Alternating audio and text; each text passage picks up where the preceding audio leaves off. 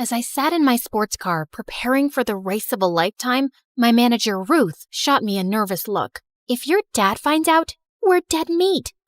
They're probably giving away some charity award somewhere. Besides, they already control everything. This is my way of living my life. Now sit still. As I drifted and turned the car around, Ruth was screaming, "Slow down, Your Royal Highness!" Oh, come on. The fun has just begun. I pumped up the gas, and my brand new Ferrari was whooshing past the rest of the cars, putting me ahead in the race.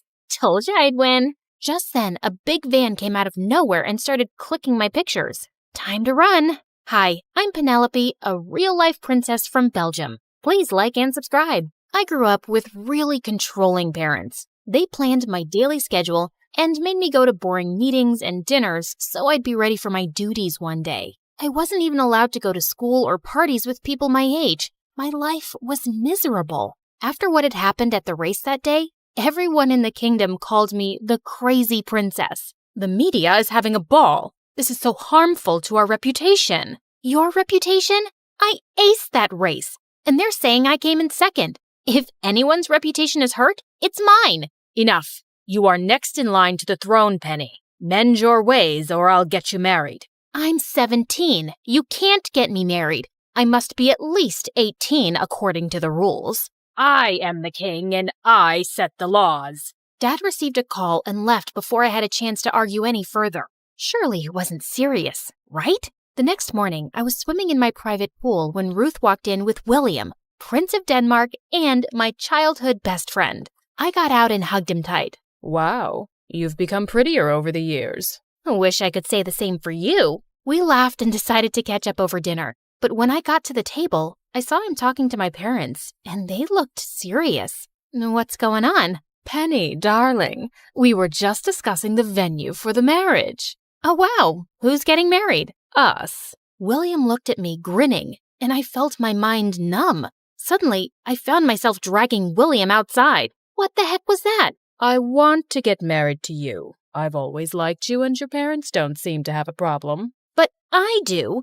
I don't want to get married to you or anybody. I'm 17, for the love of God. Is that why you're here? Did my parents put you up to this? Wait, don't answer that. I already know. I turned around and walked off, leaving William alone. And after that day, things just weren't the same.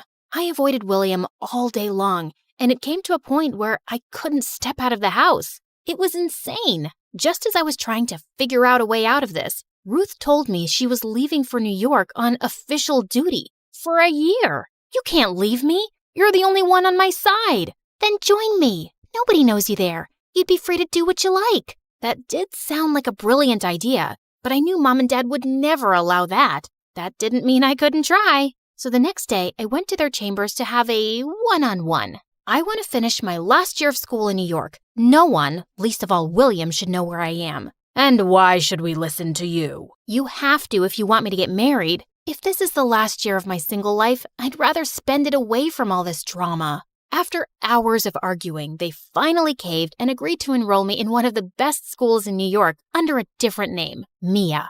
Within a week, I was on a plane to my new life. But New York was busier than I'd imagined. If not for Ruth, I would have totally lost my way.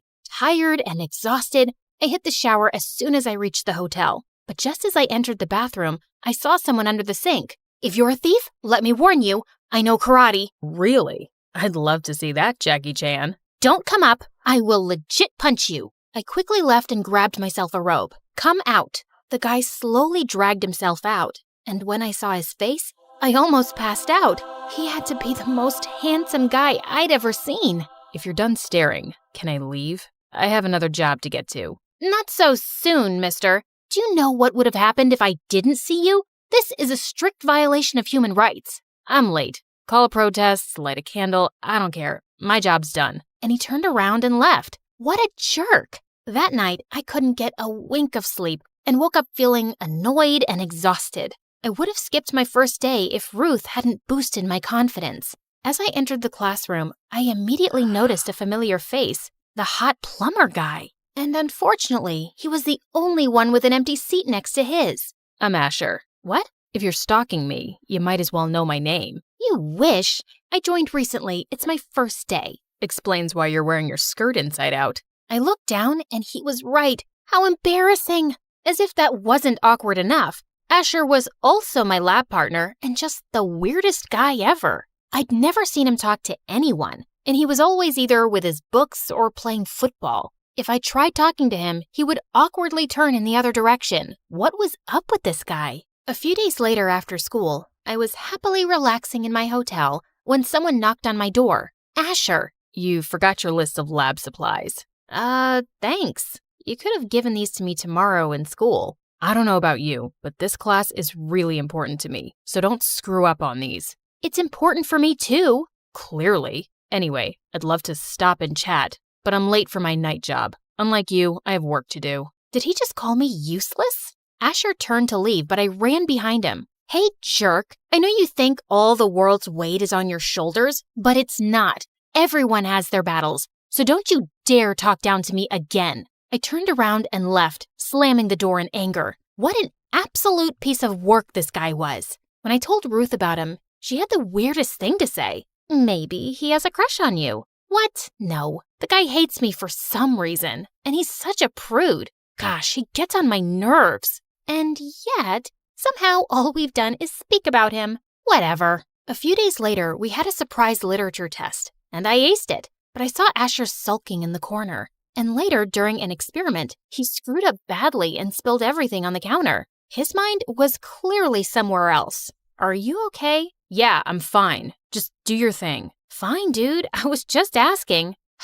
I'm sorry. I didn't mean that. It's just that I've scored miserably on my literature paper. If I don't get this right, I'll lose my chances of ever getting a scholarship. What's a scholarship? Asher gave me a confused look before explaining it to me. I had no idea that people struggled so much to get a good education. For the first time ever, I felt lucky to be born rich. Fine, I'll help you. You will? Yeah, but you'll owe me one, and you'll stop pissing me off. Deal? Deal. Soon after, Asher and I started with his classes in my hotel room, and he was worse than I thought. My love is like a red, red rose. It blooms in June. Who talks like that?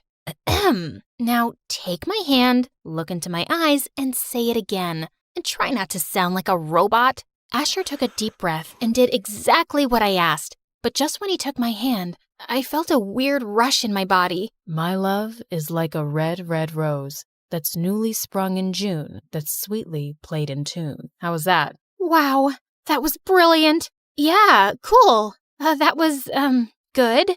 Pretty awesome, actually. My heart was racing faster than ever. What was this heart-pounding rush?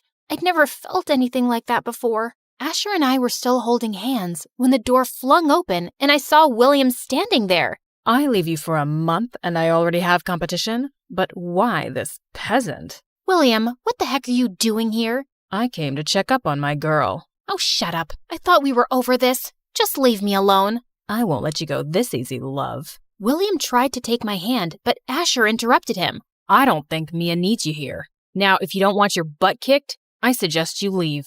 Her name's Penelope. If you like a girl, at least get her name right.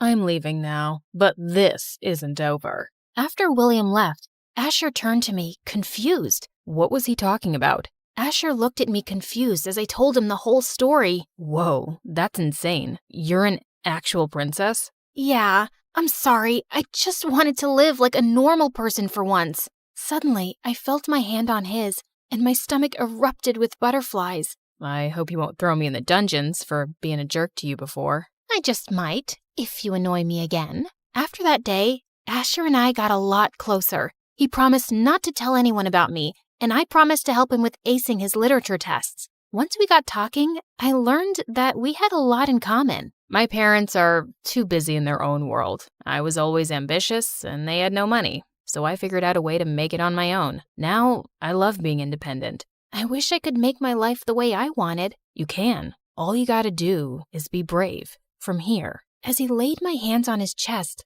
I could feel his heart pounding, fast and hard. I was falling for him, and I knew he felt the same way when he asked me to be his date for the Halloween party. Life was good, except William was always around me, and that was kind of annoying. When I told my parents about him, they were actually supportive of his behavior. You should be happy he loves you so much. I suggest you come back and let go of this foolish adventure. Why did they hate me so much? One day before the party, when I walked into school, I saw William waiting for me on his knees and a life-size bouquet. Beautiful flowers for my beautiful date. I'll pick you up at 8 tomorrow. No need.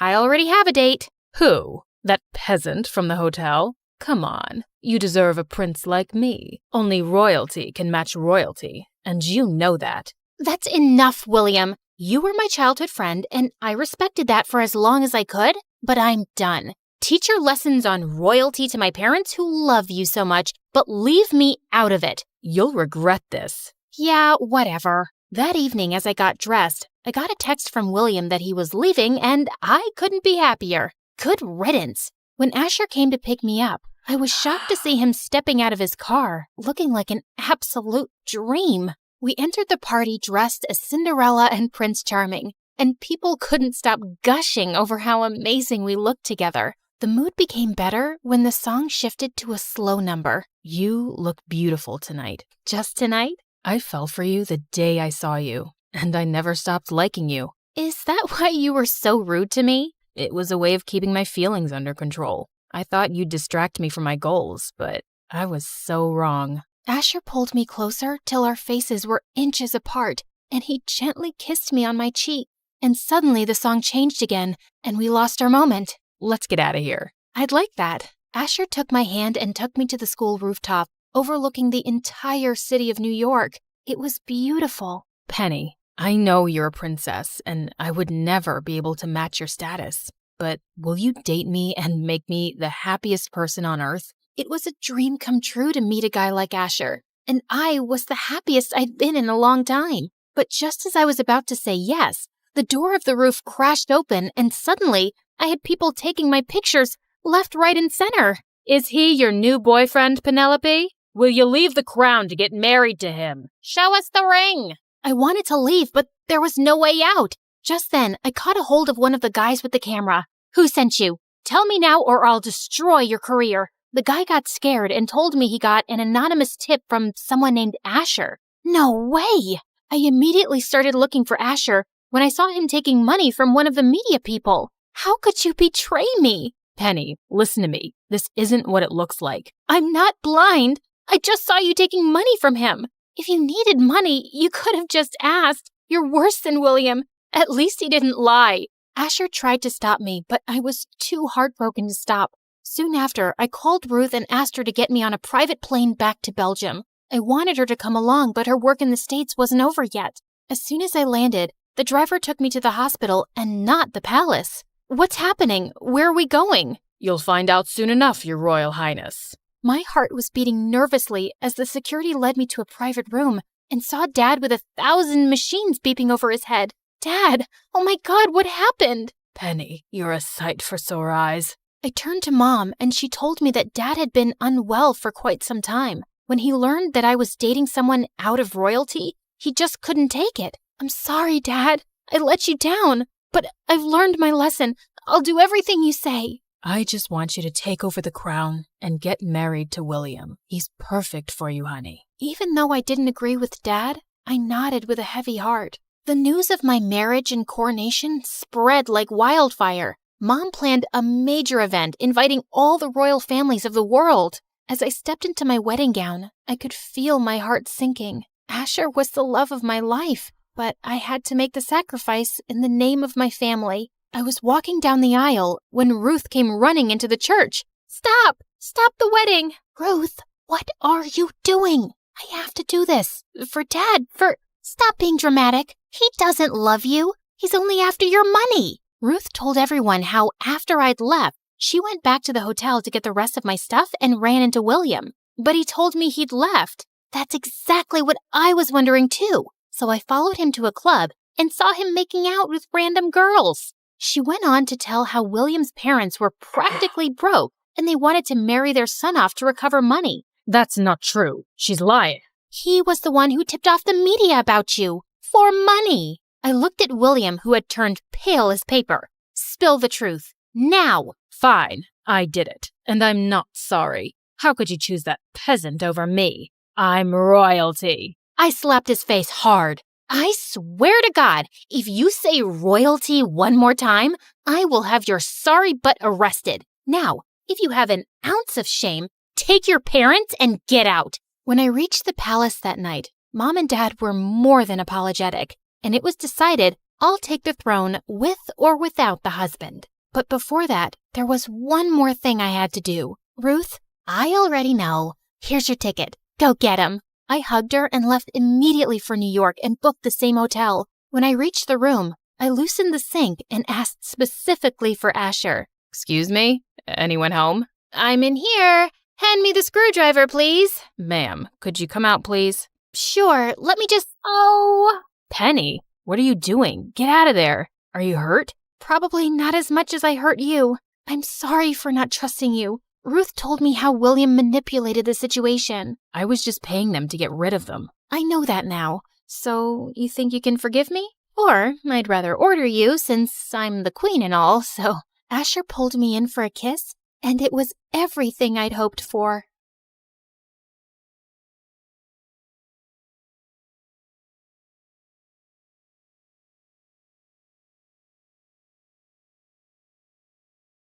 Flying to the other side of the world just to try this steak was totally worth it. Medium rare, juicy and tender. Wasn't just a steak. It was a 5-star marriage proposal to my tongue. Her freaking scream makes me want to freaking lose my freaking appetite. Freaking...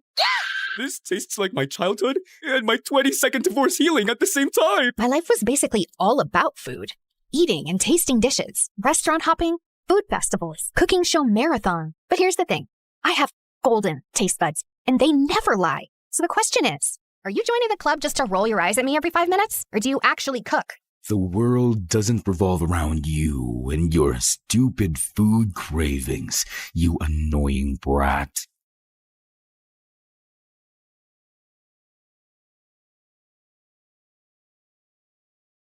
The morning bell echoes through the halls. 1,000 voices bouncing off the wall. From the quiet corners of the library floor to the laughter leaking through the classroom door, we're walking hallways where the legends grew. But today the ink is fresh and the story's new.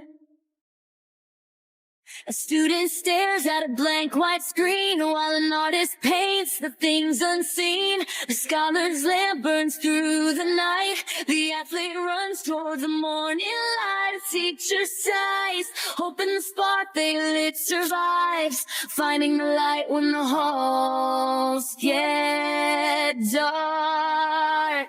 Oh, welcome to the light that ends you, where the story's changing and the leave you. So carve your name in the wind, let the legacy breathe. There's a world in the pages that we're starting to weave. Not just a school, but the soul of the story. Turning our scars into stars and our grit into glory.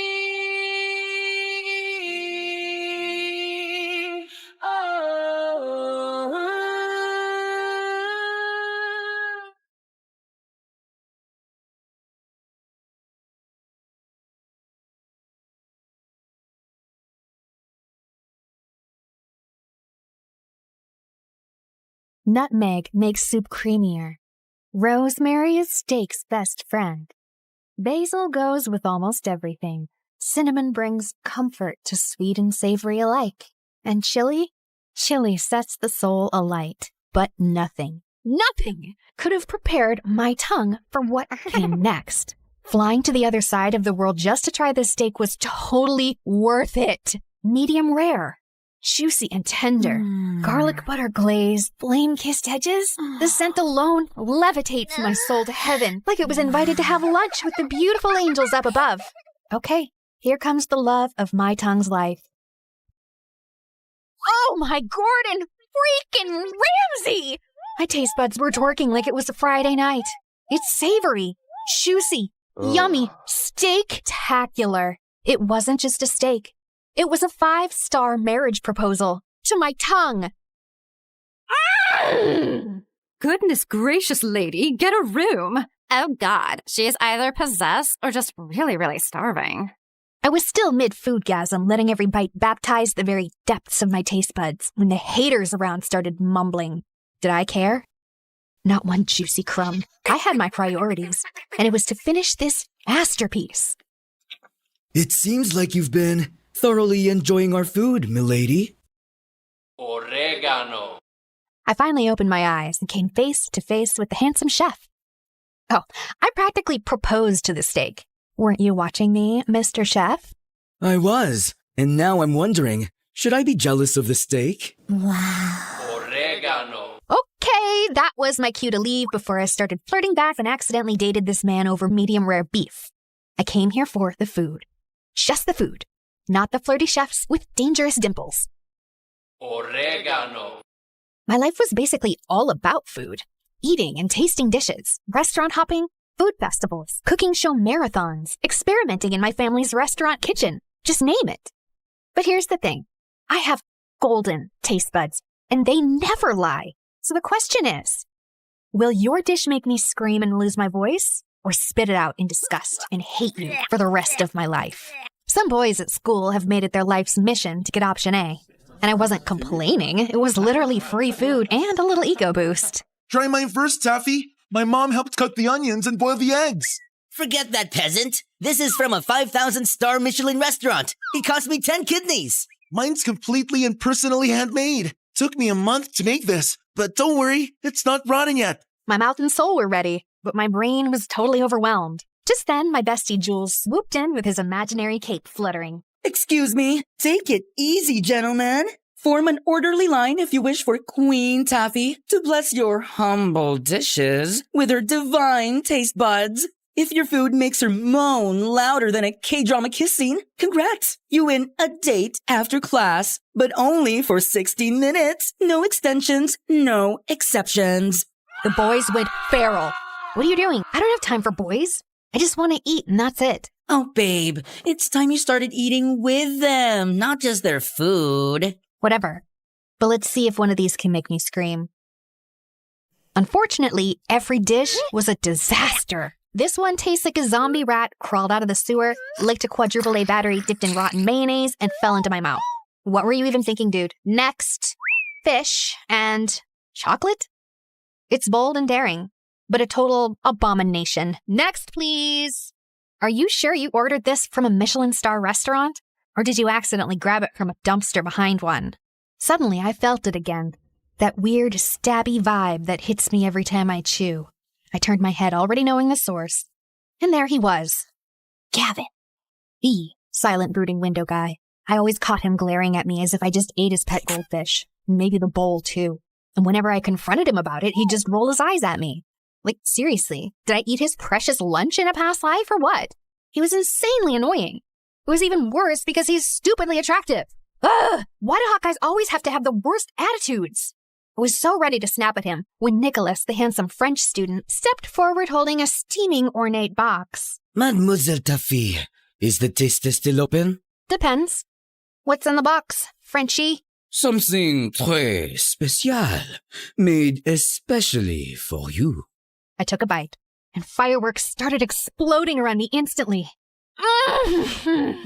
Sweet gravy heavens! This is criminally delicious! Oh, I knew it. His dish looks as perfect as he is. So, do we have a winner now? Did you hear me scream? No, right? Because it's missing something. Are you implying my dish isn't perfect? It's really good, but it needs a little more kick. Maybe some spice, some crunch, some little twist, you know? Something to surprise me. Right now, it's just giving something, but not everything. You'll regret this, woman. I'm sorry, what?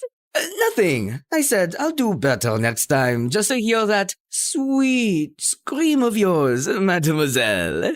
We'll see about that then, buddy. There was only one place that had ever made me scream so loud I lost my voice. The MSU cafeteria. I didn't come to this school for academics. I came for the food. The cozy, stylish ambience was just a bonus. And you know what was more interesting? Behind those lunch ladies hides a secret cooking legend. A masked mystery chef whipping up dishes so good they'll make you cry in 1,000 different languages.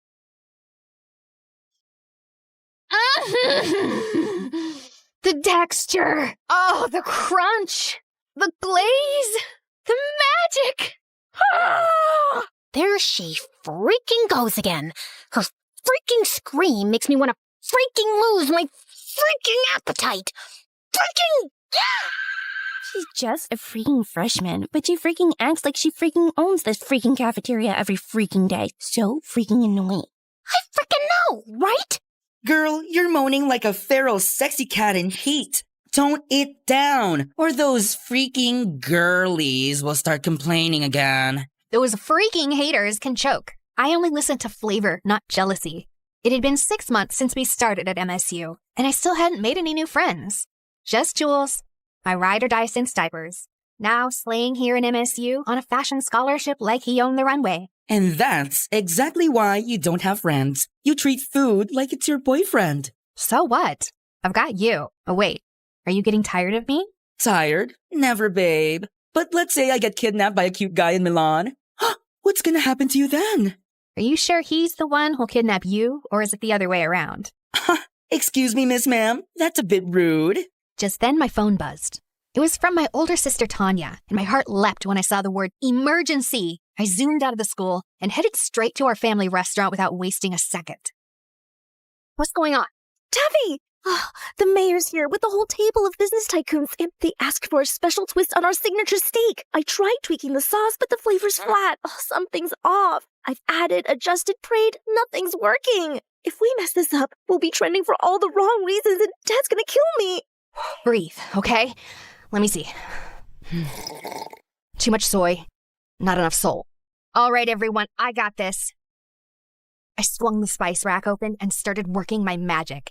2 pinches of smoked paprika, 1 drizzle of honey, a splash of aged balsamic vinegar for depth, a whisper of garlic, not chopped, grated, 2 drops of lemon juice for a little spark, and a dash of espresso powder. Now, try it. Tanya took a bite. Her eyes went as wide as the earth itself. Oh, Quickly clapped a hand over her mouth before she could scream and alarm the entire restaurant. Now go serve that magic to your VVIPs.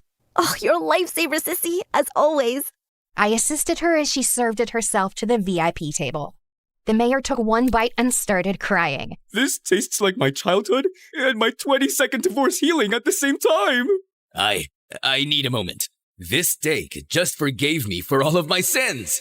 Your food is divine. You should expand this place. Branch out, and you'll have my full support. That sounds tempting, sir. Thank you. But we actually prefer to stay small, family style. Our restaurant had been around since the 1900s. No branches, no fusion. Because for us, it was never about the money. It was about legacy. And okay, maybe we were also deathly afraid someone would steal my great-great-great-great-great-great-grandma's top secret recipe for our signature dishes. I felt like a hero today. So I threw myself a mini feast in my bedroom as soon as I got home. Half an hour later, Jules barged in and was immediately intrigued by all the food around me. Salty. Sweet. Cheesy. Ooh, spicy. You're clearly riding a flavor high. Did you fall in love? Wait, no. Not enough sugar. You're just really happy. Like, I just saved the whole world moment kinda happy. My mood was always connected to the food I ate, and Jules had basically mastered the art of reading me like a menu. I just saved the restaurant from going down in flames and made the mayor cry. The mayor himself? Oh my god, that sounds so dramatic and I love it! Now pass me those fries and start spilling me the deets. Jules listened to my story with sparkly eyes and the biggest proud smile on his face. Your restaurant's gonna be in amazing hands once you take over someday. You know that, right? You really think so? Taffy, please. That's not even a question. Now get up. You're trying on my new designs tonight. I was basically his personal doll at this point. We spent the rest of the night turning my room into a mini runway, me twirling around in his freshly sewn outfits, and I was loving it. While I was walking down the hallway, a girl suddenly bumped into me, and a pile of books crashed to the floor. Oh my god, I'm so sorry. No, it's totally on me. I wasn't looking. I remembered her during the freshman orientation because she had this pretty, innocent face. I crouched down to help her and noticed every single book was a cookbook or a recipe guide. You're into food too? Kinda. I mean, yeah, I guess. Just prepping for something. Prepping for what? Oh, the cooking club. They're reopening the Culinary Society for freshmen, and they're choosing 10 new members. The announcement's tomorrow at the auditorium. Finally! A club that was made for me! No way! Girl, you just made my day! I'm Taffy, by the way. You are? Jillian. Well, see you around then. Future club mate? Oh, I don't know. I'm not sure I'll make it in. The hesitation in her eyes caught my attention. I wanted to ask more, but before I could, someone called out her name and she hurried off. And just like that, my curiosity was hooked. So I immediately told Jules about it. Congrats on finally making a new friend. Please, I think she's way too shy for my energy. But guess what? I'm joining that club. You in a cooking club? Babe, it's about cooking food, not just inhaling and eating it. You're way too lazy for that. But I have a golden tongue. Of course I can cook too. Last time you actually tried to do it yourself, I almost died. I just accidentally grabbed the salt instead of the sugar. It was baking powder. Okay, whatever. This time I'm serious. The Culinary Society could help me hone my skills. Plus, it's great prep for restaurant management. Or you just want to try everyone else's dishes. That too. The auditorium buzzed with freshman students the next day, all cramming in for the big announcement. I scanned the room and spotted Jillian in the corner, nervously biting her nails like they were snacks. I slid into the seat beside her. She looked so relieved it was kind of cute. Hey, you're here. Of course. Was that Gavin? What was he doing here? Don't tell me. He also cooks? Broody boy has kitchen skills? My curious thoughts were cut off as the president of the Culinary Society finally stepped up to the mic and started the announcement. Welcome, aspiring chefs. The Culinary Society is now officially open. This program aims to discover hidden culinary talent. Those who pass the initiation will receive a sponsorship. It's all about the guidance, support, and even funding to grow your skills. The club's goal is simple. It's to discover you. With the right sponsor, your talent can be developed and taken further. I then felt Jillian trembling beside me. I really need to get in, no matter what. Hey, we're gonna make it, both of us. No plan B, no backing out, got it? I smiled as she gave me a tiny nod. The initiation will last 3 days, and the judges will be the senior members of the club. Just then the student council president stepped forward. This guy looked like he had walked straight out of a rule book. Dead serious and probably hasn't smiled once since birth. Tomorrow's challenge is a written exam, so study hard.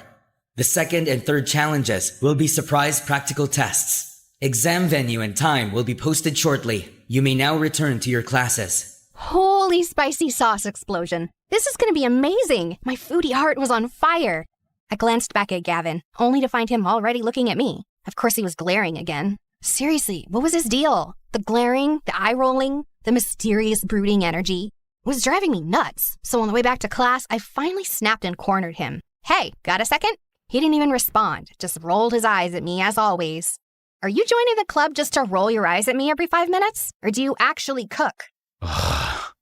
The world doesn't revolve around you and your stupid food cravings, you annoying brat. Seriously, why are you so mad at me? What did I ever do to you? You exist. That's enough. Now, get out of my face. Unbelievable! This guy clearly didn't know who he was dealing with. That night, I studied like my life depended on it. Notes in one hand, spicy instant ramen in the other. Then came the written exam day, and everyone looked so tense. But for me, it was easy peasy mac and cheesy. I was the first one to finish the test, so I stood up with a proud smile. Till I saw Gavin, already done and standing. Before me? After submitting his papers, he turned to me and scoffed before walking off like he owned the place. The audacity! The next morning, I dragged Jules with me to check the results. Out of 100 applicants, only half made it, and I nearly choked on my gummy bears when I didn't see my name at the top. Second place? Wait, who's first? I leaned in and gasped when I saw the name. Gavin? Like Gavin, the cute and brooding window guy? He cooks? No, there's no way. That's probably a different Gavin. But then the crowd parted, and speaking of the devil... Excuse me. Oh, look. It's me on top. The one and only Gavin. When he turned to me and smirked. Oh my god, he's so hot. Like hotter than a steak on a grill. Jules was right, to be honest. But I shouldn't be distracted right now. Can we focus on his evil smirk, please? He's literally challenging me. I think that's officially a war declaration, babe. This is gonna be extra interesting. That jerk better be ready, because I'm gonna crush him big time. Second challenge finally came. We had to cook a chicken-based dish, in pairs. My eyes immediately landed on my mortal enemy, who was casually tying his apron like he was the master chef, and the sight was such a spore to my eyes. I was about to hunt Jillian down when someone suddenly blocked my way. Nicholas! He was here too? How did I not notice him last time? Ah, mademoiselle, fate brings you back to me. I'm still wounded from you turning down my masterpiece last time, you know? Team up with me, and if we win, you owe me a dinner date. Fair trade, no? I was about to reject him, but then my cinnamon roll savior appeared. Hey, Taffy. I was wondering if maybe we could... Oh, here comes my lovely partner. Sorry, buddy. Maybe next time? Ah, très bien. No hard feelings. At least Nicholas was always classy about rejection. Congratulations on passing the written exams. Thanks. I had been preparing for that way before I got here at MSU. Oh, you're really into this, huh? All right, girl. Let's do this. You cook, I supervise. We're not doing it together? Of course we are. I'll be guiding you. So, what are we making? Let's go with crispy garlic honey chicken with mango salsa. That sounds fancy. Okay. We had exactly 1 hour. Jillian got to work while I hovered nearby, supervising like a resident chef. But my eyes kept drifting to Gavin. He looked calm and focused, like he belonged in a commercial for knives, while his partner looked so lost. The fact that he was also into cooking made him even more annoying. A few minutes later, Jillian finally threw her hands up and beamed. All right. Done. Ooh, let me taste. I took a confident bite, only to gag and nearly scream in disgust. I tossed the dish and everything else into the trash, and it landed dangerously close to Gavin's station. He hissed like a cat that had just got misted. Oh, gosh, girl, what happened to the chicken meat? Did you marinate it in mud and ask an old goat with horrible breath to spit on it or what? But I just followed everything you said. Jillian looked like she was on the verge of tears, so I took a breath to calm myself down. It's okay, my love. We've still got 20 minutes. We're gonna fix this. This time, I rolled up my sleeves and took over. Just as the final bell rang, we slammed our dish down and handed it to the judges, who actually liked it.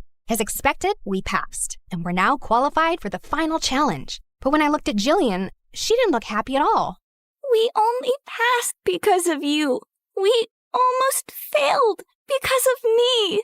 Oh, come on, girl. It was my fault, too. I made you do most of the work. It was supposed to be a team effort. You know what? Let's practice after hours. Together. Is that okay with you? Of course.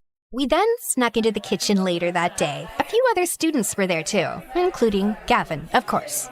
For the sake of my sanity, I ignored his brooding presence and locked in on Jillian. This girl needed serious kitchen rehab. She was way too clumsy to be left alone with fire, knives, or even a blender. Honestly, if someone didn't supervise her, she'd either blow up the kitchen or food poison someone. Or both. She tried dish after dish, and I sacrificed my precious tongue for each one. Is this supposed to be a hard-boiled egg or a charcoal? The oil is separating from your sauce. Did you forget to stir, or did it walk out on its own? Your rice is crunchy. Were you trying to make popcorn? Then came her meat dish. Okay, listen. Onion, honey, or pineapple. Any of those can tenderize meat. Pick whichever one's available. Okay, got it.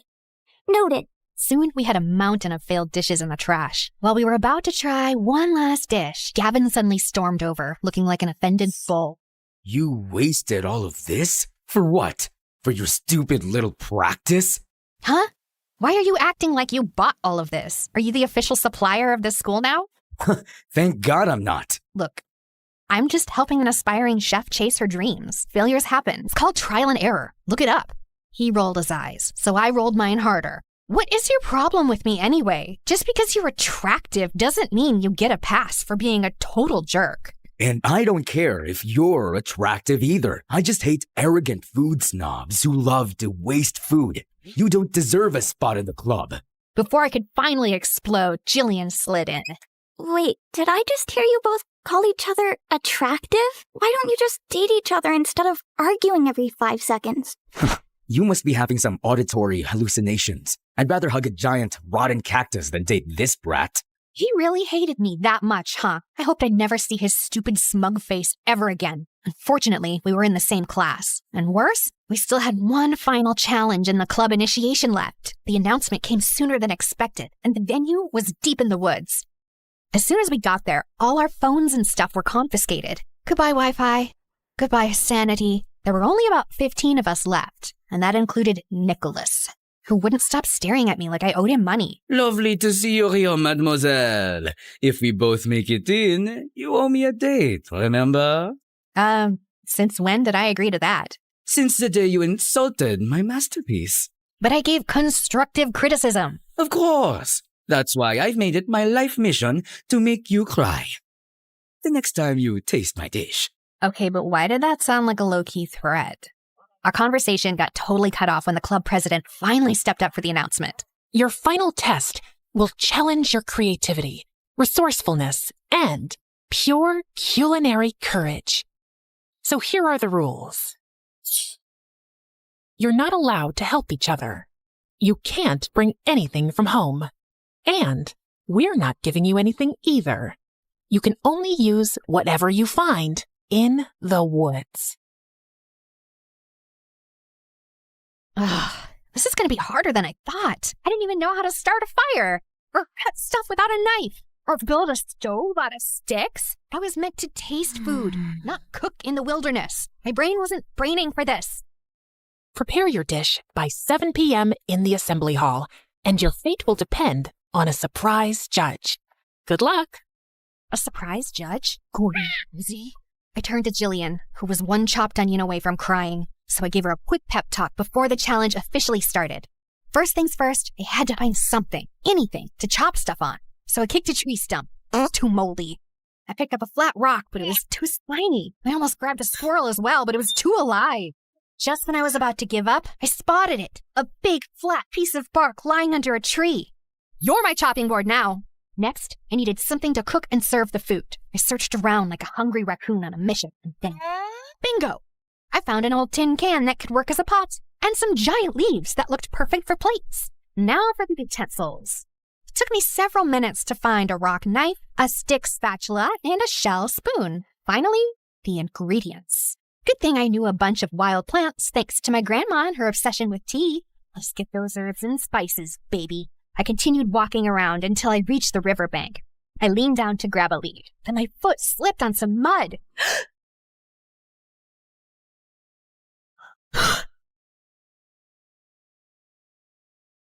So, you're not just a brat and a snob. You're clumsy too. Do you really have to insult me? I didn't ask for your help anyway. Fine. Then I'll take it back. Wait, what?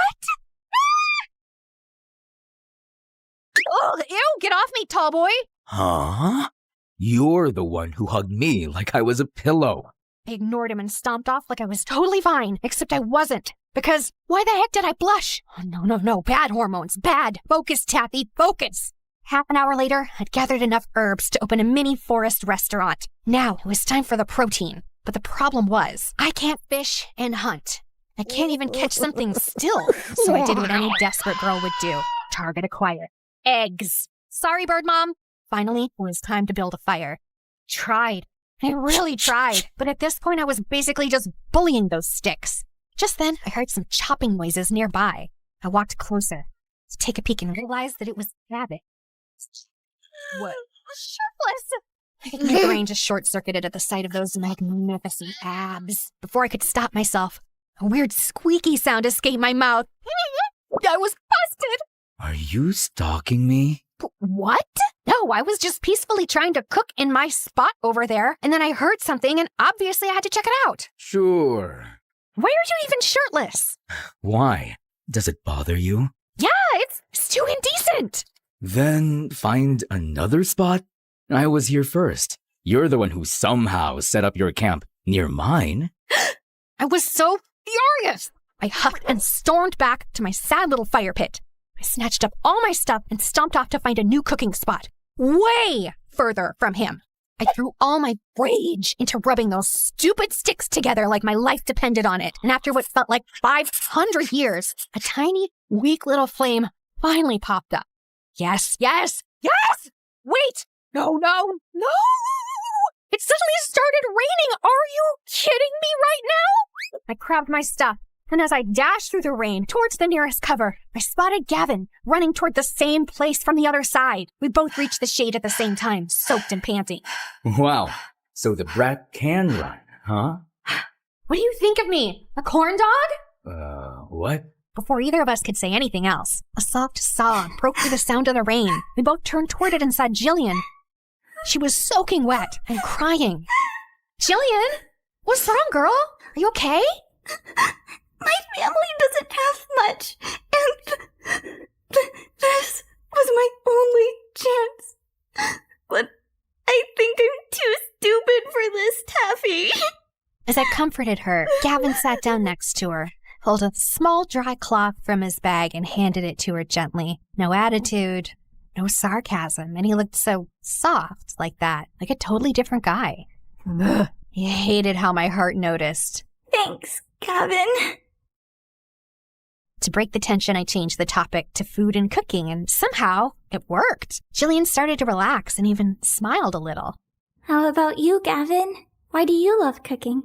My ears perked up at her question. Gavin didn't answer right away. Instead, he stared out at the rain, silent, like he was watching a memory unfold in the distance.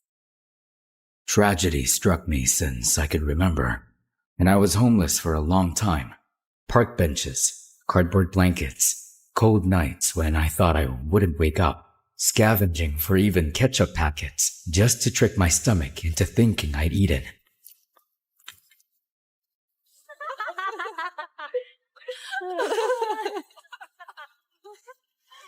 One night, I saw this couple fighting outside a fancy restaurant.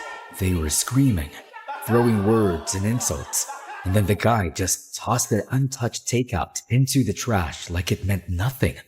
I hadn't eaten in days. I was dizzy, shaking.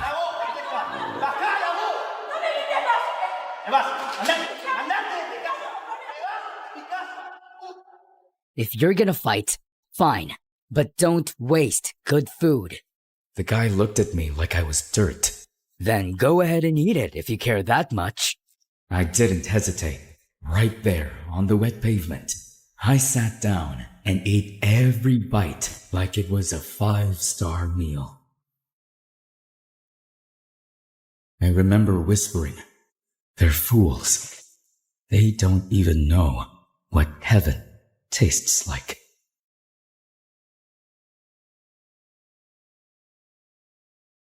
But I didn't realize the owner of the restaurant had been watching. He came out. No judgment, no pity. Just asked if I wanted a job and a place to stay. That's how it started. That tiny kitchen saved my life. But also, I found passion. But the rest of the staff, they didn't see me as one of them. Just a stray they took in. A charity case with no pedigree, no past. I worked twice as hard to prove I deserved to be there. And I came to MSU to prove that I belong in the kitchen, to find a sponsor who actually believes in what I can do. You wasted all of this? For what? For your stupid little practice? Just hate arrogant food snobs who love to waste food. You don't deserve a spot in the club.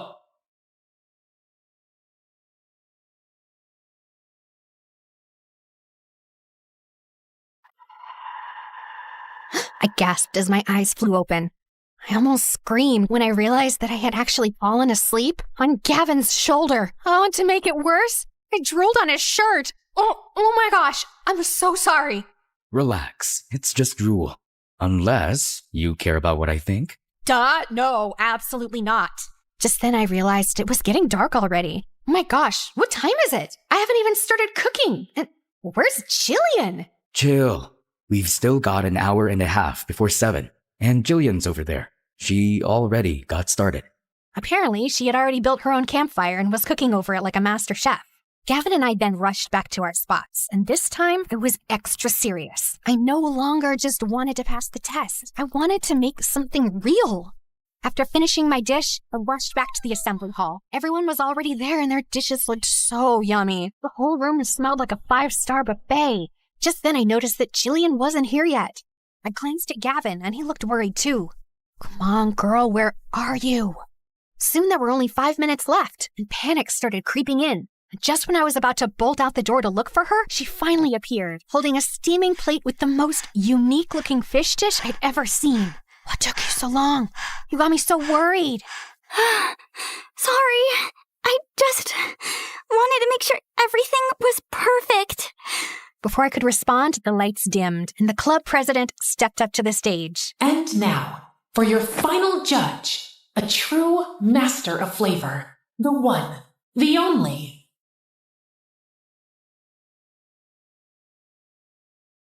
The masked cafeteria chef. The legend behind the lunch trays. Y'all lined up in front of him, clutching our plates like newborn babies. He was just sitting at the table, silently tasting each dish one by one, but his presence commanded attention. Then it was my turn.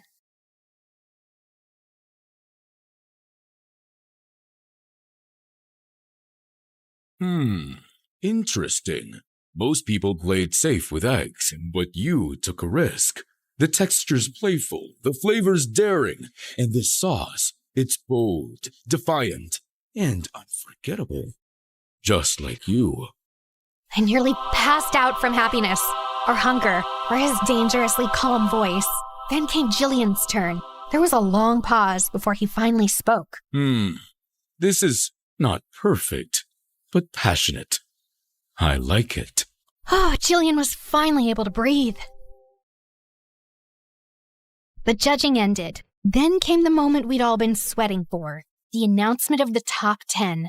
The official new members of the Culinary Society. As expected, Gavin and I made the list. My name flashed on the screen and I nearly screamed.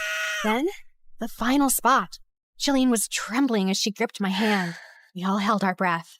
And the last spot goes to Jillian. She instantly burst into tears. As we celebrated, I noticed someone storming out of the venue looking furious. Nicholas! Wait, he didn't make it? That actually surprised me. As the winners celebrated, Gavin then strolled over to us, holding his plate like a trophy. Well, well. Looks like we all made it. Want to try my dish? Taffy, you have to try this. Careful. She might scream loud enough to summon the forest spirits. Oh, please. My golden tongue has standards. Oh, I know. That's why I strategically kept my masterpieces far away from you. Strategically? Yes. I knew the moment you tasted my food, you'd scream your lungs out and fall hopelessly in love. I'm gonna throw this plate at your face. But not before you taste it. Fine. One bite. I took a bite and instantly exploded. Oh my freaking goodness! This is... In the middle of my foodgasm, I saw him smirking, so I immediately stopped myself from praising his dish.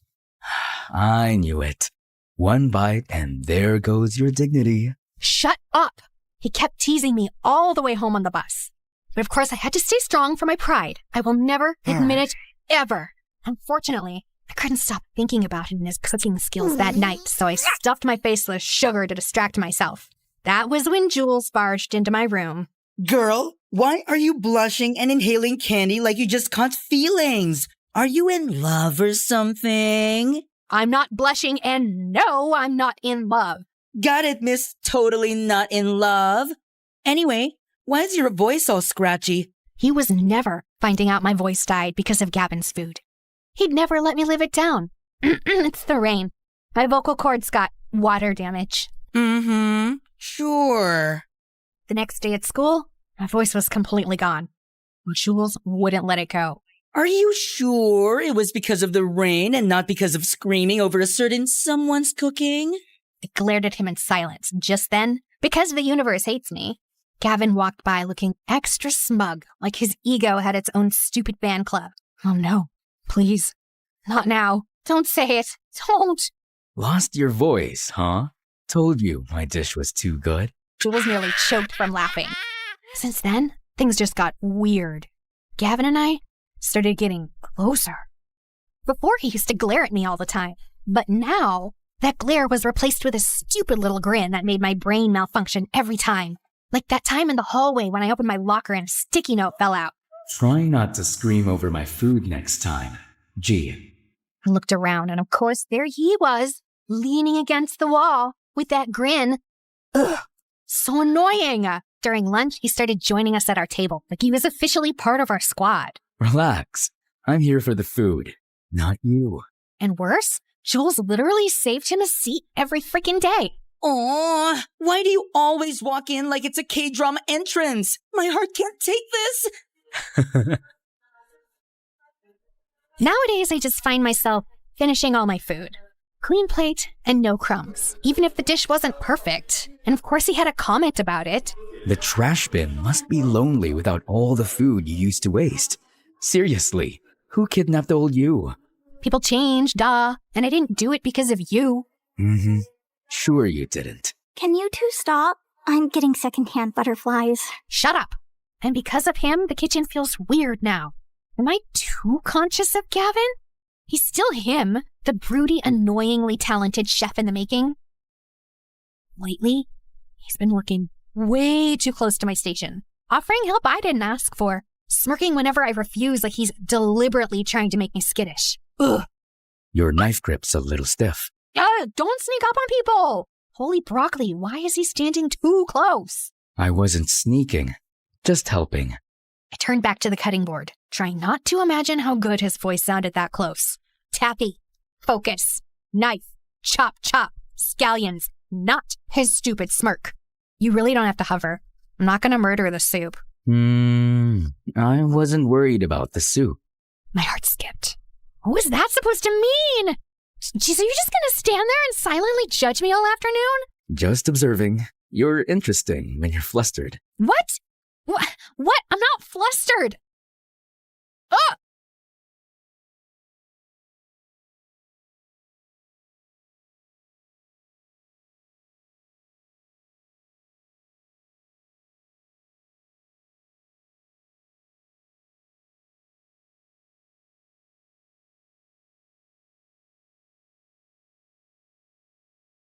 Careful now. I bite. I pushed away too fast and nearly slipped again. What? That was... You were just in the way.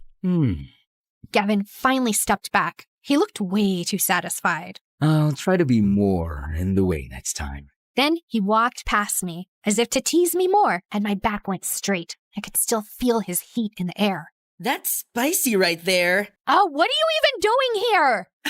Rude, but I forgive you. I nearly melted watching you two. The tension, Michelin star level. I groaned, trying to will my face not to combust. But girlie, sorry to pour cold water on your sizzling enemies to maybe lover's arc, but your sister called me, said there's an emergency family meeting at the restaurant. I blinked as my stomach dropped. Emergency family meetings were never casual. Without a word, I grabbed my bag. Didn't even bother untying my apron. Just ran. Apparently, a new diner around the block had been copying our menu and signature dishes. And it had been a week since our sales had gone down to dangerous levels, as in going bankrupt. I went to check on it and got the shock of my life when I saw who one of the chefs was. Nicholas! Ah, pleasure to see you here, mademoiselle. Our family decided to branch out and try a new location. This spot is perfect. Is it no? Everything on your menu is exactly like ours. This is illegal. You copied ours. If we copied yours, then why do most people flock to ours and keep saying that ours is more delicious and better? His weird behavior ever since I rejected him suddenly made sense now. Is this what you meant by wanting to see me cry? That's what you get for insulting my masterpiece. Now go cry and run back to your little kitchen. The audacity! audacity! Keep it. That old recipe is all yours. I can just let my expertise do its magic and make something so good it'll make yours taste like reheated kitchen scraps. And when the tears come, make sure they don't water down your salty little ego.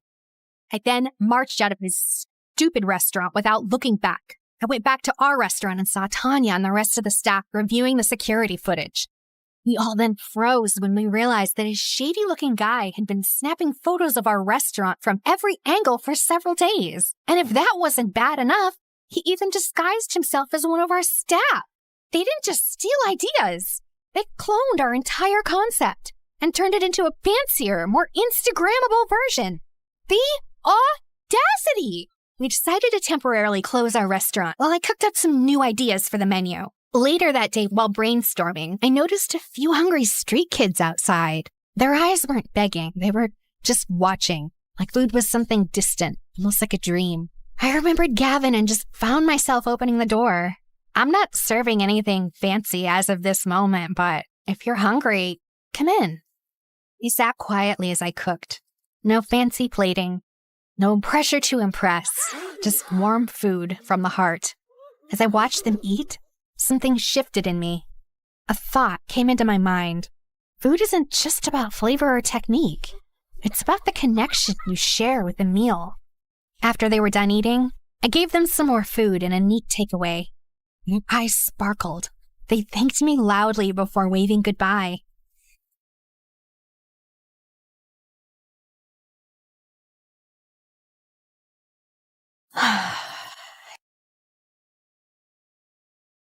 Think about some charity project and look for some volunteers to feed those kids again. Oh my God! Gavin! You scared the carrots out of me! What are you doing here? I overheard earlier, and I got worried. I asked your friend, and he told me everything. Well, I'm here to help you out. I just stared at him with my heart pounding. So, the food waster is now feeding kids, huh? Hey, what are you, a stalker? Gavin just shrugged and gave me that infuriatingly smug smirk. Okay, fine, I'll admit it. Your story got to me, all right? I realized food isn't just for enjoyment. It's something to be grateful for. Not everyone gets something to eat every day. Gavin's eyes lit up with something fierce and warm all at once. So hot I couldn't breathe. The air between us shifted. I really want to kiss you right now. What?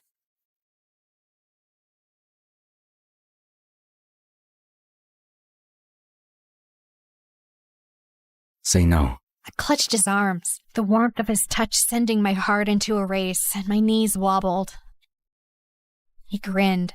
His intense eyes smiled. I take that as a yes. Then he pulled me in, and before I could blink, his lips crushed into mine. Hot, intense, sweet, and it tasted like cinnamon made from heaven. I melted. I never knew kissing the person you like is the sweetest thing ever. More than the best macaroons in the universe. I wanna stay here with you. All that we have is just I told you, I bite. promise I won't leave your side. Be who you are and you'll be enough. If you're giving me your love, giving me your love. All that we have is each other now. Promise you won't leave my side. I hope who I am is enough for you. If I'm Maybe it's the kiss. Okay, no, it was definitely the kiss that inspired this new recipe. Sweet, warm, with the right amount of spice. It lingered and was very special. Whoa, you made this look like it belongs in a 5 million star restaurant. Thanks for helping out, Jillian. While we worked on our test dishes, we discovered her secret skill. She was amazing at plating, garnishing, and all the aesthetics. Just don't ask me to actually cook it, like, ever. Girl, you're now officially the queen of food catfishing, and I say that with love. Then Jules popped in while holding up a sketch pad. Okay, if we're leveling up the food, then we're leveling up the fashion. He flipped the sketch pad around, revealing a full lineup of brand new uniforms. Chic, comfy, and grease stain resistant. You're welcome. Oh my god, you made slayable uniforms? I am an aspiring fashion icon, babe. Let me slay in peace. We all laughed. And in that moment, I realized that this wasn't just my comeback. It was ours. And for the cherry on top, we added a tagline for our new and special dish. The dish that can make you scream. It was inspired by someone, and as expected, it was a hit. Customers were literally screaming, and their videos went viral. They kept returning to our restaurant, so we finally decided to add it to the official menu. I used to think food was just about taste and fun. Now, I knew better. Nutmeg makes soup creamier. Rosemary is steak's best friend. Basil goes with almost everything. Cinnamon brings comfort to sweet and savory alike. And chili sets the soul alight. But the most important ingredient of all is love. Love is the secret spice. You won't find it on any shelf, but it lingers in every bite, making each dish as special as it can be. All that we have is each other now. I promise I won't leave your side. Be who you are and you'll be enough. If you're giving me your love, giving me your love. All that we have is each other now. Promise you won't leave my side. My name is Lily, and from the outside, my life looks super exciting. I've lived all over the world. India, Singapore, Alaska, even civil war-ridden Myanmar, where I was kidnapped for a week by a military coup. Pretty cool, right? But the craziest adventure I'd ever gone on was in a boring suburban home in Boston. But first, let me tell you more about myself. My parents were investigative journalists, and they went wherever the story was. Corrupt government, church cult, mysterious disease outbreak, serial dog napper. Sure, they were living a life full of intrigue, and my younger brother Jacob totally idolized them. But for me, it was constant whiplash. I craved normalcy, stability, and safety. And my parents' homeschooling techniques were questionable at best. So I spent most of my time teaching myself science and biology. The plan was to become a doctor one day. You know, something stable. Then one day, my mom delivered life-changing news. We're moving to Boston to cover a story on the mayor's disappearance. We figure it'll take at least 2 years to crack. So, we're sending you to high school. I screamed with excitement. The most we'd ever stayed put was 6 months. Of course, the transition to normalcy was tricky. But then one day, when I was performing surgery on a mouse in biology class, I did the unthinkable. I made a friend. Girl, you're such a natural. I'm impressed. Thanks. I want to start my own doctoring practice one day. Hole up in one place, find some loyal patients, and really be there for them, you know? That's beautiful. Oh, can you take a look at this mysterious fungus on my foot? Just kidding. But hey, you want to hit up the mall after this? Suze was the best. Funny, smart, loyal. We got super close in no time. And then, exciting news. We solved the mayor's disappearance. Turned out, he faked his own death. So we're moving to Hawaii to cover the illegal capturing of the Hawaiian monk seal. What? No, I love it here. I finally feel like I have a life. You said 2 years. Sorry, honey, but we're just too darn good at our jobs. Well, I'm not going. I've spent 16 years being carted around like a chihuahua in your purse. I'm not just an accessory to take with you whenever you want to pick up and leave. So many kids would die to be in your position. Getting to see the world, experiencing new things. If only you could be grateful like Jacob. Well, I'm not Jacob, and I'm not leaving. Ugh, I can't stand being your daughter. That's it. Now you're really not leaving. You're grounded. I was done listening to my parents. I ran out of the house and hopped on my bike, pedaling as fast as I could to Suze's house.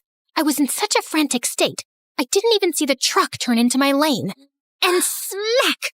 I went flying off my bike, launched into the middle of the road when my head slammed against the cement. And then everything went dark. When I woke up, my head was throbbing and my bike was destroyed. But otherwise, I felt weirdly fine. I could have died, and it was all my parents' fault. I'll admit, I was a little disoriented. I didn't know if a day had passed or a week. And when I finally got home, I was shocked to see that my parents' cars weren't in the driveway. Were they out looking for me? When I walked inside, I thought my eyes must be deceiving me. The entire house was empty. No family photos, no TV, no furniture, no family. A sinking feeling overcame me. Hello? Is anyone here? Hello? I checked every room, but not only was no one home, none of their stuff was here. And without the furniture, the place felt really eerie. When I got to my room, I was afraid to open the door. But to my surprise, it was exactly as I'd left it. I grabbed my phone to call my mom, but it went straight to voicemail. What the heck? Did my parents seriously move without me and were now blocking my calls? I looked around for a note, but there was nothing. This was insane. But then it occurred to me, maybe this was my parents' way of letting me have my way. So I decided to stay put. I'd live my life, graduate in a year, and go to college. I'm sure my parents would call me back tomorrow, and I'd deliver the news. But that night, as I was falling asleep, I heard footsteps. I ran downstairs to see who it was. Hello? Mom? Dad? Jacob? Guys? I tried to turn the lights on, but they didn't work. Then something brushed past my foot. Ah! It was just a mouse. Okay. I was just freaking myself out. Everything would be fine. And then a strange, cold breeze swept over me and disappeared. Maybe I'd sleep at Suze's house, just for the night. I grabbed a backpack and opened the front door, but it was jammed or something. I pulled and pulled, but it was stuck. I tried the back door, but it wouldn't budge. What was happening? Something felt off. I decided to sneak out through the window, but when I went to lift it, it slammed shut, right on my hand. Ow! I frantically tried calling Suze, but it also went to voicemail. What was happening? Okay, I had to calm myself down. I bandaged my wound and tried calling my dad. As the phone rang, there was a pit in my stomach. It went to voicemail. Dad, it's me. I just got home and no one's here. And for some reason, I can't leave. Where are you guys? I got into an accident. Sorry I didn't come home sooner. I'm okay. Just call me back, please. I spent the night shivering in bed. It took me hours to fall asleep, and I had the craziest dreams. As I was sliding on an iceberg in the middle of Antarctica, surrounded by killer orca whales, the sound of the doorknob turning jolted me awake. Oh my gosh, I was so relieved. My parents had finally come home. And then I heard something strange, a voice I didn't recognize, of a teenage girl laughing. I peeked over the staircase, and the door was cracked, but no one was there. Hello? I ran down the stairs, desperate to escape the house. But as soon as I arrived at the front door, it slammed shut. I pulled frantically on the knob, but it was like someone was holding it from the other side or something. Let me out! Help! Suddenly, the sound of the teenager giggling was met with another voice. Yara, honey, put your phone down and help me unpack. I followed the chatter down the long, dark hallway, all the way to the kitchen. You said you wouldn't tell me what to do if I didn't complain about moving to this creepy house. I poked my head into the kitchen, shocked to see a mother and her daughter, maybe a year or two younger than me, unpacking boxes? The mom looked totally normal, And the girl was a hardcore emo goth, so also pretty normal. I tried not to startle them, scared they might be dangerous. Hello? Excuse me, what are you doing? How long have you been here? I've been calling for help. I'm stuck in this house. But they just kept unpacking boxes. They didn't even look at me. Hello? What is happening? I tapped the woman on the shoulder, but I couldn't feel her shoulder. Just air. Suddenly, I saw my hand move through her shoulder like a hologram. Like she wasn't real. Like she was a ghost. I screamed. I screamed! The woman and her daughter cocked their heads like chickens, looking right at me. They seemed terrified. For a moment, I thought they'd seen me. But then the daughter said, Mom, what was that? I had to get them out of here. These spirits were clearly trapping me in my own home for some mysterious, nefarious reason. I got on my phone and called the first medium Google could find, Cassandra. According to her website, she could commune with any spirit, any age, any gender, anywhere. But of course, her number went straight to voicemail. Unfortunately, I'm performing an urgent exorcism. So if you have any phantom menaces, if you will, please leave a message with as many details. Yeah. Hi, Cassandra? My name is Lily. There's a mother about 47 years old. I don't know, it's hard to tell. She looks like she's had a lot of work done. She could be 40. Okay, I was fear rambling. Just one of my many defense mechanisms. Sorry, so yeah, her and her, grumpy 15-year-old daughter, they won't let me leave the house. And I mean, let's be honest, I don't know how ghosts work, but I think they're blocking calls to my family too. And I've already missed 2 days of school, so it's kinda urgent. My address is 4332 Pine Grove Alleyway Road. Come quick, please. I didn't know what to do, so I barricaded myself inside my bedroom. I fell asleep and woke up the next morning to the smell of bacon? I went downstairs and peeked into the kitchen. The mother had a full breakfast buffet going. Bacon, eggs, waffles. It smelled delicious. I should have been starving, but I was way too traumatized to be hungry. Mom, what is the largest organ in the human body? Then I saw the daughter was doing biology homework at the kitchen table. Was this normal ghost behavior? Mom, what's the answer? I don't know. I'm a future bed and breakfast owner, not a scientist. The lungs? Yeah, that's right. Wrong. It's the skin, obviously. I saw the girl filling it in on her paper, and for some reason screamed, "It's the skin!" But she couldn't hear me. So I wrote it on a Post-it in big red ink and slid it in front of her. She slid back in her chair, almost toppling over. Did she see the note? Who are you? Why are you in our house? Honey, stop with the hysteria. Mom, you're not supposed to call women hysterical, especially your own daughter. There's an evil being here. I can feel it, and I'm not going to be around when it enacts its vengeance. Whoa. Who was she calling an evil being? She had it totally twisted. She ran towards the door, making a run for it. Hey, don't you leave this house. But was met instead with a super tall, slender woman wearing a robe, carrying a Dan's Donuts tote bag with a bunch of supplies.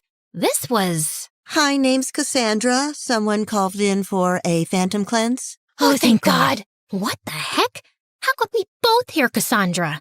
Cassandra looked at the three of us. It was unclear who she was looking at since she was wearing sunglasses. Give me a second. I need to talk to the spirit. It's reaching out. Desperately. Thank you. Cassandra approached me, standing inches away from my face. She took her sunglasses off, and her eyes shot open, like she was activated. What is your purpose here? I called you. I have ghosts. You probably can't see them, but they're standing right behind you. Oh, darling. Oh, sweet dear. No, you are the ghost. What? Then how are you talking to me? Because I'm a medium, and you are in between. Wait, are you sure? How do I know you're not a ghost pretending to be a medium? And you answered my call. Only a human would be able to call you? She called. Cassandra pointed to the 15-year-old girl cowering behind her mom, watching this strange lady seemingly speak to me, a ghost. No. There's no way. I was fine after the accident. I can't be. In a coma. You're in a coma. Cassandra showed me the news article on her phone. Apparently, the bicycle accident left me in a coma. And my body is just hanging out in a hospital bed in Hawaii. So, is this like a figment of my coma dream, or?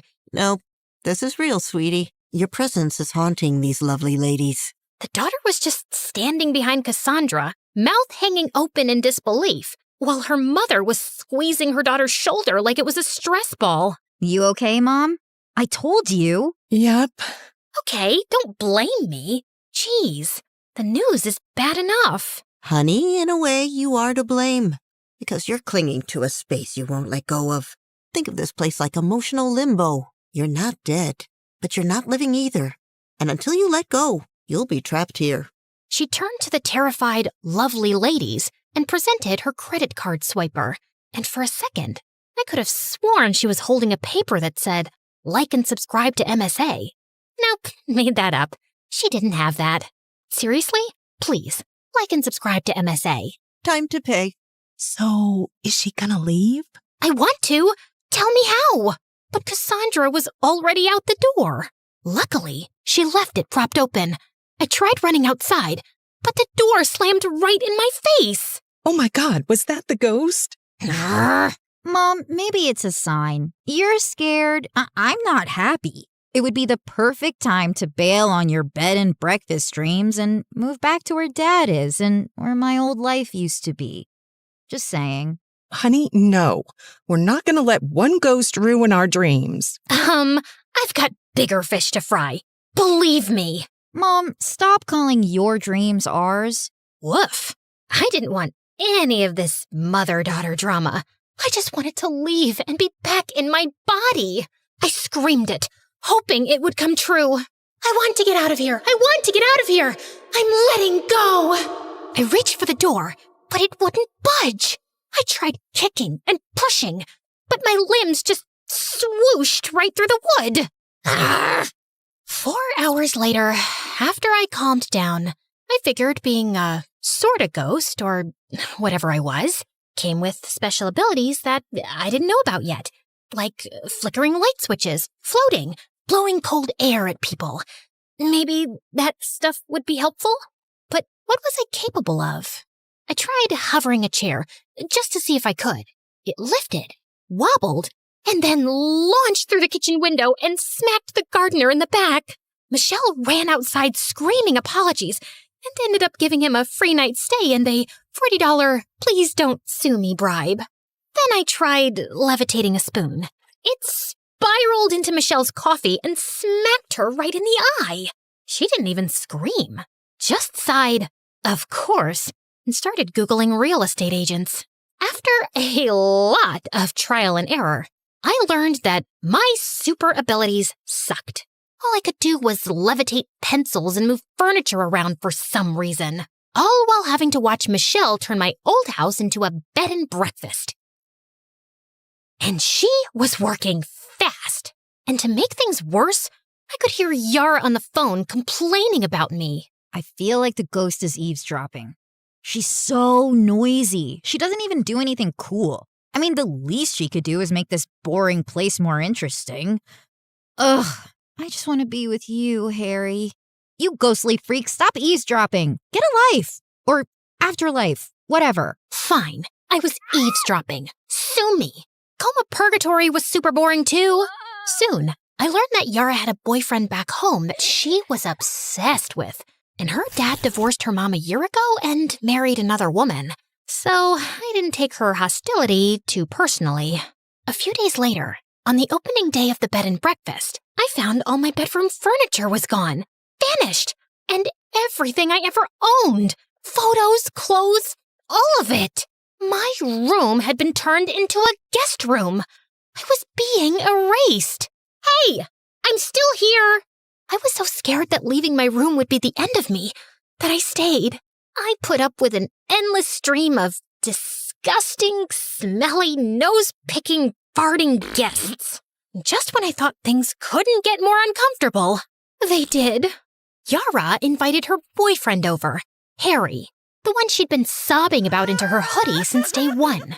Apparently, he needed a break from his toxic stepmom, and for some reason, Michelle said yes. From the second he walked in, the house started smelling like Axe body spray and microwave bacon. He flopped right onto my bed, kicked off his sneakers, and yelled, Yo, babe, this Airbnb is fire! You guys got snacks or what? Then he opened a soda, chugged half of it, and let out a fart so long it had segments. I wish I was exaggerating. Michelle passed by the door with this forced, hostage-level smile and said, Let me know if you need anything. Yeah, a TV in here would be clutch. I swear, she blinked twice like it was Morse code for help me. Later, I tried to spook him out. Just a gentle ghost nudge. I floated a cereal box off the counter and dropped it right into his lap. He didn't flinch, just went, Yo, Yara, your ghost is hella chill. Wanna help me make a TikTok? And she actually giggled. You're so dumb. They released the video with the caption, Me vibin' with the ghost girl. It got 3,000 likes. I've never felt more personally attacked in the afterlife. That night, after he clogged the downstairs toilet for the second time, Michelle snapped.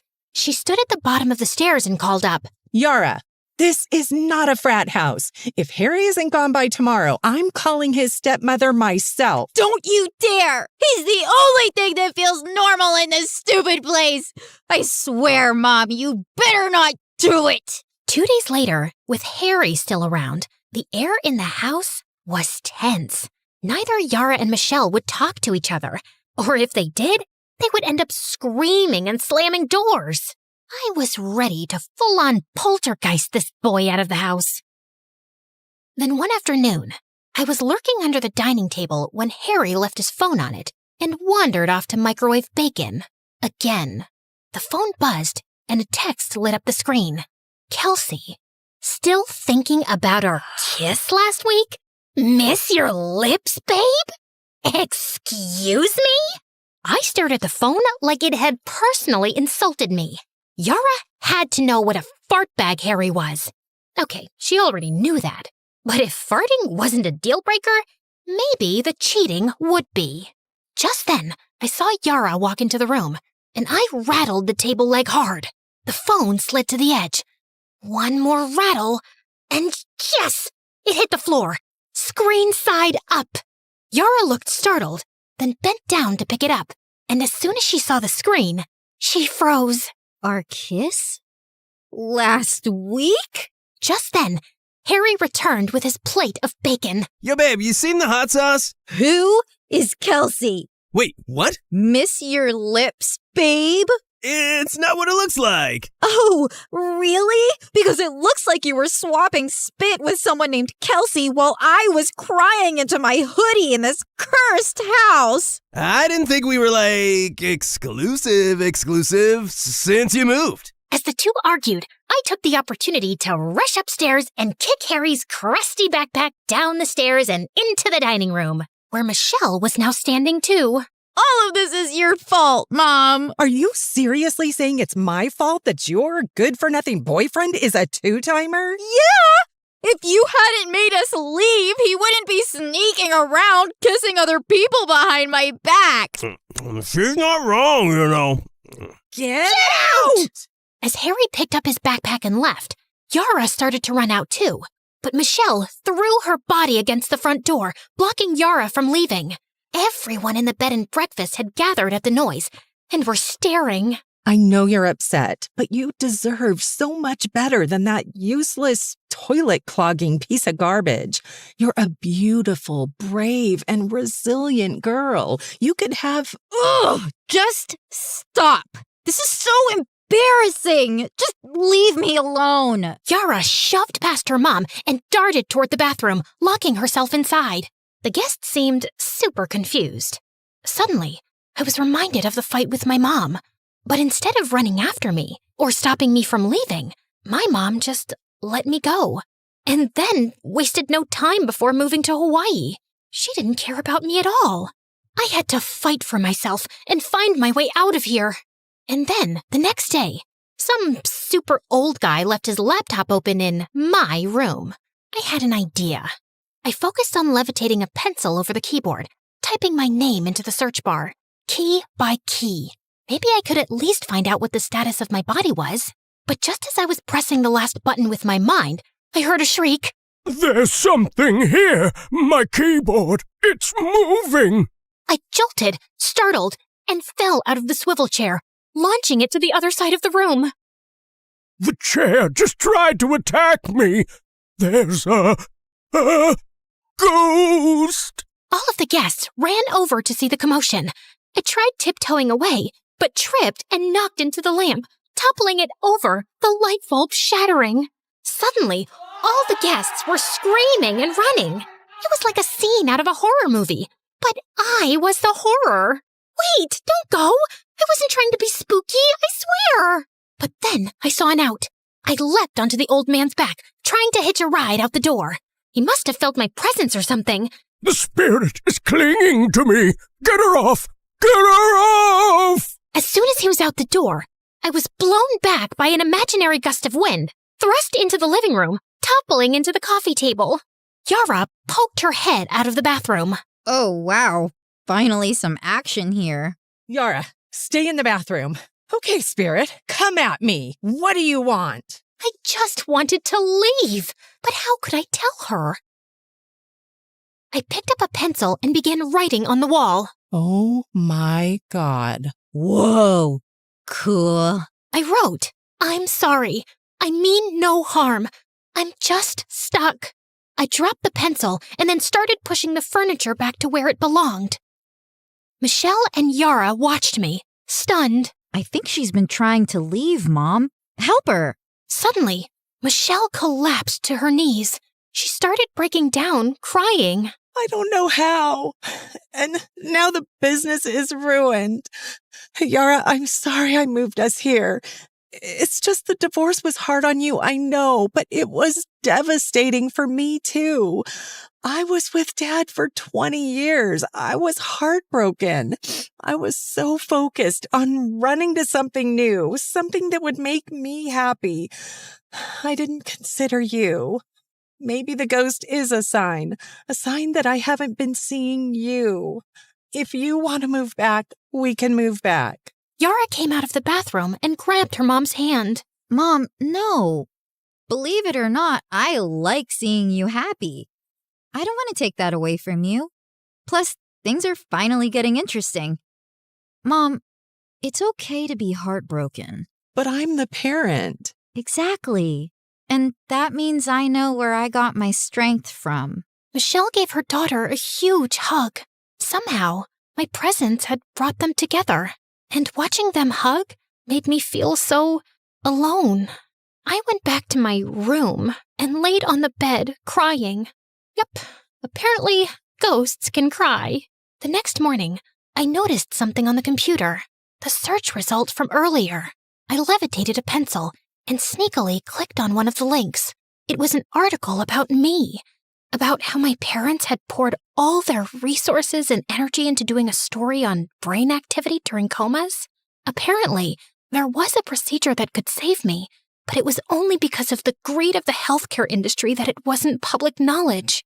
My parents even sold the house to fund the investigation. I walked down the stairs to see the front door was propped open. I saw Yara and her mom laughing as they added the word haunted in front of the bed and breakfast.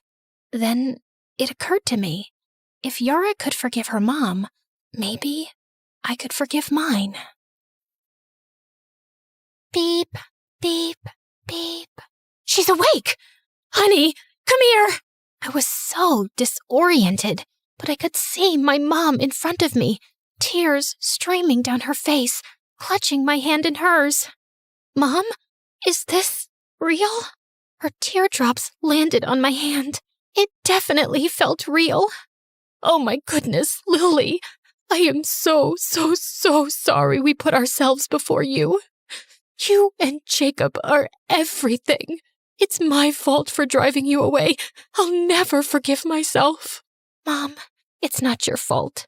You're great at what you do. And if you weren't, I'd never have woken up. But we didn't even do the operation. You just woke up all on your own. Maybe Cassandra was onto something. It wasn't the house I had to leave behind. It was my anger. Mom, Dad, you were just chasing your own happiness. You deserve that too. I'd rather have parents with a passion for life, especially after witnessing just how easily it can be taken away. I love you guys. Your forgiveness means everything. And I promise you'll like Hawaii. We can stay as long as you want. Actually, I have another idea. My parents agreed to pay for me to stay at the bed and breakfast until I graduated high school. Suze was over the moon to have me back. And when I confessed to Yara that I was the spirit, we became fast friends. I told her she could probably take down the haunted sign now. But she said, "No way! Business is booming because of it. Turns out a lot of people are obsessed with ghosts." Turns out I didn't need to leave the house to finally be seen. I just had to stop running from it. And yeah, my craziest adventure? Not Myanmar, not the monk seal. It was becoming the ghost in my own house and finding my way back to life.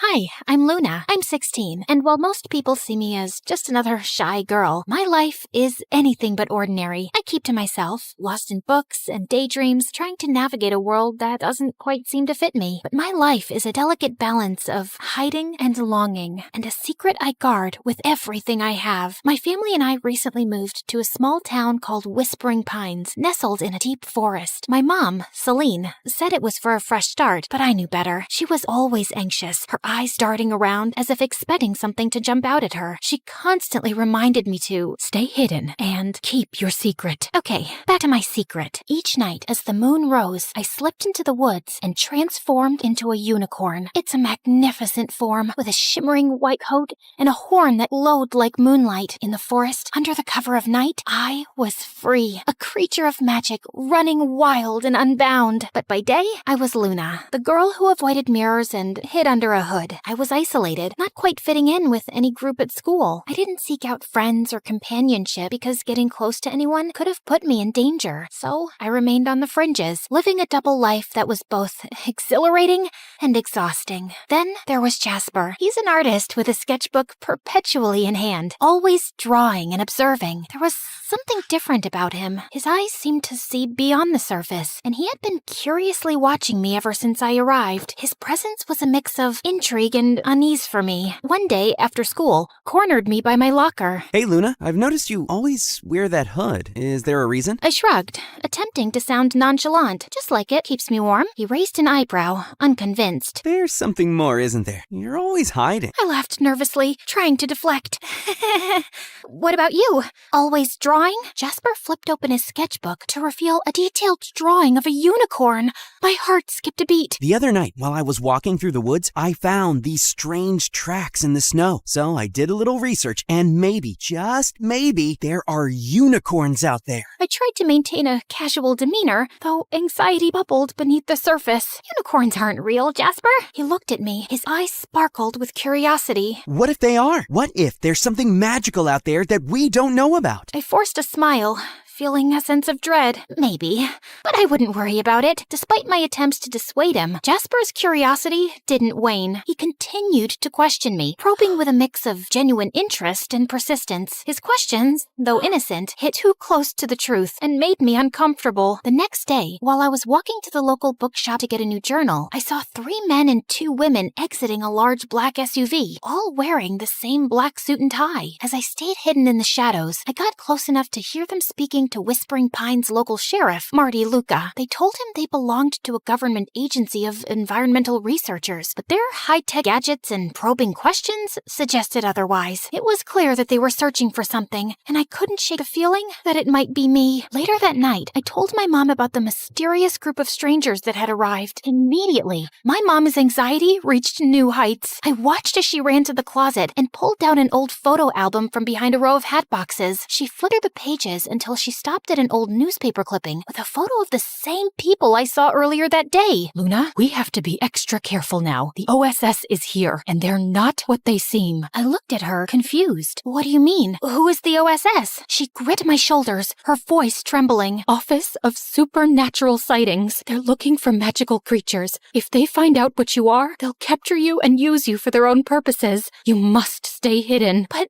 I need to go out at night. It's the only time I truly feel alive. My mom's eyes filled with tears. I know, sweetheart, but it's too dangerous. Please, promise me you'll be careful. I nodded, but in my heart, I knew it was a promise I may not be able to keep. The allure of the forest and the freedom it represented was too strong. That night, I snuck out as usual, but the OSS's presence was palpable. Their advanced sensors and patrols made it clear they were on the lookout for something. My heart raced as I navigated the forest. I was careful to stay out of sight, but in my panic, I accidentally left behind a few strands of my magical mane caught on a branch. The next day, Jasper found the strands while sketching in the woods. He was intrigued, examining them closely. Later, he approached me in the school hallway, holding the strands out with a mixture of curiosity and excitement. Luna, look what I found! He held them up to the light. They sparkled with cosmic energy. They're different, almost magical. I tried to dismiss his concerns with a laugh, but Jasper's gaze was unwavering.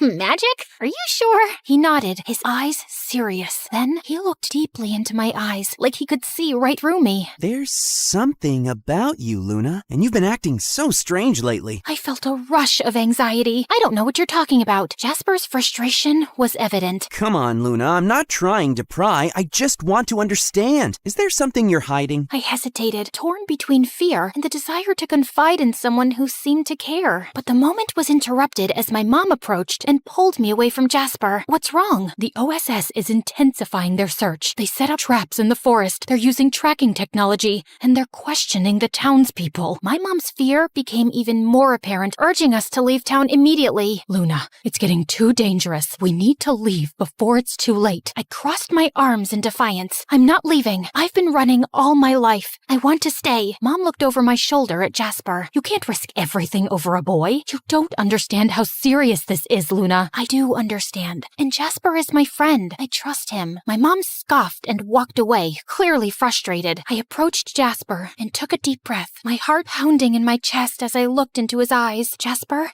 there's something I've been hiding from you. Something I thought you could never understand. My hands twisted nervously. I took Jasper into an empty classroom so we could talk in private. I'm not like everyone else. I'm a unicorn. As the words left my lips, a soft, ethereal glow surrounded me, and a single shimmering horn slowly appeared on my forehead, illuminating the night with a radiant, magical light. I watched his face, waiting for his reaction, fearing he would turn away, but hoping beyond hope that he would stay. Jasper's face softened, and a smile slowly spread across his lips. He reached out and gently touched the glowing horn, his fingers trembling with awe. I always knew there was something magical about you. Thank you for trusting me enough to share this. He let out a soft laugh, his eyes bright. You're beautiful, Luna. All of you. In the following days, Jasper and I spent countless hours together, working on a plan to outsmart the OSS. His artistic talents became crucial. We created detailed maps and tracks to mislead them, and in the hours we spent together, the bond between us grew stronger. Jasper's presence was a source of comfort. For the first time, I felt that I wasn't alone, that there was someone who truly understood and cared for me. One afternoon, Jasper voiced a troubling thought. What if they catch you, despite our efforts? What if they find out everything? I took a deep breath, trying to stay calm. They want to control me, to use me for their own gain. But having you help me is everything. I've never had someone stand by me like this before. Jasper reached out and gently touched my arm. I won't let them catch you. I'll do everything I can to keep you safe. His words brought me a sense of relief and hope, but also a growing fear. The OSS's search was becoming more relentless, and time was running out. The night of the final confrontation arrived. The OSS's The search had become more intense, with advanced tracking technology and sophisticated traps. My mom was even more frantic, and her anxiety made it difficult for her to focus. Jasper arrived with a determined expression. We have one last chance. If we can make them believe the unicorn has left town, they'll stop searching. We worked tirelessly through the night, setting up a series of diversions and false evidence. Jasper used his artistic skills to create elaborate fake tracks, leading the OSS in circles. I used my unicorn magic to add an extra layer of deception, making it appear as though I had been everywhere at once. The process was exhausting. We were both drained, but driven by hope and the desire to protect my secret. As dawn approached, the OSS's frustration was evident. They started to pack up, convinced they were following a false trail. Jasper turned to me, his eyes filled with concern. Are you okay? I nodded as tears welled up in my eyes. I'm just grateful. Thank you, Jasper, for everything. He smiled, though there was a hint of sadness in his eyes. I'd do it again, in a heartbeat. You deserve to be free. As the OSS retreated, I felt a sense of peace I hadn't known in a long time. The weight of my secret was lighter, and I was comforted by the knowledge that I wasn't alone. Jasper had been a beacon of hope in my darkest moments. With the OSS gone, my mom's fear slowly subsided, though the threat of their return lingered in the air. As the weeks passed, the town returned to a semblance of normalcy. I continued my life as Luna during the day, but the nights were still mine. Jasper and I maintained our secret meetings, and our friendship grew deeper with each passing day. He became a confidant, someone who understood both my human and unicorn sides. Then, one evening, as we walked through the forest together, Jasper turned to me. Luna, what do you want for the future? I thought for a moment, the weight of my dual existence heavy on my shoulders. I want to find a place where I can be both Luna and the unicorn, a place where I don't have to hide. Jasper smiled, his eyes shining with determination. We'll find it together. We continued our walk in companionable silence as the moon cast a gentle glow on the path ahead. There was still uncertainty, but there was also hope. Jasper's presence was a reminder that I wasn't alone, that there was someone who cared about me and believed in my future. In the days that followed, Jasper and I continued to navigate the challenges of keeping my secret while building a life in a small town. We shared our dreams, fears, and hopes, and our friendship deepened. Jasper's sketches were a chronicle of our journey, capturing the magic and struggles of our shared experiences. One night, as we sat together by a small stream in the forest, Jasper asked, Luna, what's the most important thing you've learned through all of this? I reflected on the journey, the challenges, and the moments of connection. I've learned that even in the darkest times, there's always a light. It might come from unexpected places, like a friend who believes in you, and sometimes the magic we seek is within ourselves. Jasper nodded, his gaze thoughtful. I think you're right, and I believe that with your strength and our friendship, we can face whatever comes our way. We sat together in the moonlight, the stream's gentle murmur, a soothing backdrop to our conversation. The future remained uncertain, but with Jasper by my side, I was ready to face whatever challenges lay ahead.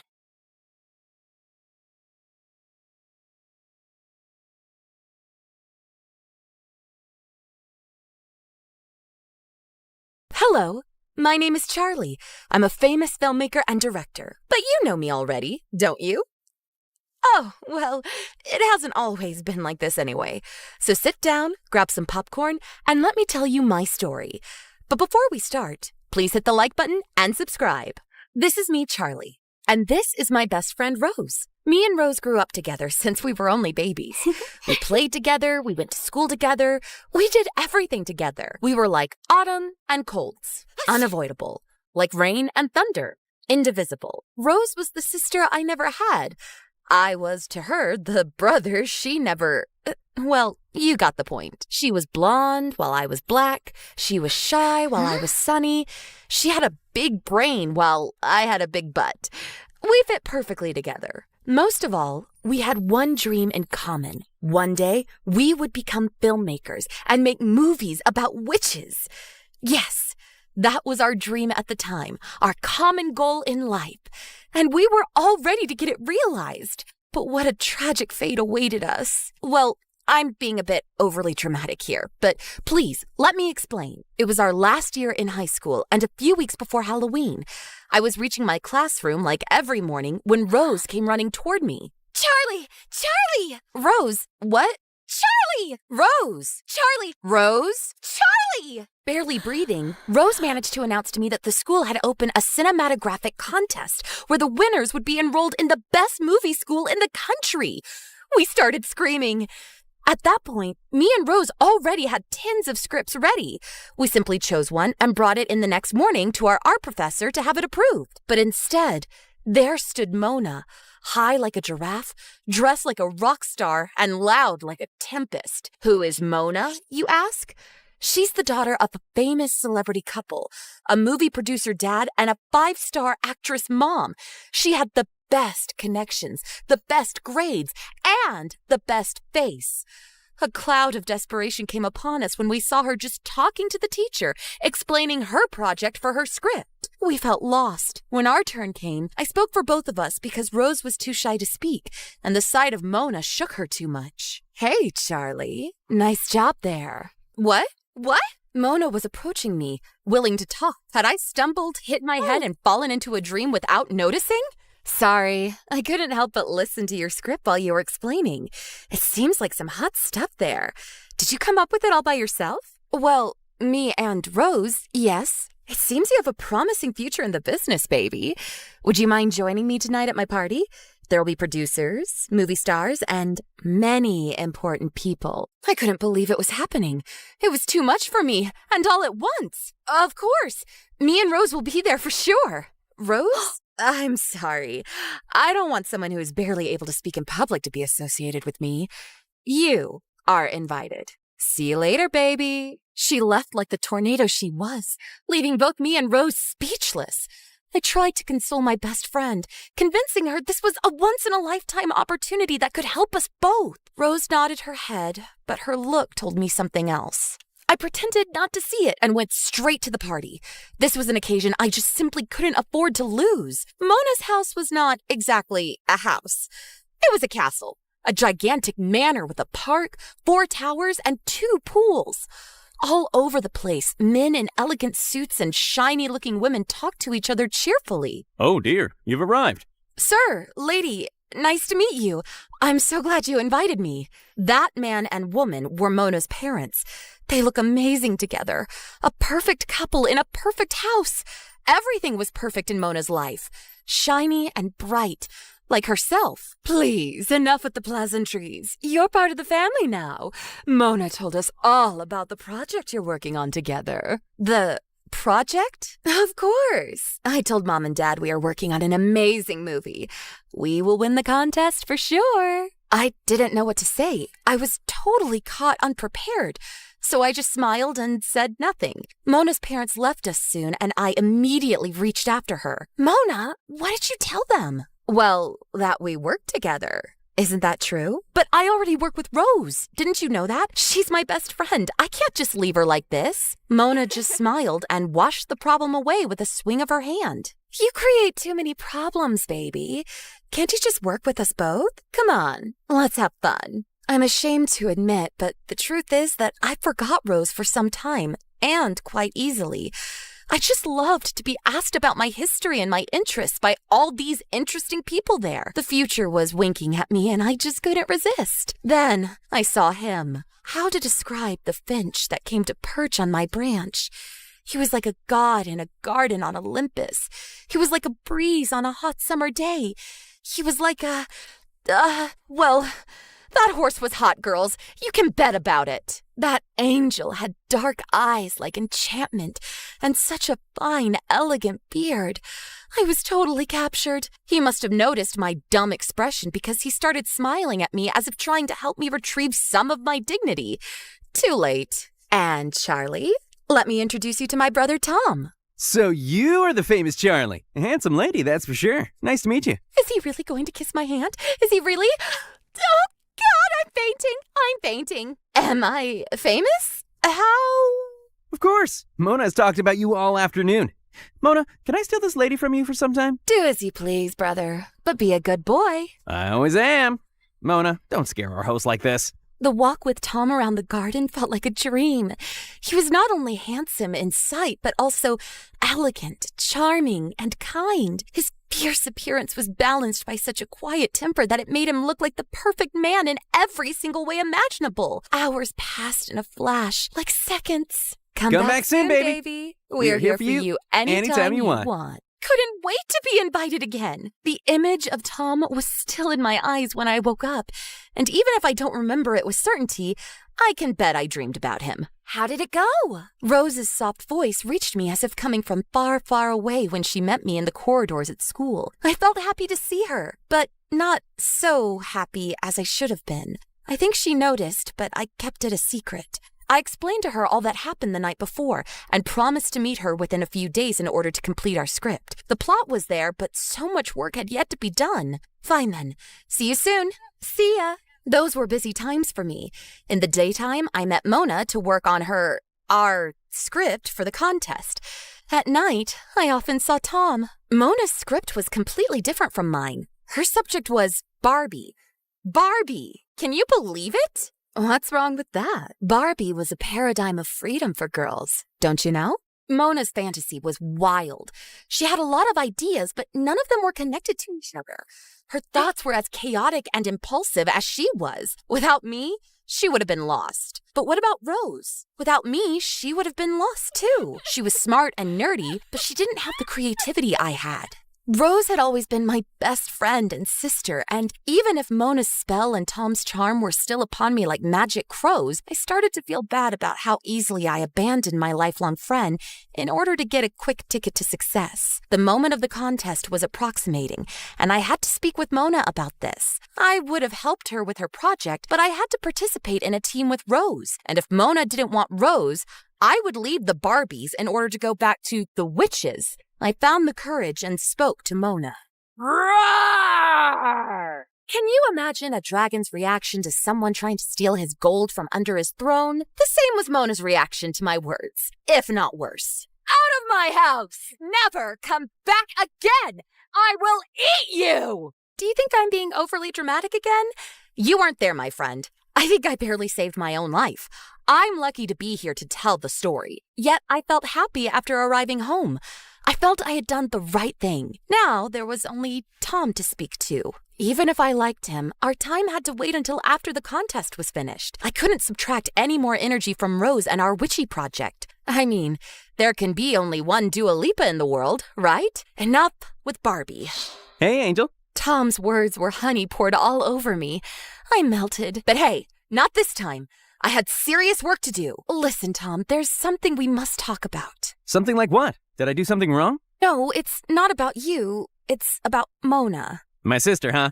She always was more like a Shrek than a Barbie. She's not that bad, but I can't be her teammate for the contest. Rose is my teammate. You and Mona are wonderful. You live in an amazing house. Your life is perfect, but... Tom's eyes went big and sad at those words of mine. Maybe it was the wrong thing to say, but how could I know? From what I had seen up to that moment, their lives were like pink molasses. Disgustingly sugary. Do you really think our life is wonderful, honey? You know so little about us. What do you mean? While walking, Tom told me how he and Mona had lived since they were children, how harsh their parents had been on them since their youngest age. They do that for us. They push us towards obtaining the best grades and the best results in every field. But you know, sometimes the best is not the best. Sometimes you would just like to live a normal life. This is why Mona loves Barbie so much, maybe? It's a way for her to remain a child. Tom's eyes were not lying.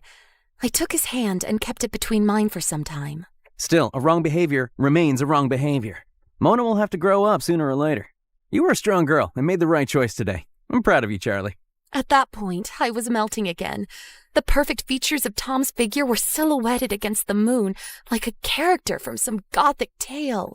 I felt Tom's body pressing against mine while he brought my head gently against his chest. He's going to kiss me finally. He's going to kiss me. Instead, he simply kept my head there for some time, caressing my neck. No more. Nothing more. WTH? Listen, Charlie, there's something I must say to you, too. Was eager to listen to his confession, but my phone rang at that exact moment. Rose! I totally forgot about our appointment. Rose would be furious. She was. For several days. Every attempt of mine to make peace with her went in vain. The contest was lost at that point. There was no chance to win against Mona and her Barbie-stuffed stuff. The days up to the contest flew by fast and dull. We knew we had lost. Now, you really can't imagine my surprise when Rose and I found that on the notice board of the school, there was a list of the winning projects. And the first one was about witches. As authors, it had 3 names: Rose, Charlie, and Mona. A coincidence? Of course not. It was our project. We won, but we didn't submit it, of course. So who did? The question puzzled us for some time until we received a phone call from a strangely masked voice. Oh dear. She tried hard to excuse herself for her behavior in the most recent times. Her voice didn't disclose her origin, but it wasn't too much of a guess. Mona. We found out with certainty later, when the 3 of us, plus Tom, met together at the back of the school to talk about the matter. Mona looked like a baby. She cried all the time and told us she felt guilty for how she treated Rose after Tom had talked to her. To get her excused, instead of her script, Mona submitted a copy of ours, proposing it as if it had been worked upon by the 3 of us. Of course, it won. It was written by me, after all. But this wasn't the only news of the day. Tom, don't you have something you want to say? Yes, well, Charlie, I have a confession to make. Oh, yes, finally! The bomb was going to explode. The moment I expected for days and days finally arrived. After such a tragic story, I was going to have my sweet piece of cake after all. Yes, Tom, tell me, please. I have a crush on Rose. Oh, Tom, yes, a crush on... Wait, what? I really didn't know how to say it, but now I can't keep it a secret anymore. I like you, Rose. Would you like to go out on a date with me sometime? I couldn't believe it. Rose went red like a tomato, and I was shocked. Mona was laughing hard, and her joy expanded contagiously. So this was the secret? I should have felt offended, but the occasion was so joyful that I felt too happy for Rose to be concerned about myself. All's well that ends well. Mona and I went on in life, becoming best friends, and we went to college together. You know, sometimes things take such an unpredictable turn that the only thing to do is sit back, relax, and watch the events unfold as if they were a movie. And isn't life a long, tear-jerking, and magical movie itself? Oh, God. I can't believe what an incredible artist I am. Really.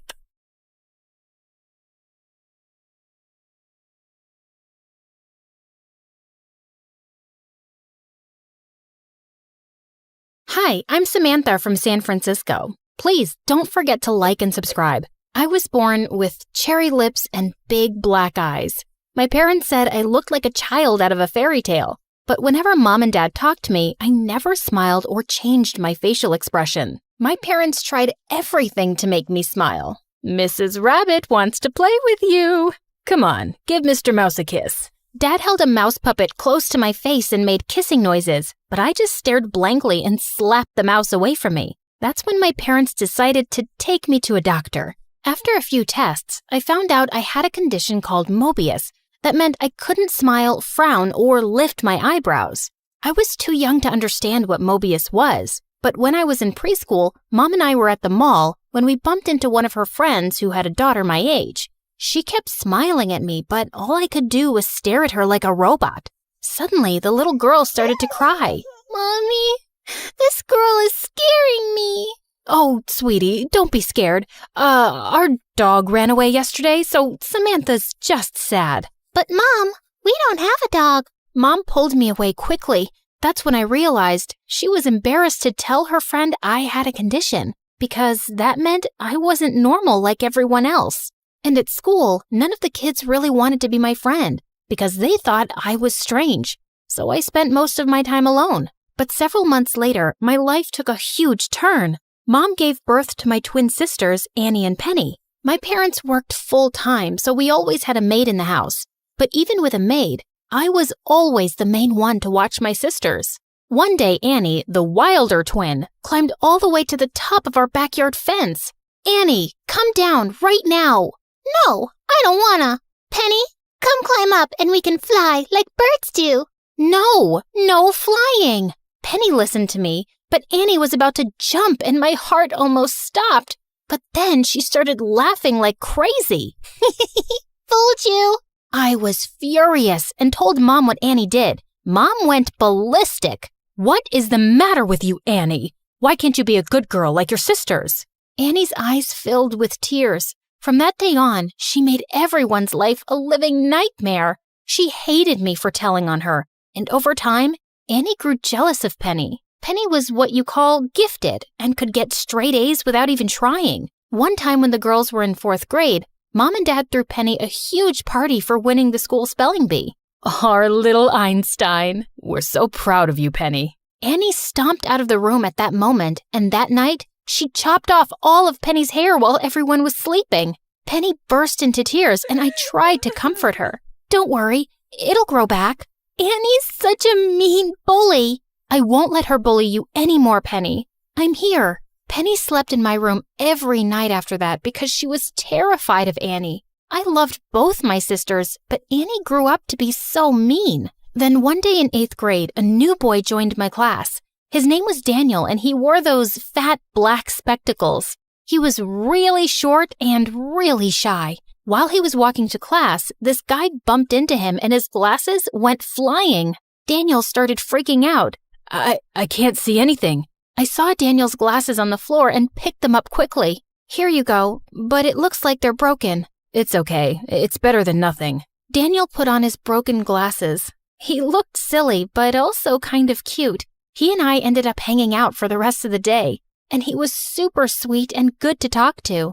Over time, Daniel and I became really close, and I even started having feelings for him. But he always just treated me as a friend, and I didn't want to ruin what we had. Life in high school was good, till Penny and Annie joined, and things got a little crazy. Whenever Annie saw me with Daniel, she grabbed the chance to make fun of me. One time, Daniel and I were in the hallway when we passed Annie putting on lipstick. Hey, Daniel, don't you ever get bored of hanging out with sad face emoji over here? Of course not. That's not a nice thing to say, Annie. Yeah, get out of my sight before you regret it. Okay, but first, I need to do this. Before I knew it, Annie had pinned me against the locker and drew a smile on my face with her lipstick. You look so much better now. I pushed Annie to the ground and she fell on her butt. She dragged me down, but Daniel stepped in. Cut it out, Annie. Daniel pulled me up and led me to the girls' bathroom. He helped me rinse the lipstick smile off, and I looked at my face in the mirror. Daniel, do you think I'm ugly? You can tell me the truth. Samantha, look at me. You're not ugly.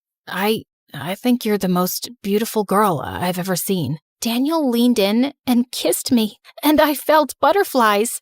A bunch of girls came in just then and started shrieking. Ew! What's he doing in the girls' bathroom? Daniel and I ran out, laughing like crazy. I was on cloud 9 all that week. I didn't even mind that our maid was coming less, and I was doing all the chores by myself. But Annie couldn't stop talking about me having a boyfriend. I just don't get it. How can someone like you have a boyfriend, but not me? I'm way prettier than you. Well, not everything is about looks, Annie. As time passed, Penny started dating a popular jock at school. Her grades were still perfect, and she got much more popular than Annie. Penny's life and mine were getting better and better, but Annie didn't have anything going for her. One morning, I woke up to find everybody at home, including my parents, which was rare. And Penny was super sick. Her face looked super bloated, and she had red bumps all over her arms and legs. My parents left me at home with Annie while they took Penny to the doctor. Annie was surprisingly well behaved and even stayed in to do homework. I decided it was safe to go out and see Daniel for a bit. But as I reached home, my parents and Penny had also just returned. Guys, what's going on? Penny, what did the doctor say was wrong? I have an autoimmune problem. Apparently, every time I get an allergic reaction, this is what'll happen. Penny hung her head and I walked back into the house with her. My parents left for work then, but just as we stepped inside, Penny looked at her phone and started to cry. Oh my God, just look what Annie posted. To my horror, Annie had posted a picture of Penny with her red skin bumps and bloated face on Instagram. Underneath, the caption read, "Even pretty girls have ugly secrets." Just then, Annie came trotting down the stairs all dressed up. Annie, you're a monster. How could you do something like this?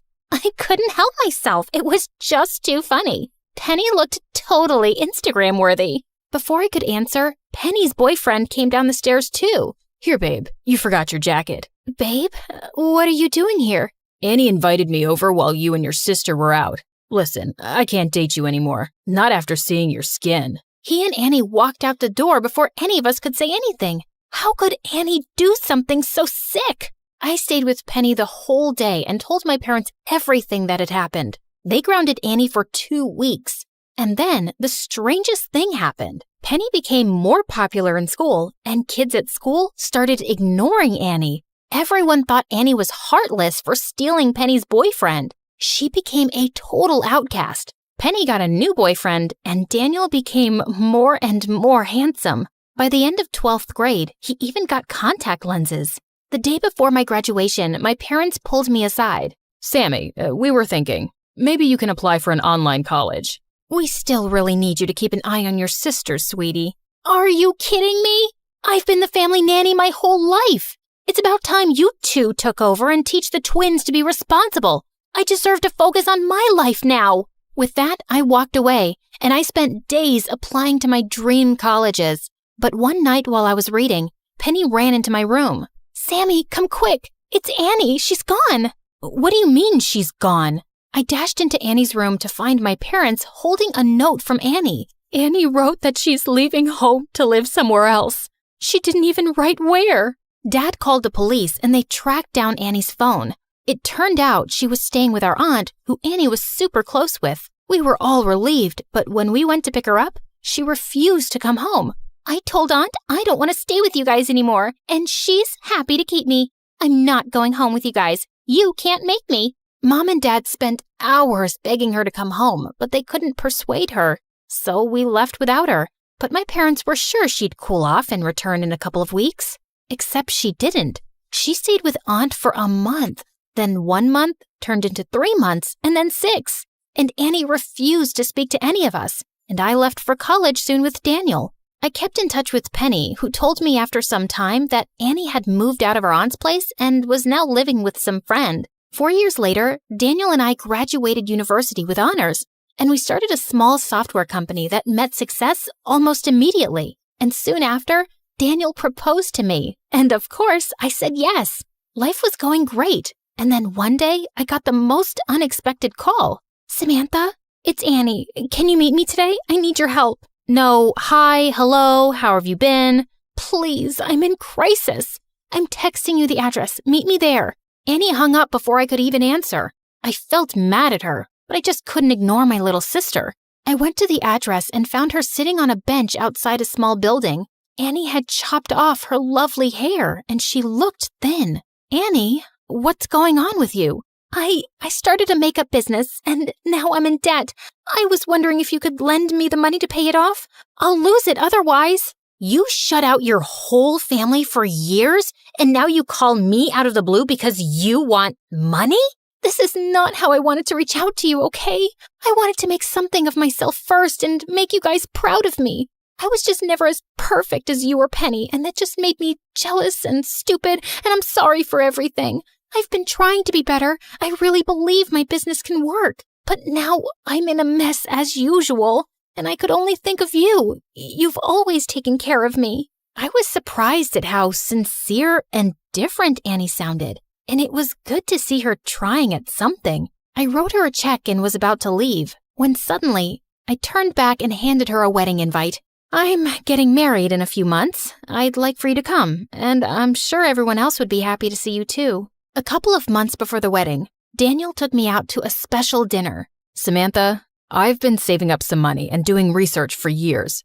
Mobius, your condition can't be cured, but it can be slightly corrected through surgery, and I just found this amazing surgeon. I just want you to know that you're perfect as you are, but if you want the surgery, I have the money for it. My eyes filled with happy tears. I agreed to get the surgery, and Daniel was by my side the whole time. The doctor couldn't completely fix my issues, but I felt like a whole different person, being able to have real facial expressions. On the day of my wedding, my parents and Penny were with me in the dressing room when suddenly the door opened and Annie walked in. Everyone looked shocked to see her, but I was so happy she came. Guys, I know we've all had our issues, but can today be the day we all start to make up? My parents hugged Annie and we all cried, and even Penny joined in. Then my parents turned to me. Samantha, we're so happy for you and so grateful to you. We know we always put too much responsibility on you and it wasn't fair. We want you to know that we really appreciate you, love. And hearing those words from them meant everything. My sisters walked me down the aisle and I could hear people smiling and whispering that I looked amazing. Daniel beamed at me as he took my hand. You have the loveliest smile, Sammy.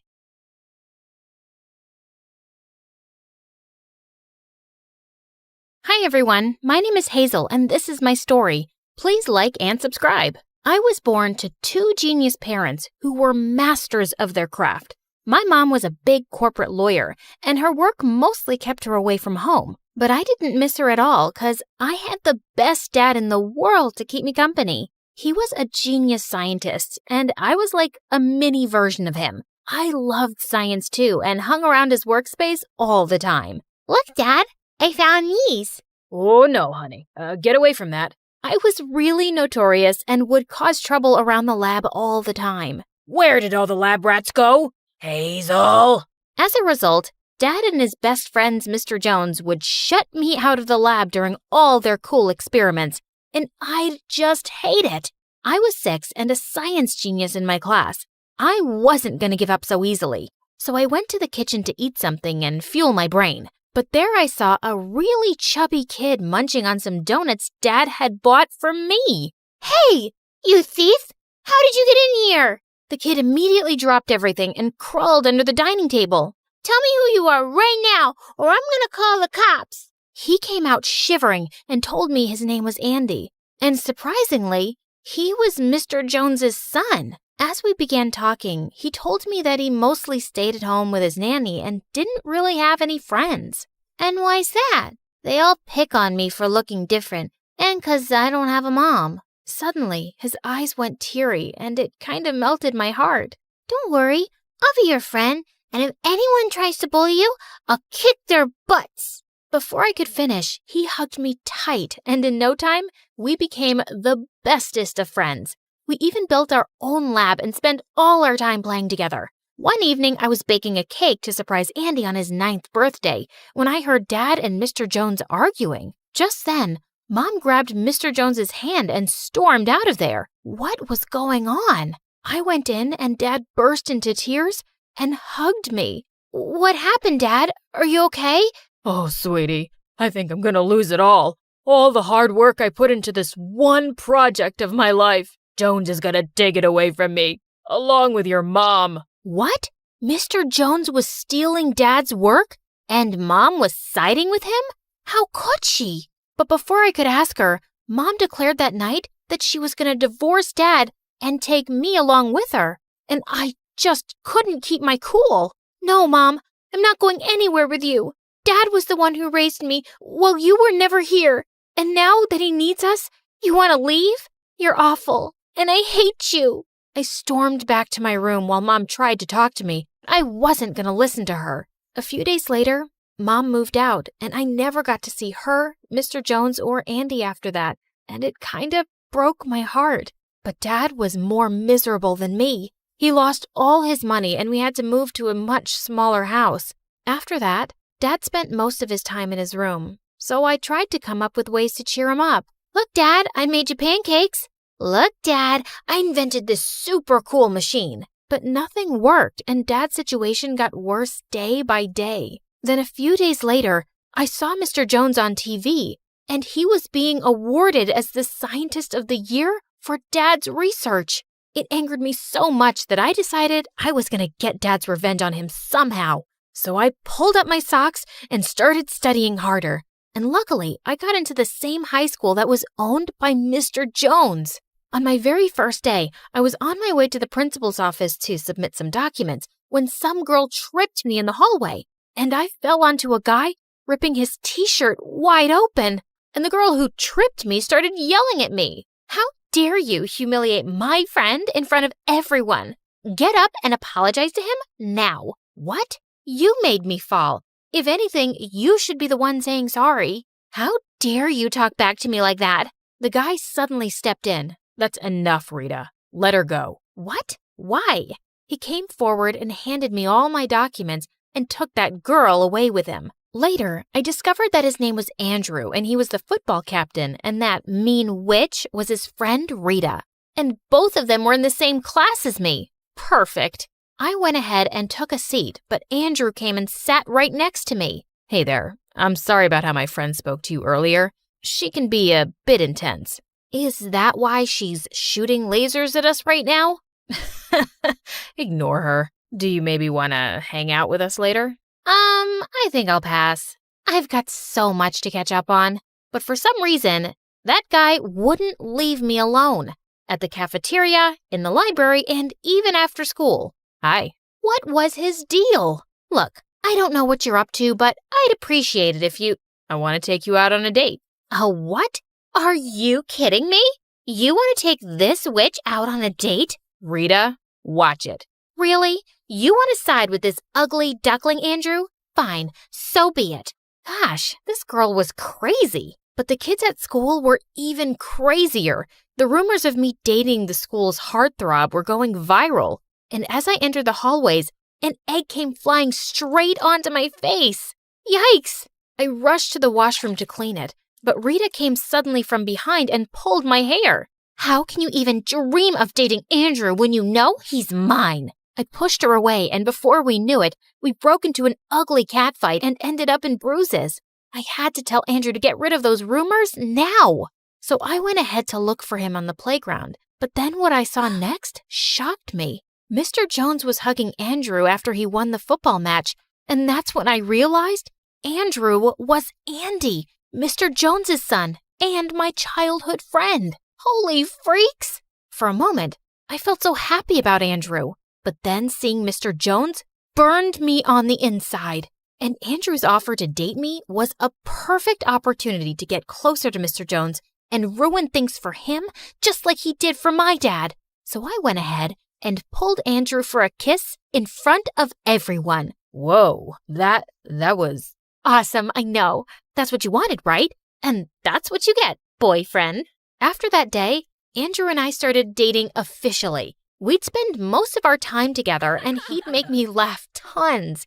It was a complete surprise to see him transform into this really cool and outgoing person, so different from how he was when we were kids. But of course, Rita fumed with anger seeing us together, and I couldn't help teasing her more. One time, I was working in the library after school when Andrew came and pulled me out of there. Hey, what are you doing? Shh, it's a surprise.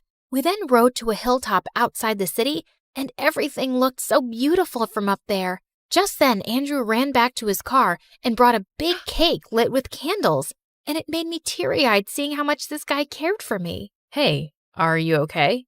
Yeah, never better. I didn't even remember it was my birthday.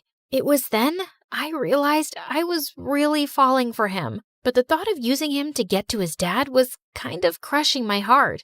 I have been wanting to tell you something, Hazel. Before he could finish, my phone started ringing, and I was shocked to discover Dad was admitted to the hospital. Andrew asked his driver to immediately take us to the hospital, but I didn't want him discovering who I really was, so I asked him to stay back. Later, the doctors told me that Dad was quite ill and needed a lot of care to get well soon. I rushed to the nurse to inquire about the treatment and the expenses, but she told me everything was already taken care of, and it didn't take me long to figure out who'd do that.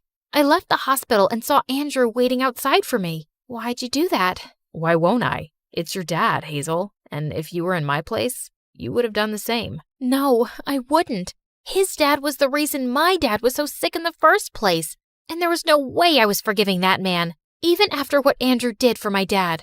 A few weeks later, Dad was much better and was sent back home. Andrew called me up later the same day and invited me for a party at his place. And that was perfect. Mr. Jones was apparently working on another big research project, and if I could get into their house and get my hands on it, it would be the perfect revenge. So I happily agreed. But when I got there, I was shocked to see Mom laughing and celebrating with Mr. Jones. I couldn't help hating her even more. After a while, when Andrew went away to get me a drink, I sneaked further into the house and found Mr. Jones's study. Bingo! I was going through some papers and documents there when suddenly the door flew open and I was shocked to see Mom standing there. Hazel, it's you, right? Oh, my daughter, what are you doing here? She ran to me and hugged me tight, but I pushed her away. Don't you touch me. You're not my mom.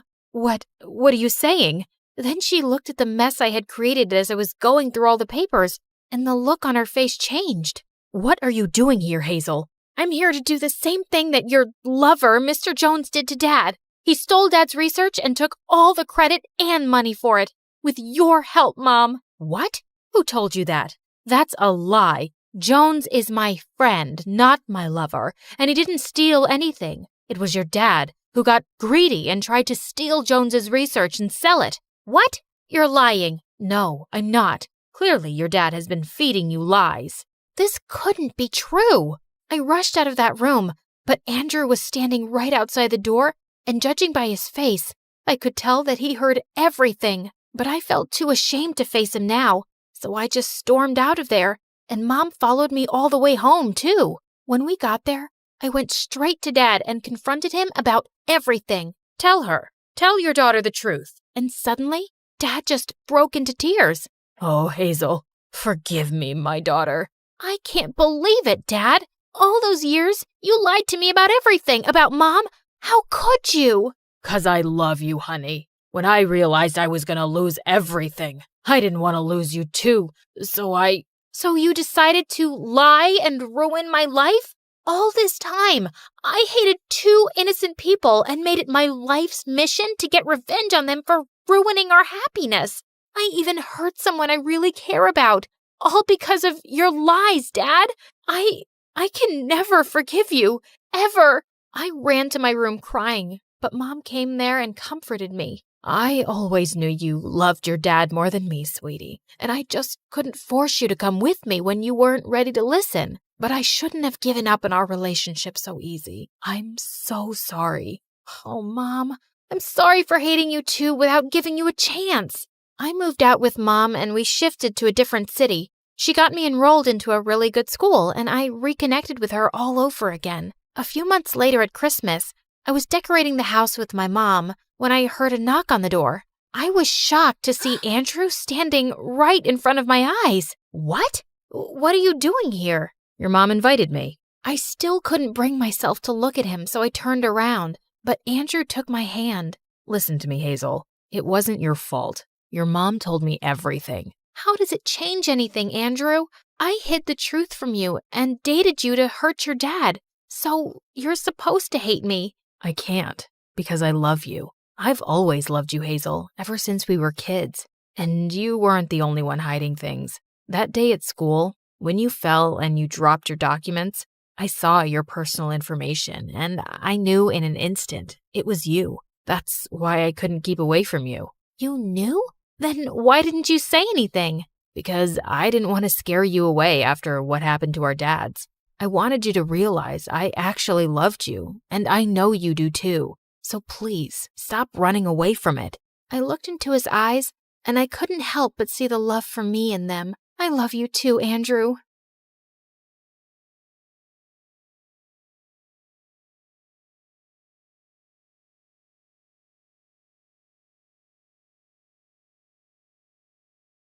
Hi everyone, my name is Summer. Please like and subscribe to MSA. I come from a poor family where my single mom used to work in fields for rich people. And since I was the eldest daughter, I always tried to help her out. Except I was kinda slow and really clumsy. Honey, can you go pick up those baskets for me? Sure thing, Mom. Oh, ouch! I'd destroy more things than I'd fix. You're sick, Mom. You should rest. I'll feed the cattle for you today. Oh no, wait, Summer.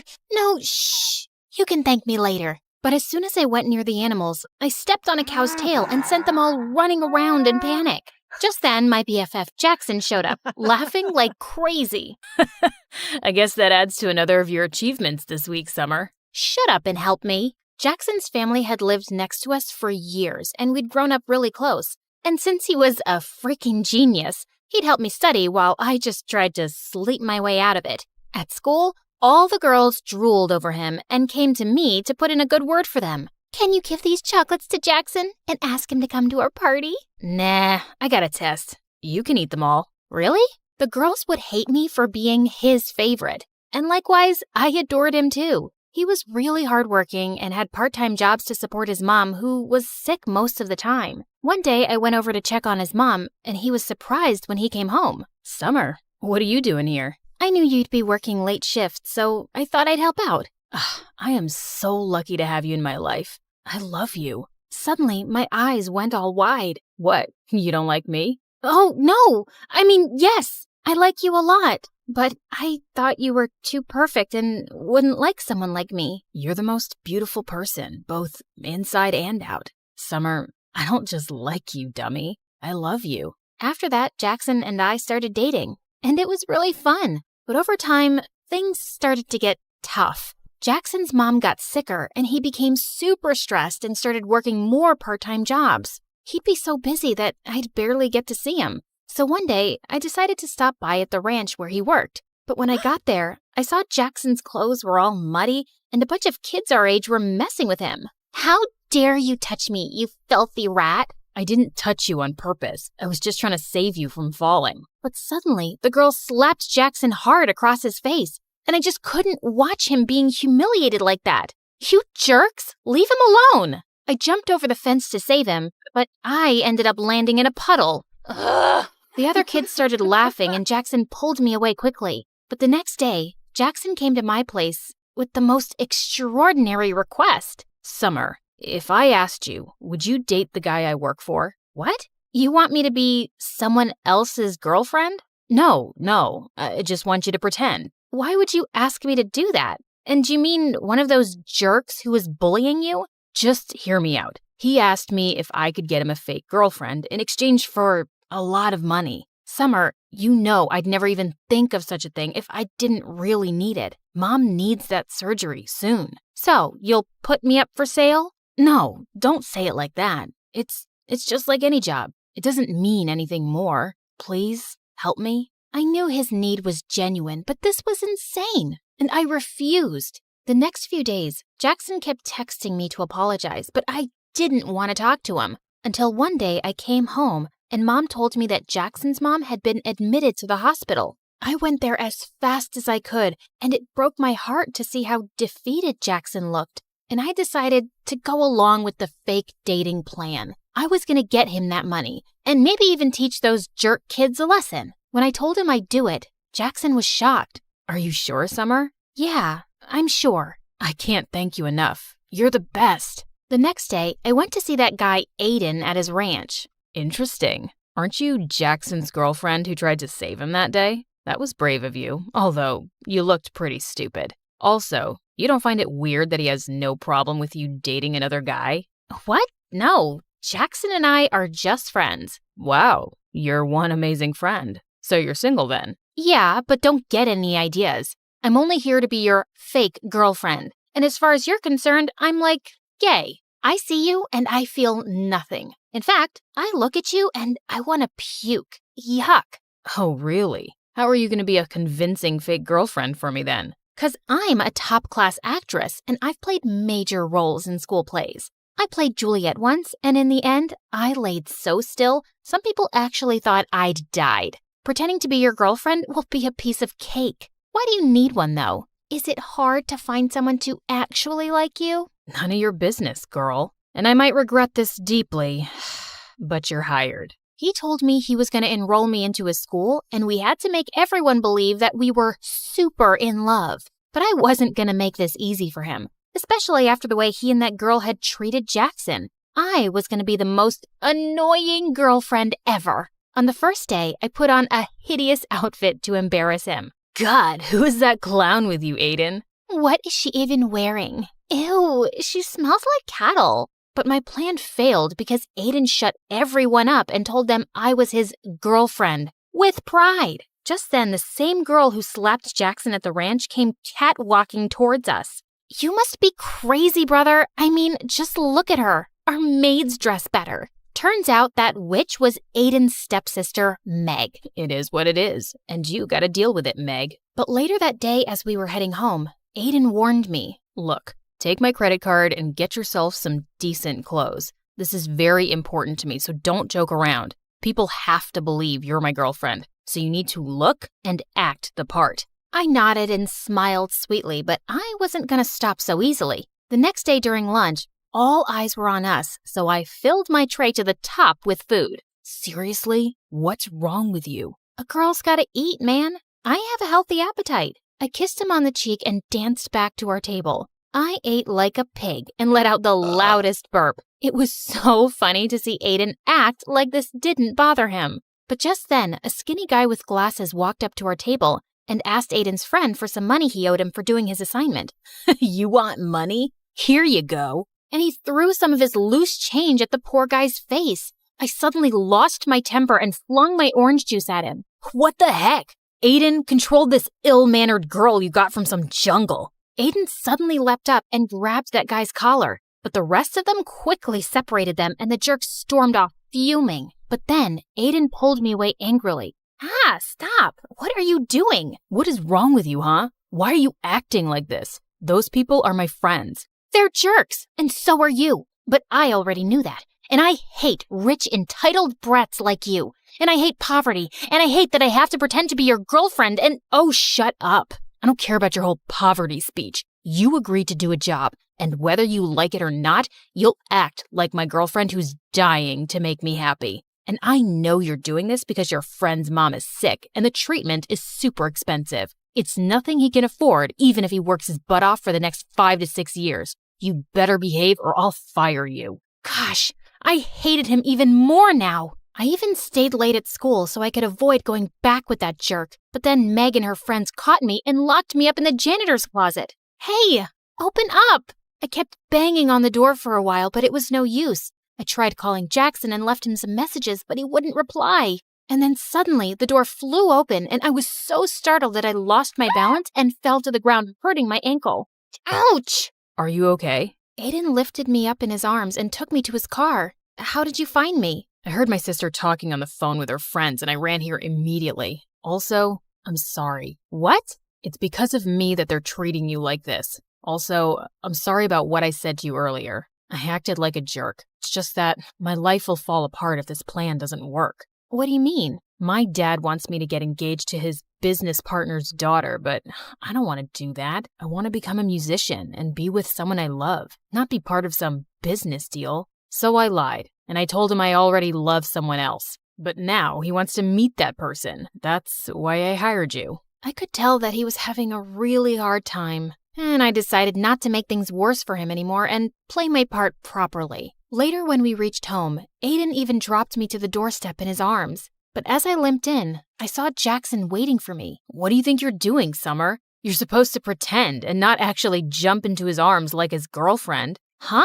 I hurt my ankle and he just helped me. You could have just walked. What? I'm doing all of this because of you in the first place, and you're being so— Okay. Don't get mad at me, please. It's just that I love you and I got kind of jealous, and I'm sorry, okay? It felt kind of weird, but I could understand his jealousy. And now I just wanted to get this job done as soon as possible. My weird and clumsy habits would come in my way often, but Aiden didn't make me feel bad about it. And I discovered that he was actually a nice and kind person. Once when he was dropping me off at home, he suddenly dialed someone's number and wished them a happy birthday, warmly. That was my old nanny. I adored her when I was a kid, and we've stayed in touch. That was actually really sweet. I couldn't remember the last time I'd even called my favorite aunt on her birthday. And it was things like this that made me warm up to him. And we slowly became good friends. A few days later, it was my birthday, but Aiden told me he had a party at his place and wanted to introduce me to his parents.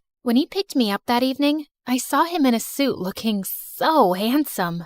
Whoa, you look so pretty. You don't have to pretend. No one's watching us here, Aiden. Suddenly, I lost my balance, but thankfully, Aiden caught me in his arms. For seconds, he kept staring into my eyes, and my heart raced like crazy. It's a shame we aren't dating for real. Somehow, I pulled myself back up and stomped on his feet. I would never have dated you for real. You're not my type. Later at the party, Aiden was about to introduce me to his parents, but on the way, Meg stepped on my dress and I ended up crashing into the party cake, which went flying into Aiden's parents' face. Holy freaking cake monsters!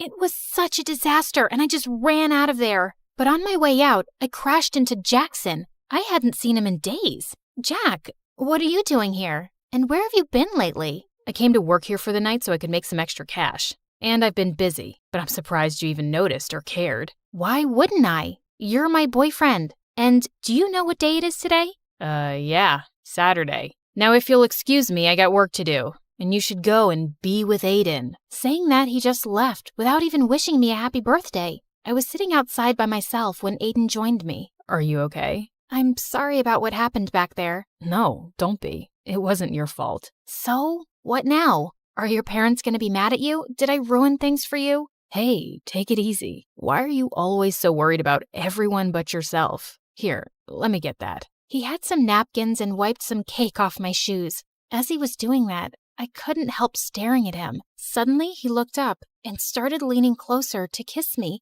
My heart was pounding wildly, but I pulled myself back just in time and ran out of there. What just happened? The entire night, I kept thinking about Aiden. I was definitely catching feelings for him, and I felt guilty. I decided I couldn't go on with this deal, and I had to talk to Jackson about it. But then early the next morning, I received a message from Aiden calling me at his place. When I got there, I didn't see Aiden, but his parents and Meg were there. And so was Jackson. Look who's here. The famous gold digger who's trying to rip my brother off. I have no idea what you're talking about. Your brother and I love each other. Oh, really? Then who is this? Meg told us she heard you calling him your boyfriend last night. So, you've just been playing with my son's heart because he's rich? That's why rich people like us can't trust you filthy lowlives. You're all liars and frauds. I looked at Jackson, but he just stood there. But Aiden suddenly appeared and stepped in front of me. Leave her alone. I told you, I love her, Meg, and if you hurt her again,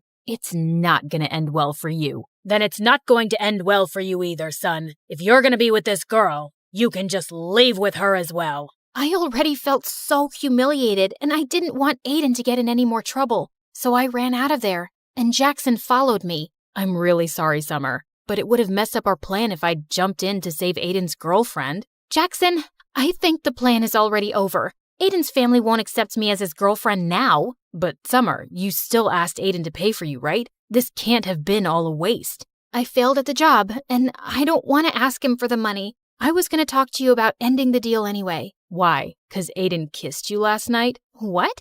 I actually left before he could kiss me. But you thought we kissed? And you still didn't want to break the deal? Do you even care about me? Of course I care about you, Summer. You think it's been easy for me to see my girlfriend with him? But you know how desperately we need the money. Not me. You.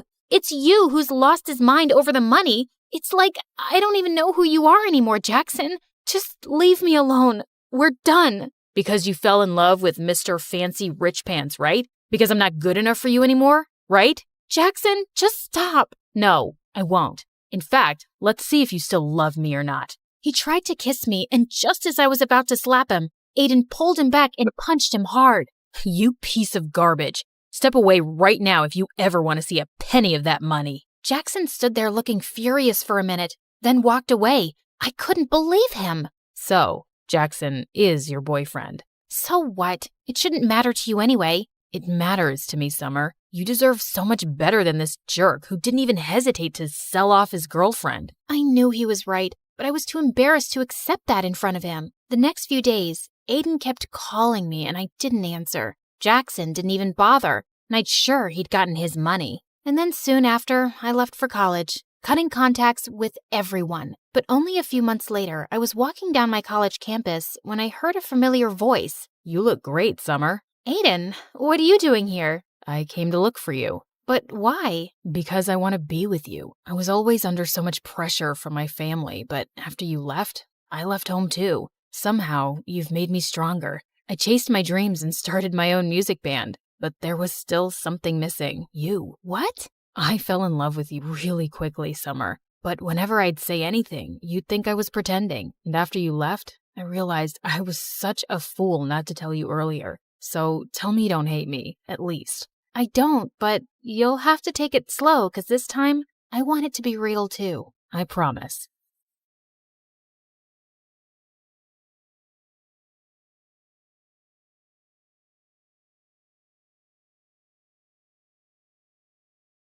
Hey guys, how's it going? Okay, you're probably wondering why I only have one half of an eyebrow. It's just that I was waxing my eyebrows and I had a little accident. But no biggie, your girl's gonna pencil them in just as soon as I find my brow pencil. Ruby, you're gonna be late for school. Again. What am I supposed to use? Lipstick? Ugh! Oh, magic marker. Guys, please don't give me that judgy look. I can't go to school without eyebrows. Oh, wait, sorry.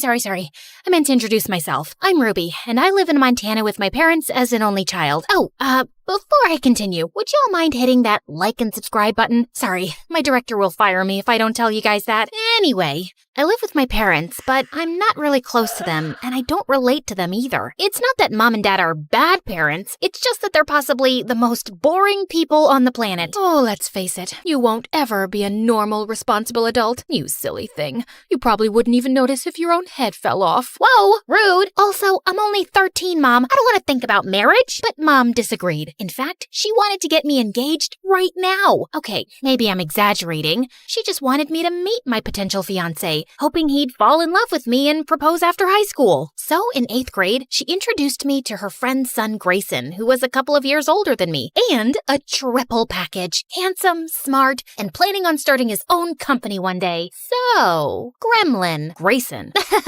Totally.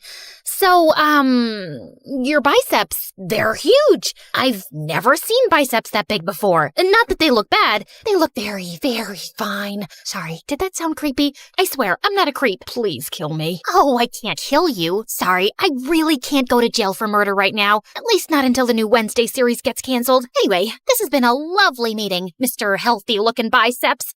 Keep up the good work. Boy, that was awkward. I guess Grayson won't be my future husband after all. But secretly, I did really want a boyfriend. So that summer before 9th grade, I decided to give myself a makeover. A new skincare routine, a healthier diet, and a better wardrobe. Though, when I was shopping at the mall for my wardrobe, things got a little crazy. While I was picking out dresses, I also decided to get some new bras. But just as I was walking into the changing room, I ran into my crush. His name was Colin, and I hadn't seen him all summer. He looked a million times more handsome. Hey, dude. Fancy seeing you here. These aren't mine. They're for my mom. Your mom likes bras with unicorns on them? No. I mean, what's wrong with unicorns? Do you have a problem with them? Because that's just racist. I ran off before Colin could answer. That didn't exactly go well. And when I got home, things just got worse. I found out Mom's friend's son Grayson was gonna start volunteering for her company. Remember that handsome snob with the enormous biceps? He wasn't exactly thrilled that we'd be seeing each other all the time at the house and at social gatherings. As if I was excited about it. Ignore stupid handsome Grayson. Back to my glow-up makeover. Not to brag, but I looked like a knockout the first week of 9th grade, and everyone showered me with compliments, including Mom and Dad. Finally, you cleaned yourself up a little. Look, sweetie, our ugly duckling has turned into a swan. Mom! She looked beautiful before, and she looks beautiful now. I don't get what the big deal is. She just caked on 10 layers of makeup to make herself look like a Barbie doll and put on flashy clothes. I just rolled my eyes hearing that. Of course the jerk had nothing nice to say about me. Well, his opinion didn't matter, because the following week at school, guess who finally noticed me? My longtime crush, Colin. Even after our embarrassing unicorn bra encounter, he asked me out to a movie, and a couple weeks later, we started dating. Talk about the perfect start to a girl's teenagehood and high school career. Colin writes me good morning texts and takes Instagram selfies with me. I remember the olden days when I was a sad, lonely girl, but now my life is perfect. On the night before winter break, Colin took me to an exclusive cool kids party. But just as I was getting ready to leave, I saw Grayson waiting for me outside. What the frick was he doing here? And how did he even know where I was? Your parents asked me to come check on you and then drive you home. You're at a midnight party with your boyfriend, Ruby. Someone needs to supervise you. Who do you think you are? My dad? You can do whatever you want, but I don't need any supervision. I meant to do that. Anyway, I'm gonna go kiss my boyfriend now, so bye! I just hope he's available to kiss you. I saw him looking pretty happy talking to some other girl a few minutes ago. Yeah, because it's a crime to talk to other girls when you have a girlfriend. Grayson, get a life. He was really starting to get on my nerves. So to stick it to him, I took the bus home, and he had to drive all the way back to his house for nothing. It served him right for being such a control freak. Unfortunately, though, I couldn't see Colin after the party because he was going on vacation. I knew he'd be busy, but a week went by, and he didn't call or text at all. Okay, no reason to panic. Couples need space. I totally get it. I had other stuff going on in my life. I went to a yoga class, read books, painted my nails. Finally, when we got back to school, I searched everywhere for Colin. I didn't have much luck until I wandered into the school garden to find him kissing another girl. Ahem! Oh, Ruby. Sorry. I meant to tell you. I'm getting back with my ex-girlfriend. We've sort of been on a break, which is why I asked you out, because I was still getting over this precious girl. So I was just your rebound? You are such a jerk. How could you use someone like that? I'm sorry. You're really great and all, but I just wasn't feeling those magical sparks between us, you know? I just smacked him across the face and told him we were done. And then to really stick it to him, I texted Colin, "We're done," 3 more times over text message. The truth was, though, I felt really depressed about my breakup. I mean, yeah, I was mad at Colin for what he did, but I was more mad at myself for believing he'd actually cared about me. I distracted myself the next few days by hanging out at the pet shelter and keeping the kittens company. It was exactly the heartbreak therapy I needed. I was even starting to feel better until Dad called me, begging me to come home and help him prepare for a fancy work dinner. But when I arrived at the house, Grayson was already in the kitchen with his sleeves rolled up. Ugh, I just knew my parents had told him about my breakup, and he was waiting to rub it in my face. I asked Grayson over to help us cook since your mom isn't home yet. Yeah, and also, because your dad told me you don't know how to cook. Did you seriously start a fire trying to deep fry ice cream? First of all, the fried ice cream disaster wasn't my fault. I just happened to forget to watch the tutorial first. And second, I've had a really hard couple of days, and I don't have the energy to handle you right now. So just go away and don't talk to me for the rest of the night. But you can hang out in my room if you want and use my computer if you're bored. May I recommend MSA videos? Watch them on YouTube, though, not TikTok, because TikTok's bad for your attention span. But anyway, see ya. Unfortunately, Dad didn't let me get rid of the idiot that easily. And as expected, Grayson took full advantage of getting to boss me around and talk to me like I was an idiot. Go salt the water. Don't put sugar, put salt. You're not allowed to touch the knife. I don't trust you around a knife. I felt just about ready to punch him until Grayson came up behind me and guided my hands in rolling the dough with his big, strong arms. It even made my heart rate go fast. I guess it was a good form of cardio exercise. Nice job. You know, you actually don't suck at this. Mom was quite late, but when she finally came, she was with her boss, and his arm was around her. What was that about? Then at the dinner table, Mom and Dad's boss made an announcement. Excuse me, may I have everyone's attention? I would like to introduce my new co-owner of the company. Audrey, darling, congratulations. That also brings me to my other news. The two of us have decided to restart our business in Australia, and we'll be moving there in a month. What do you mean? We're gonna be moving in a month? No, I'll be moving. Actually, I'm divorcing you. I'm just not happy with our life here, and I need a change. I hope you'll understand. My heart stopped as I saw Dad's stunned face and all the guests staring at us. Many of them were strangers I barely knew. The whole thing was just this surreal, unexpected mess. And fast forward 2 months later, Mom was gone, Dad was a wreck, and I was still numb with shock. I didn't exactly have time to cry and grieve, though, because I had to take over the house since Dad wouldn't leave his bedroom. 3 guesses how that went. Yeah, I broke our dishwasher, also our oven, and killed all our houseplants because I forgot to water them. Not that I was surprised. It was like Mom said, I was just too dumb to ever be able to take care of myself, let alone Dad too. One day, I just couldn't take the stress anymore and literally fell asleep on the kitchen floor. When I opened my eyes, Grayson was staring down at me, and for some reason, it made me feel relieved. Ruby, are you okay? No, I'm not. You know, you don't have to do this all by yourself. I can help you. I'm here for you. I don't want your help. You don't have to suddenly be nice to me now just because you feel sorry for me. I know you hate me. Who said I hated you? I don't hate you at all. All those times I insulted you, I was just teasing. But I'm sorry. I guess I just don't know how to act around a girl I think is cute. Wait, Grayson thought I was cute? No, that wasn't possible. Perfect, handsome, and smart guys like him don't think girls like me were cute. Well, okay, with my glow up, I'm a little bit cute, like Ariana Grande, K-pop cute, but my cuteness was all I had going for me. I didn't have any other good qualities. So yeah, I didn't believe Grayson's words for a second. But for some reason, he stuck around for several days after that and basically forced me to to rest and take care of myself. One night, I was even having cramps, and he made me tea. Thanks for all this. I really appreciate it. Just, one follow-up question. You said I was cute the other day, right? Yeah, what about it? What do you see in me, man? I mean, I know I kinda got pretty after my makeover. Again, with you and your dumb makeover that I never even cared for. Ruby, you're funny, you're charming, you're interesting, and hands down, the kindest person I've ever met. Why isn't that enough for you? How come you don't believe in yourself? Grayson's words really caught me off guard. I didn't really have an answer for him. Well, actually, I kinda did. The truth is, it's hard to have confidence in yourself when you're always bumping into walls, losing your stuff, and eating soap. Okay, calm down. I've only eaten soap once, and it was an accident. Basically, I was in some fancy hotel, and they had some tiny soap bars in the bathroom that looked like candy, so I ate one. I don't actually eat soap on a daily basis, but you get my point, right? Animator, show the reference scene of 14-year-old me making myself over that summer. Remember when I felt super confident after my major glow-up? Yeah, that wasn't real confidence. Real confidence isn't based on stuff like outside beauty and high IQ. Real confidence comes from loving yourself no matter what. So I guess now it's time for makeover number 2, feeling good on the inside. And a few months later, I did start to feel a lot better. And apparently, confidence is a lot more attractive than looks anyway, because one morning, freaking Colin showed up at my doorstep begging me to take him back. Which do you want? A bouquet of roses or lilies? Or would you prefer chocolates? A life-size teddy bear? What do you want from me? I'd like for you to get off my porch. Also, I don't like either of these bouquets. I'm just not feeling a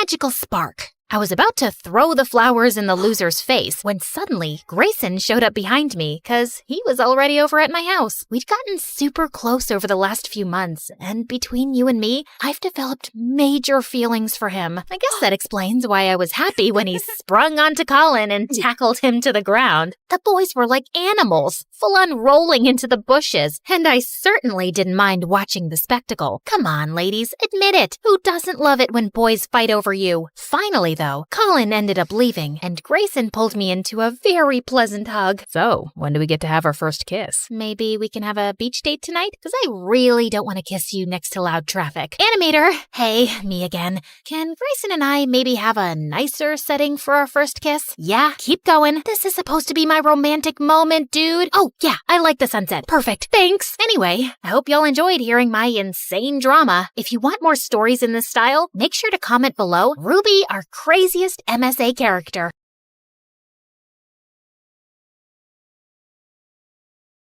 Little Natalie's tummy couldn't stop growling. She had been hungry the whole afternoon, but it was evening now and her mom wasn't home yet. Those rich people should stop making my mom work so much. I wish we'd never moved from France. Mom didn't have to work so hard there like she does here. As she walked outside, she heard loud music coming from the biggest mansion in the whole countryside from afar. Her tummy told her to go there, and she found out there was a large party happening in the garden. Natalie started drooling when she saw the huge feast. She tried to sneak in, but a group of women blocked her. Where do you think you're going, little girl? I'm hungry. Can I have some meat, please? And a glass of juice, too? Just look at her dirty clothes and hands. Disgusting. You're not welcome here, child. Be off with you. Natalie was so mad at their meanness. Just as she turned to leave, she noticed a young boy around her age hiding in the bushes, and he looked furious. He was staring at a maid who was being scolded by the lady of the mansion, Mrs. Harrison. How can you serve these fruits in a stupid basket? We have an expensive tray for this. Another mistake, and you're fired. Mr. Harrison was trying to calm his wife down when their daughter Harper, who was the same age as Natalie, was making things worse. I don't have the mood to eat those fruits anymore, Mom. That woman ruined my night. Natalie felt so bad for the humiliated maid. She joined the boy in the bushes. I hate these people. Me too. And that's my mom they're yelling at. They don't deserve all this delicious food. I have to teach them a lesson. Wait, are you going to do something bad? Mom said you shouldn't do bad things no matter what. But he just ignored her and dragged a bag of manure lying close by. Then he started climbing a tree that overlooked the garden. But moments later, the branch under him cracked, and he went tumbling down straight onto the food table, spreading cow poop everywhere. Everyone screamed, and Mrs. Harrison looked ready to explode. She yelled for security, and Natalie thought she had to do something to save her friend. And with that, She ran towards the nearest barn, rode on a young horse, and made it run around the garden, completely ruining the party. You little rascals! Natalie grabbed the boy's hand and they fled the scene. I can't believe you just did that! You're so cool! Natalie's tummy suddenly let out another growl. He chuckled and took out an apple from his pocket. For you! Make it 2, 'cause I saved your butt. I'll get you another one soon, promise. What's your name? Natalie. And you? Caleb. Nice to meet you, Natalie. Can we be friends? Okay. And since then, Caleb and Natalie became best friends. Growing up, they shared their love for food and their hate for rich and mean people, especially for people like the Harrisons. Caleb was 11 years old when his mom met a guy, Mr. Cross, a gardener for the Harrisons. His mom said that from now on, Mr. Cross would be taking care of them. Hello, Caleb. Your mom told me you like apples. And reading? Not long after, Mr. Cross and Caleb's mom got married, and he became the hero in Caleb's eyes. He was so amazed by his stepdad, how smart and strong he was, and how good he was to both him and his mom. When I grow up, I want to be just like you, Dad. I'm sure you'll be better than me and every wealthy man in this land, my child. He would help Caleb understand his math homework, give him tips on how to build a dove house, and he also gave him really good life lessons. My dad told me something. I want to share it with you too, 'cause you're my best friend. Really? Tell me. He said, sometimes we need to stand up for ourselves and fight back, whatever it takes. Yes, we fight back, the right way. Mom said we shouldn't do bad things no matter what. I know, you told me. But is it bad to defend ourselves? Do we just let other people do bad things to us and say nothing? You always speak about how unfair the system is in this town for poor people. Yeah, I do think that. Like, if someone hurts you, I'll hurt them too. Natalie was surprised by how firmly Caleb said it. Suddenly, as she changed her position, she lost her balance and fell. Caleb laughed and helped her up. Now, I don't know how to hurt the fence or the ground, but... Caleb then kicked the fence and stomped his foot on the ground. Natalie found it funny. She liked the thought of Caleb as her protector and felt really lucky to have a best friend like him. And over the years, she grew to like him as much more, but she was too scared to admit it, too scared to ruin their friendship. One day in high school, she decided to cook his favorite food and surprise him at lunch, but her heart ached with jealousy when she saw him laughing with some girls in the canteen. She was leaving when Caleb called her name and walked up to her. Is that for me? Before she could reply, the girls jumped in and glared at Natalie. Why are you friends with that dumbhead, Caleb? Same question. Handsome boys like you should hang out with pretty girls like us. Suddenly, Caleb wrapped his arm around Natalie's shoulder. My girlfriend is not a dumbhead. She's the smartest, coolest, and most beautiful girl I've ever known. So please, stop talking rubbish about her. Girlfriend? As the humiliated girls left, Natalie turned to him. Why did you tell them that nonsense? Those girls are going to hate me forever. Are you mad? Yes, I'm mad 'cause you lied. We're not dating. We're just friends. Fine, I'm sorry. But what if I wanted to be more than that? What do you mean? Can I hold your hand? No. I love you, Natalie. I've loved you since we were kids. Do you love me too? Caleb's sincere gaze made her melt.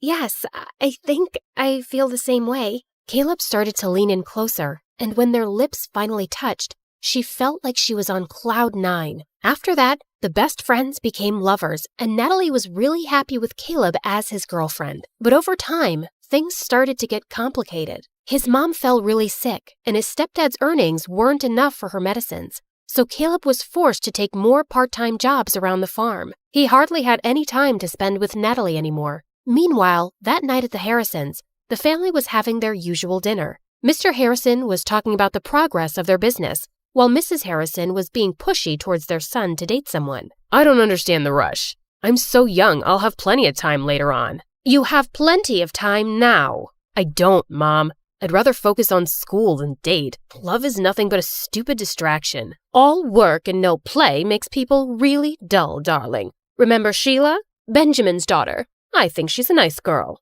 Mom, I don't like her. She's weirdly obsessed with me. Duke, she cares about you. Let him be for now. Don't push him so hard. He'll eventually find someone. But Sheila might not be around till he decides he's ready. And I think she would be so good for him. She's a smart young woman. They're perfect for each other. I have no interest in wasting my time on girls right now. Oh, brother, how about boys? Do you want to share something?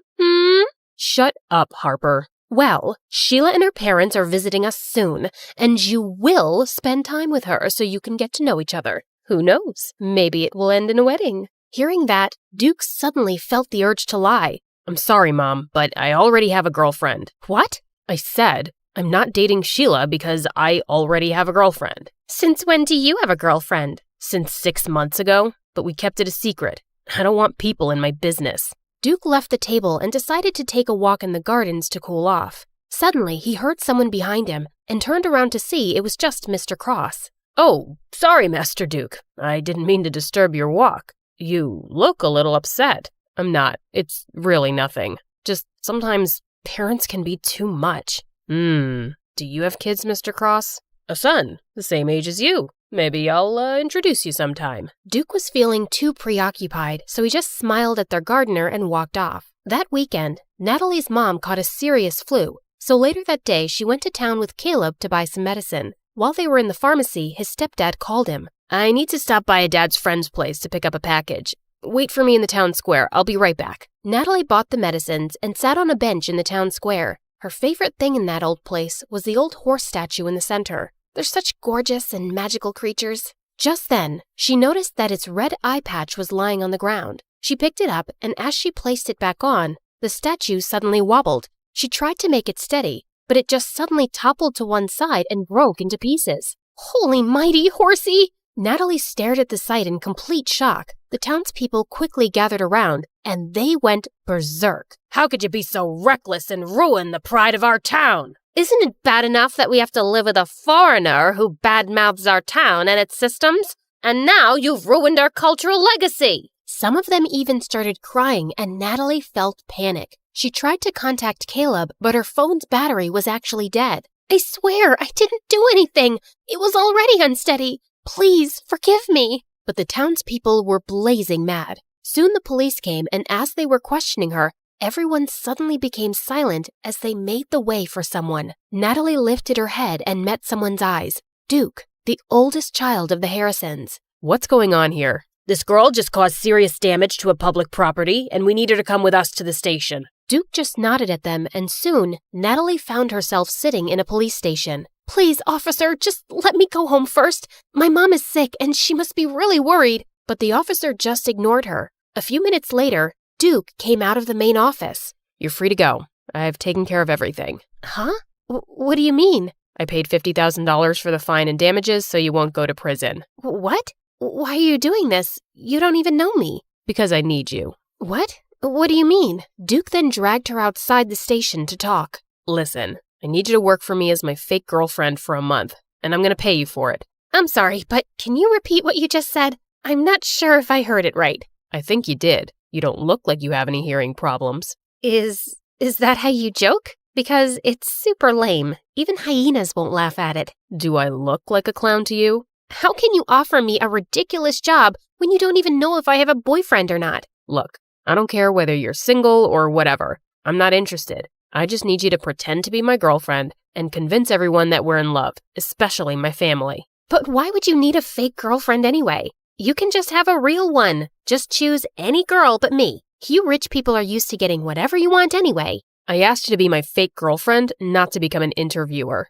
In private, we'll be practically strangers minding each other's business. I can prepare a contract tomorrow. What makes you think I'll accept your offer? I don't want this weird job. Don't worry, I'll think about another way of repaying you. There is no other way. Accept my job, or return my money immediately. It should be the exact amount that I spent to save your sorry little butt. Natalie wanted to yell at him for blackmailing her, but she knew she couldn't pay him back. Let me think about it. I don't have much time. I'll give you a day. Let's meet at the cafe tomorrow, same time as this. Before Natalie could say anything more, he turned around and left. When she got home, she found Caleb's messages saying that he'd be staying at his stepdad's friend's house for the night. Natalie really needed to talk to him, but she was also worried about how he would react. She also didn't want to tell her mom about this yet and stress her out. So later that night, she went to her favorite spot on the farm to think it over alone. Suddenly, Caleb appeared beside her. Hey, what are you doing here? Wait, Nat, are you crying? Tell me what's wrong. She didn't have a choice but to tell him everything. Are you serious? You shouldn't have let him help you. He took care of it himself, and I could never pay $50,000 on my own. But of all the girls, why does he want you? This is stupid. I thought Harper was evil. I didn't expect that her brother would be worse. Look, if he didn't help me, I'd be cold and miserable in jail right now. But he obviously helped you just to force you into this stupid job. What am I gonna do? He left me with no choice. Seeing my girlfriend dating another guy is torture, Nat. It doesn't matter if it's fake or not. Caleb got up and furiously kicked some rocks. Okay, fine. I won't do it. I'll have to think of another solution then. As Natalie's tears poured, Caleb sighed and sat down. Okay, I'm sorry. Don't cry, please. Let's talk this over. You'll just be acting, and it's only for a month, right? And are you sure he's paying you a huge amount for it? Yes, I'll just be a fake girlfriend. I'll never fall in love with that jerk, ever. Okay, I'll agree to it, but on one condition. What is it?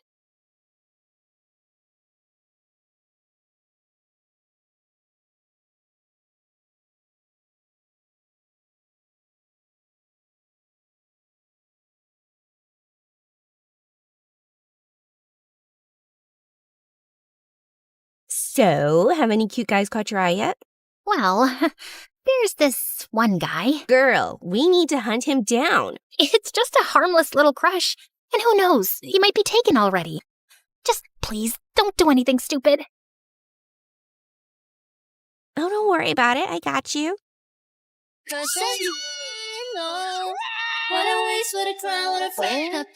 should have at least gotten his name. And he's way out of my league. Nah, I think he's from here. I can literally sense it.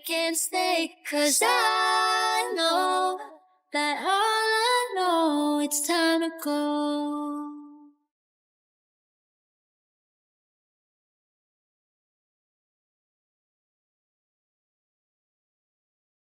I sat in the audience for the 1,000th time watching my annoying sister Mara's talk show. I was just about to fall asleep when suddenly a spotlight shone on me. There she is, my twin sister Brooke. Come help us play the game, sis. Wait, what? Before I could say a word, the audience started chanting my name and my parents nodded at me encouragingly. Mara was waiting on stage with her guest star, who was some famous model. So, Brookie, you and Iris are going to play the card game War, and whoever wins breaks an egg on the other's head. Can I jump off a building first?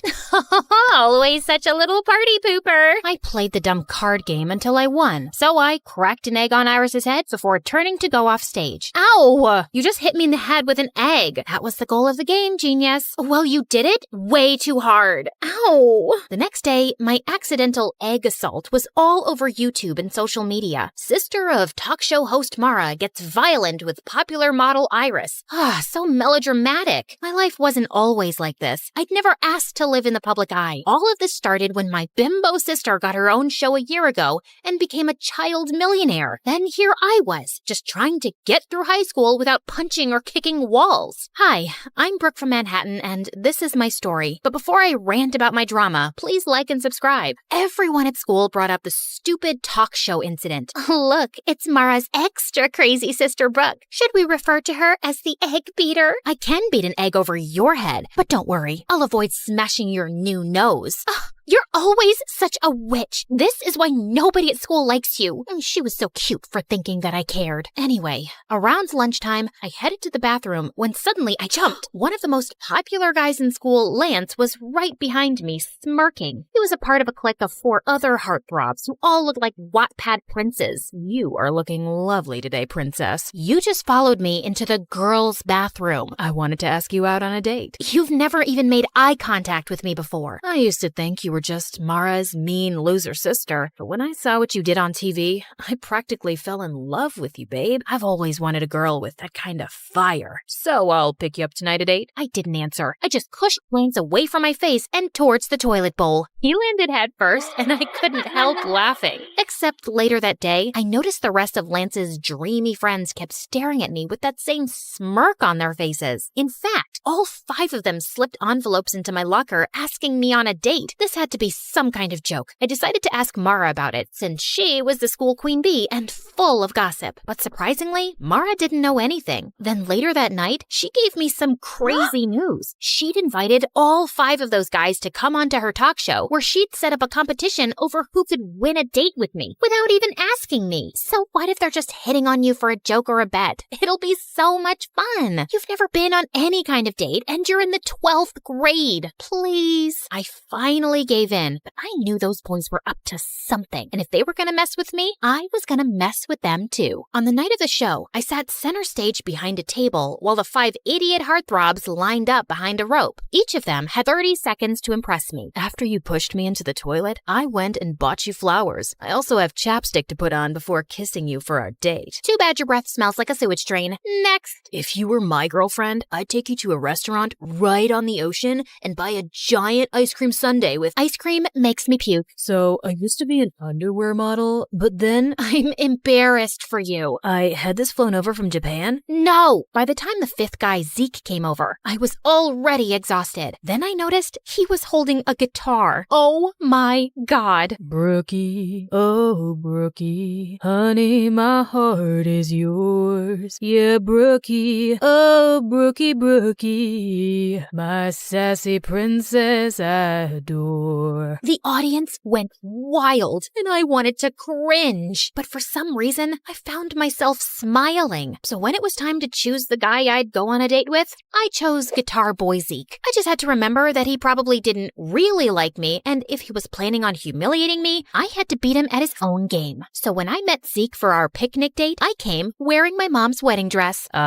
What's that you're wearing? A wedding dress. That way, we can imagine what it'll be like when we get married one day. Ever since the talk show, I've fallen head over heels for you, and after that song you sang for me, I know now that you feel the same way. I'd hoped the guy would run scared and crying, but instead, he laughed. I must have really won you over with that song I played you. I'm not done with you yet, Prince Charming. During our picnic, I sat on his lap and made him feed me every bite of food and hold the water cup up to my lips. And when he turned to get a napkin, I started fake crying hysterically. We were staring into each other's eyes, but you looked away. Is it because my eyes are ugly? Or are you breaking up with me? I have nothing else to live for now. You are so extra. I know what'll cheer you up. Let's have a romantic dance. Wait, what? Before I could say a word, Zeke turned on classical music and pulled me up to dance. He started spinning and twirling me around and even threw me in the air. God, he was crazy. Later on, Zeke drove me home, but he said he needed to stop at his house first for something. I decided then I'd confront him. Look, I know you're either dating me because you bet your friends money or you guys want to humiliate me as a joke. Either way, I'm just telling you, I didn't fall for it. I told those guys you'd be too smart to trick. It was Lance's idea to bet money on which one of us can win you over. I never wanted to do it, but I couldn't tell Lance that, because whatever Lance wants, Lance gets. Zeke then told me his dad and Lance's dad were friends, and because Lance's family was rich, his dad was going to pay for a music college Zeke got into. Therefore, he could never afford to ever piss off Lance. And don't tell Lance I said any of this. Please, just let me tell him you fell for me and you asked me to be your boyfriend. I really want to go to music school. Come on, you don't care what anyone thinks, and you're already unpopular and barely have any friends, and no offense. How little self-respect did this guy think I had? I wanted to give him a good slap in the face, but just then, Zeke stopped by this really run-down trailer next to a pile of garbage. Okay, we're here. My dad's sick, so I have to check on him every few hours.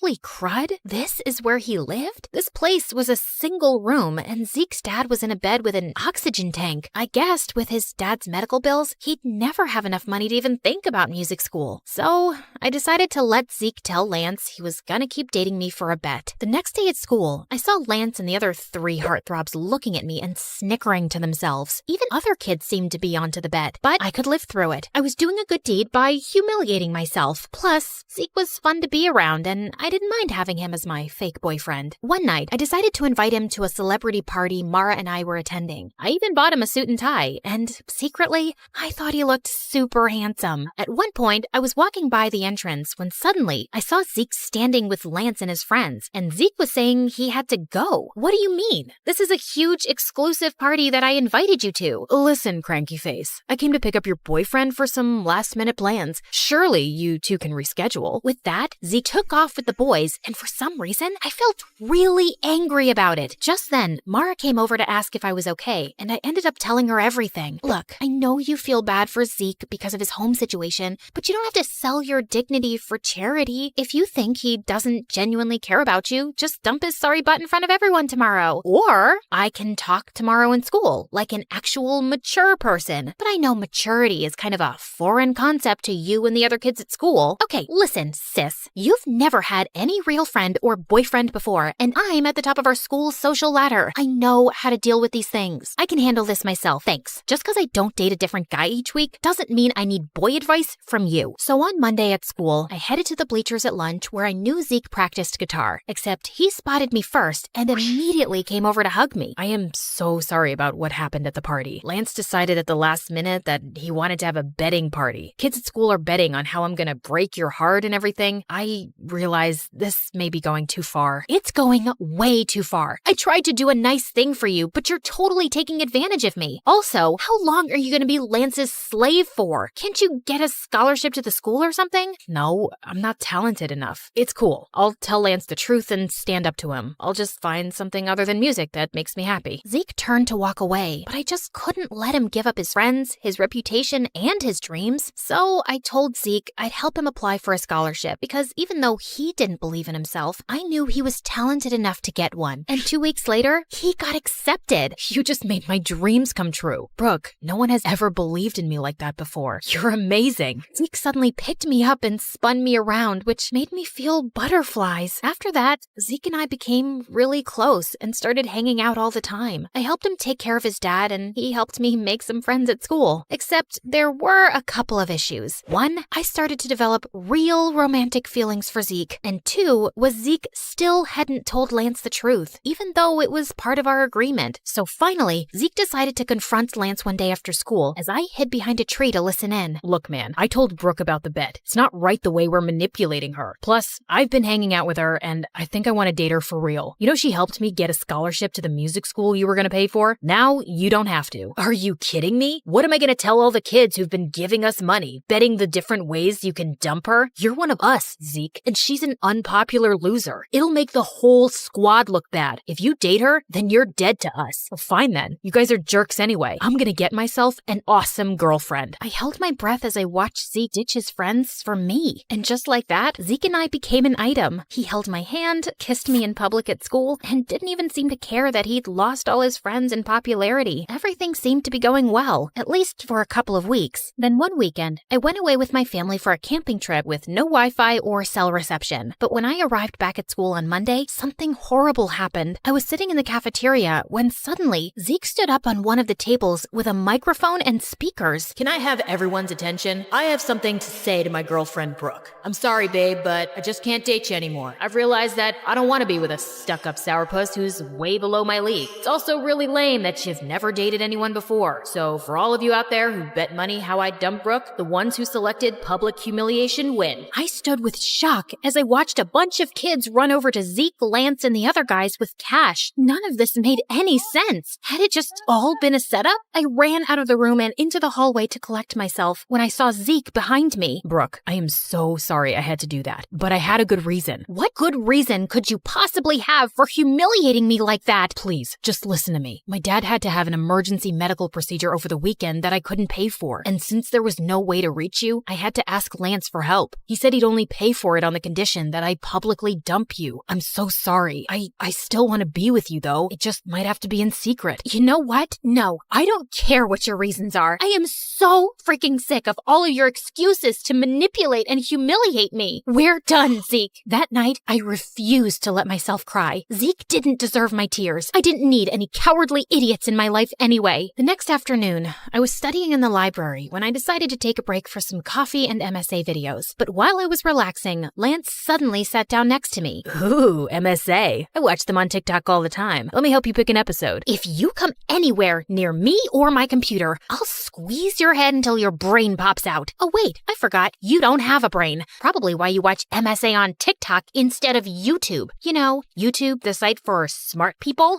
Wow, Zeke must really regret dumping you. Yeah, about that. I know it was you who forced Zeke to break up with me. Why do you have to go around messing with his life and mine? The way you and your friends bet on me and tried to break my heart for fun? How sick do you have to be to want to do something like that? Maybe some people just enjoy messing with other people's lives. You should ask your sister. After all, the whole betting game was her idea. Lance got up and left, leaving me very confused. What did he mean by that? He was probably just messing with me, but I still asked Mara about it, and she got really quiet. Okay, it's true that it was my idea, but let me explain. I just felt bad because our whole lives, you've lived in my shadow. I have everything. Fame, popularity, friends, and you didn't get any of that. So I wanted to find you a cute boyfriend to make you happy. Except none of the guys at school wanted to date you. The only ones who were willing to were Lance and his friends, if they could make money off of it. But I had hoped one of them would fall for you for real. I was stunned and silent as Mara apologized over and over. I knew her heart had been in the right place, but she'd gotten me into such a giant mess. God, I just needed space from everyone. The next morning, I was going through the mail when I saw an envelope from Zeke's music school. To my surprise, they'd returned a check I'd paid as a deposit to confirm his place in the program. Apparently, Zeke had called the college and declined the offer to attend. I thought right away of his sick dad.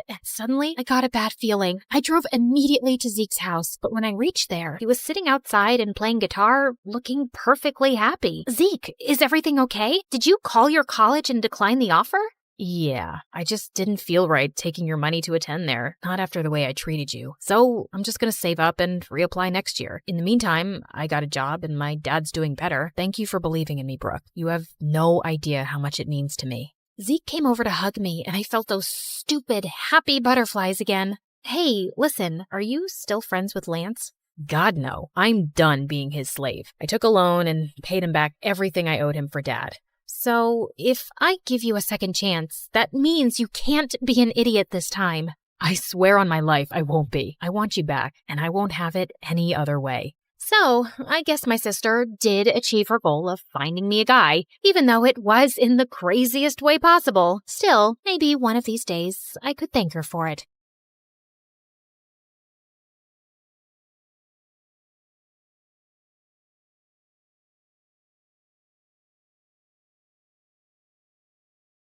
The morning bell echoes through the halls. 1,000 voices bouncing off the walls. From the quiet corners of the library floor to the laughter leaking through the classroom door, we're walking hallways where the legends grew. But today the ink is fresh and the story's new. A student stares at a blank white screen while an artist paints the things unseen. The scholar's lamp burns through the night. The athlete runs toward the morning light. A teacher sighs, hoping the spark they lit survives. Finding the light when the halls get dark. Oh, welcome to the light that ends you, where the story's changing and the lead you. So carve your name in the wind, let the legacy breathe. There's a world in the pages that we're starting to weave. Not just a school, but the soul of the story. Turning our scars into stars and our grit into glory.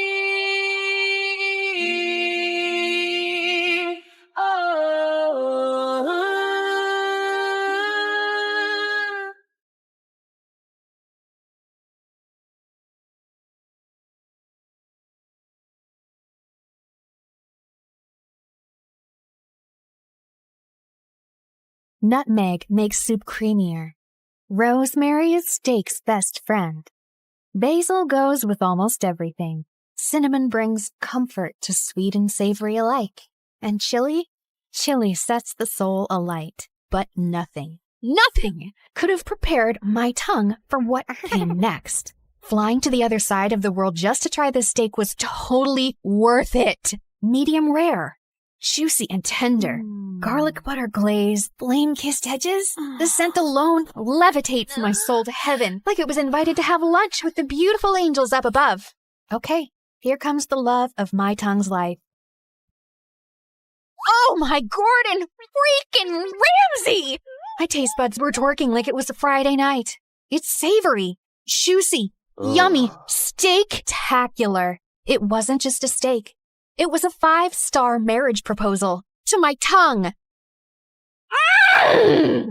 Goodness gracious, lady, get a room. Oh God, she is either possessed or just really, really starving. I was still mid-foodgasm, letting every bite baptize the very depths of my taste buds when the haters around started mumbling. Did I care? Not one juicy crumb. I had my priorities, and it was to finish this masterpiece. It seems like you've been thoroughly enjoying our food, milady. Oregano. I finally opened my eyes and came face to face with the handsome chef. Oh, I practically proposed to the steak. Weren't you watching me, Mr. Chef? I was, and now I'm wondering, should I be jealous of the steak? Oregano. Okay, that was my cue to leave before I started flirting back and accidentally dated this man over medium rare beef. I came here for the food. Just the food, not the flirty chefs with dangerous dimples. Oregano. My life was basically all about food. Eating and tasting dishes, restaurant hopping, food festivals, cooking show marathons, experimenting in my family's restaurant kitchen. Just name it. But here's the thing. I have golden taste buds, and they never lie. So the question is, will your dish make me scream and lose my voice, or spit it out in disgust and hate you for the rest of my life? Some boys at school have made it their life's mission to get option A. And I wasn't complaining. It was literally free food and a little ego boost. Try mine first, Taffy. My mom helped cut the onions and boil the eggs. Forget that, peasant. This is from a 5,000-star Michelin restaurant. It cost me 10 kidneys. Mine's completely and personally handmade. Took me a month to make this, but don't worry, it's not rotting yet. My mouth and soul were ready, but my brain was totally overwhelmed. Just then, my bestie Jules swooped in with his imaginary cape fluttering. Excuse me, take it easy, gentlemen. Form an orderly line if you wish for Queen Taffy to bless your humble dishes with her divine taste buds. If your food makes her moan louder than a K-drama kiss scene, congrats! You win a date after class, but only for 60 minutes. No extensions, no exceptions. The boys went feral. What are you doing? I don't have time for boys. I just want to eat and that's it. Oh, babe, it's time you started eating with them, not just their food. Whatever. But let's see if one of these can make me scream. Unfortunately, every dish was a disaster. This one tastes like a zombie rat crawled out of the sewer, licked a quadruple A battery dipped in rotten mayonnaise, and fell into my mouth. What were you even thinking, dude? Next, fish and chocolate? It's bold and daring, but a total abomination. Next, please.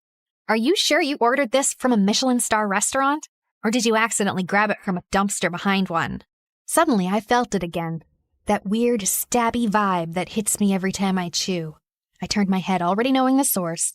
And there he was. Gavin. The silent, brooding window guy. I always caught him glaring at me as if I just ate his pet goldfish. Maybe the bowl, too. And whenever I confronted him about it, he'd just roll his eyes at me. Like, seriously, did I eat his precious lunch in a past life or what? He was insanely annoying. It was even worse because he's stupidly attractive. Ugh! Why do Hawkeyes always have to have the worst attitudes? I was so ready to snap at him when Nicholas, the handsome French student, stepped forward holding a steaming ornate box. Mademoiselle Taffy, is the taster still open? Depends. What's in the box, Frenchie? Something très spécial, made especially for you. I took a bite, and fireworks started exploding around me instantly. Sweet gravy heavens! This is criminally delicious! Oh, I knew it. His dish looks as perfect as he is. So, do we have a winner now? Did you hear me scream? No, right? Because it's missing something. Are you implying my dish isn't perfect? It's really good, but it needs a little more kick. Maybe some spice, some crunch, some little twist, something to surprise me. Right now, it's just giving something, but not everything. You'll regret this, woman. I'm sorry, what? Nothing. I said I'll do better next time just to hear that sweet scream of yours, mademoiselle. We'll see about that then, buddy. There was only one place that had ever made me scream so loud I lost my voice. The MSU cafeteria. I didn't come to this school for academics. I came for the food. The cozy, stylish ambience was just a bonus. And you know what was more interesting? Behind those lunch ladies hides a secret cooking legend. A masked mystery chef, whipping up dishes so good they'll make you cry in 1,000 different languages.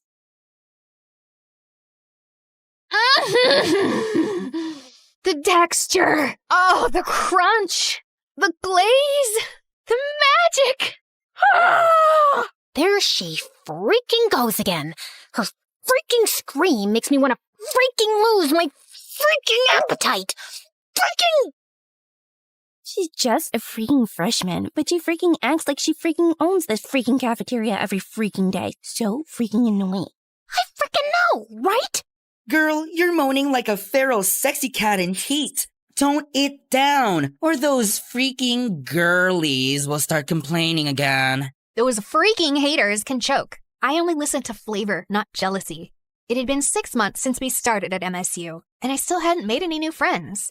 Just Jules, my ride or die since diapers, now slaying here in MSU on a fashion scholarship like he owned the runway. And that's exactly why you don't have friends. You treat food like it's your boyfriend. So what?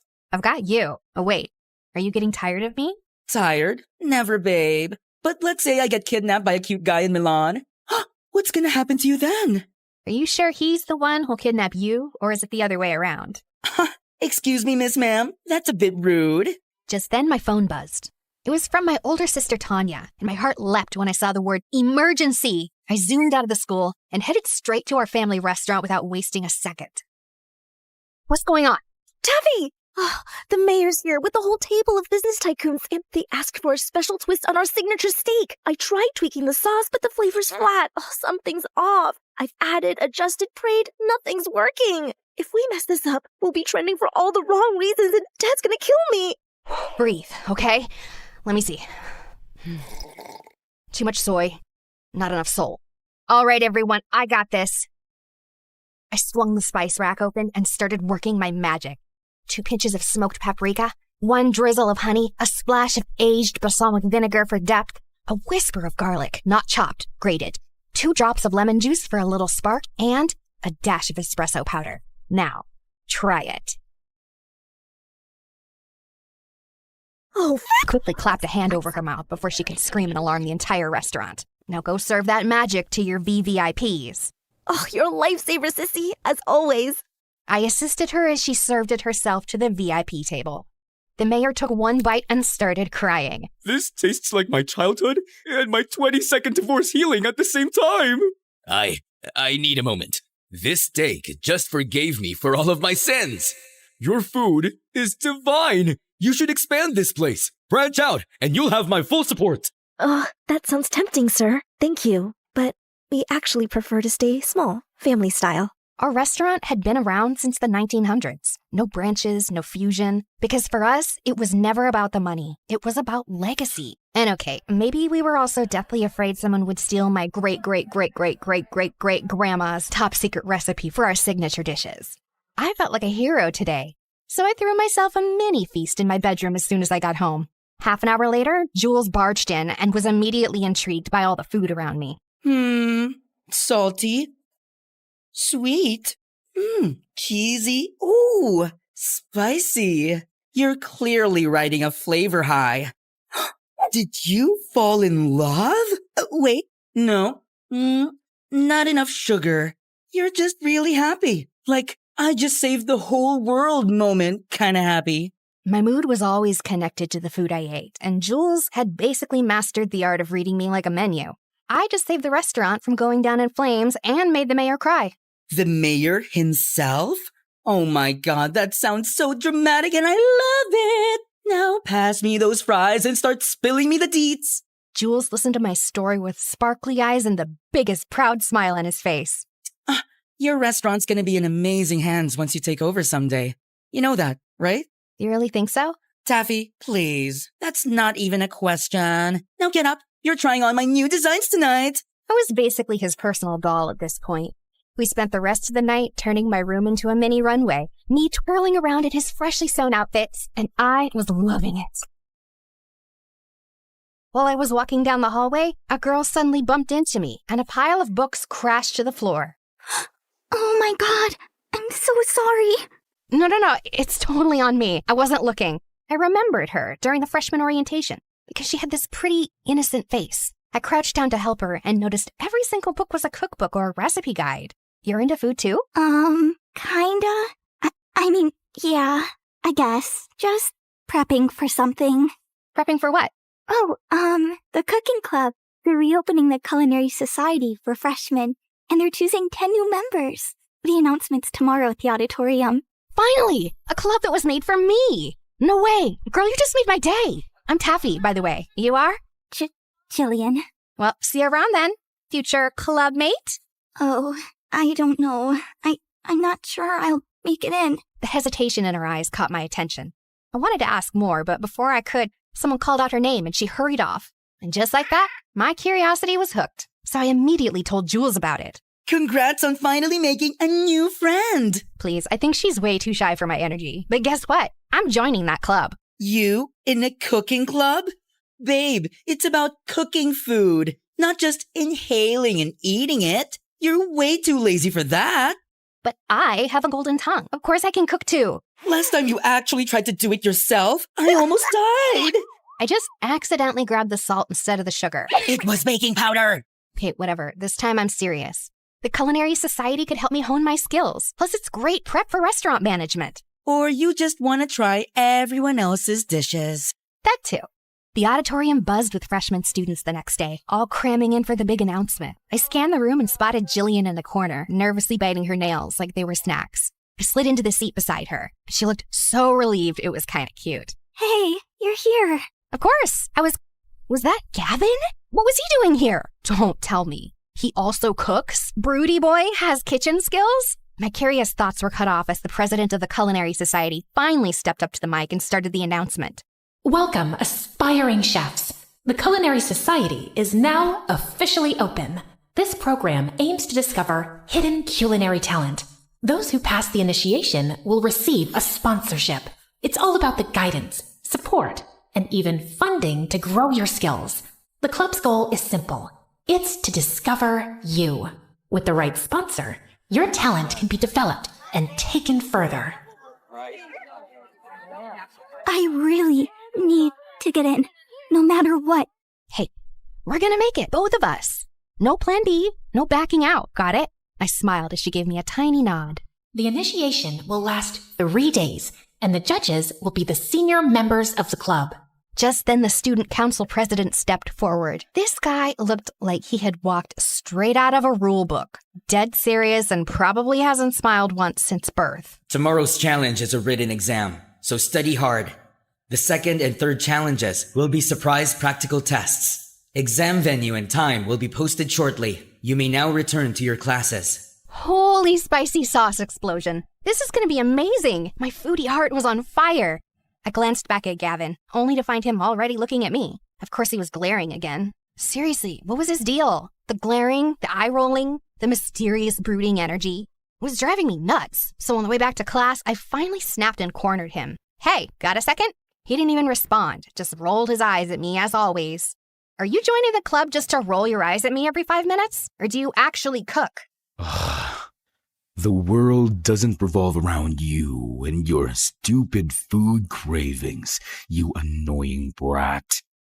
Seriously, why are you so mad at me? What did I ever do to you? You exist. That's enough. Now, get out of my face. Unbelievable! This guy clearly didn't know who he was dealing with. That night, I studied like my life depended on it. Notes in one hand, spicy instant ramen in the other.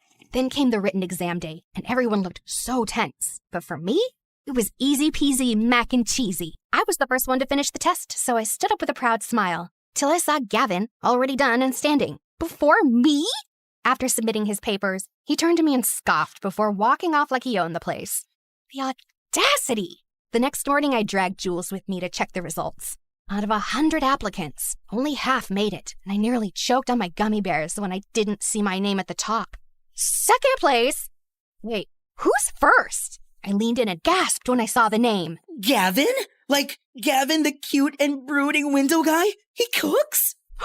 No, there's no way. That's probably a different Gavin. But then the crowd parted, and speaking of the devil... Excuse me. Oh, look. It's me on top. The one and only Gavin.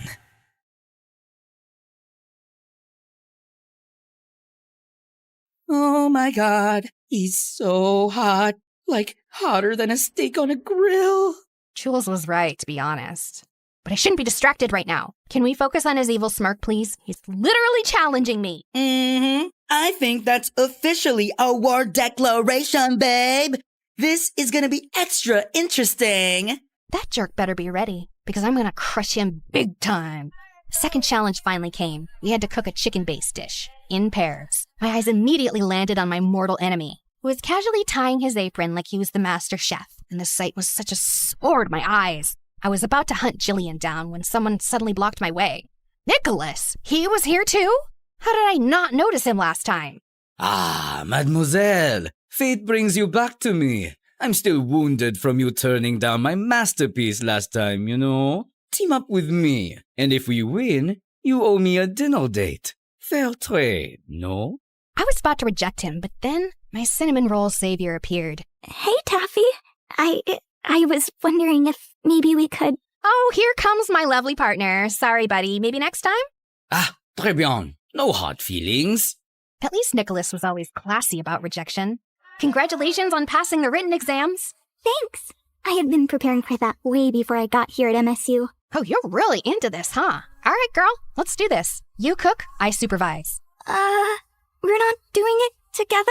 Of course we are. I'll be guiding you. So, what are we making? Let's go with crispy garlic honey chicken with mango salsa.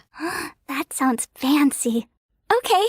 We had exactly 1 hour. Jillian got to work while I hovered nearby, supervising like a resident chef. But my eyes kept drifting to Gavin. He looked calm and focused, like he belonged in a commercial for knives, while his partner looked so lost. The fact that he was also into cooking made him even more annoying. A few minutes later, Jillian finally threw her hands up and beamed. All right, done. Ooh, let me taste. I took a confident bite, only to gag and nearly scream in disgust. I tossed the dish and everything else into the trash, and it landed dangerously close to Gavin's station. He hissed like a cat that had just got misted. Oh, gosh, girl, what happened to the chicken meat? Did you marinate it in mud and ask an old goat with horrible breath to spit on it or what? But I just followed everything you said. Jillian looked like she was on the verge of tears, so I took a breath to calm myself down. It's okay, my love. We still got 20 minutes. We're gonna fix this. This time, I rolled up my sleeves and took over. Just as the final bell rang, we slammed our dish down and handed it to the judges, who actually liked it. As expected, we passed, and we're now qualified for the final challenge. But when I looked at Jillian, she didn't look happy at all. We only passed because of you. We almost failed because of me. Oh, come on, girl. It was my fault, too. I made you do most of the work. It was supposed to be a team effort. You know what? Let's practice after hours. Together. Is that okay with you? Of course. We then snuck into the kitchen later that day. A few other students were there, too, including Gavin, of course. For the sake of my sanity, I ignored his brooding presence and locked in on Jillian. This girl needed serious kitchen rehab. She was way too clumsy to be left alone with fire, knives, or even a blender. Honestly, if someone didn't supervise her, she'd either blow up the kitchen or food poison someone. Or both. She tried dish after dish, and I sacrificed my precious tongue for each one. Is this supposed to be a hard-boiled egg or a charcoal? The oil is separating from your sauce. Did you forget to stir, or did it walk out on its own? Your rice is crunchy. Were you trying to make popcorn? Then came her meat dish. Okay, listen. Onion, honey, or pineapple. Any of those can tenderize meat. Pick whichever one's available. Okay, got it. Noted. Soon we had a mountain of failed dishes in the trash. While we were about to try one last dish, Gavin suddenly stormed over, looking like an offended bull. You wasted all of this? For what? For your stupid little practice? Huh? Why are you acting like you bought all of this? Are you the official supplier of this school now? Thank God I'm not. Look, I'm just helping an aspiring chef chase her dreams. Failures happen. It's called trial and error. Look it up. He rolled his eyes, so I rolled mine harder. What is your problem with me anyway? Just because you're attractive doesn't mean you get a pass for being a total jerk. And I don't care if you're attractive either. I just hate arrogant food snobs who love to waste food. You don't deserve a spot in the club. Before I could finally explode, Jillian slid in. Wait, did I just hear you both call each other attractive? Why don't you just date each other instead of arguing every 5 seconds? You must be having some auditory hallucinations. I'd rather hug a giant, rotten cactus than date this brat. He really hated me that much, huh? I hoped I'd never see his stupid smug face ever again. Unfortunately, we were in the same class. And worse, we still had one final challenge in the club initiation left. The announcement came sooner than expected, and the venue was deep in the woods. As soon as we got there, all our phones and stuff were confiscated. Goodbye, Wi-Fi. Goodbye, sanity. There were only about 15 of us left, and that included Nicholas, who wouldn't stop staring at me like I owed him money. Lovely to see you here, mademoiselle. If we both make it in, you owe me a date, remember? Since when did I agree to that? Since the day you insulted my masterpiece. But I gave constructive criticism. Of course. That's why I've made it my life mission to make you cry. The next time you taste my dish. Okay, but why did that sound like a low-key threat? Our conversation got totally cut off when the club president finally stepped up for the announcement. Your final test will challenge your creativity, resourcefulness, and pure culinary courage.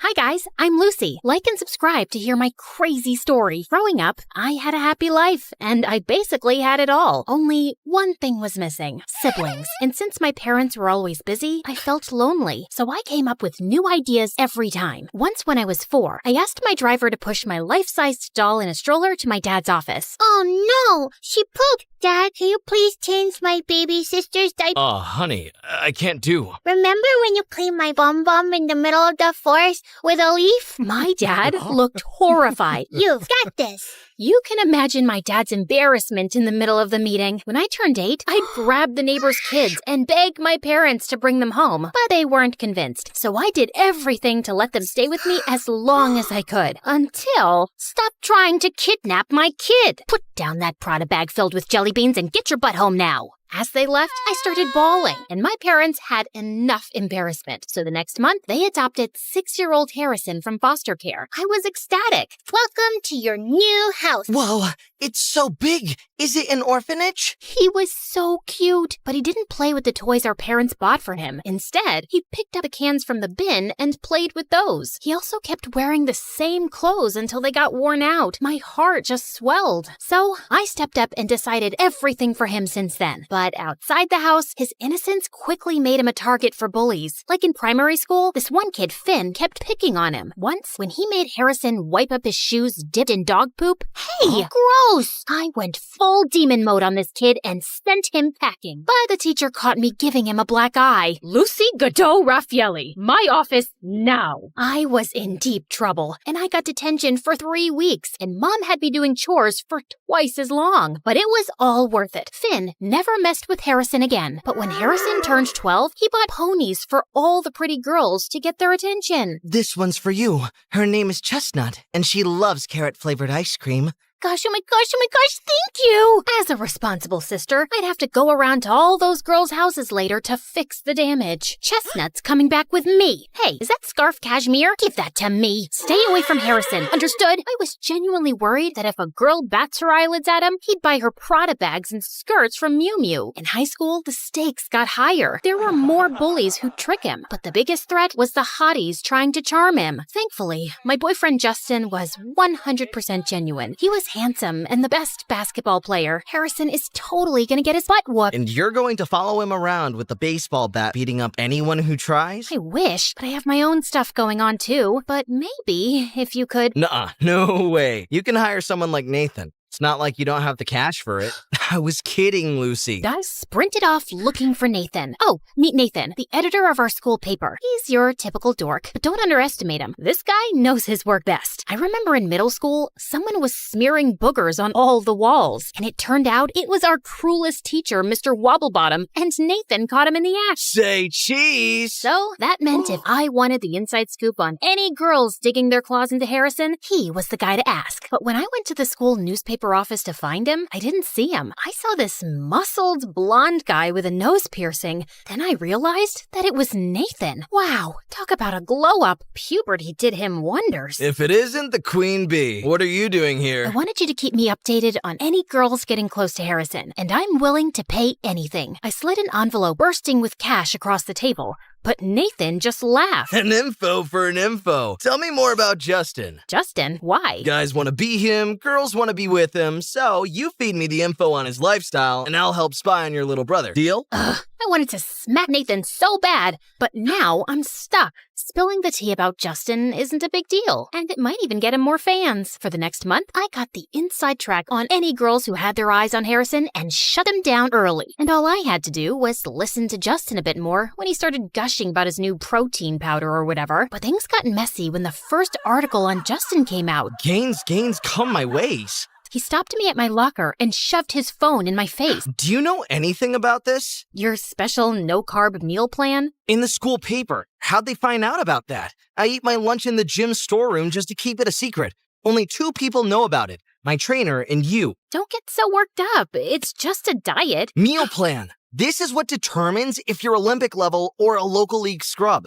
You just don't get it. You never did. He stormed off, and before I could say anything, out of nowhere, Nathan peeked from behind. Don't worry about it. I heard something else that's going to blow your mind. He told me that Harrison and this girl, Natalie, have been secretly meeting up after school. And just today, she got a new iPhone. Okay, what's the big deal? Nathan said Natalie was on a scholarship, and there was no way she could afford the latest iPhone. That leech! This would be a huge scoop if we can prove that she's using Harrison for his money. Oh, she definitely is. And since you're Harrison's sister, I thought you could get in close and help me expose Natalie. Deal. The first step was to figure out just what Natalie had been scamming my brother out of. Nathan got Natalie's locker code, so I snuck into the locker room during my free period and took a look inside. Books, gym clothes, stationery, nothing I could pin on her. On the back of the locker door was a picture of her and Harrison with a big love heart drawn around it. Blech. And then, what really stood out was a folder called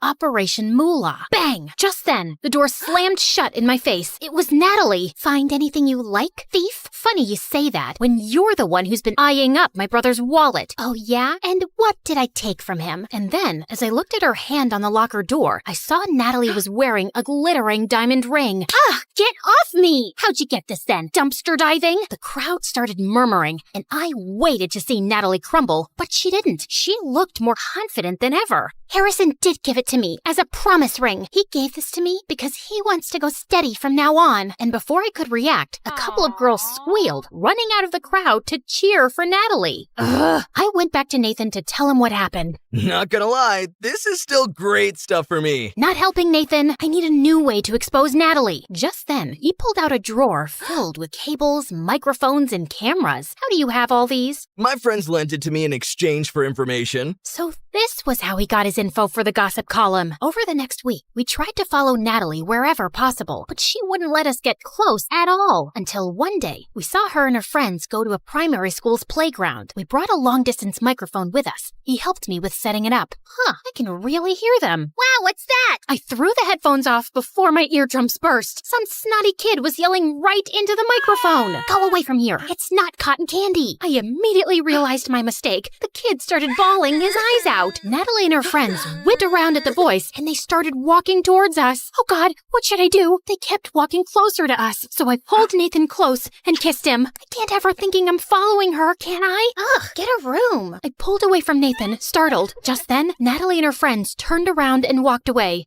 Wow, that was great. Not another word. I was bewildered as I was still with Justin. So when I got home, I texted and called Justin, but he didn't respond or return any of my calls. But it's not like I wanted it. I just did it to show Natalie that we have better things to do than stalk her. I hesitantly shoved the feelings away and moved on to the next plan. Harrison was taking Natalie on a date to a street festival. Nathan had an interview with some of the staff there and scored us a mascot costume. Unfortunately, they only had one spare, a Chinese dragon made for 2 people. I called dibs on the front because, let's be real, I didn't want to be stuck staring at his butt all the time. We followed them around for 2 hours, but the most he bought her was some cotton candy and a hot dog. What a waste of time. This is pointless. She's not going to scam him with so many people around. Come on, another hour. She's about to crack. Look, they're sneaking behind the fire breather stage. We sidled up next to the stage, and I peered my giant dragon head slowly around the corner. Oh my god, no! What? What's happening? I think they're going to... Well, duh. They are dating. Ew, I won't watch. You have to.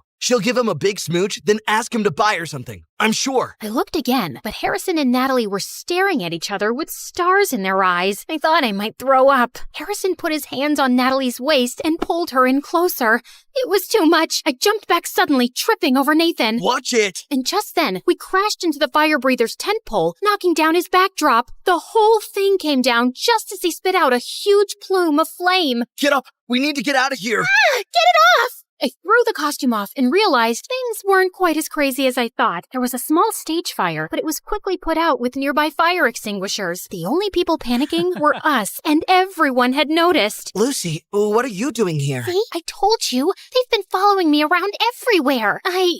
No, we were just here enjoying the festival. You and that gossipy writer Nathan from the paper? I have other friends too. I hope you're not counting me as one of them. What? I'm your brother, but I don't think I can be your friend anymore. You don't even trust me. Trust? You shouldn't have trusted her. Ask her about Operation Moolah. OMG! That was about those rich kids I used to tutor. I told Harrison about this already. Harrison looked so betrayed. He stormed off, taking Natalie with him, and she dared to shoot a smug smile my way. She'd won. Don't worry about it, Lucy. Once Harrison sees the evidence, he'll understand why. Stop it. It's over. I felt terrible. I ran away and found myself in the corner shop at school where Harrison and I used to go as kids. His face would light up when I bought him gummy worms, like they were the most precious thing in the world. I couldn't help it.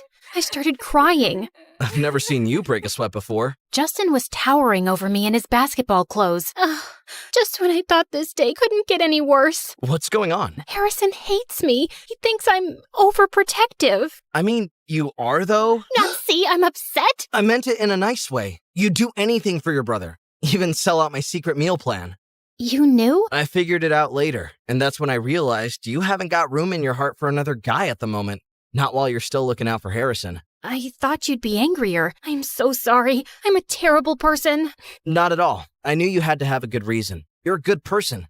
But it's not possible for us to move ahead. Justin pulled his bag over his shoulder and started to walk away. You know, if you had more faith in Natalie too, you'd probably find something worth looking for. And with that, he was gone. But he'd given me an idea. I headed across town to the one place I'd find out who Natalie really was. Her house. Natalie's mom opened the door and invited me in. The place was falling apart. We got to chatting about Natalie's home life. And then I realized how wrong I was about Natalie. I left calling Nathan. Hello? Yeah, I'm fine. Don't worry. I need you to do something for me. Consider it a payment for staring at my butt all day. I'll text you through the deets later. Gotta go. I rushed home and started planning the event. It took a couple of weeks to get everything together, and Harrison was giving me the cold shoulder and was dead silent at family dinners during that time. It'll all be worth it. I gathered everyone in the front yard of Natalie's house, including Natalie's mom and Nathan. And when I saw Natalie and Harrison coming around, hit the cannons! Confetti drifted through the air as hundreds of people started cheering and waving. What's all this? When I visited the other week, your mom told me everything about your dirtbag dad walking out on you and taking everything you had and then leaving you in this place. No offense, but it's held together with crazy glue. So I wanted to do something for you, and I put together a fundraiser, with your mom's permission, of course. I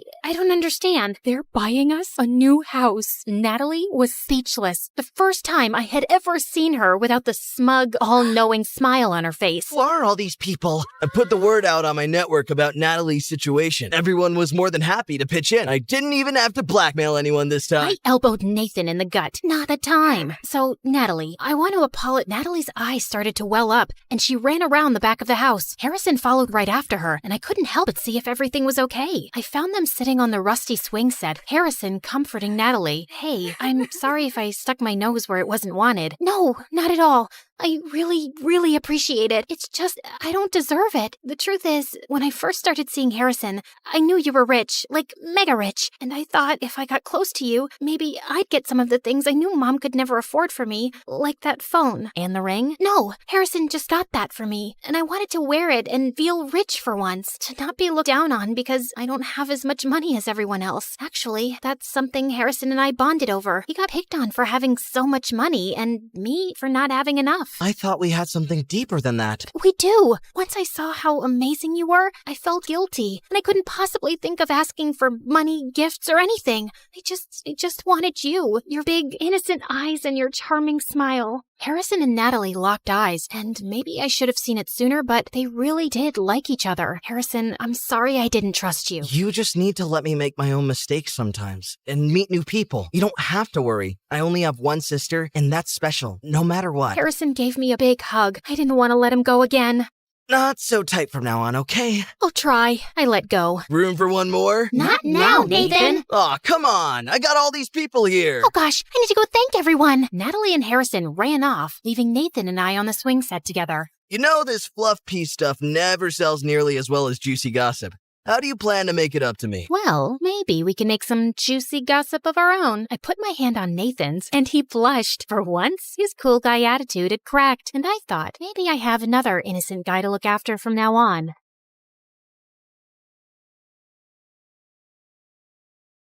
Hey, I'm Leah, and I'm so excited that I won the Me Animated giveaway on Instagram. Woohoo! Hi, I'm Alasne from a village in Brazil. Please like and subscribe. My name means miracle, and that's because Mom was totally not expecting to have me. I came into the world 10 years after my older sister Mira, and both she and my mom adored me. Since my dad left soon after I was born, Mom had to do 2 jobs to make ends meet. Growing up, Mira was always in charge of me. She was like my second mom. As a kid, I was quite short for my age, and I always got picked last for gym class. One day in 3rd grade, I'd had an awful day at school, and Mira noticed my face when she came to pick me up. What's wrong, Allie? I suck. I'm gonna be short and sad forever. You don't suck. You can be the greatest person ever, but you have to see the greatness in yourself first. You mean I can even be a short president? Of course. Lots of presidents are short, and you're still growing, love. Mira was the most beautiful girl in the village, and whenever we walked on the streets, boys would be falling over themselves to get her attention. But I was always there to save her. Mira, please marry me. Buzz off, bozo. Mira and I are gonna live together forever in our candy castles. No space for boys, right, sis? Right. Everything in our life was great until one day in 7th grade, I came home to see my mom, Mira, and some strange man in the living room. I'd never seen Mira look this happy before. Allie, I'm getting married. Wait, what? My heart stopped as I looked at the man holding her hand. You can't get married. What about me? Plus, that man is quite ugly. That's so rude. Apologize right now. You lied to me, Mira. You said we'd live together forever, and now you're leaving? I can't believe this. I stormed off to my room and wouldn't speak to Mira or Mom. I wouldn't even join in any of the wedding preparations. I knew I was making Mira sad, but I was too heartbroken to care. After the wedding, Mira got ready to leave for the big city, and I watched her from my window. When she got in the car, she turned around to look up at me and blew me a kiss. Suddenly, the car started moving, and I raced downstairs. I couldn't let her leave without hugging her goodbye, but the car turned a corner and disappeared. It was too late, and Mira was really gone. While Mom would be away at work now, I'd be alone at home after school, and I had to find a way to keep myself busy. I started writing, mostly to vent my feelings and miss Mira less, but soon I really began to enjoy it. 2 years went by, and when it was time for high school, Mom gave me some surprising news. She told me that she'd been saving up to send me to a fancy school right outside of the village. But that must be really expensive, Mom. I can manage it, don't worry.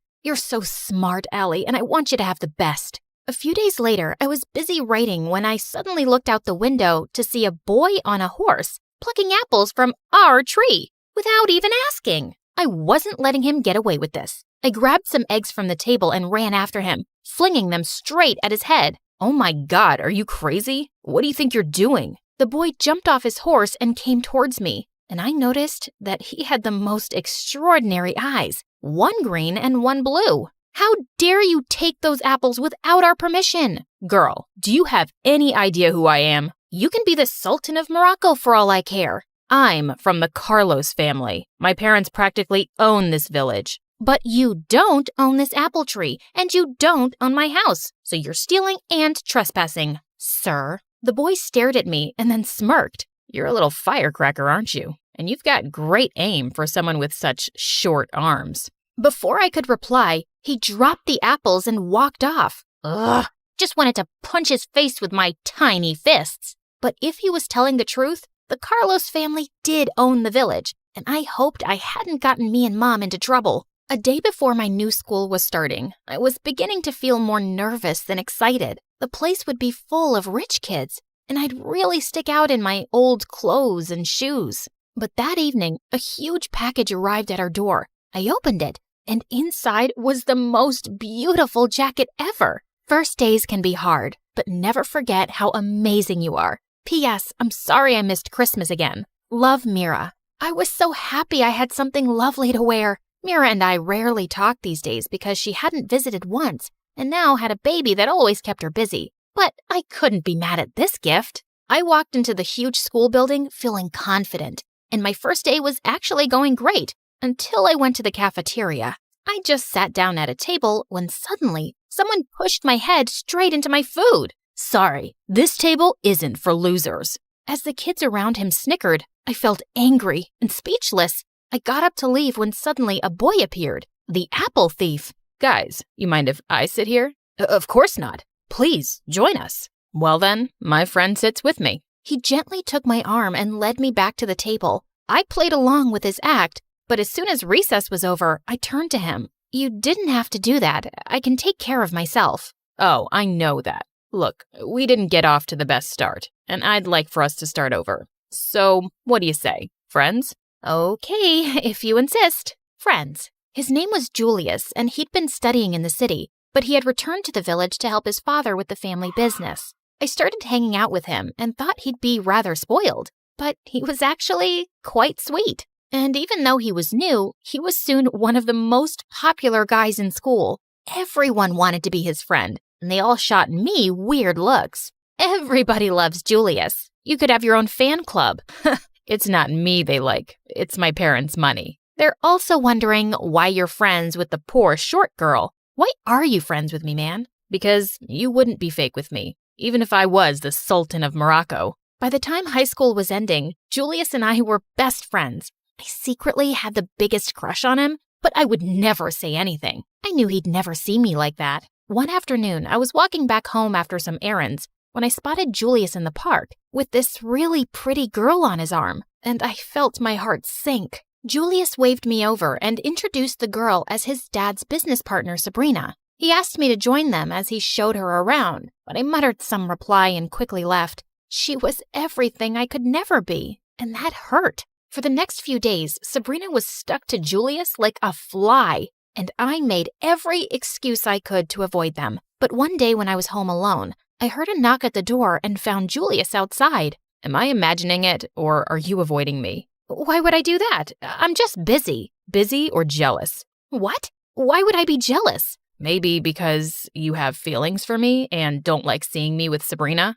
Jeez, you're so full of yourself. I don't like you, not one bit. You can marry her for all I... Just then, Julius pulled me close and kissed me. I love you, Allie. I always have, but I was never sure if you did. I do. I love you too, Julius. It felt amazing to be with Julius as his girlfriend. We graduated high school and had the best summer together. And then one day, Julius said he wanted me to meet his parents. I felt super intimidated by the idea, but it meant he was serious about me. I wore my best dress, but I still felt shabby when I reached their house. It was basically a palace, and I could just tell his parents weren't happy to see me. The dinner was going awkwardly, and in the middle I excused myself to use the bathroom. But as I got up, I crashed straight into a servant carrying in the next course, and we both landed on the floor with food all over me. Let's just get you home. He didn't even drop me off himself. He sent me back with a driver.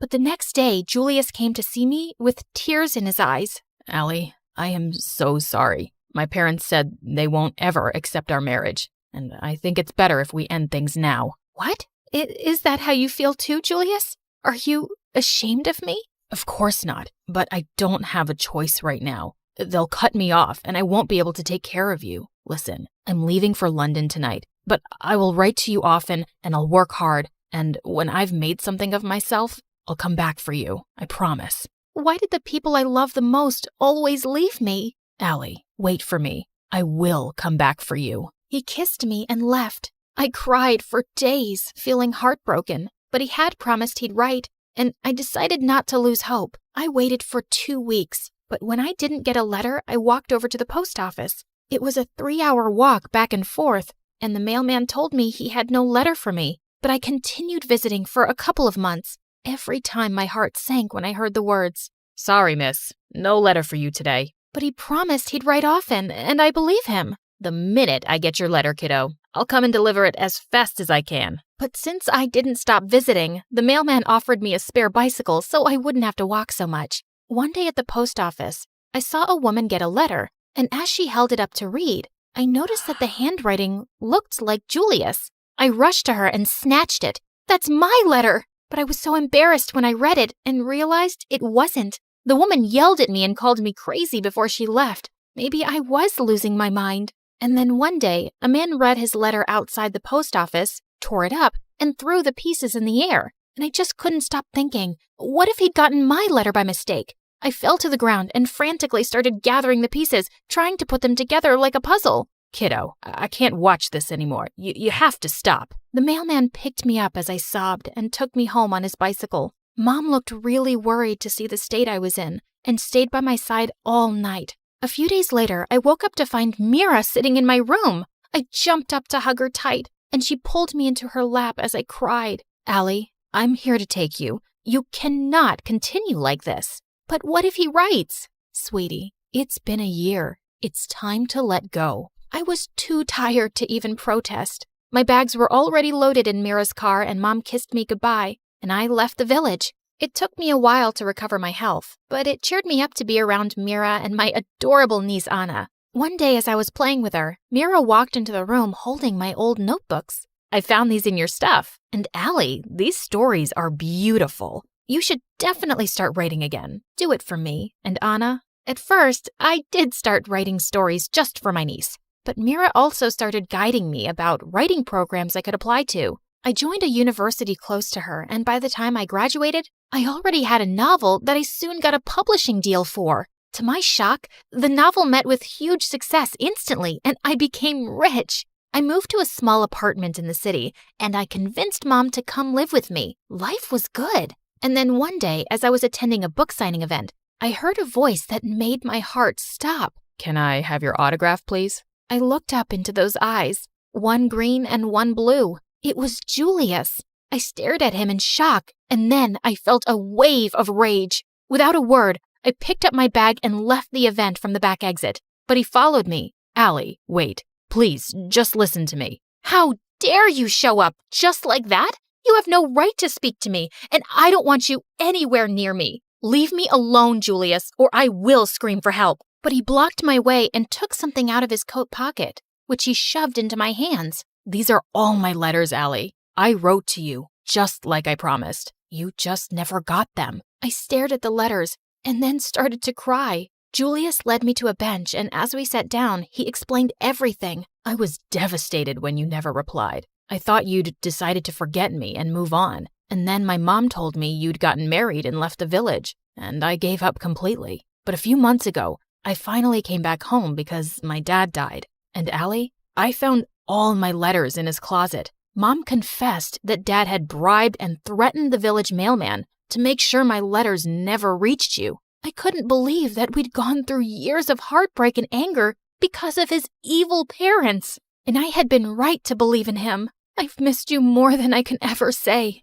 I know exactly how that feels, Allie. And with that, he kissed me, and we held each other close for the longest time. We got married soon after, and it was the happiest day. Life with Julius was amazing, and I was so excited to have kids soon. But one evening, he came home with a really serious face. Allie, there's something I've been meaning to tell you. I can't have kids. The doctors told me a while back. I just didn't know how to tell you. I felt my world crashing down. You knew before we got married? How could you keep something like that from me? Did you just come back into my life to hurt me? Before he could even say anything, I left the house in tears and went straight to Mira. I told him not to contact me for a few days as I thought things through. I'm not angry because he has a problem. I'm angry because he kept it from me. I don't know if I can forgive him. Of course you can, and you will. It's Julius. After everything you've been through, you're finally together, and I guess he was just afraid to lose you. You can make this work, Allie. She was right, as usual. I went back home to find Julius standing on the balcony, and I took his hand. Julius, we'll adopt kids, as many as we want. As long as we're together, I don't care about anything else. I love you. Oh, Allie, I love you too.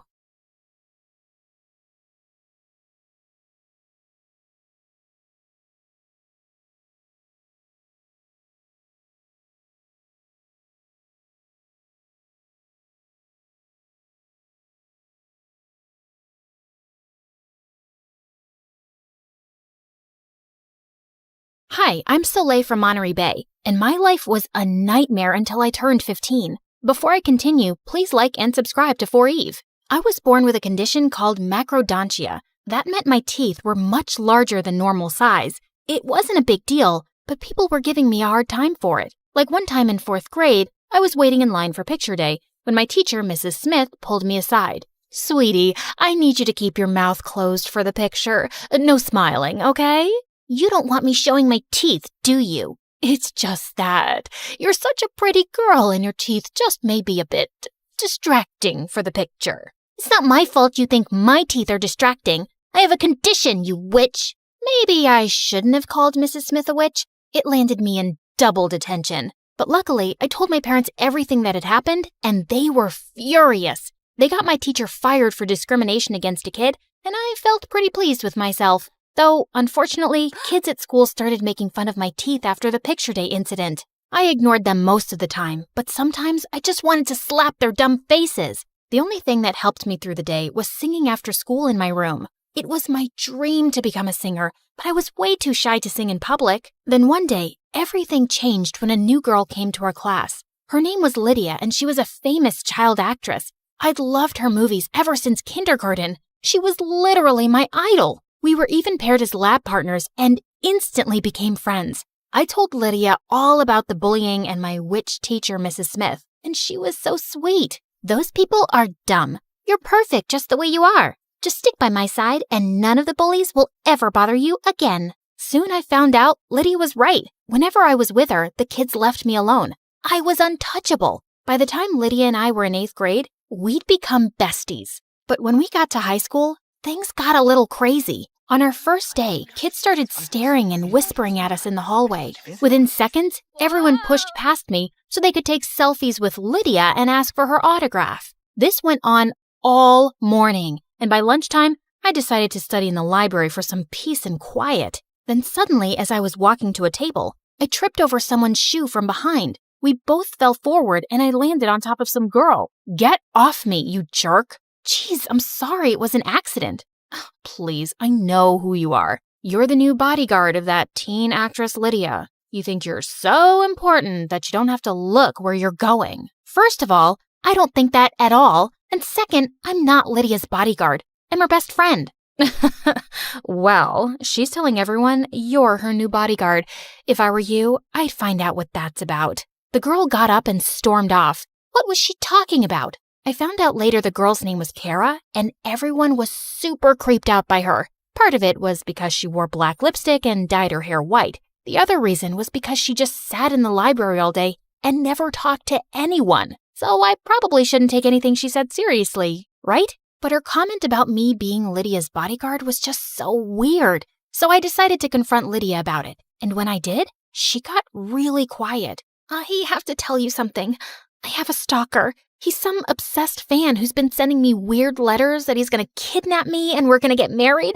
I don't even want to talk about it. I just really need a bodyguard. Whoa, I had no idea. But wouldn't it be better if you hired some big, tough adult?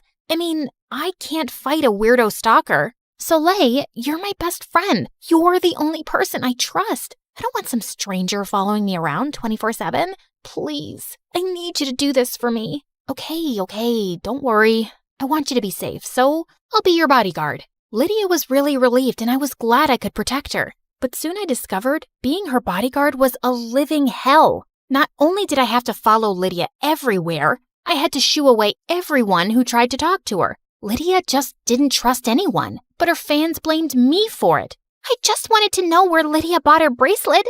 I'm not trying to hurt her, you jerk. Then one day, things got really out of hand. I was walking Lydia down the hall when this muscular jock tried to shove me. Out of my way, Buckteeth. I want to talk to our local movie star, a.k.a. my future girlfriend. Lydia just looked at her phone, and I knew that meant she wasn't interested and didn't want to deal with him. Sorry, dude, but Lydia doesn't want to talk to you. And as her bodyguard, I'll have to ask you to leave. At that second, the guy grabbed my shoulder, and I had no idea what he was going to do. I turned to Lydia for help, but I didn't see her anywhere. Instead, some girl pinned the guy's arms behind his back. It was Kara. Leave her alone, psycho. My mom's a cop and can have you locked up, so you never see the light of day again. Kara let the guy go and he ran off. I was amazed that she, of all people, had defended me. Wow, Kara, I can't thank you enough for protecting me. I was so scared. Don't get used to it. I just felt bad for you because you're the bodyguard of that stuck-up princess. Notice how she just walked off while you almost got beaten up. Kara walked off and I realized her words made sense. Lydia had abandoned me, and worse, when I kept calling and texting her, she didn't answer. The same day at school, I saw Kara walking into the auditorium, which was empty. This girl was so mysterious. I followed her inside, and seeing her, my jaw dropped. She was playing the piano, and she was incredible. Holy crud, you're a pianist? I didn't mean to sneak up on you. Please don't punch me. But you're really good, dude. Ugh, you again. Yeah, I play the piano, but I'm not that good. I mean, I kinda am, but I could never play in front of other people. I totally get what you're saying. I've always wanted to be a singer, but I've never had the guts to sing in front of anyone. So why not sing something now? Come on, no one's here. And you've heard me play piano. It's only fair. I took a deep breath and started to sing something. And for the first time, I saw Kara smile. You're not bad at all, Soleil. You should try out for the spring showcase. If you do, maybe I'll accompany you. I felt my heart race. Was she serious? At that second, my phone rang, and it was Lydia. Girl, where have you been? I've been calling you all day. I am so sorry, but you have to come to the school parking lot. My stalker just showed up. Oh no. I panicked and hung up the phone. Then I ran out of the auditorium, totally forgetting about Kara. When I got to the parking lot, I stopped short when I saw Lydia kissing some guy. Lydia? What's going on? Where's the stalker? Oh, this is him. I decided in the end I like him, and he's cute. What? Why would you like someone who stalked you and made you feel unsafe? He didn't stalk me. He's just some guy who hit on me at the mall and I wasn't interested, so I thought he might stalk me, but I took his number anyway in case I wanted to give him a chance, and I did. Are you kidding me? Do you know how exhausted I've been being your bodyguard? Some guy even grabbed me and you left me to make out with some stranger? Well, I thought if I told you the full truth, you wouldn't be my bodyguard. You have no idea what it's like to be me. Having to talk to fans all the time and being a celebrity. You've never even had a real friend before me. It's fine, it's just you have no idea what I've gone through. What the heck? I was too angry to even answer her, so I just stormed off. I couldn't believe Lydia. Maybe it was tough being a celebrity, but did she have any idea what I had gone through? Being bullied my whole life and never having friends? I decided then and there I was done living in Lydia's shadow. I was trying out with Kara for the spring showcase. It was my turn to shine. So the next day, I auditioned with Kara and it went amazingly. The director was blown away by our talent and I had no idea what I'd been so scared of. We were in.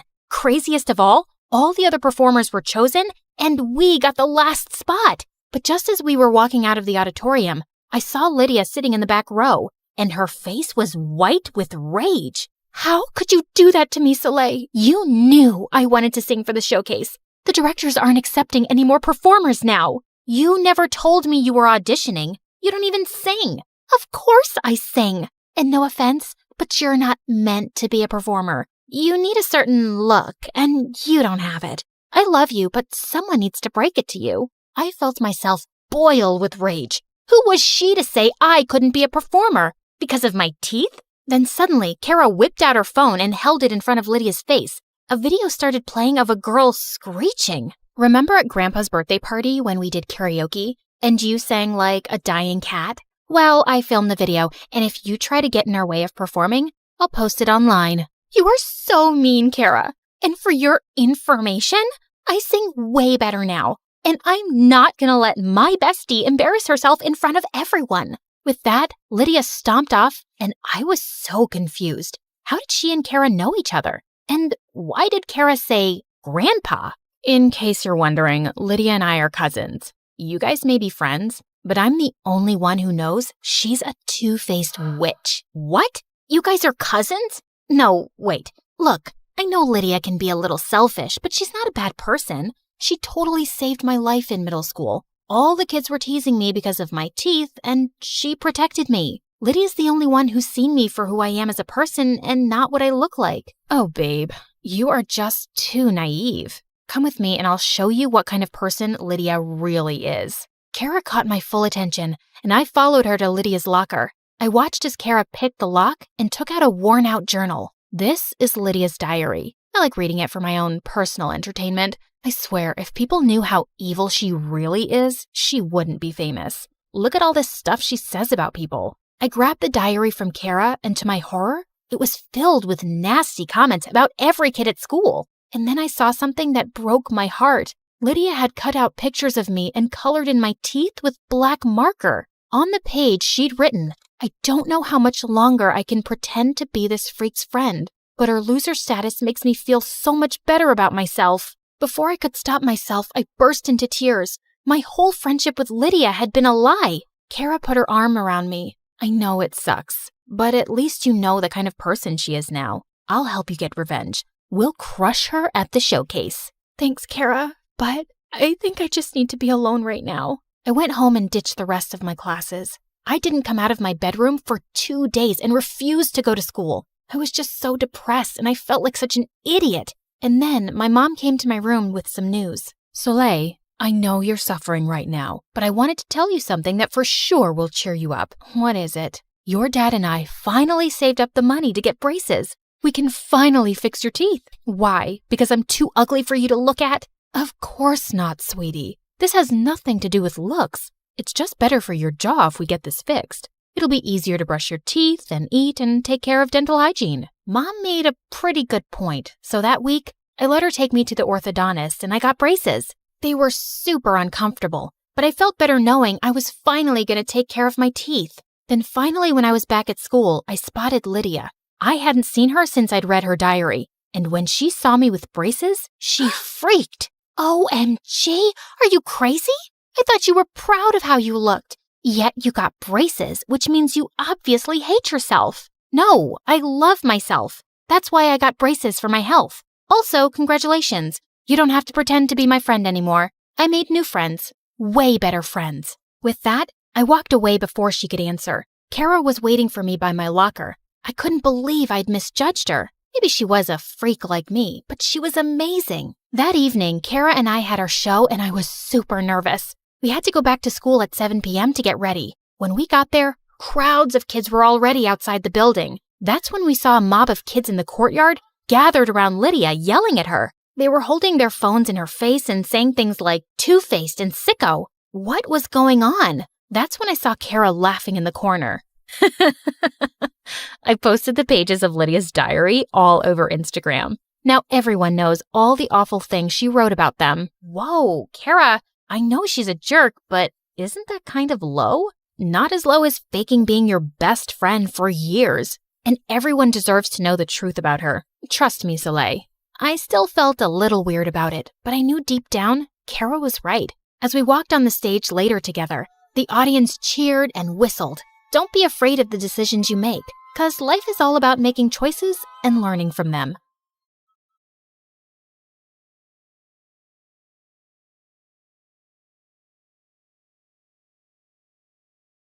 Hi, I'm Zoe, and I grew up in a small town in Iowa where nothing interesting ever happened till one day someone moved in next door and my life turned upside down. Before I continue, please like and subscribe. Dad was a farmer, and as a kid, I always saw him struggling for money. So when I joined high school, I started working part-time to earn extra cash. That's also how I got my first guitar. At the end of the day, I would sit back playing songs from my favorite band, the Starboys. I wanna hold you in my arms and never let you go.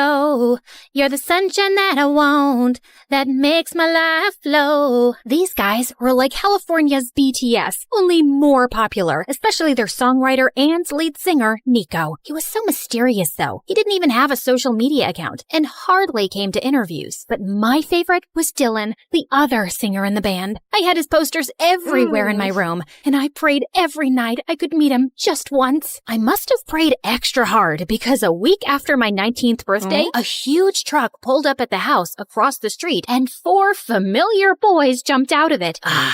Now that's what nature and isolation smells like. The only thing I can smell is cow dung. You couldn't find a better place to lay low, Nico? The heat here is making my butt sweat. We need some time away to concentrate on our music, and this place is perfect. Now get in before someone spots us. All 4 boys hurried inside while I just stood there dumbfounded. What the freaking fruitcake? The Starboys were gonna be my neighbors? I could scream my lungs out. The next morning, I got up extra early to bake some cookies and hurried next door to welcome the new neighbors. Okay, stay cool. It's just Dylan. Dylan, the love of your life. And no, Dylan. Just Dylan. I tried to stay calm, but then Dylan opened up and I jumped on him. Oh my god, it's you. It's really you. Are you for real? Can I touch you? Who are you? Oops, sorry. We haven't met. I mean, I've met you in my dreams lots of times, but you obviously don't know me. Before I could finish, someone pulled me inside and pinned me to the wall. Nico! Who sent you? Which newspapers? Spill or I'll call the police on you for trespassing. Zoe, neighbor, cookies, baked, love Dylan, huge fan.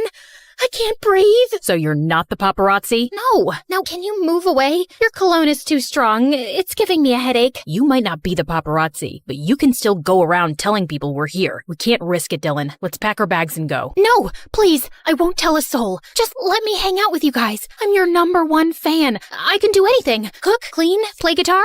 You name it. I'll be your Snow White, but not as white. I can even entertain you with my very professional magic tricks. Now watch this carefully. I'm gonna pull this tablecloth and everything will stay just as it is. You have to be quiet. Let me concentrate.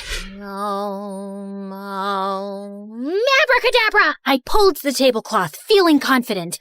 But I guess I pulled it too hard and everything came crashing down. It doesn't always work. But, yeah, not a magician. Snow White, remember? That's enough. Look, we don't need anyone. Just shut up and leave. I wanted to argue more, but Nico looked really mad, so I ran off. Over the next few days, I tried everything, from posing as the pizza delivery guy to prank calls, but nothing seemed to get past Nico. Then one evening, I was pretending to jog outside their backyard, trying to get a glimpse of Dylan, when I heard someone arguing. You really have no business telling me what to do when you're not as half as talented as I am. We're here because of my talent, Dylan. I'm the one who writes all the songs. If people knew how fake you are, you wouldn't be standing here. What? I wanted to hear more when suddenly I heard someone unlatch the door. I turned around too fast, got a head rush, and landed flat on my face. I tried to sneak away, but Nico caught up with me. How long have you been standing here? I wasn't standing. I was just getting a feel of this grass.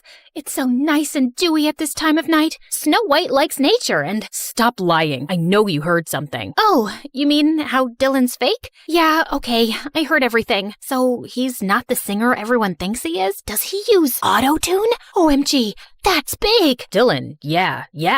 That's it. You caught us. He's totally fake. But listen, Zoe, no one can know. It'll destroy the band. Do you want that? No, I don't. Okay, fine. I can stay quiet, but you'll have to buy my silence. Help me date Dylan. Even if he's fake and all, he's still cute and I want him. That's impossible. You're not his type at all. Cool, then maybe the press is his type. I'm sure he'd love to have a little date with them. Wait. Okay, I'll think of something. But you have to promise to me to keep your big mouth shut. Shake on it. And just like that, I was in. Nico welcomed me into his home as the new housekeeper, and everyone, including Dylan, was so confused. But Nico explained how I was really good at cooking and cleaning, so everyone got on board. In the house, I kept a close watch on Dylan. I noted the time he ate, slept, pooped, everything. I tried to get close to him, but Nico ruined the moment every time. Hey, Dylan, want me to help you with that? I'm really good at applying sunscreen. You are? Great. Too bad Dylan has to leave. We have to discuss the new song. Chop chop. Dylan, oh, you're working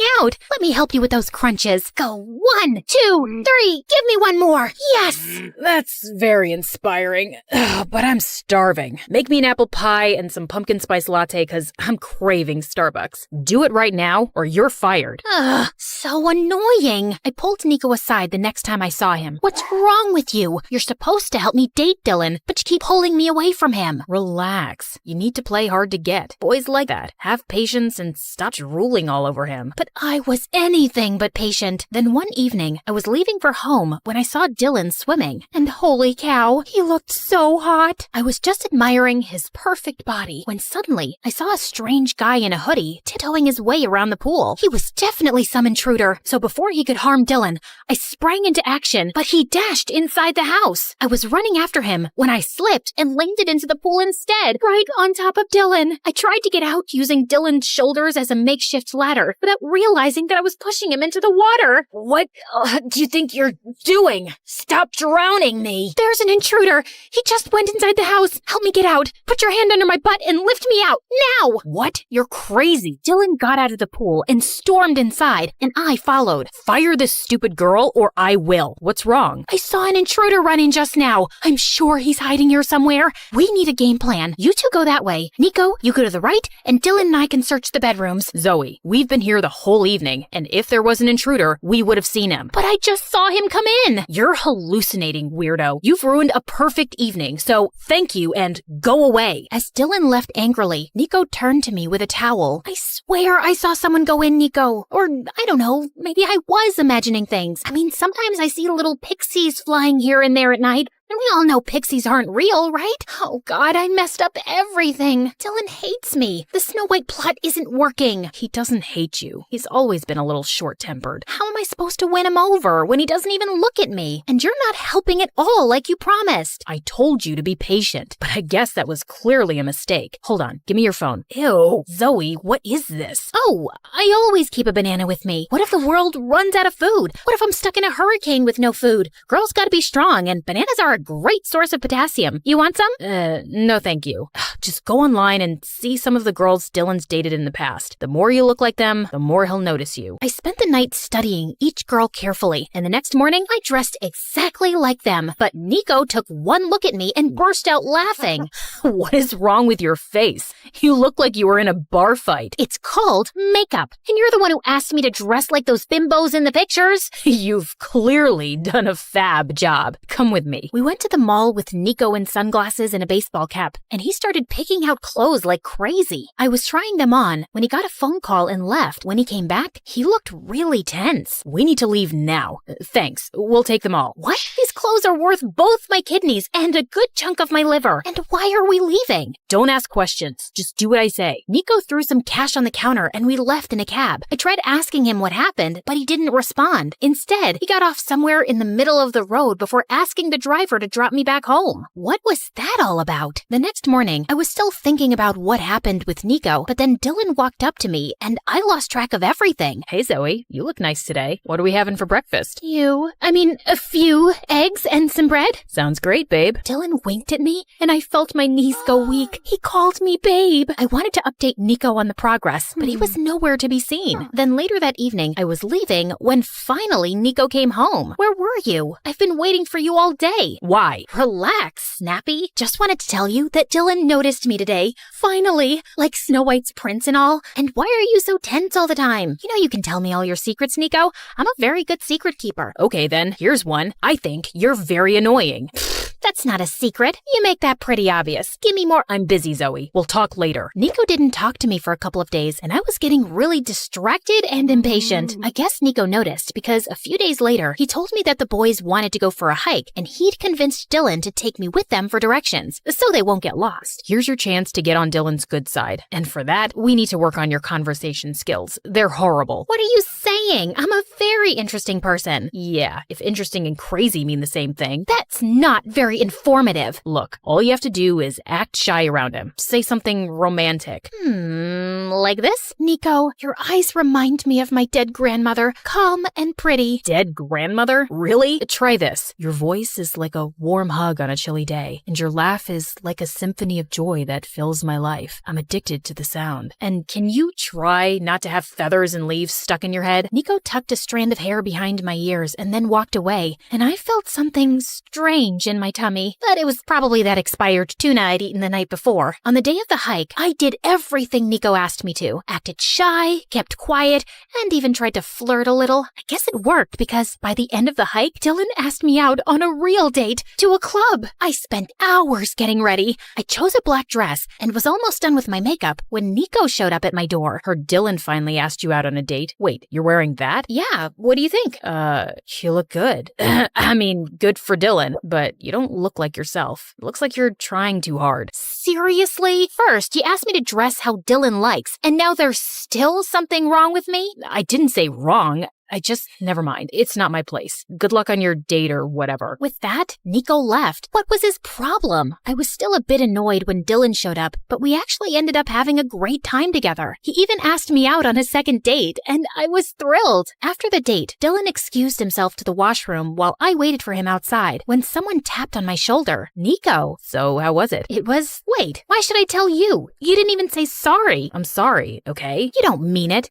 Hold on. Have you been waiting here all this time? I had to make sure you didn't end up making a fool of yourself, and it looks like you didn't. One sec. Nico came closer and opened my hair, setting them loose, and I felt something turn in my belly. I really needed to stop eating tuna. Just as he left, Dylan walked up to me and we left, but I couldn't shake Nico off my mind. It was so difficult to figure him out, and I was failing miserably at it. Dylan and I started dating officially. The first few days were great, but as time went by, I realized that we had nothing in common. He was totally self-obsessed and didn't give a hoot about anyone else. What do you think about my hair? How about my shirt? This is vintage Prada, by the way. I'm pretty sure you've never seen a shirt like this before, right? Well, you will now, because you're my girl. Have you seen my shoes? By the third date, I was practically yawning on Dylan's face, and I thought he felt the same, except at the end of the night, he kissed me. Before I could react, a bunch of photographers jumped out of nowhere and started taking our pictures. I thought Dylan would tell them off, but instead he started posing. I panicked and hid behind a tree. Who is that? The paparazzi, obviously. They've tracked me down. Look, just come out. You can't hide like this. They'll make a joke out of me. Dylan pulled me out and introduced me as his girlfriend. At one time, this would have been my dream, dating Dylan, but now I just wanted to run away. Soon, Dylan and I were the hot topic,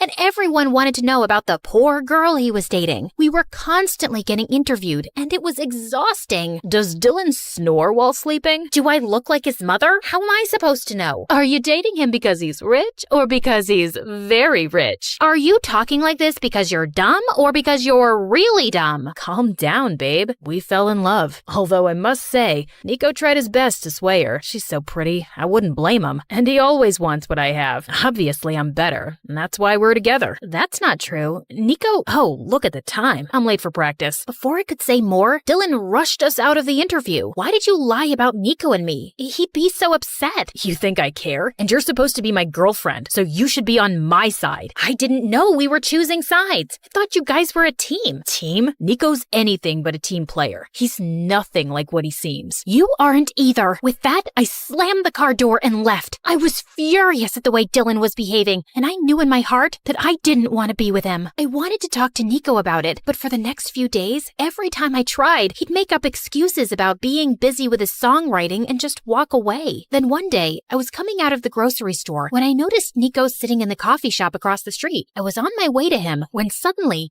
a black van screeched out of nowhere and two men in dark suits grabbed him, pushed him inside, and left. Nico was getting kidnapped. I stood there horrified for a few seconds, and then my brain sprang into action. Hey, can I borrow this bicycle? No? Never mind. I'm taking it anyway. Stop crying. It's important. Okay, so it was a really small bicycle, but it did the job. I pedaled with all my might and didn't stop till I finally saw the van. Get out now and release Nico, or I'll kick your butt to whatever prison you came from. Step away from the car, you freak. You've damaged it. And I'll do a lot more than that if you don't let Nico go, you kidnapper. Mommy, who's this crazy lady? Wait, this wasn't the right van? Dang it. I apologized and ran home immediately to inform the rest of the boys that Nico had been kidnapped. But as soon as I got there, everyone was gone. Like all their stuff was gone too. I tried calling Dylan, but he didn't answer, and neither did anyone else from the band. Had something happened to all of them? I decided to wait another hour before informing the police. But I guess I dozed off because when I woke up, it was morning already. I rushed downstairs to Dad watching the TV, and what I saw next was the most shocking news of my life. The news report said that Nico had faked his voice and had hired someone else to sing in his place. In fact, he never sang at all. He was just a songwriter. That was not true. Dylan was the one with the fake voice. I needed answers, and since no one was giving them to me, I decided to take things in my own hands. I knew it from the news that the Star Boys were holed up in a hotel in California, so that's where I was going. Hey, Dad, can you feed the chickens and make sure the pig doesn't run away again? I need to be somewhere. It's important. Okay, thanks, bye. I reached the hotel, but the place was bustling with media. Somehow, I made my way to the reception. Luckily, the staff recognized me as Dylan's girlfriend from all the useless interviews I gave with him and led me to their room. What are you doing here? First, I'm here to dump your sorry butt. And second, how dare you frame Nico and spread false news about him? It's you who's fake. You hired someone to sing in your place. You're the liar here. Calm down, you walking carnival. The only liar here is your beloved Nico, and you're about to find out why. I turned around to see Nico on TV with the same intruder guy I'd spotted in the boys' house. The news you've all been hearing is true. Everyone knows my dad's a big music producer who gave us our first break, and I wanted to take the top spot as the lead singer for myself. But I can't sing a note, so I hired this guy to do it for me. I'm ashamed of lying to my audience and my fans for so long, and I have no excuse except saying that I was young, naive, and stupid. I ask you all to forgive me, and also, I'm quitting the band. He's quitting the band? He can't. He writes all our songs. Aw, you're scared you'll have to actually prove you're better than Nico now? Dylan glared at me angrily, but I ignored him and left. But I was still reeling with shock at the truth. All of social media exploded with Nico's news. People were calling him a liar and a cheat. Even his dad was facing backlash. It was a huge mess. I was still shaken as I left for home that evening. When I got there, I saw Nico waiting on the porch for me. Nico, what are you doing here? And how are you? What do you think? I messed up big time. At least you're okay. First, I thought you were kidnapped. Then I thought Dylan had framed you. Then I found out you're a big fat liar. It's been a lot to process, man. About that day at the coffee shop, those guys you saw, they were my dad's bodyguards. I messaged Dad that I wanted to come clean, and he came down here immediately to talk me out of it. And that's all. I wasn't getting kidnapped. But yeah, you're right. I am a big fat liar. But Nico, why did you lie? Because I was stupid and spoiled and wanted popularity. And then I got addicted to it. But over time, it can become a huge burden living a lie. You feel like you've lost yourself. And then I met you, and you're the most original person I've ever seen. You inspired me to be more myself. And I should have never asked you to change for Dylan. Yeah, I'm an inspirational person. People tell me that all the time. In fact, when I was a kid... I'm still talking? Sorry, go on. Wait, I'm feeling a little itchy. Can you please scratch my back for me while you talk? What? Fine. Basically, what I'm trying to say is that I like you, Zoe. I did almost from the start, but you always had your heart set on Dylan, so I stayed quiet. And now I think it's too late. What's late? Oh, you mean your confession? You know why I keep a half-eaten banana in my pocket, Nico? It's because I'm always prepared for the worst. And also because I'm always hungry. Anyway, the point is, I like you too, Nico. And I wish you would have told me the truth. But it's not always easy, and I get that. I think you were really brave to do it publicly. I mean, your career's tanked, but it was an admirable thing to do. So, you're saying you forgive me? Well, depends on how good of a kisser you are. Let's find out, shall we?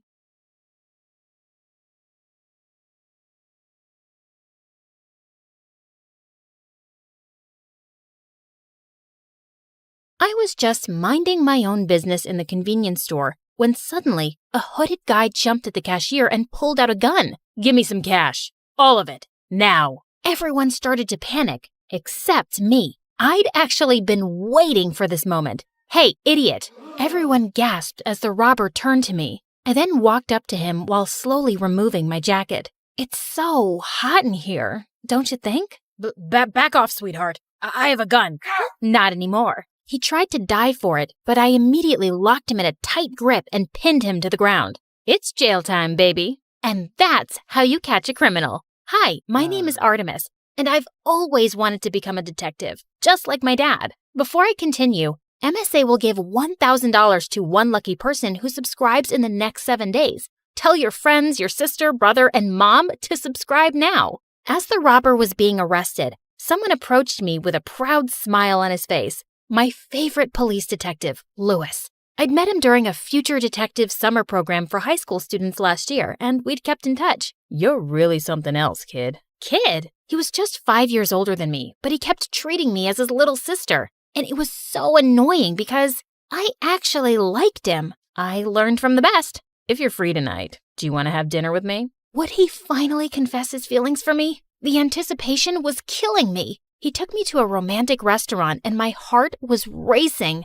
I'll get to the point, Artemis. I know that you've been waiting for this moment too. You bet I have. We're having a big and difficult case right now, and we need your help. Oh, I suddenly felt stupid. Tell me about it. It's a gold smuggling case, and the suspect's name is Mr. Anderson. We need some hard evidence against him. And how can I help exactly? He has a son, and his name is Chase. He's a senior high school student, reckless, clumsy, and spoiled. He's looking for a female bodyguard, and she should be very attractive. So, you want me to pose as his bodyguard while spying on Mr. Anderson, right? Exactly. I need you to find where he's keeping all those gold bars. Mission accepted, officer. Dad had trained me in martial arts since I was 2, and now I could finally put it to good use. Lewis prepared my fake documents for the application, and luckily, I was chosen. I was so excited about this mission, but little did I know that I was about to get involved in the biggest mess ever.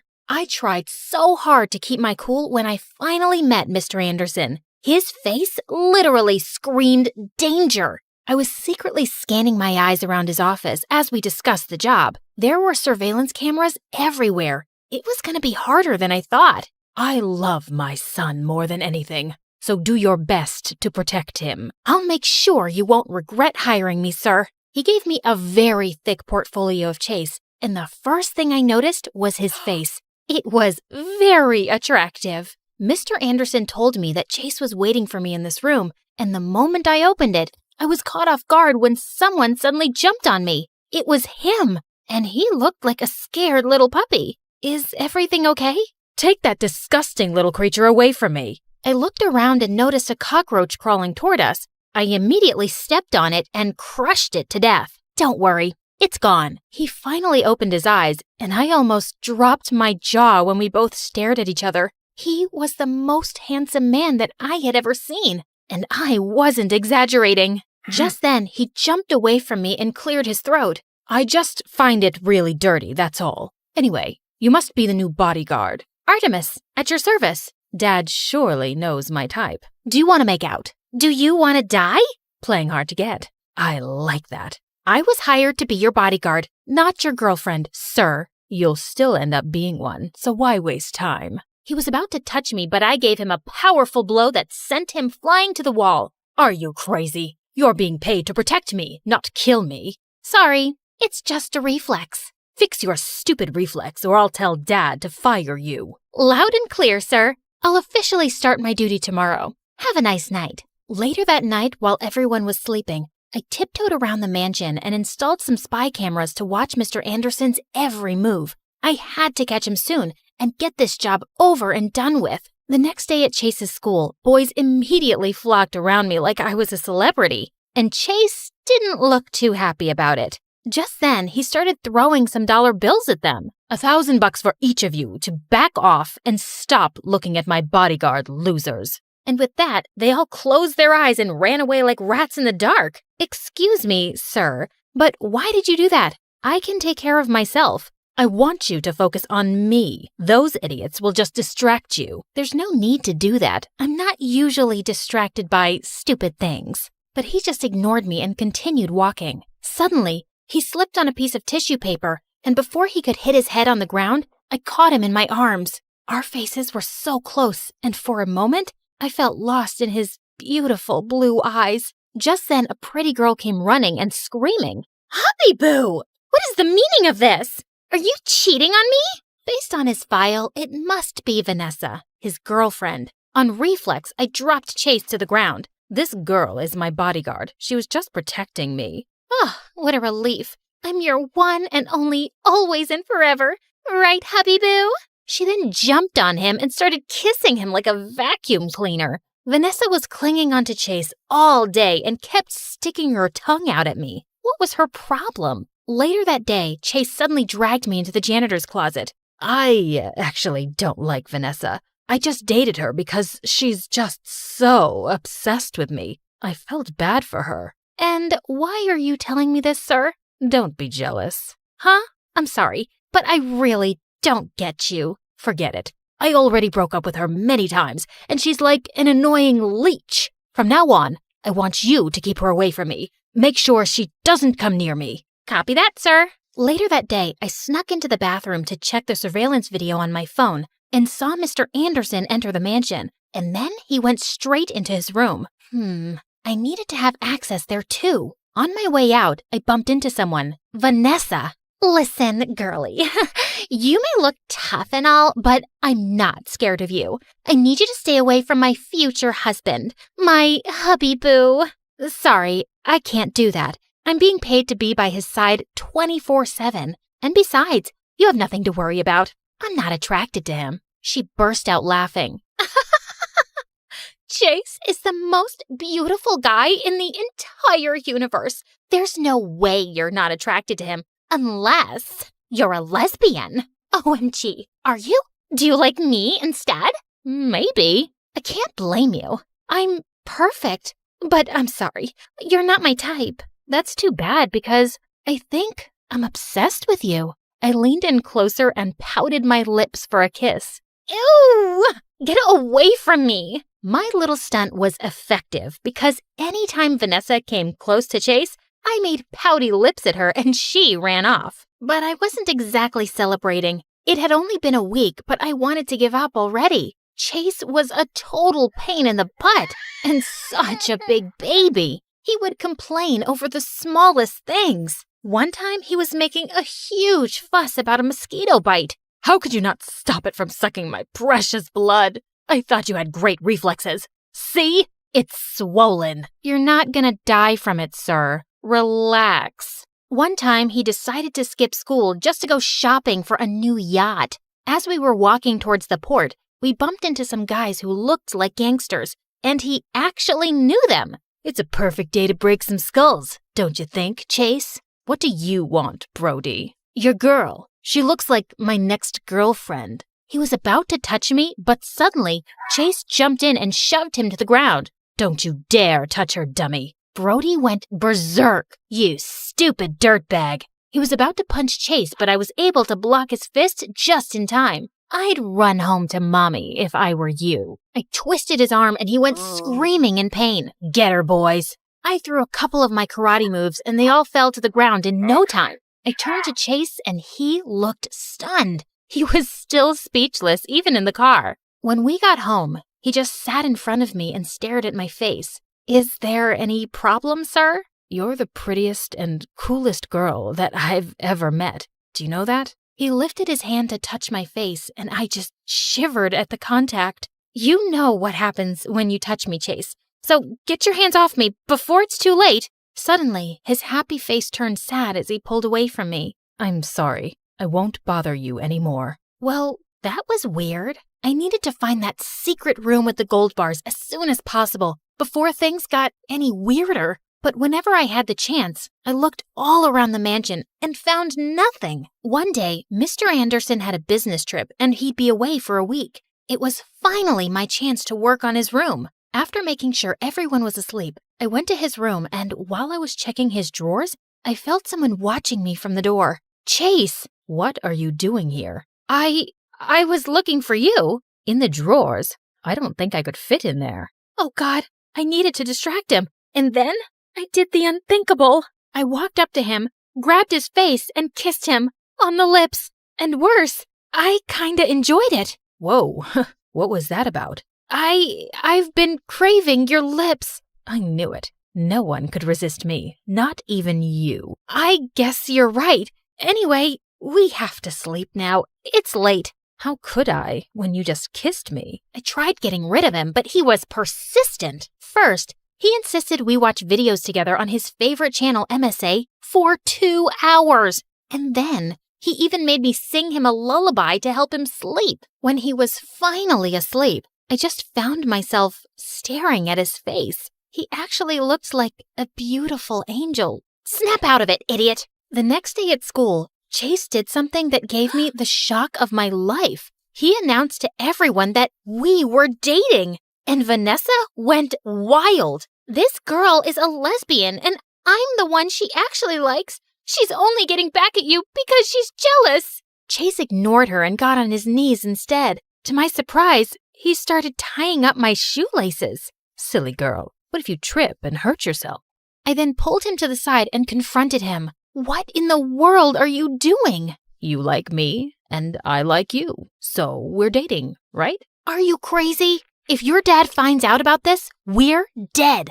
Don't worry. He's too busy to even check up on me. From now on, I'll protect you and serve you instead, okay? I kept on refusing, but he was unstoppable. He was just around me all the time, and it was driving me crazy. All he did was stare at me 90% of the time. Could you please stop that? It's freaking me out. I could stare at you forever. You're just too pretty. I sometimes doubt if you're even real. During classes, he kept reaching for my hand just to hold it. During lunch, he would feed me and just watch me eat. He was acting like the perfect boyfriend, and I had no choice but to play along to protect my cover. Ugh, what had I gotten myself into? Later that night, I called Lewis and reported everything, including my fake relationship with Chase. I need you to stop entertaining any distractions and finish your mission ASAP. Understood? He sounded mad, and it made me feel bad.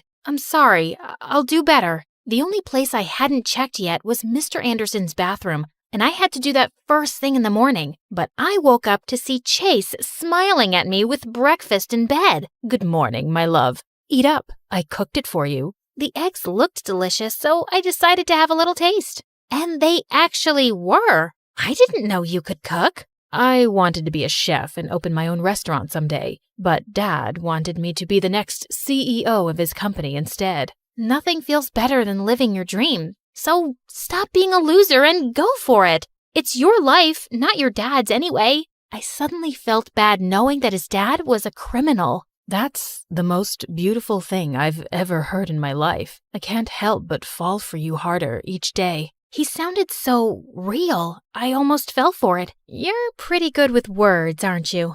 I'm serious about you. To my surprise, he gave me a quick peck on the lips, and it made me blush like hell. One weekend, he insisted that I train him in boxing. When we got inside the ring, he was so hyped up. Are you sure about this? Heck yeah. But the moment I threw a single punch, he went flying like paper. I worriedly rushed up to him, but he immediately got up. I wasn't ready, but this time, I'll show you. No mercy. I decided to make him win and let him knock me out this time. You cheated. You let me win. No, I didn't. He was pouting as he sulked in the corner, and suddenly I felt bad. Fine, I cheated. I'm sorry. I'll accept your apology if you'll have a date with me. I agreed, and he took me to the park. I waited for him on the bench as he bought me ice cream. There were a couple of kids playing around, and to my surprise, he called them over and bought ice cream for all of them, and even gave the vendor a huge tip. He wasn't really that bad after all, and I just found myself smiling. Oh no, I couldn't fall for him. I had to get rid of these stupid thoughts and focus on my goal. The next day, I told Chase that I wasn't feeling well, so I couldn't go to school with him. As soon as the coast was clear, I slipped into his dad's room and went straight to the bathroom. I checked every corner and space until I saw a button underneath the sink. I pressed it, and to my surprise, the bathtub slid away, revealing a trap door beneath it. I tried all the combinations in the passcode lock until it finally opened. I went down the stairs and I couldn't believe my eyes. The room was full of gold bars. I immediately called Lewis for backup, and while I was taking some pictures, someone suddenly smacked my phone out of my hand. It was Mr. Anderson, back from his trip, and he was raging mad. "You little witch." Just in time, Lewis and the police barged in and finally arrested him. As he was being escorted out, Lewis came up to me and hugged me. Good work, future detective. I'm so proud of you. You can even get rid of that little punk and hang out with me again. I miss you. Suddenly, someone spoke from behind us. So, it was all about this, huh? I turned around and my smile instantly disappeared upon seeing Chase standing by the door. The hurt look in his eyes broke my heart. "Chase, let me explain." No need. Congratulations on your successful mission. I watched him walk away with tears in my eyes. I wanted to run after him, but I guess this was for the best. I didn't see him again, and he also never contacted me. I should be happy I was done with him, right? Wrong. It kept on bothering me. A lot. One day, Lewis took me out for dinner, and I was expecting him to give me another case. But he completely surprised me by saying, "I like you a lot, Artemis. Will you be my girlfriend?" I had been waiting for this moment. I should be happy. But why was I thinking about Chase? I'm so sorry, Lewis, but I think we're better off as friends. You like someone else, don't you? I just bowed my head down and smiled. It didn't matter now because I'd ruined his life. 2 years had passed and I was finally studying criminology at university. One day during lunch, I decided to try the new restaurant around the corner, and I was shocked to see who the chef was. Chase! It's so nice to see you here. How are you doing? I'm doing great. I took your advice, and here I am. He looked even more handsome than before. I didn't know what to say. It's really good to see you, Artemis. You too. I wanted to hug him and tell him that I missed him, but I couldn't. He then excused himself and walked up to a familiar girl who had just entered the restaurant. It was Vanessa, and they were hugging sweetly. I felt so jealous. I just got up to leave. As I walked out of the restaurant, I felt someone running after me. Are you jealous? Huh? What are you talking about? Vanessa realized that she actually likes girls, and we ended up being good friends. Oh, wow. I didn't expect that. Just then, he stepped closer and held my hands. I've been in love with someone else for a long time now. I bet you know her. You're supposed to be mad at me for putting your dad in jail. I'm not. He's a criminal, so he deserves it. I'm upset because you pretended to love me. When did I say that I was just pretending? You weren't. He looked so cute as he blushed, and with that, I grabbed him by his collar and kissed him. Sorry, it's just a reflex. Let's make it a habit then.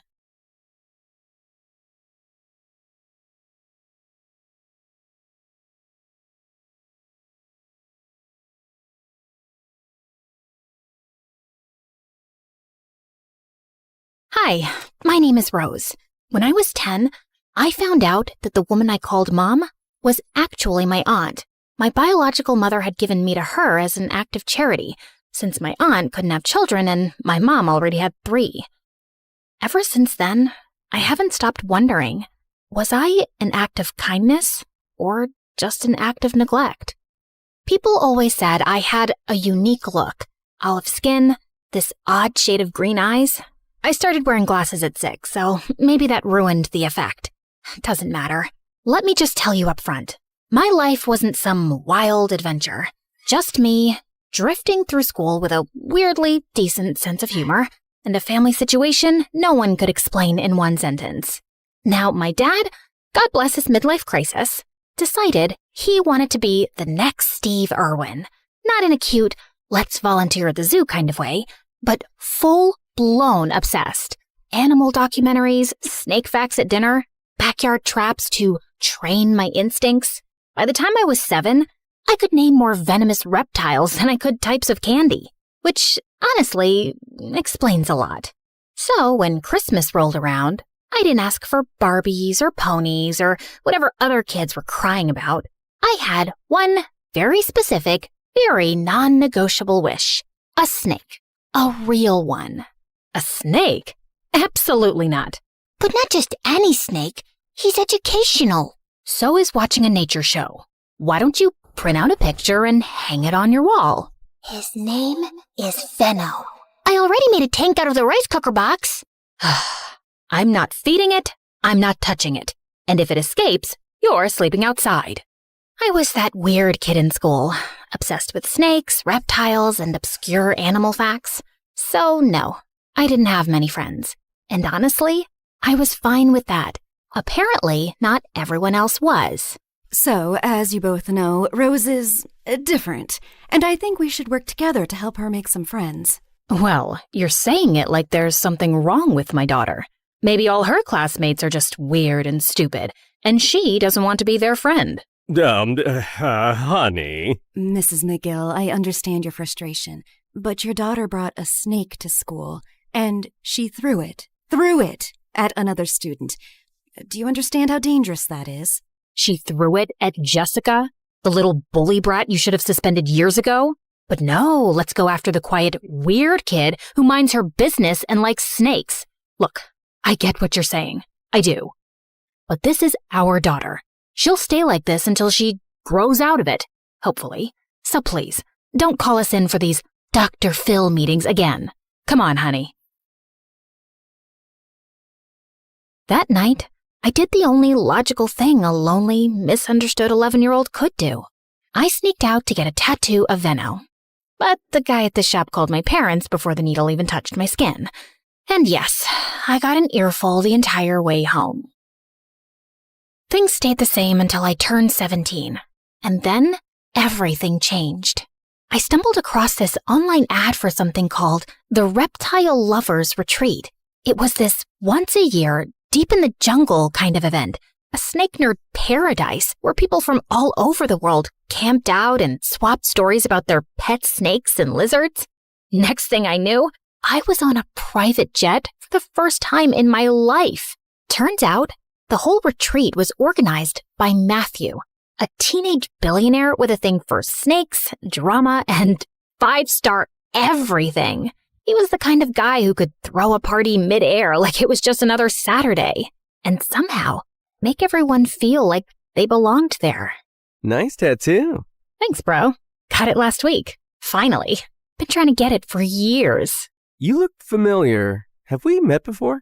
Oh, come on. Are guys still using that line? Is that, still a thing? What? You've been eyeing me since the party started. Well, yeah. You looked familiar. Haha, see? Classic move. Old but gold. Babe, what's so funny? Jessica? What the heck are you doing here? Existing? I'm here on a trip with my boyfriend. I'm not some weirdo snake girl who flies across the world just to hang out with reptiles. Take it easy, babe. Anyway, nice to meet you. Sir. Roser? She means loser. But yeah, that's me. I barely had time to process what was happening before the world tilted sideways. Literally. We were falling fast. Then crash. Everything went black. Where am I? The world around me was buzzing, but somehow we all survived. We were bruised, shaken, and freaked out for sure, but no one was seriously hurt. Just a lot of stunned faces and a growing sense that we were officially in the middle of nowhere. My vision was a blur without my glasses, but I tried to keep my head in the game. Come on! Where's the signal? I don't think there's any service out here. What do you mean no service, you stupid losers? How are we supposed to? All right. First things first. We need water. I'll look for a stream or anything nearby. Just stay here, don't panic, and for the love of snakes, don't wander off. We need to keep track of everyone and conserve energy until we know what we're dealing with. I'll come with you. Babe, it's so humid out here. You mean dangerous, yeah? Fine. I'll come with you. No way I'm letting you wander off alone with that ogre. I rolled my eyes, and the three of us started walking. My eyes started itching, and Matthew told me they looked red. For hours, Jessica kept making snide comments whenever she could squeeze them in, but I was too focused to give her the reaction she wanted. It's so humid. I swear I just felt a bug crawl into my shoe. Welcome to the wilderness, babe. Why are you even on this trip, Matthew? You look like someone who's never even been outside a spa. Excuse you? I'm very outdoorsy. My family made me do survival camps every summer. You know, learn grit. Apparently being born rich means you have to earn your personality. Hey, Rose, remember in 5th grade when you brought that snake to school? You were running to the bathroom and it got out of your bag and you turned around to grab it, then peed your pants? I'm sure that didn't happen. Come on, Jess. Yes, it did. I remember because it was my 12th birthday that day. Wait, why were you 12 in 5th grade? Were you held back? I saw your passport. You're older than us. She wasn't held back. Some people just start school later than others. Why are you defending her? Because she's a helpless little weirdo who will jump at any chance to be my friend. And fine, yes, I was held back. There, I said it. What now? You gonna break up with me? No, babe, I was just... Save it. I'd rather walk alone and get eaten by a wolf than spend another second with you and that snake perv. Whoa! Just then, Jessica fell into a trap. A rope whipped around her ankle and yanked her up, leaving her dangling upside down midair. Help! Help! Oh, what are you two idiots doing? Oh, sorry, babe. Not you. Her! Say sorry to Rose first. Matthew, listen. The fact that there's a trap here suggests there might be hunters nearby. Maybe we finally found someone. Wait, I hear footsteps. I'll be with you, Rose, after Jessica apologizes. Come on, Jess. I heard the footsteps getting closer, fast, so I climbed up a fallen tree trunk, crawled along the branch hanging above Jessica, and started cutting the rope, barehanded, then with my teeth. Matthew, behind you! I looked up. A group of people stood there, dressed in what looked like traditional tribal gear. They were watching us. Their leader, a tall, stone-faced man, stepped forward. Everyone went silent. I awkwardly bit the rope one last time, and Jessica fell, head first, onto the ground with a thud. Ouch! And who are these people? Are they gonna save us or eat us for dinner? They didn't speak any English, and while Matthew tried to communicate with them, I noticed their leader staring at me. Then he took a step closer, and just like that, the whole group went still. Soboki Nina Ayame. He's looking at my snake tattoo. Then he turned to his people and said something in a language I didn't recognize. Suddenly, they bowed to me, like full-on prostrated. The leader gave a signal. 2 of them came over, lifted me onto their shoulders, and started chanting something as they carried me away. Matthew and Jessica followed in shocked silence. What are they saying? Shikboko mayon koslaki fi. I think he said, I like the cut of your jib, kid. You got guts. We were taken to the center of the tribe, where dozens of teepees circled around in open space. The leader climbed onto a rock and gave what felt like a heartwarming speech. I mean, it sounded heartwarming. Then again, I had no idea what he was actually saying. Once again, the entire tribe bowed down. A few of them stepped forward carrying a wooden chair, decorated with ribbons and colorful fabrics. They set it down, motioned for me to sit, and then lifted it up, carrying me like I was royalty. Why are they treating her like she's their god? They do think she's their god, Jessie. All hail our goddess Rose. I looked down at all these people, delighted to have me, at Matthew's proud smile and Jessica's jealous glare. And for the first time, I didn't see myself as an act of kindness or neglect or charity. I saw myself as a gift to humanity, or maybe a god. For starters, they placed me in a decorated teepee with round-the-clock security and women assigned to care for me. They bathed me in milk, washed my hair with oils that smelled like heaven, and fed me their best food. Every evening before sunset, they paraded me through the village on my chair and set me down at the center, where people lined up to kiss my hand and touch my feet, hoping for my blessings. Matthew and Jessica were given a separate teepee, way out on the edge of the tribe. I didn't speak to them for days. I only saw them from afar, where Jessica looked visibly annoyed. I knew they wanted to be saved, to go home, to call someone, but I figured that could wait. Besides, it's not like I could communicate with the tribe very clearly anyway. The tribe leader had a habit of presenting people to me during these blessing sessions. One person each day, so I could examine them and decide if they were worthy or pure. Naturally, I said yes to everyone. Who was I to judge? But one day, he brought me a young man, maybe in his early 20s. As he got closer, I caught a whiff of something unpleasant. Let's just say he didn't wipe well. I winced. Just for a second. It wasn't dramatic, just a face. The leader's eyes widened immediately. He turned to his men and made a gesture, sharp and fast. Before I could say anything, they rushed in, grabbed the guy, and started dragging him away. He burst into tears, trying to crawl back, begging, looking right at me. He reached for my feet and cried harder. I stood up, trying to stop them. I stepped forward, blocking his path, trying to say something, anything. But the leader suddenly turned toward me and placed his hand on my shoulder. His eyes were cold, wide, steady.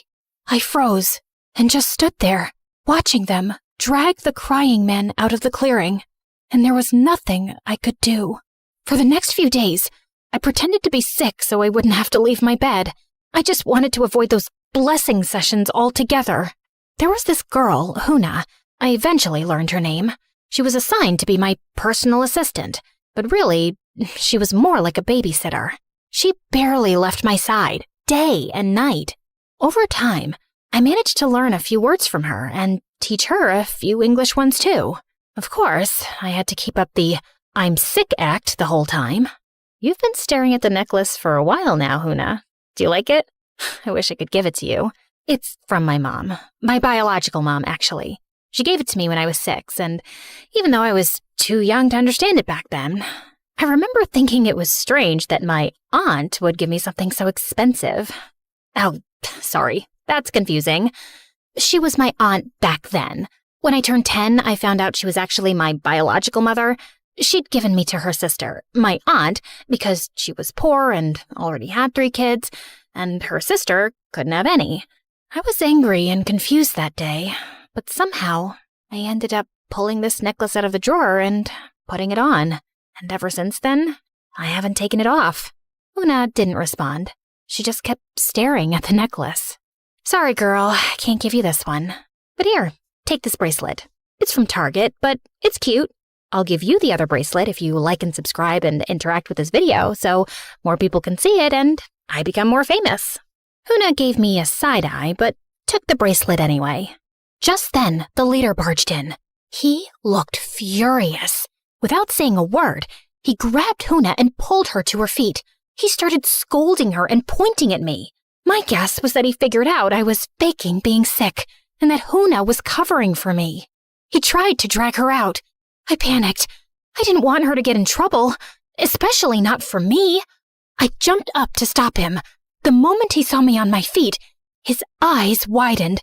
He shouted even louder at Huna. And I don't know what came over me, but I slapped him. He froze, stunned. For a few seconds, no one moved. Then he just turned around and walked out. Huna, I'll give you the necklace, but you've got to help me with something. Eventually, I managed to explain, at least partly, that I needed her to sneak Matthew and Jessica over to me. She looked hesitant, but after I gave her the necklace and pleaded for what felt like hours, she finally reluctantly agreed.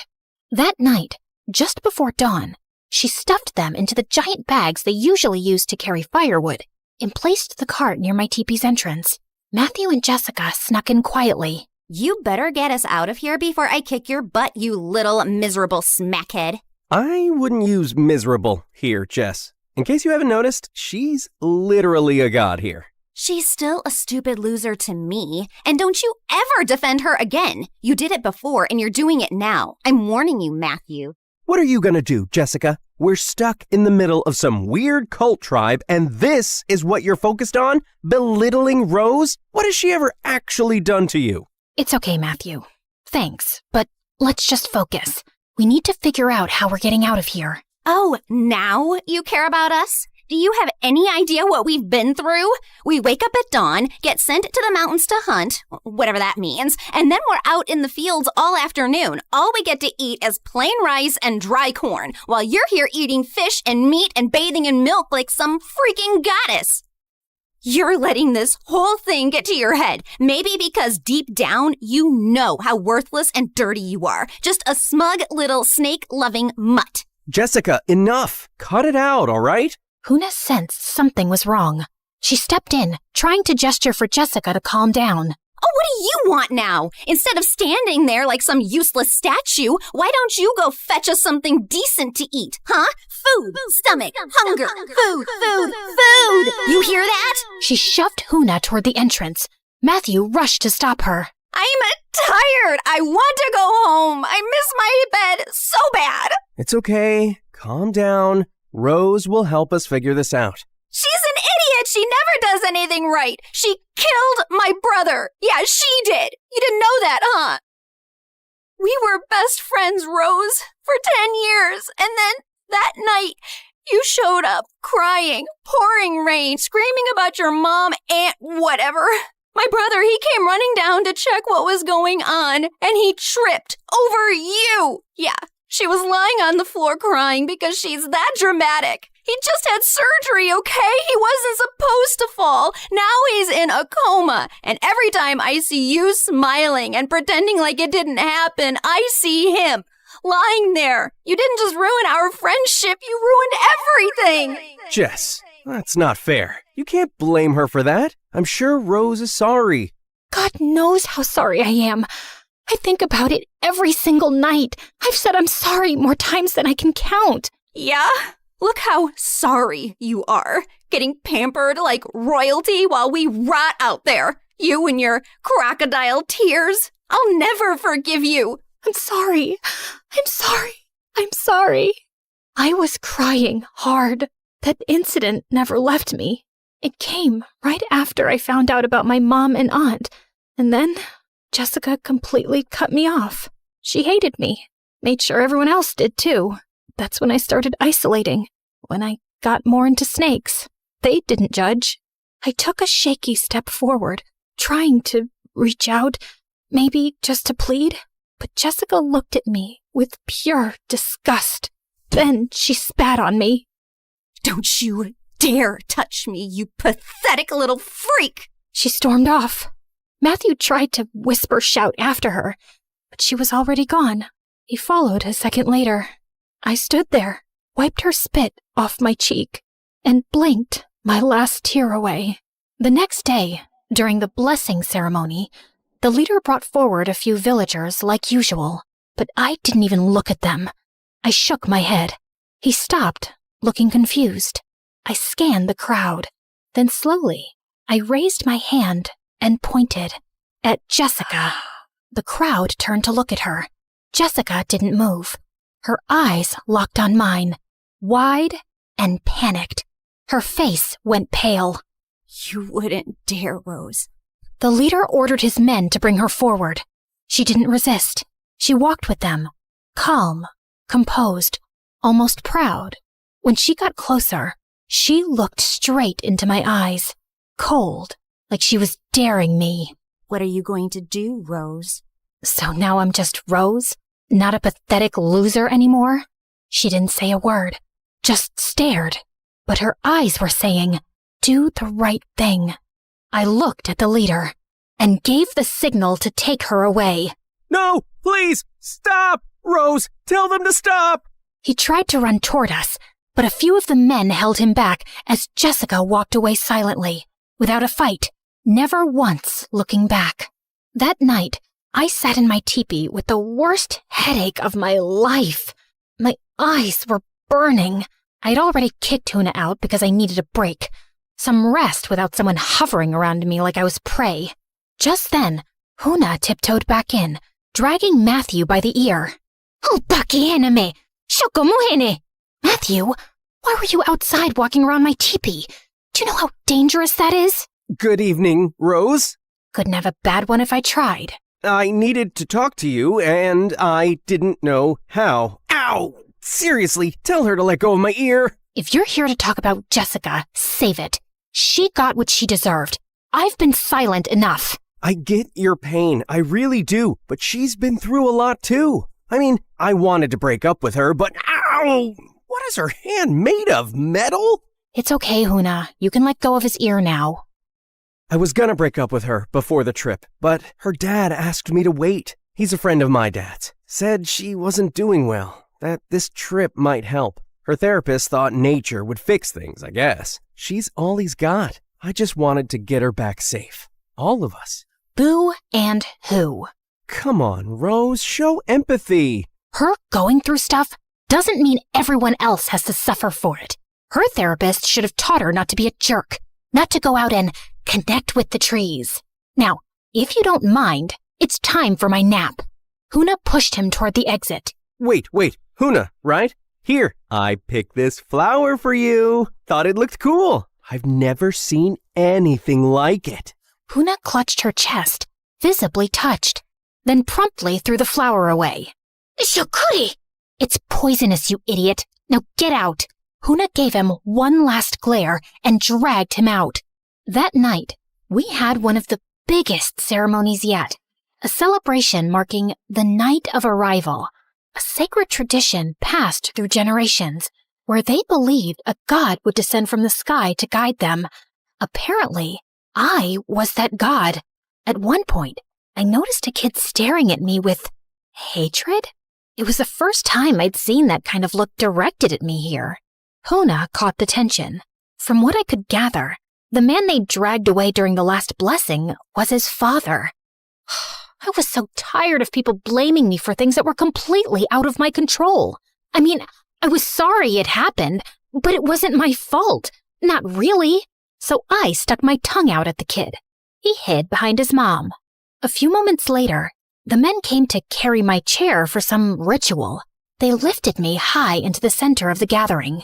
Some people cheered, others bowed, and as I sat above them all, I felt it. No matter what I did, they would keep worshiping me. Even that boy from earlier had been pushed forward by his mom to join the celebration. Funny how I was someone's discarded kid. Now I'm someone's god.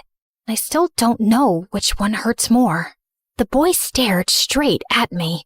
Then he pointed behind him. I followed the direction he pointed, half expecting nothing. But then, completely unrelated, I saw a glow. The glow was faint at first, but it quickly grew into visible flames, rising higher and spreading fast through the dark. I raised my hand and pointed, and the music slowly faded as people turned to look. Then came the gasps, and the shouting followed soon after. Panic broke out, and someone rushed to carry me away to safety. The next morning, smoke still hung in the air. Half the village was reduced to skeletons of ash and cinder. And yet, no one cried. Instead, they moved with an eerie calm, lining up in silence, carrying the last of their grain, jewelry, hand-carved trinkets, all for me, for their goddess.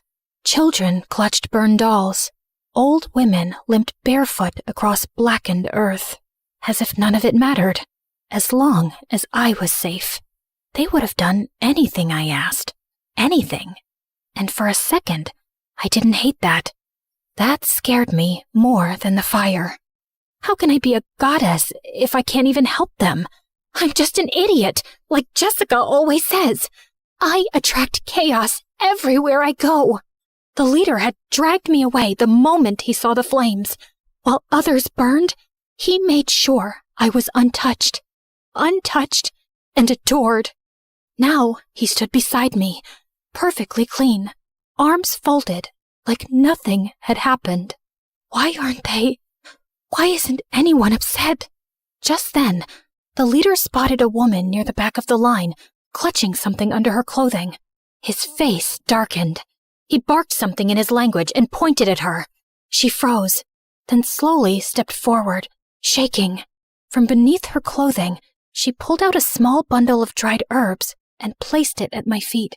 Her child clung to her side, coughing quietly. No, Keep it. It's yours. You need it for your child. I tried to hand it back, but the leader yanked it from my hands and gave it to his men. He pointed at my hair, then nodded approvingly, muttering something about the herbs, as if they were meant for me, as if some miracle hair treatment was more important than a sick child. What is wrong with you? These people lost everything, and all you care about is them giving me things? What am I going to do with all this stuff? What kind of leader are you? Just then, I spotted Jessica in the crowd and ran to her. Are you okay? Why do you care? If you must know, I was assigned to clean the poop hole. Guess the fire saved me. Never thought fire could be a blessing, but here we are. We need to find a way off this island, Rose. I know, but we can't just leave them like this. We have to help them. Well, gee, isn't that wonderful? Help yourself first, Rose. Before I could respond, the leader started shouting orders, telling the villagers to rebuild. No rest, no mourning, just obedience. First we were asking how we'd survive the jungle.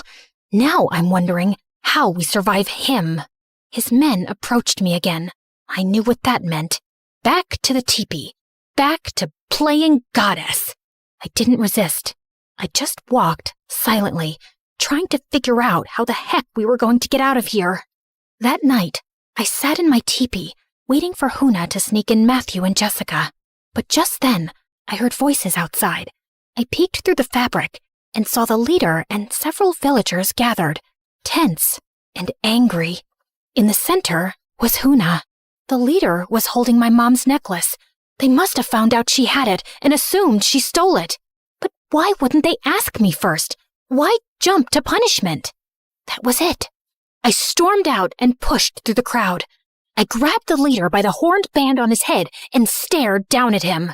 Everyone, he's not pure. I don't give him my blessing. Take him away. Why are you looking at me like that? I said, take him. But no one moved. They all looked down. And then, quietly, so did he.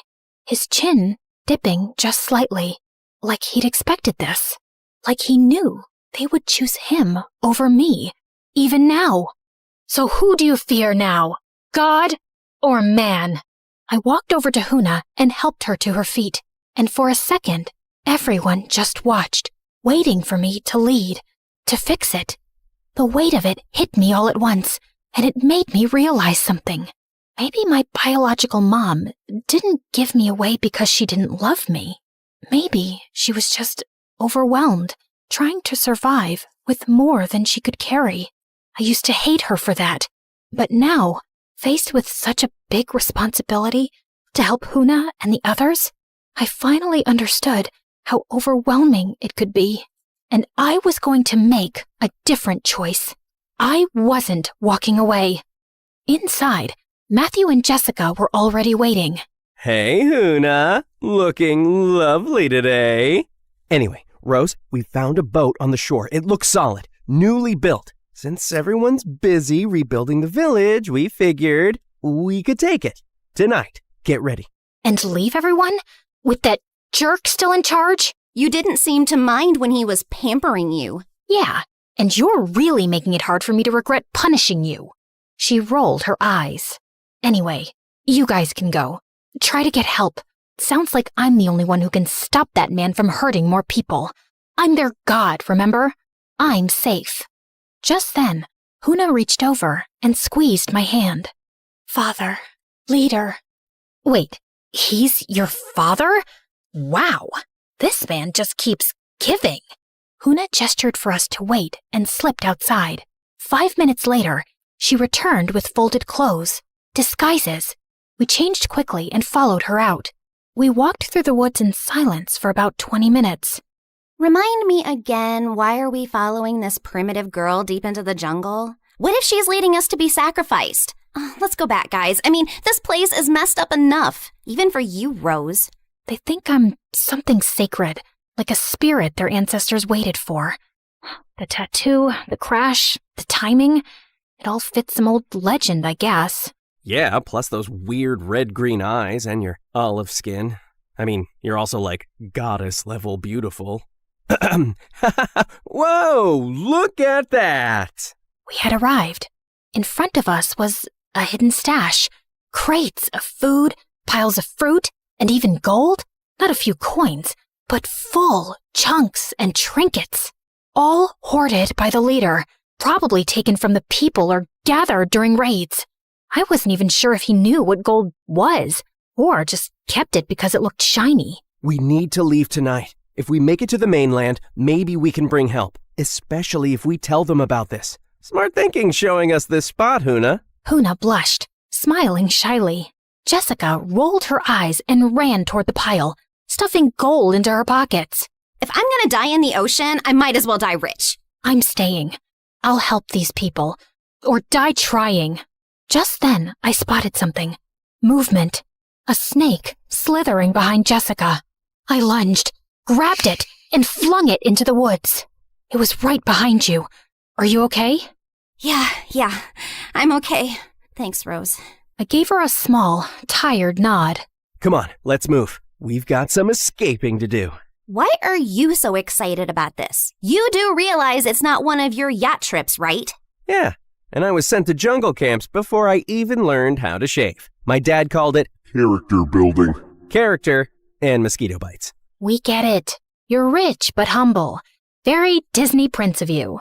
The three of us laughed, and we kept walking toward the shore. Are you guys sure about this? More than ever. And I want to say something. I think I'm sorry for blaming you all these years. Look at me now, facing death and holding on to the thing that kept me bitter. Great speech. Now let's move on, babe. Don't babe me. I know you've been planning to leave me since forever. Just waited because you felt sorry for me. Pray I don't kill you on the way. Or maybe I will. Therapy is all about release, right? Hey, Huna, take care, all right? And then, to everyone's surprise, Huna hugged him. What was that? Seriously, what was that? What can I say? Everyone loves me, tribal or not. The next morning, I didn't wait for anyone to carry me out. I stepped out of my teepee on my own, hair tied up, eyes tired, but clear. The sky was still gray with ash, but the smell of smoke had dulled overnight. All around me, people were back to working, repairing what they could with what little they had. They didn't look up when I passed. No one bowed. Maybe they were tired of pretending. Maybe I was too.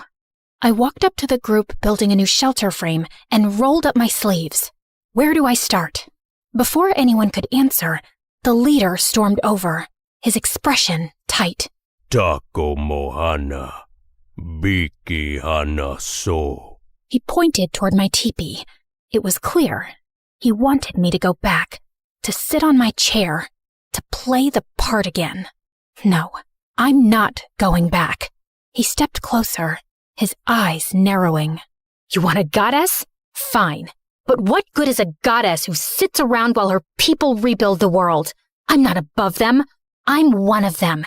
And if I stay, I help. He didn't answer, just stared for a long time. Then, without a word, he turned and walked away. That was the last time he tried to stop me. Over the next few days, I did everything I could. I carried water buckets on my back, helped tie wooden beams with vine rope, sat with the old women, and learned how they cooked with next to nothing. Huna showed me how to sharpen sticks into tools, and even taught me the word for thank you in their language. I said it a lot. Some of the villagers still looked at me with confusion, others with quiet surprise. But a few started nodding back, offering me fruit, smiling, just a little. It was a slow shift, but it was real. This is how freedom is made. Working together, sharing what we have. Don't you want to live in a place where we smile at each other as we pass, instead of hurrying away worried you might be punished? Where you get to choose your leaders, not fear them? I took Huna's hand and spun her around into a playful dance.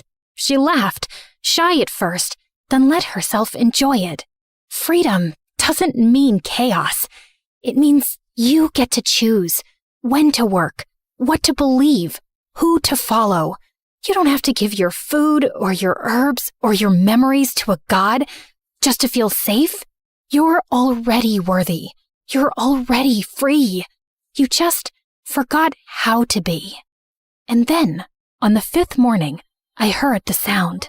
A low hum at first, then louder, unmistakable. A helicopter. I dropped the woven basket I was holding and ran. Others followed behind me, some hopeful, some scared. We burst out of the trees just in time to see it land in the open field beyond the village. Doors swung open. Medic stepped out first. Then 2 people ran past them. My dad and my mom. And behind him, her, my biological mother. I froze. She ran to me first, arms wide, eyes brimming. Rose! Oh my God, Rose! I let her hold me. She was shaking. I didn't know what to say, so I said nothing. I just let her cry into my shoulder. Eventually, the rescue crew tried to approach the villagers. They offered help, food, clean water. Some of the villagers nodded politely, but backed away. Others disappeared into the trees. They didn't want saving, not from strangers. I didn't blame them. Before we left, the leader and Huna approached me one last time. I stepped forward and hugged her tightly, burying my face in her shoulder. Come with me. You don't have to stay here. You can go to school, dance when you feel like it, be away from him, be free. But she gently pulled away and gave me a small, sad smile before stepping back beside her father. I wanted to scream at her, tell her to run while she could, but I didn't, because deep down, I knew what it felt like to still need the person who failed you. I reached back into my bag and took out my mother's necklace. I pressed it into Huna's hand and closed her fingers around it.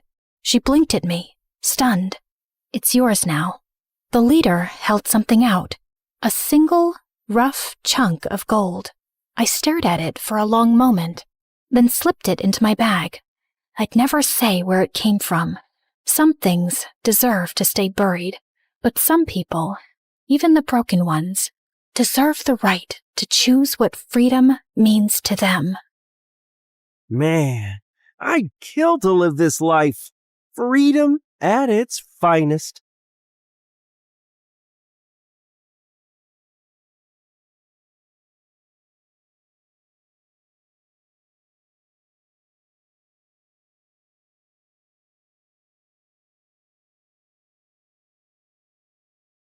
Okay, if you hate everything and my car so much, why don't you just get out? This isn't funny. It's freezing, and it's dark out. Is this a joke? Does it look like a joke? Call an Uber. My jaw dropped as he sped off. I was waiting for the driver when I suddenly heard glass shattering and a loud alarm. I looked behind me and saw a man in a dark hood running out of a jewelry store. We both froze. Hi, I'm Layla from New York. Before I tell you the rest, don't forget to like and subscribe. I had a perfect family. I grew up in one of the most expensive penthouses in all of New York City. We had a personal chef, designer clothes, everything. My dad was the president of a huge company, and he loved my mom and I more than anything in the world. We had it all. But when I was 5, my life turned upside down when my mom left, and my dad started spending all his time at work, and a few years later, he married Gwendolyn, who was some random supermodel, and they started jetting off to exotic cities for her work every weekend. At first, I hated how they left all the time. I even tried going with them once. All packed up for the trip, Daddy. Oh, Layla, you didn't really think you were coming with us, did you? Tomorrow's my 7th birthday. Right.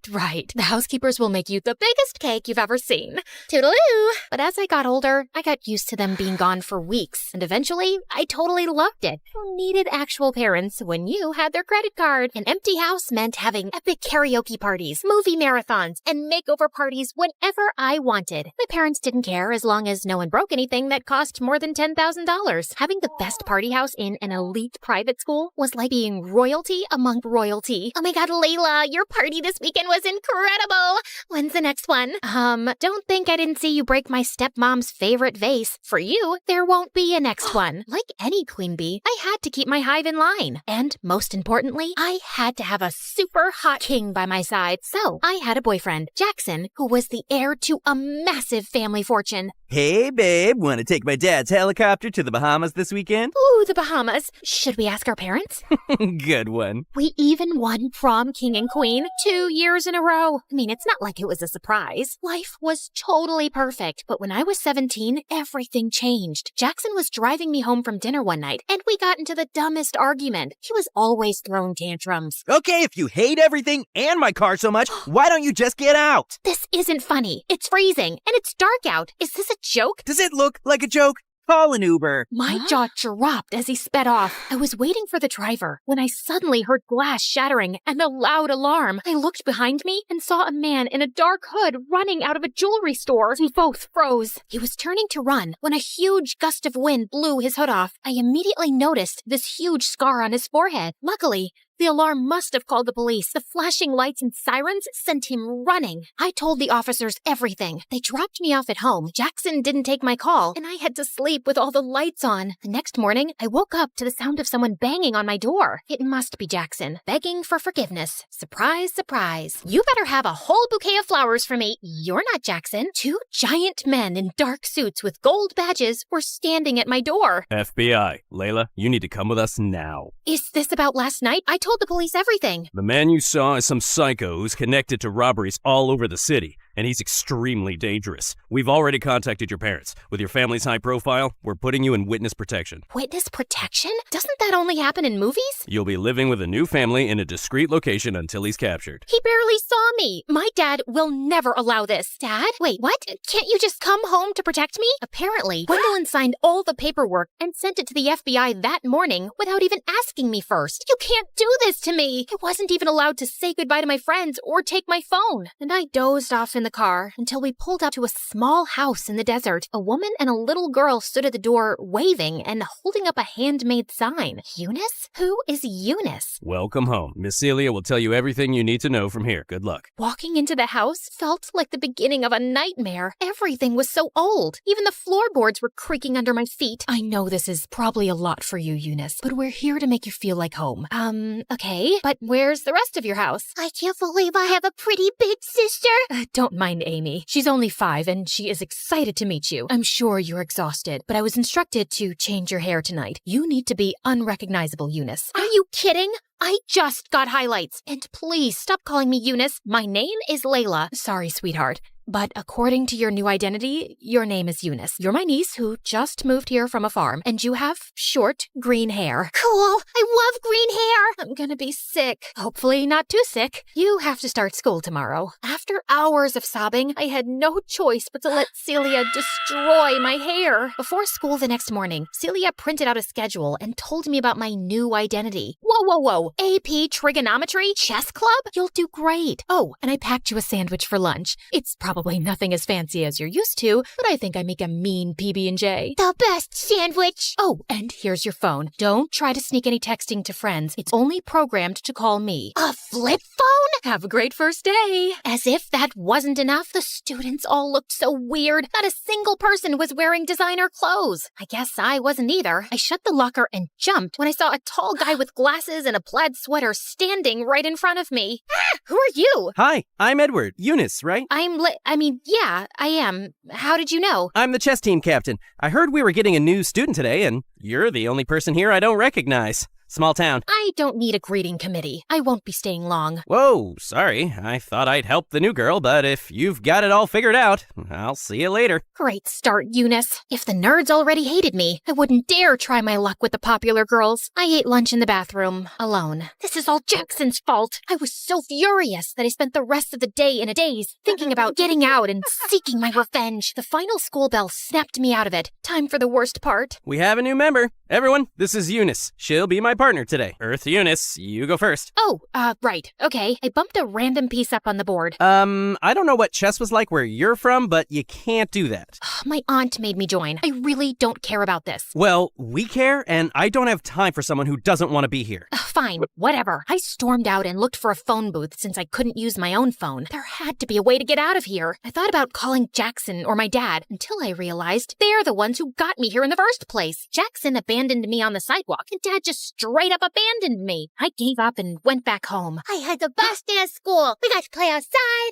I saw a rock that was bigger than my head. Okay, what about you? Did you make any new friends? Nope, but maybe a couple of enemies. I told Celia that I didn't want to go to chess anymore. Although, seeing them all play did remind me how fun it was to play with my dad. Did I just call chess fun? One day, I was walking to the bathroom for another sad PB&J, but someone was blocking the door. Edward, you know this is the girls' bathroom, right? I just wanted to make sure you knew that it wasn't the cafeteria, since you eat lunch here every day. Small school, people talk. Well, that was humiliating. What do you want? Surprisingly, he apologized for being so harsh on the first day. He even offered me to join him for lunch, where they play chess as well. I never thought I'd say it, but it was way better than eating alone in a bathroom. Edward even walked me home after school, and I saw Celia spying at us through the window before he dropped me off. Someone's making friends. Does he want to have a play date with me? I'll ask him. Edward and I started spending more time together, and it was fun. And I started to look forward to school, and I had to admit, it was nice not having friends who only looked for status and where I had to dress up like I was going to a fashion show every day. And once, as I prepared to leave for school, I saw Celia braiding Amy's hair, and it reminded me of my mom. I gathered myself and took my bag to leave. Okay, bye, Mom. Bye, before I knew it, Celia was hugging me. I'm sorry. My tears are getting your shirt wet. It's just that my real mom was the last person to actually take care of me. We don't have the nicest things, but we have a lot of love to give, and we love you. Yeah, you're my sister. I pulled Amy in with us. I could have stayed there all day. I was so happy. Even in school, after weeks of practicing with Edward, we were finally ready to have a real match. I asked Celia if he could come over to play at the house after school. The FBI agent said as long as I kept my cover up, it was fine. Hi, Edward. We heard a lot about you. I cleared off the table for you guys to play. Edward, are you staying for dinner? I don't know why that made me nervous, or why my mind suddenly flashed to Jackson. Please, does Jackson deserve loyalty after what he did? Yeah, he will stay for dinner. Edward beat me, of course, but the real fun was watching him with Amy during dinner. Rock, paper, scissors! I win! Was he always this cute? After dinner, Celia let us walk to get ice cream so Edward could show me around more. He wanted me to see the fountain he made wishes in as a kid, but right as we were about to throw coins in, something stopped me. Wait, do you hear that? There's a rustling sound. Edward stepped in front of me, and that's when I saw a dark figure, and my heart raced with anticipation of the man with the scar to come out and... Jackson? What are you doing here? Layla, I felt terrible for what I did, so I came to rescue you. You're not safe here. You know this guy? Wait, why is he calling you Layla? Well, I'm not really allowed to tell you. Is this real? My ex-boyfriend and I don't even know what. Quick, read this. Someone dropped it at my door a few days ago, and I've been looking for you ever since. Tell Layla I found out her new identity. I know all about the mom and the little girl, and I will find her. He found me, the psycho with the scar. I hired an investigator to find you. The FBI said we could fly to one of my dad's islands until it was safe. The helicopter is waiting. I'm never one to run from a fight. But what about Celia and Amy and Edward? As long as I was here, they were in danger too. I'm sorry, Edward. I have to go. Jackson grabbed my hand and we ran. I couldn't bring myself to look back. Before I knew it, we landed in front of one of Jackson's beautiful island mansions. Ah, look at you. You need a proper makeover, and these green hairs look like snot. You belong to me. Yeah, I mean here, not in some middle of nowhere loser town. I think I need to lie down. Jackson got me new clothes, fixed my hair, and even brought his personal chef to cook us 5-star meals. Wasn't this what I had been missing? So why did I keep thinking about Celia and those silly peanut butter sandwiches? You could at least say thank you. I'm basically your hero. I didn't really mind living there, you know. Very funny. Our dinner was interrupted by someone pounding on the door. Jackson jumped out of his chair to look out the window. Oh no. FBI, open the door. FBI? What did you do? He tried to block me, but I pushed past him to open the door. Good, you're safe. Celia thought something terrible happened to you. We've been looking for you for days along with your dad. We asked him to wait for you at home. But Jackson said I showed them the letter. Miss, the man you identified has been on trial for a few days. We were waiting until he was in prison to tell you it was safe to return. There's no way he could have written that letter without us knowing. I can explain. Jackson, you ruined everything again. I had a family who cared about me, friends who wanted me for more than just parties. Why do you even care? You got me into this mess. Because no one walks away from me. Only I can decide that. I am Jackson St. Germain. I always get what I want, and I still want you. Walked away? I was in witness protection. I didn't even have a phone. You're insane! The agents had to put Jackson in handcuffs to put an end to one of his famous tantrums. Get him out of here. The FBI told everyone I was safe and took me back to my penthouse in New York. Walking through the empty rooms, I thought about Celia and Amy, and I suddenly understood the difference between a house and a home. My baby, Layla. I'm so sorry for not being here with you all this time. I can't go back to the time that has passed. I know I was so focused on work because I was trying not to miss your mom, and I didn't realize how much you had grown up. You look just like your beautiful mom, and when I got to know that you were in the witness protection program, I used all my connections to find the scumbag bandit as soon as possible. And when I found out you'd gone missing, I realized what a terrible father I am. Oh, Dad, you'll always be my dad, but I really want to go back to finish high school with Celia. My dad accepted as long as I had a bodyguard for protection. There was just one thing I had to do before going home. Driver, can you please make a stop at the local jail? You better tell them to let me out. Tell them it's a mistake. I cut him off with a well-deserved slap across the face. Clearly, he hadn't learned any lessons yet, but he was super rich. I knew he'd be bailed out in no time, but not by me. Bye, Jackson. It was time to reveal my big plan. Layla, it's beautiful. I took Celia and Amy's blindfolds off and revealed a brand new house by the fountain in the park. My dad wanted to make up for his absence, so he paid to build a big house with everything the three of us could need. And yeah, I did ask for a walk-in closet. A girl can only change so much. Do I have a playroom? You have two. Wow! I still can't believe your name is actually Layla, and you did all this just for some chess-playing nerds in a small town. Don't flatter yourself too much. It was for all you nerds in this beautiful small town. Let's head inside. I'm kind of craving a peanut butter and jelly sandwich.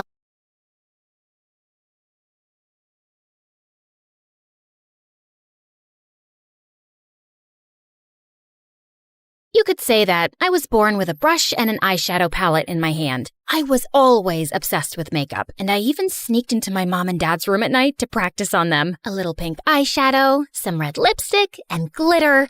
Perfect. Hi guys, I'm Regina from Seattle, Washington. Before I continue, please hit like and subscribe. I had a happy family. My dad was in the army and was as big as a bear and as strong as a lion. When I was little, I used to daydream about all the exciting missions he went on. Daddy is defeating tigers today. He's building a hospital for children in Africa. Despite how proud I was of my dad, I couldn't help but miss him. Luckily, my mom was amazing too. She worked at a cosmetic store, so she was like my personal shopping assistant and taught me everything about fashion and makeup. But everything changed when I turned 7. Mom fell madly in love with an accountant, and Dad let her go. Will Mom ever come back? I don't like to see her only through video calls. My baby girl, I know you're sad. But see, your mom is happy and will be happy too. I'll get a desk job and I'll take care of you from now on. But even though Dad was so sweet, he was an army man and he didn't know any better. So he would wake me up at 5 every morning with a trumpet to go for a run. He could only cook beans and sausage. And when it came to my hair, the brush is stuck. Ouch! Let's watch a tutorial, okay? Before I end up completely bald. After a good dose of online tutorials and MSA videos later, Dad finally evolved into a normal parent. Here's your packed lunch and your PE bag. Ready for school? Thank you, Daddy. You're the best.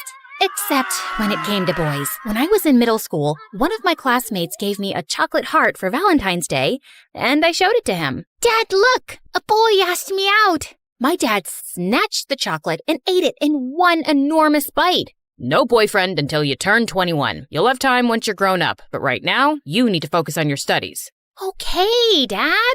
And the day after, the boy who had given me the gift transferred to another school. What if Dad scared him off? I felt furious about Dad and told Mom everything when she video called me. But suddenly, she hung up, and I realized it was because of her new husband, who didn't really like her talking to me. And gradually, she ended up only calling on birthdays and Christmas. I learned to live with it and got busy watching makeup tutorials and trying makeovers. But then, in my junior year, I met Simon, and he was so perfect. It was no wonder I forgot everything else, even my passion. I'm sure Dad'll change his mind when he sees him. Hey, Dad, I'm bringing a friend for lunch today, okay? Sure, bring her over.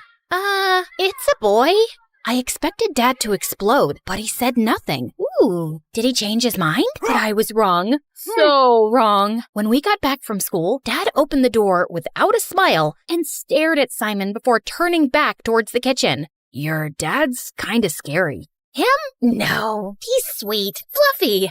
I dragged Simon into the kitchen. See? He made fried chicken. He likes you. Sit down, sit down. But after he'd filled our plates, Dad grabbed a piece of chicken tight and, looking Simon in the eyes, he snapped it in half. Simon literally squeaked and shot to his feet. I suddenly remembered I have to water my fish. I mean, iron my plant. Bye. After that, Simon dumped me, and everyone started whispering that my dad was a crazy, dangerous dude. I thought all the guys would stay away from me now, but I was stunned when they all asked me out to prove they were daring and not scared. Ha! See, Dad? Your strategy backfired. It felt like being on The Bachelorette, with everyone trying to win my heart. Too short, too tall. Lame joke. Smells bad. Ew. Yeah, you'll do. But like a dragon guarding a princess, my dad made them all run away. That was until the next year when James transferred to our school. As soon as he walked in, I knew he was the one. Tall, with abs like a washboard, and hair that looked straight out of a conditioner commercial. He was the captain of all the school teams, top of the class, and richer than Elon Musk. Well, a little poorer than Elon Musk. Oh boy, is it even legal to be this hot? I was pretty, but for someone in James's league, I had to up my game. The next day, I woke up at 3 a.m., and after literally hours of careful styling, I was ready. That day at lunch break, I gathered my courage and went straight to sit beside James. Hi, I'm Regina. And I'm amazed. Haven't I seen you on TikTok? You look like a celebrity. Then he kissed my hands like a gentleman. Play it cool. Breathe. James asked me out a few weeks later, so I brought him home. There's no point in dating him if he can't get past Dad. Just so you know, my dad can be a bit hyperprotective. Don't worry, he can't resist me. Dad pulled the same tough guy routine, but James was unflappable. When Dad told James to carry super heavy stuff, James did it whistling. Then they got into an eye-staring contest, and James didn't back down. Okay, I'm going to bed. Have fun, you two. Eventually, Dad ran out of ideas. Now that he's survived my dad's trials, we can start dating for real. We had so much fun. But then James started to get a little bit too enthusiastic. Every time we were alone, he tried to kiss me, and I wasn't ready. But I didn't know how to tell him, so every time he got closer, I dodged. During the movie, I spilled soda on myself. Oh, I'm so clumsy. In the library, I sneezed. Oh, allergies. Walking home, oh look, a penny. Ouch. Oh no, are you okay? No, I'm not okay. What is wrong with you? He'll understand. Tell him. Can we take things a bit slower? What? I like you, but maybe we should get to know each other better. You know what? I only dated you because everyone said your dad was too scary, but he's not all that. You're breaking up with me? It's more like we never even dated since you don't want to kiss me. What a loser. As James left, I felt my heart break in two. That night, I was too ashamed to tell my dad what had happened with James, and I didn't want him to tell me I told you so. But at dinner, I couldn't hold it in anymore, and I started crying into my soup. Dad got up and hugged me until I stopped. You were right, Dad. I'm sorry I didn't listen. Baby girl, I don't care about being right. I just don't want to see you hurt. Remember, you don't need anyone. You're a smart girl, and I know you can succeed. But don't forget yourself. Didn't you love makeup? You haven't given me a makeover in years. Oh, Dad, you're the best. And then I vowed to myself, no more boys. From that day on, I only focused on my life and school. I made friends with a few awesome girls, and I started to go back to my passion, which was makeup and fashion. Once, when our teacher invited the whole class to her wedding, my friend couldn't believe I didn't hire a professional stylist. Your makeup is flawless. Maybe you could give me a little touch-up? Of course. Let me ask my dad to bring my beauty case. When my other classmates saw my friend's new look, they all wanted a makeover too, including my teacher. After that moment, word went around that I would give the best makeovers, and I became the school's unofficial fashion guru. Girls and boys lined up after class to talk to me. Have you tried an autumn palette? Ironic bow ties are for clowns only. You cut these bangs by yourself, didn't you? I liked how makeup positively affected my friend's self-esteem, and I spent all my pocket money on it. I wielded my brush like a Japanese samurai's sword. But then one day, a girl came to me with a problem I couldn't solve. I want to go blonde, but the bleach ruins my hair. Is there an alternative? After Googling for a day, I realized that the only way to go blonde was to damage the hair. But what if I can find an alternative solution? Imagine how many people I could help. And so I went down the rabbit hole of research. And when I thought I had found a solution, I got permission from my teacher to use the chemistry lab, even though chemistry was the only class I had failed. Okay, hair sample, check. Dye sample, check. Now, if I put this here, and then a drip of that there, OMG, it's on fire! My hair sample is on fire! A boy in the lab came to help me. Oh, thank you. You saved me. I'm Regina, the girl who has a scary dad. I'm Tyrell, and I'd love to know why you were setting fire to my lab. Your lab? Let's say I'm the resident chemistry nerd.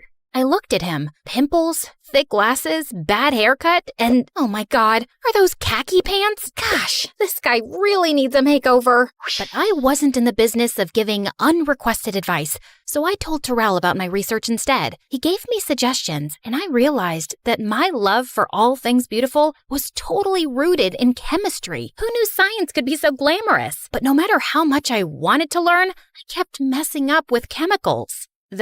How did you do that? Instead of getting mad, he helped me fix it. In exchange for all his help, I offered to tutor him in English. Spanish was his first language, so he needed it. And I invited him to my house to do homework. Don't worry, Dad, he's just a friend. He's still a boy. Door open at all times. Yeah.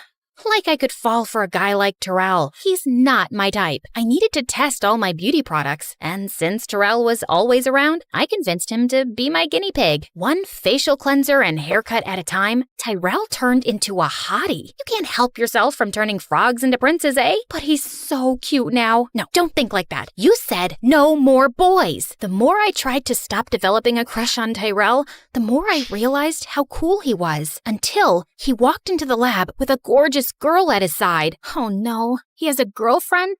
Why does this feel so horrible? Hi? Hey, Regina, this is my older sister, and she's an angel investor for women's startups. I told her about your ideas, and she'd like to invest in them. I was so relieved to hear that she wasn't his girlfriend that it took me a moment to register the rest of the sentence. An investor? You deserve a lot of success. But you helped me out a lot. It's hard to say no to a beautiful and smart girl like you. Tyrell blushed to the tip of his ears, and I couldn't resist. So I kissed him, and he kissed me back. I thought I was just a friend. You can be my friend and my boyfriend. Really? But your dad. I'll talk to him. Tyrell was nothing like the boys I had been with before, and I hoped that he could see it too. But when I explained, he refused. If he really likes you that much, he can wait a few years. No, that's not fair. It doesn't have to be fair. Now, didn't I promise to take you to the mall? If you think you'll mollify me with some shopping, you're mistaken. Dad really seemed determined to make me forget, and he said yes to everything I wanted. But I had other plans. I texted Tyrell to meet us in the garage where we had parked. If I can't convince him by myself, maybe Tyrell will. But when we were in the elevator to get to the car, it suddenly stopped, and the lights went off. I switched on the torch on my phone and pressed all the buttons, but nothing changed. It looks like we'll be stuck here for a bit. Dad didn't reply. He was staring at the floor. Dad? He doesn't look so good. I'm sorry, baby girl. Dark, small spaces bring back bad memories. My chest. I feel like I can't breathe. I looked at my dad, stunned. I always thought he was invincible, but the truth was, he was just human. I pressed the emergency button, but nothing happened. Dad started breathing very fast. He's having a panic attack, and there's no signal in here. Sit down, put your head between your knees, and think about nice things. I miss your mom most of the time. I sat beside my dad and wrapped my arms around him. I miss her too, but we are happy together, and you've been an amazing dad. I'm so proud of you. And I am of you too. I kept talking to my dad until he was a little bit calmer, and then the doors to the elevator opened. It was Tyrell and the firemen, and they were getting us out. My hero! I'm glad you're okay. I got worried when you weren't answering the phone. I realized the elevator was stuck, and I called the emergency service. That was very clever of you. I think your daughter is amazing. I came here to convince you to let me date her, but I know how much she cares about you. And if it's really important, I'll wait for her for a few years. But just maybe, please don't let me wait forever. Dad looked at me, and I could see something changing in his eyes. You've shown me that strength is not always in the muscles. Some old memories brought me to my knees, but you kept your cool and helped me through it. So yeah, I think you're strong enough to take care of yourself, and I like this guy. Oh, thank you, Dad. But if you hurt her, I'll crush you. Like a can. That is very clear, sir.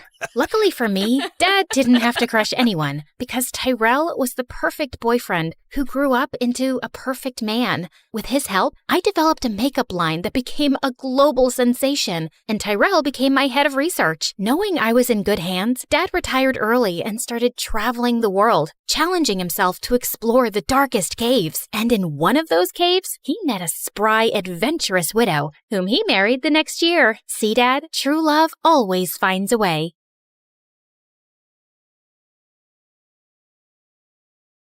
I felt a firm push on my back, and before I knew it, I was being dragged into the back of a waiting van. Let me go, please! I pleaded as tears streamed down my face, but my cries fell on deaf ears, and the van roared to life, carrying me away to a fate unknown. Little did I know, social media would save my life. Hey, my name is Carly, and I live in Washington. Don't forget to like and subscribe to MSA. Growing up with a politician as a dad was like living in a reality TV show on steroids. We jetted off to fancy places like nobody's business. Forget Disneyland. Our family vacations were on a whole different level. It was so glamorous. Red carpets? Check. Paparazzi? Double check. Speaking of paparazzi, I remembered the day when a photographer jumped out at me after school and asked me how much I loved my parents. I love them both, but when Mommy comes in for a kiss, it's like I'm being attacked by an octopus. It was a joke, but I was only 4 years old. Little did I know that innocent quip would turn Mom into a hilarious meme overnight. Wow,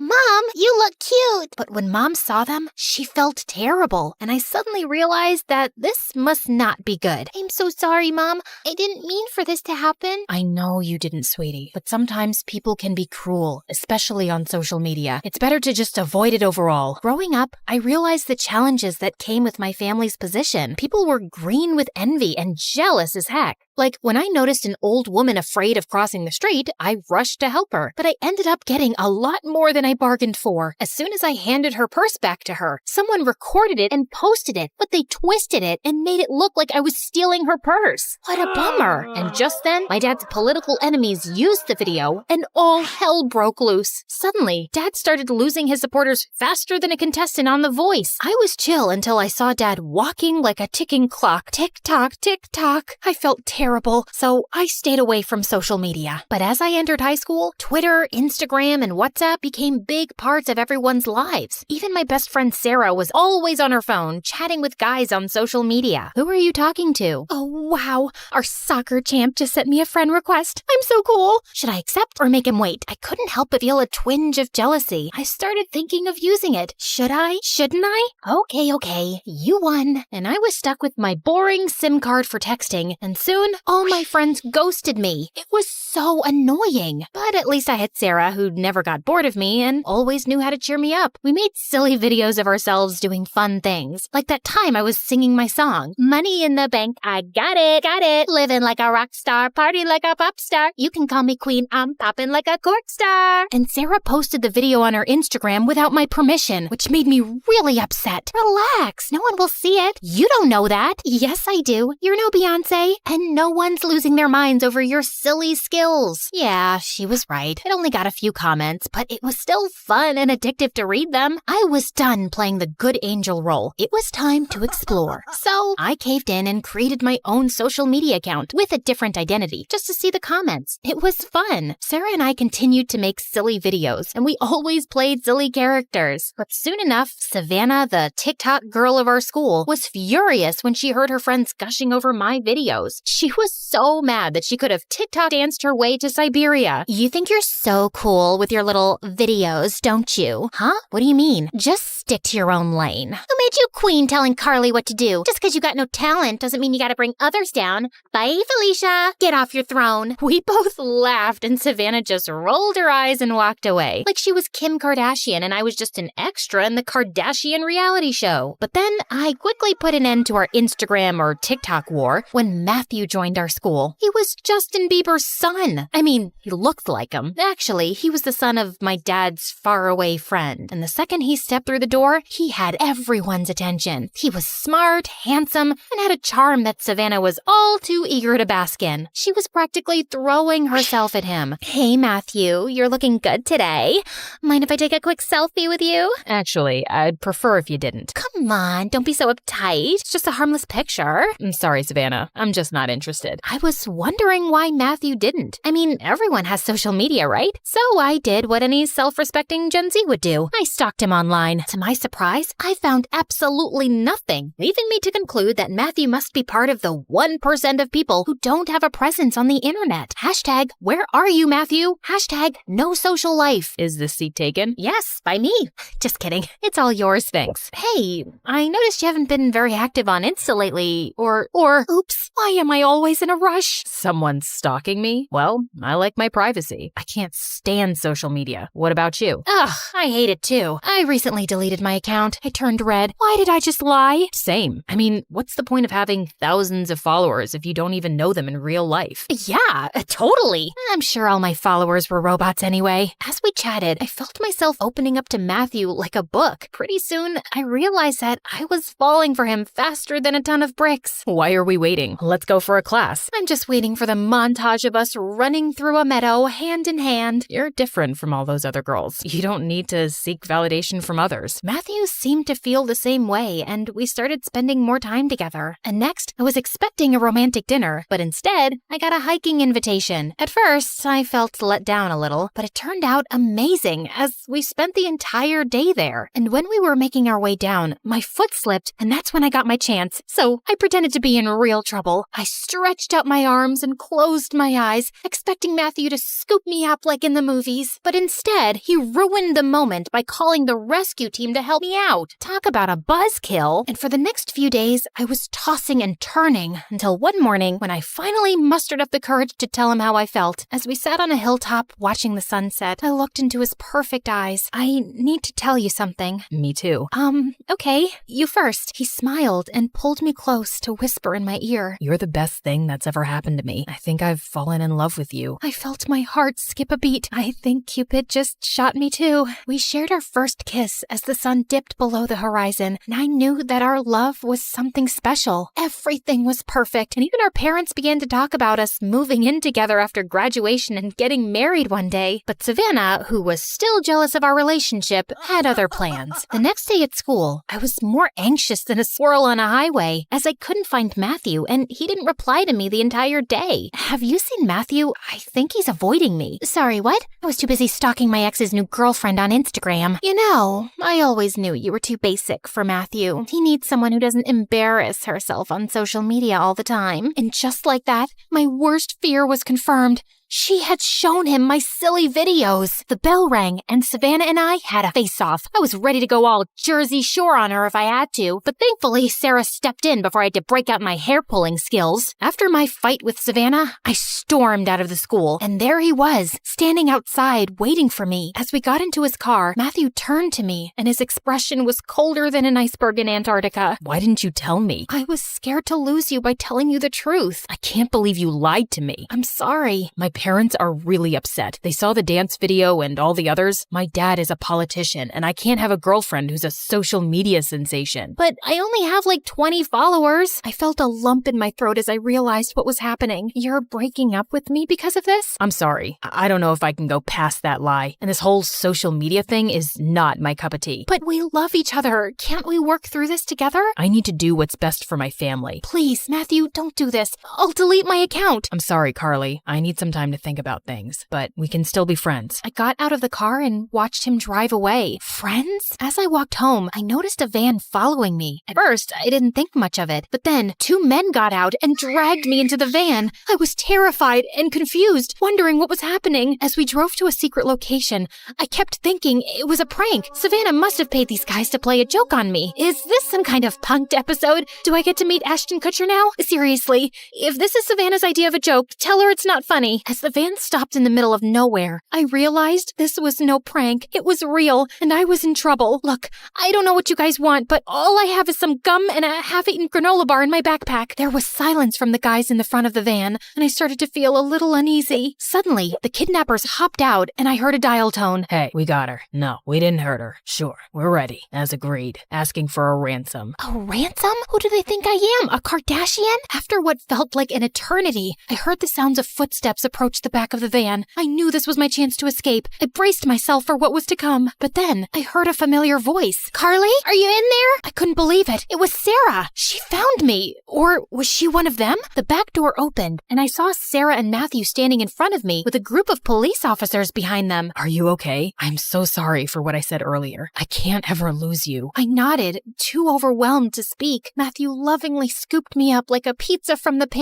van. Come on, guys, it's a serious situation. Stop giggling. What is happening here? How did you find me? Social media. Savannah was acting really weird in school, like wearing sunglasses inside and being afraid of her own shadow. I got suspicious that she was hiding something. I checked her social media and saw that she had posted a vlog of herself walking. And that's when we saw you in the background of our video getting shoved into a van. We got the license plate and gave the information to the police. You saved my life. Carly! My parents arrived by helicopter like their own personal Mission Impossible, and it was hard to tell who was more relieved, me or them. Oh, my dear, we were worried sick about you. I can't even imagine what you've been through. Your safety is our top priority, Carly. We were ready to do anything to bring you back. I thought I was never going to see you guys again, but thanks to Sarah and Matthew, I'm here, and social media. It's funny how something that almost ruined my life ended up saving it. Social media caused so much drama in my life and almost cost me everything, including Matthew. But without it, who knows how long it would have taken to find me. Just then, the police took the kidnappers into custody. You'll pay for this! Something just doesn't feel right. The police stripped the bad guys of their belongings and shook hands with my dad. I quickly dialed the last number and saw my dad pull out his phone and drop the call. It was him. I was horrified. My own father orchestrated my kidnapping? That night, Dad admitted to it and asked for my forgiveness. I know it seems extreme, but it was the only way to win back my voters. If I lost the election, my opponent would have won and ruined everything that I've worked for. I don't care about losing, but people would have suffered. There would have been no social security, no free education, and no health insurance. I couldn't let that happen. But you put your political things ahead of your own daughter's safety? And if it was for good, why didn't you involve me in your plan? I could have helped you, or at least have been prepared for what was going to happen. I wish I could have involved you, but the plan involved highly confidential information. Even family members can accidentally leak information, and I couldn't take that risk. I truly believed that what I was doing was for the greater good. I instructed the fake kidnappers not to hurt you, and they didn't. And now that you're home safe, I hope you can understand why I did this. As news of my kidnapping spread, the public's empathy for my father grew. I knew his intentions were good, but his actions were wrong. Still, I forgave him. He was reelected and made sure that everyone got what they deserve. Better wages. I learned the value of honesty and communication. I realized that sometimes people make mistakes, but forgiveness and understanding can bring healing and peace. As for Matthew and I, we were able to continue our relationship, and our love only grew stronger. He even willingly participated in a video for Sarah's TikTok.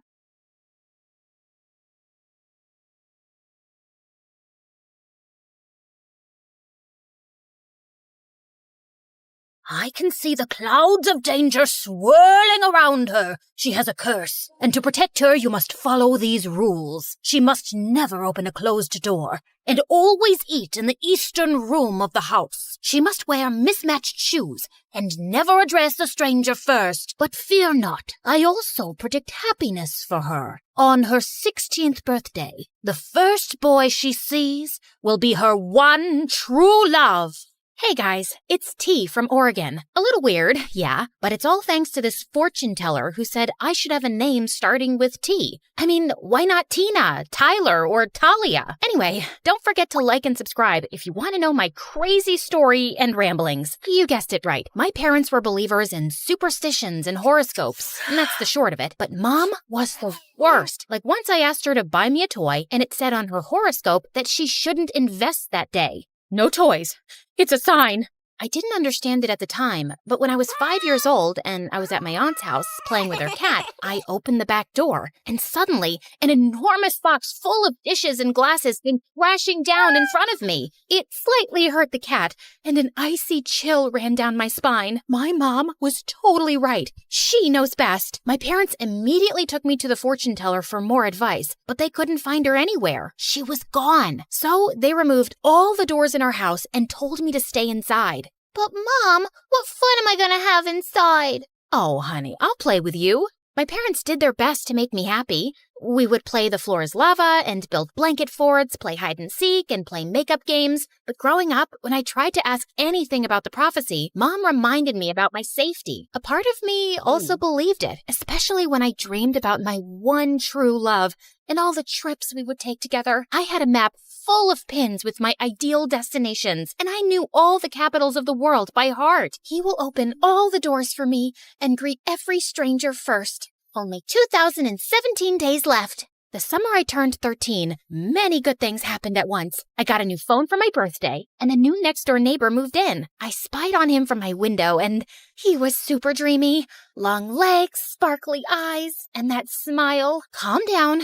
Maybe he's just cute from a distance. Since his room was just across from mine, I used to zoom in with the camera of my phone, but all I could see was the spider crawling down the wall and a poster for a video game he liked. Bingo! I downloaded the game on my phone, and only 2 players in my area. That must be him. Yeah, we girls make the best detectives, right? I went from fighting imaginary potatoes to defeating trolls and orcs online, and it was so much fun, and he noticed me. Hey, you're pretty great at this. Want to team up? Sure, you're pretty good too.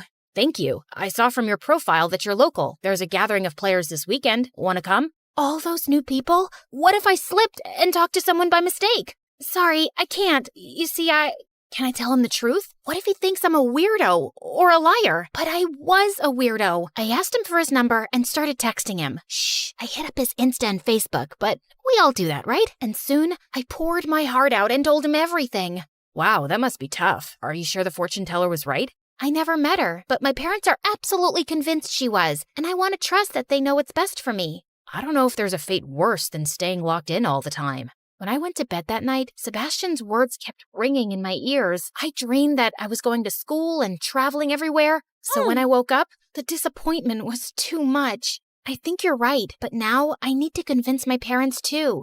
And so, my campaign for free tea began. I stuck my forehead closer to the radiator to fake a high fever, but I just got a red forehead for my trouble. Then, I turned on the water tap in the kitchen to flood the floors and send my parents outside. But my mom just got out the mop, and I ended up having to help her clean. I wrote letters pretending to be a long-lost cousin needing help, and even snuck out at night. But I was caught by the traps my dad had set up. Nothing worked. Oh dear, she's gotten to the rebellious age, right? Nothing I do seems to work. And just then, there was a tap-tap sound. Someone was knocking at my window?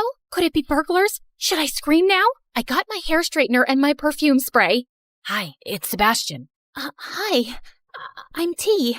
Yeah, I know. My teammate and my friend. I can hear you cheering from my room. You talk to yourself a lot, you know. How embarrassing. Was I that obvious? And I'm about to slip. I opened the window and he climbed in. I was too nervous. I had a boy in my room, and he smelled so good. I thought boys were all smelly, but he smelled like rainbow cake with sprinkles. My brain short-circuited, and I could only look at him like a fish. I apologize for scaring you. I've tried to visit you before, but your parents always sent me away. RT is very frail. She can't have visitors. I'm here to help you. Is there something your parents believe in more than a curse? No, they're obsessed with it. And just to make extra sure, my mom checks the horoscopes too. The horoscope! That was the answer. Sebastian printed a free daily horoscope and put it every morning under our front door. Then we set out to make its predictions true. On the first day, I had him hide out of the window with the water hose. Look, this horoscope says it'll rain with a clear sky. And look outside. It's raining, but the sun is also shining. The next day, he put a super smelly fish under the hood of our car. And the day after, he threw a ball at our window, which landed in my mom's soup. All of it was predicted by the horoscope. This went on for a few months, and Sebastian even asked some of his friends to set up predictions for my mom. She believed in it so much, she wouldn't leave the house without checking it. It's time to make our move. Look, Mom, it says that girls named after a drink will have good fortune all year. I'm sure this counteracts the fortune teller's warning. This horoscope is never wrong. I really want to go to school. I'm not sure, but T's all grown up now. She knows she must not open any doors, right? Yes, of course, Dad. I finally enrolled in school. The evening before my first day, I was super nervous. Am I doing the right thing? What if the fortune teller was right? What if something terrible happens? I tried a million outfits, and Sebastian stood at his window giving the outfits votes with a pedal like in a fashion competition. It doesn't count if you give me all 10s. My first day was fantastic. I asked Sebastian not to tell anyone about my curse because I knew no one would believe me. He agreed and didn't laugh when I opened my backpack, and instead of books, all of the good luck charms my mom had stashed in it fell out. Here, you can read mine. I still had to eat alone in the supply closet because it was the room to the east, and I became a pro at never opening doors. If one was about to close, I'd just throw my books at it to stop it. At once, I couldn't get out of the bathroom because no one was there to open the door for me, and fortunately, Sebastian came to my rescue. Oh, thank you. I was about to climb into the cubicle. You can't really believe this rule about the door, T. There's no such thing as a curse. What if there is? I'm not so sure I can risk it. Or, I don't want to put anyone else at risk. As my 16th birthday approached, I eagerly anticipated meeting my one true love. But I like Sebastian. He's kind and funny, and he wants to travel too. I just needed to make sure I gave fate a little help. Again. So the morning of my birthday, I stared at Sebastian's window, waiting for him to appear, but the blinds never came up. Maybe they're broken. I waited outside his house for him to step out. Come on, T. You'll be late for school. I hoped that he just got out super early and I had missed him, but when I got to school, the first person I saw was the janitor. No, the fortune teller said boy, and he's a man. I still have a chance, so I kept my eyes closed and started inching toward my class. Hey, watch out. OMG, it's Francis. He was the hottest guy in school. He was tall, had the best hair, and was in a band. All the girls in school wanted to date him, but he'd never gone out with anyone. Aren't you the girl who always eats alone in the supply room? Yeah, I know it's weird, but...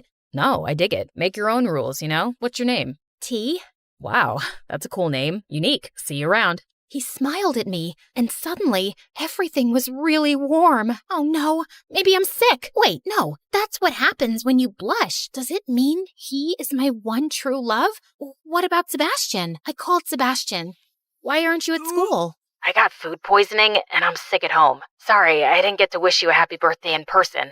I was super disappointed, but the fortune teller was very clear. The first boy I saw on my 16th birthday was Francis, not Sebastian. It's not like he ever confessed. Maybe he doesn't even like me. Suddenly, Francis was everywhere.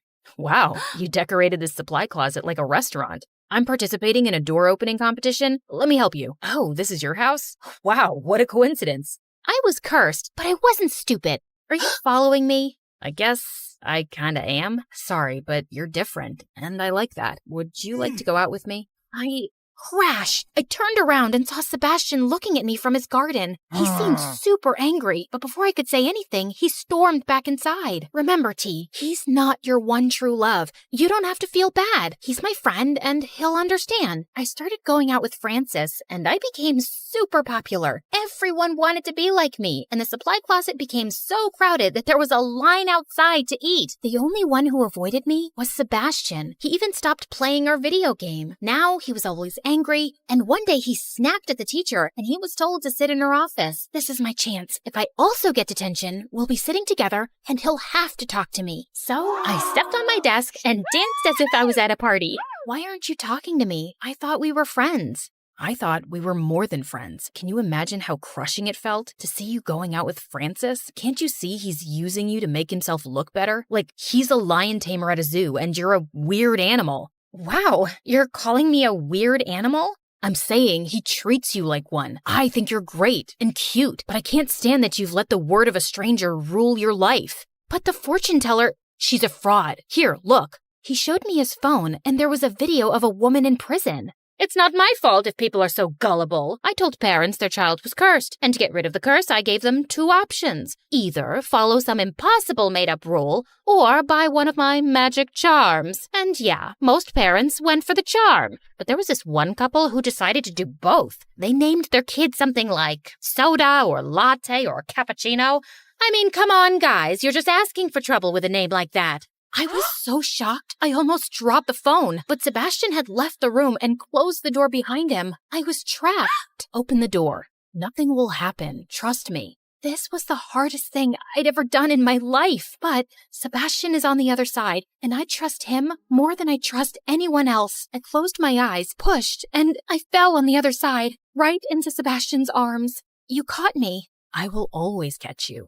Everything was good so far, and I looked into Sebastian's eyes, but Francis appeared, ruining the moment. Hey, I made a "My Girlfriend is Cursed" t-shirt. Wait, what's going on here? What are you doing with him? I finally see reason. I'm not cursed. What? So you're like normal now? As normal and boring as it gets. Let's break up, okay? Not even a teeny tiny curse? Bye, Francis. I had done the right thing with Francis, but I still had to talk with my parents. I ran straight home and showed them the video, but they wouldn't believe it was her, especially my mom. I love you guys, and you can believe what you want, but I can no longer follow your rules. I want to be free, and I don't want to believe in some silly superstition. I tried to convince them, but I knew it wasn't easy for them to change. But at least they understood that they wouldn't control me anymore. I went to school, I ate in the cafeteria, and I opened every closed door there was. Now, I have 18 ways to open doors. And yes, my parents get mad when I do it with my foot. And of course, I took Sebastian's face and kissed him in front of everyone. Because you should always follow what your heart tells you. The heart is always right.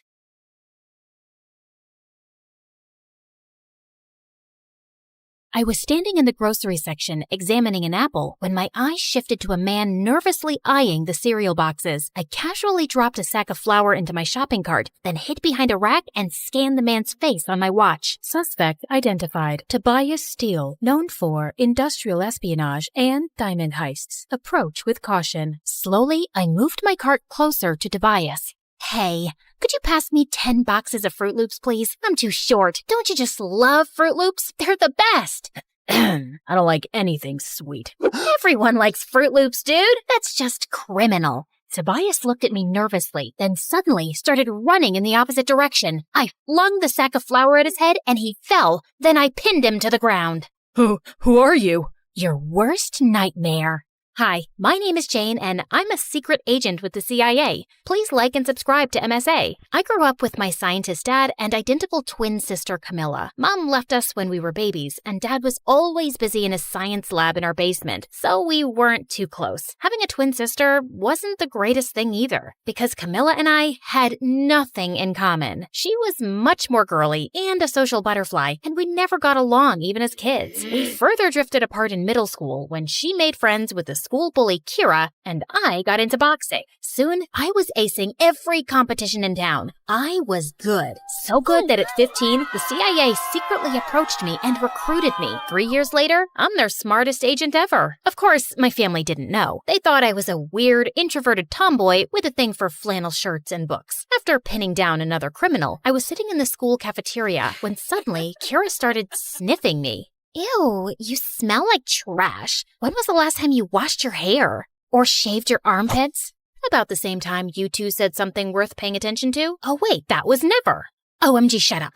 Ryan just walked in. Kira, quick, how am I looking? Fix my lip gloss, will you? Camilla was a popular girl, but Ryan was the star of the school. Football team captain, really handsome, totally dumb.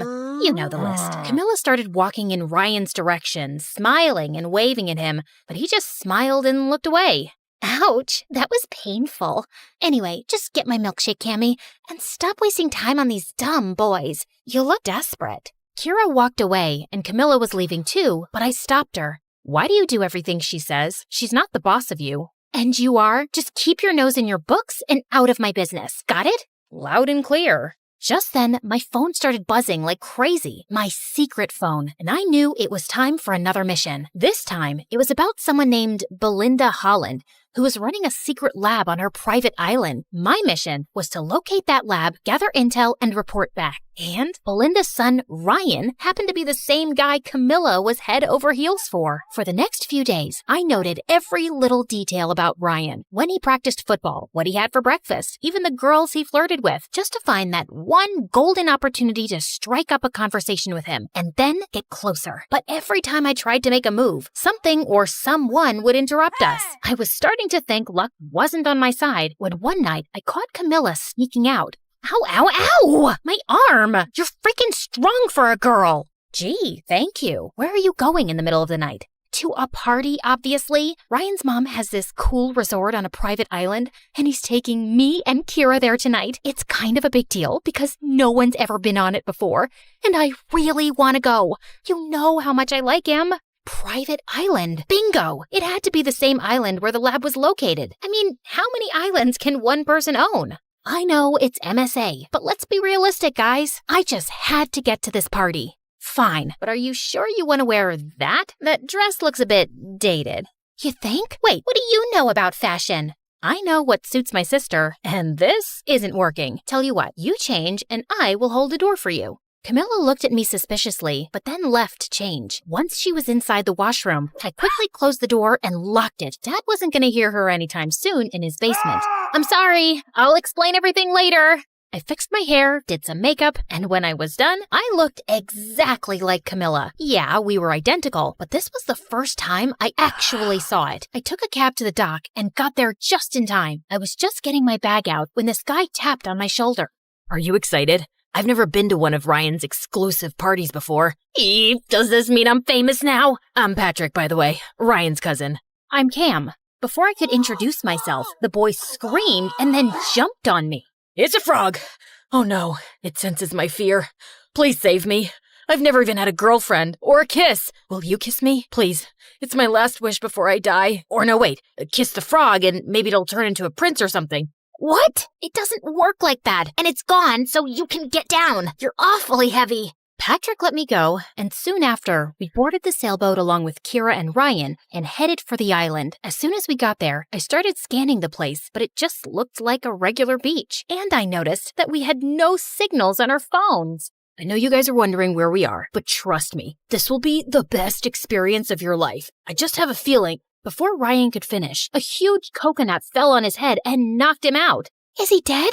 It's a coconut, Kira, not a meteor. He'll be fine. Only he wasn't. We waited for Ryan to wake up on his own. Since it was too dark and none of us knew the way to the resort except Ryan, we decided to camp on the beach. And the next morning, I woke up to Ryan screaming his lungs out. Oh my god, what am I doing here? Who are you? And why are you sunbathing next to me? Ha ha, very funny. Stop the games and let's go to this resort. I really need to pee. What? I don't know you, okay? Or do I? My head is hurting. God. Ryan, what year is it? 2015? That's when I realized that the coconut probably hit him too hard and Ryan was suffering from amnesia. I quickly woke up the rest and we decided to go back to the city to get Ryan checked. But when we turned around to leave, we saw the boat had drifted into the ocean because Patrick forgot to anchor it properly. You've got to be kidding me.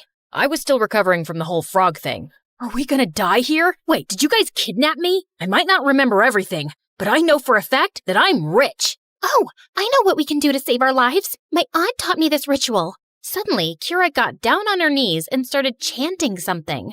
Oh, my Lord, Kumbaya, please save us. Don't let us get eaten by dolphins. As a sacrifice, I'm giving up my vintage Chanel sunglasses. Please accept this.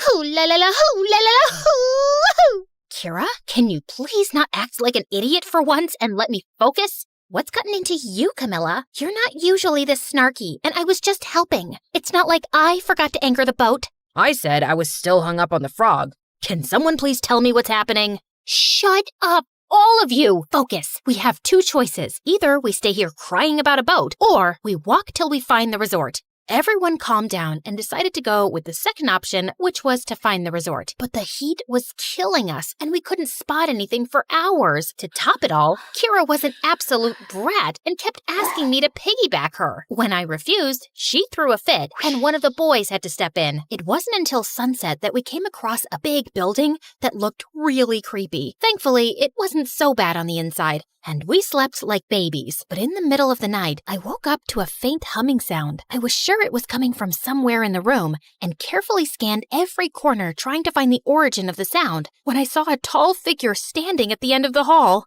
Who's there? No answer. I can hurt you really, really bad. I know kickboxing and kung fu. Still no answer, and the sound kept growing louder as I got closer. It was too dark. I couldn't see the face and was sweating bricks when suddenly Patrick jumped out of the shadows wearing headphones. Ah, what are you doing? What are you doing? And why were you making that sound?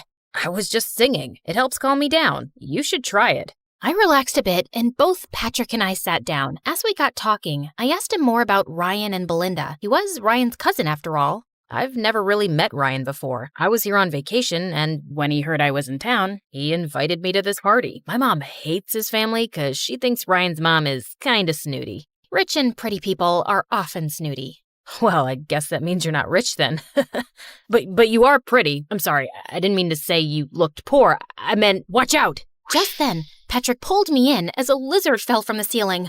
We were so close, I could practically feel him breathing on my face. He wasn't so bad to look at, actually. Ew, no, Jane, snap out of it. That was a close call.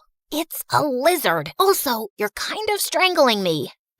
Sorry. Patrick and I left for bed soon after, and the next morning, I woke up extra early to check the places for clues when I noticed that Ryan was missing. I searched for him everywhere in the house, but he was nowhere to be seen. So I rushed outside and walked around till I spotted Ryan standing under a coconut tree. What are you doing? I figured if I stand here long enough, a coconut might fall on my head again and I might get my memory back. I don't think that's how it works, Ryan. Let's go back. We started walking back when I noticed a weird-looking bird following us. I grabbed it to take a closer look when I saw a small camera under its tail. Holy cow, this was a surveillance bird. Just then, the bird started flapping its wings like crazy, making loud beeping sounds, and within seconds, a black van arrived and 2 guards came running in our direction. You're outnumbered, sweetheart. Surrender peacefully, and we might go easy on you.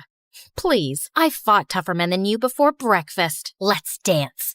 I launched into some of my best boxing moves, knocking one of the guards to the ground, but the other guard pulled me into a tight grip.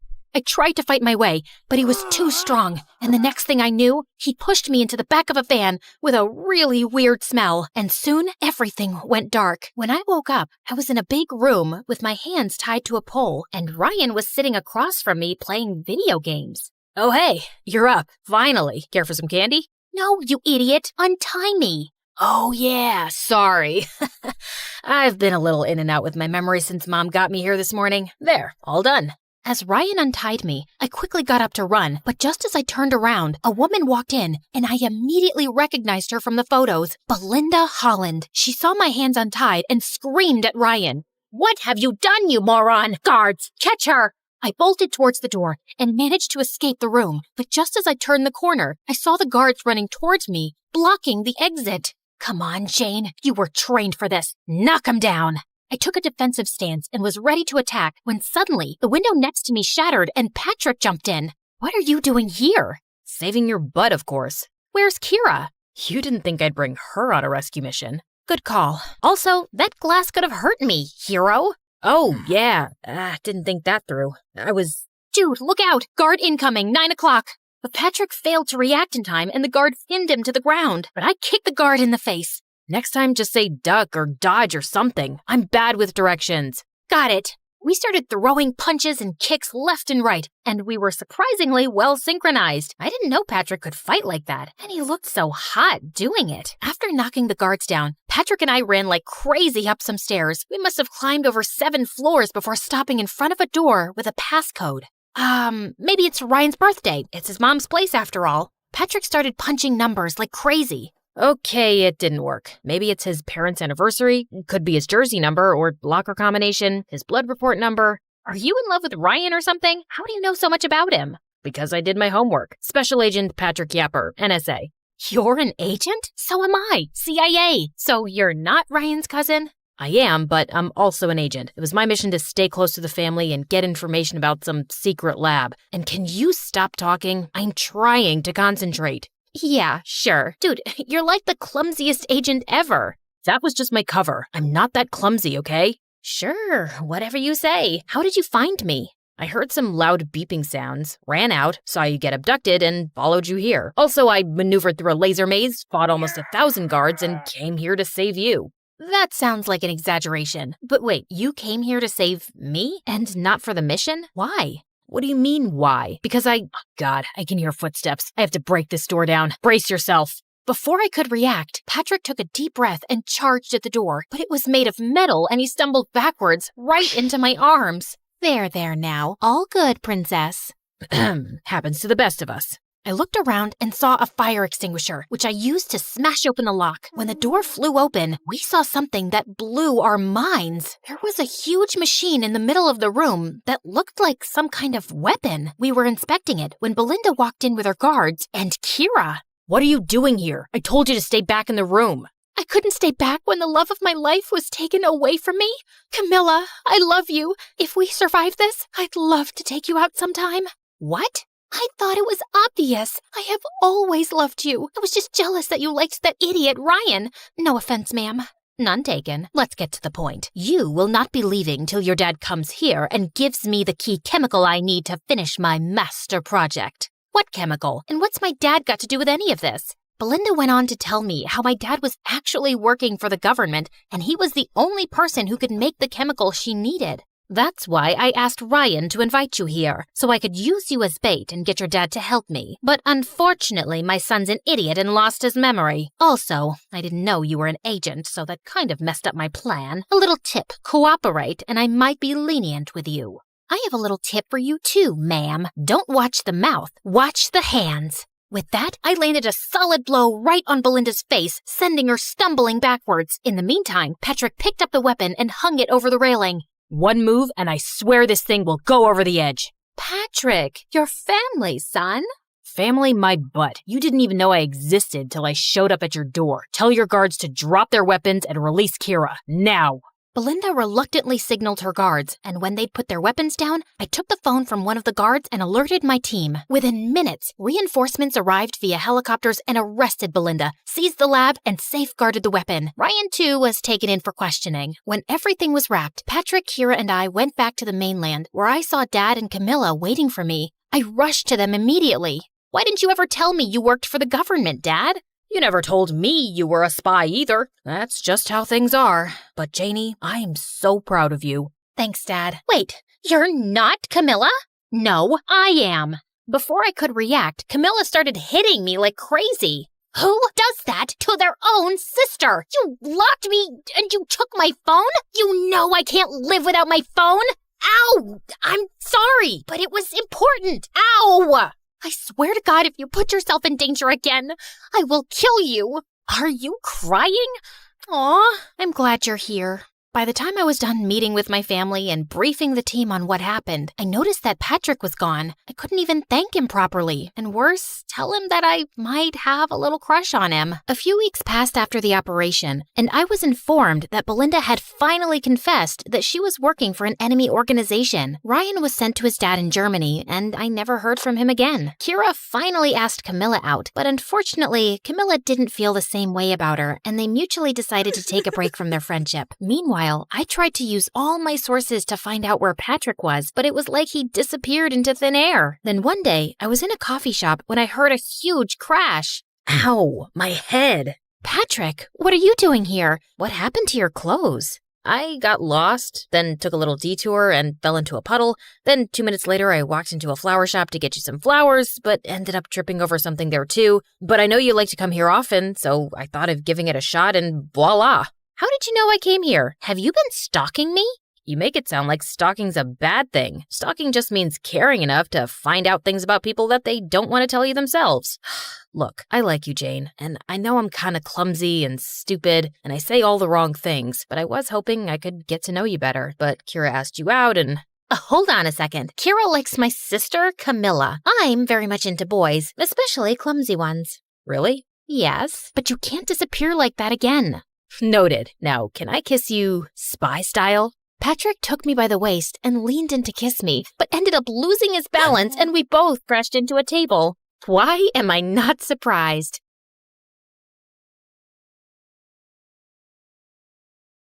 I was about to shoot my target when suddenly someone appeared from the shadows and snatched the apple away. It was the most popular guy in school, Travis, and lately he'd been flirting with me every chance he got. Let's play a game. If you miss the target, I'll have to kiss you. But if you hit it, then you'll have to kiss me. What do you say? Sure, why not? Everyone knew how good I was in archery, and as expected, it was a bullseye. Deal's a deal, cream puff. As he closed his eyes for the kiss, I called for the school cat Loki and whispered something to it. You can open your eyes now. Loki scratched his face like a wild animal as I walked away, in total satisfaction. Hi, my name is Bianca, and I'm incapable of falling in love. Well, that's what I thought. But before I continue, please like and subscribe. My mom owned a huge chain of hotels, and I was the sole heiress to the business empire. Our family name was well known already, but I'd really made us famous. Teen heiress seen kissing alleged gangster? Spoiled princess seen at archaeological site closed off for public? Princess Bianca announces to pay any amount to straighten the Leaning Tower of Pisa.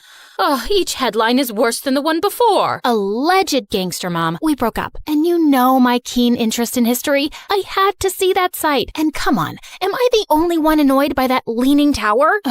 When will you ever get serious, Bianca? I have a private jet to catch, but we're not done with this conversation. Yes, go to your meeting, Mom. You didn't even remember to wish me a happy birthday, but I was still celebrating in style. I was having a huge birthday party at the newest club in town, but my night was ruined when I saw an uninvited guest, Travis, and he was approaching me and my BFF Carmen as if he was God's gift to women, despite that scary face. Hey, sugar lips, wanna dance? Aren't you supposed to hate me for making you look like Frankenstein? What's love without a little pain? And I adore your feistiness. He was all over me the whole night. Eventually, I had to make Carmen distract him and try to escape, but he noticed and followed me like a madman. I'm not done with you, my love. I turned around a corner and opened a VIP door at the end of the hallway. There were some men in suits playing poker, and they all turned to me like I was an alien. Oopsie, wrong room. Thought it was the toilet. But may I say, sir, your jacket is really cool. Very vintage 90s. Michael Jackson kind of vibe. Okay,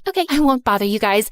May the best man win. Bye. Travis was nowhere to be seen, so I took the chance to finally leave the club. But of course, I couldn't avoid him at school, and he was being such a nuisance that eventually I got a restraining order against him. My life was finally peaceful, till a few days later when Carmen told me that her cousin from the village would be joining our school. Since when do you have a cousin? Ever since he was born. You never told me about him. I love to collect snake skins and samurai swords in my basement. I didn't tell you about those either. What? Friends should share everything. I think some secrets are good. Oh my god, my cousin's here. I turned to this guy who was walking towards us like he was the king of the underworld. Judging by his walk, he knew he was a fine specimen of the male species. But suddenly, he tripped over nothing and fell into the fountain nearby. And then he immediately got up like nothing happened. I felt like I was watching a comic cartoon strip. Are you sure he's not some hot model you paid to act as your clumsy cousin? Nice way to say that he's hot and adorable. He then spun her around like she was a cotton ball. Carmen, my favorite girl. I missed you so much. The guy turned to me and I was stunned.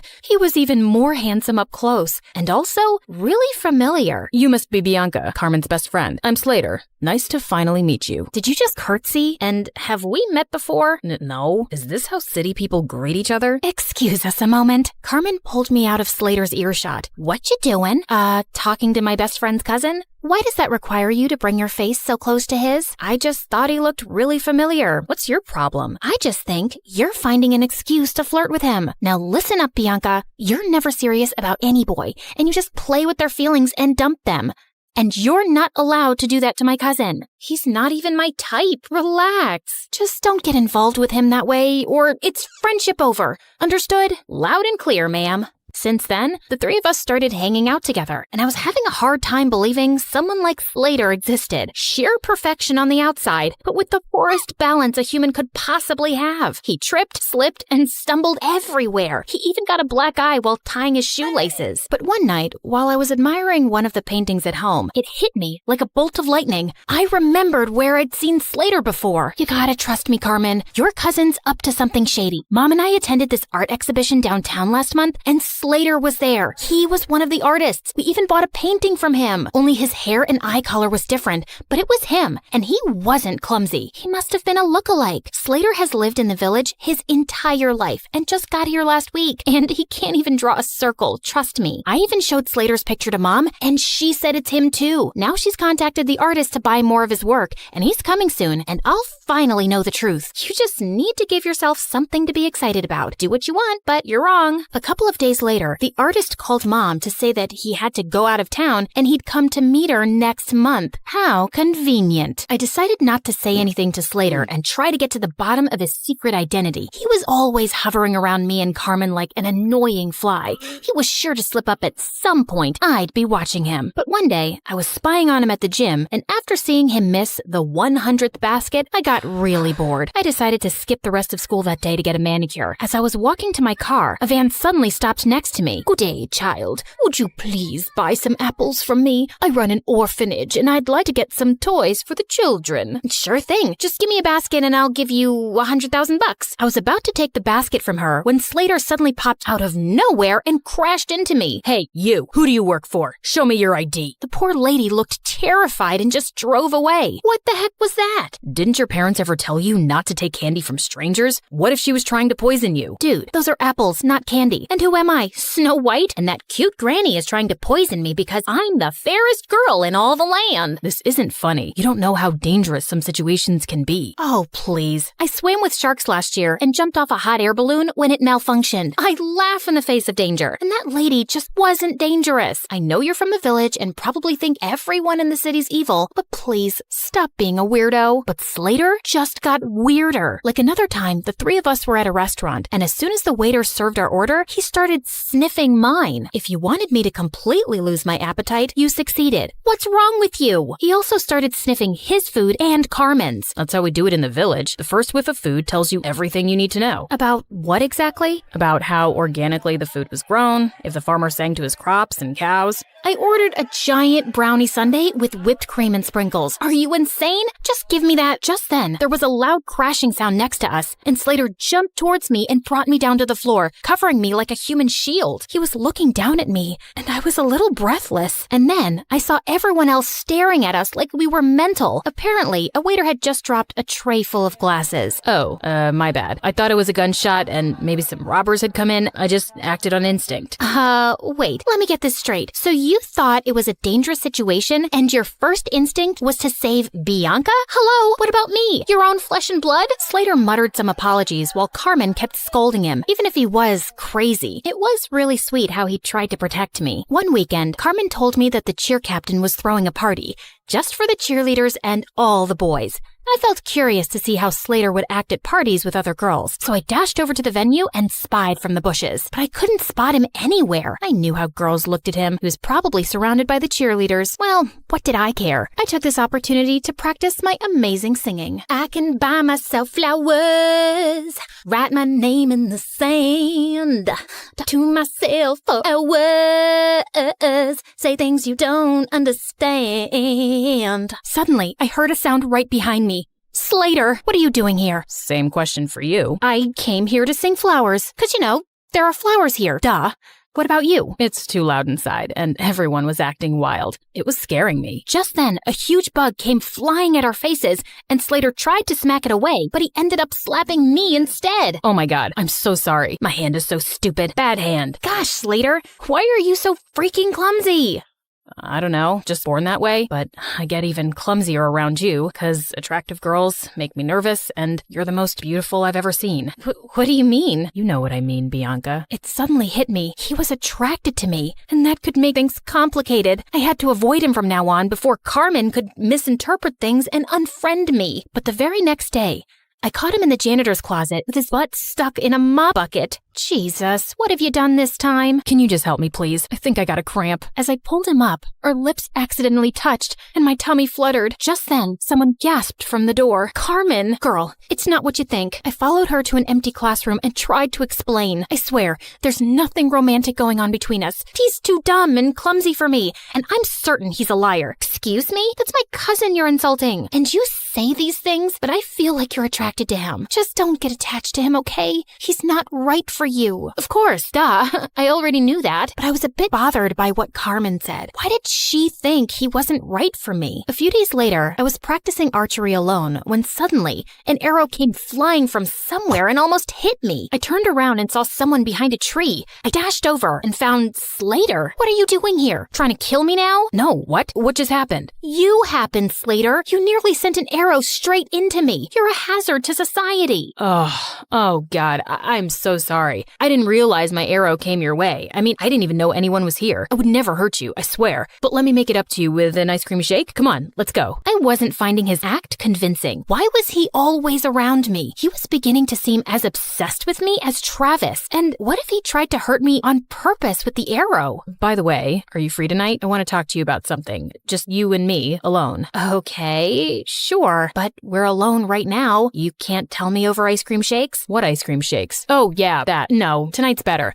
I'll send you the pin location. Driver, I'll get off here. Thanks. See you later, Bianca. And then he just jumped out of the car and walked away. This dude was so weird, but I was really curious about what he had to say. Later that night, I was surprised to learn where he was taking me. The rooftop of an old building. There was no elevator, so we had to climb 8 flights of stairs, and he was holding on to my shirt like a kid. Wait, what if he tried to push me down? Can you move away? I need some personal space. But what if I trip and fall down the stairs? You know how clumsy I get. Why would you invite me to a rooftop then, idiot? You'll see. When we finally reached the top, I was surprised to see a candlelit dinner. What's all this? Obviously a date. Were you expecting a crime scene? Didn't your cousin warn you about me? She did, but I just don't see why she's so against the idea of you being my girlfriend. You're beautiful and amazing. She was trying to protect you because I have a history of not being good with relationships. May I know why? And before I knew it, I just found myself opening up. Growing up, I saw how my dad broke my mom's heart and left her for another woman.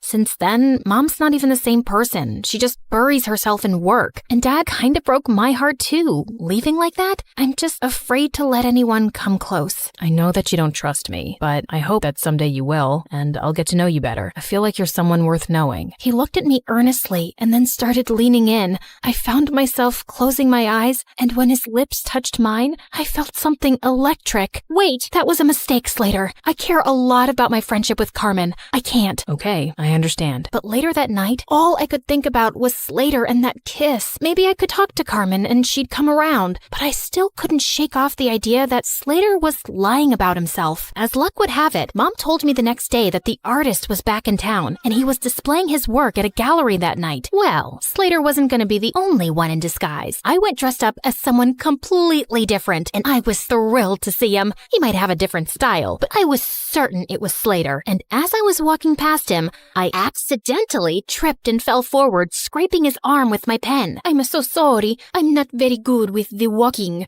Clumsy, like you people say. Oh, it bleeds. It's fine, miss. I'm okay. Excuse me. I need to use the bathroom. And the next day at school, Slater was wearing a full-sleeved shirt, just like I'd expected. So I spilled my juice all over him. Oh my God, you're wet. You'll have to change your shirt. It's fine. It'll dry up. No, you'll get sick. I won't. I'm as strong as a cow. I tried a few more tricks, but he was able to avoid all of them. I guess I just had to do it by force. After our classes, I followed him outside school, and just as I was ready to jump on him from behind, he turned around and pinned me to the wall. Bianca, why were you trying to attack me? How did you know, Spider-Man? And all I wanted to do was this. I pulled up his sleeve, and sure enough, he had a long cut on his arm. Ha! So you're really that artist. I've exposed you, you big fat... Suddenly, there was a growl behind me. I turned to see 2 guys holding 2 rabid dogs and pointing at us. Bianca, just run. Slater grabbed my hand and we ran like crazy from the dogs. After sprinting down several blocks, he pulled me into an old building and we ran up the stairs. We climbed all the way to the rooftop and we could hear those guys behind us. Okay, there's no other choice. We gotta jump. Excuse me? I must have heard you wrong. And what is going on? Questions later. And what's the matter? I thought you laughed in the face of danger. Ha. Now is not the time to be sarcastic. Just hold on to me and you'll be fine. Do you trust me? Of course I don't trust you. You're the clumsiest idiot I've ever met. Listen, Bianca, I'm not who you really think I am. I just need you to trust me right now, okay? I won't let anything happen to you. I promise. My instincts told me to trust him, and I did. And what happened next was the most thrilling thing ever. We went flying through the air and landed straight in a garbage dump. Ew, fish heads. Come on, this isn't over yet. I needed answers about why I was currently running a marathon with my BFF's mystery cousin around the city. Slater, why are these people after us? Listen, something happened. He didn't get to finish because the gangsters finally cornered us. Slater pushed me inside one of the diners as he started fighting them expertly. What were these kung fu ninja moves? He was so hot. Just then, one of the guys came up behind him with a metal chair. I looked around for anything I could throw at that scumbag before he could hurt Slater. Bullseye. That's my girl. Just then, a bunch of policemen arrived and surrounded the men, and Slater pulled out a badge. You're under arrest. What? He was a detective? As those jerks were being taken away, Slater finally told me everything, starting with how I unknowingly got involved with an international mafia gang. You walked in on them one night at the dance club and saw something you weren't supposed to see. You've been in danger since then. Oh, those guys. But I swear I didn't even see anything. They couldn't be sure of that, so you've been their target since. I was already in town looking for this gang and posing as an undercover artist, but when we found out that they were looking for you, I joined your school to be closer. We also thought we could catch them using you. You mean using me as bait? I didn't mean use you like that. We just knew they'd come after you. So that date on the rooftop, was that also a ploy to get the gang members there? Well, yeah. We had police hidden all over that building, but I think the gang realized it was a trap. Everything made sense now. He was just pretending to be interested all along so he could be around me for my protection and to catch the bad guys. I was just a mission for him. You saved my life. Thank you. I just did my job. I'm glad you're safe now. I gotta report to headquarters soon, so... Yeah, great job. Goodbye then. As I walked away, I suddenly felt sad and empty, and the next day at school, Slater was gone. I demanded more answers from Carmen. Slater really is my cousin. He became a detective at a young age, and he doesn't tell us much about his job. But after that restaurant incident where he was clearly protecting you, I asked him what was going on, and he said it was something related to you, but it was confidential. So that's why you didn't want us to get closer. Yes, because he was just here for his job and he doesn't form attachments. I didn't want you to get hurt. I'm sorry.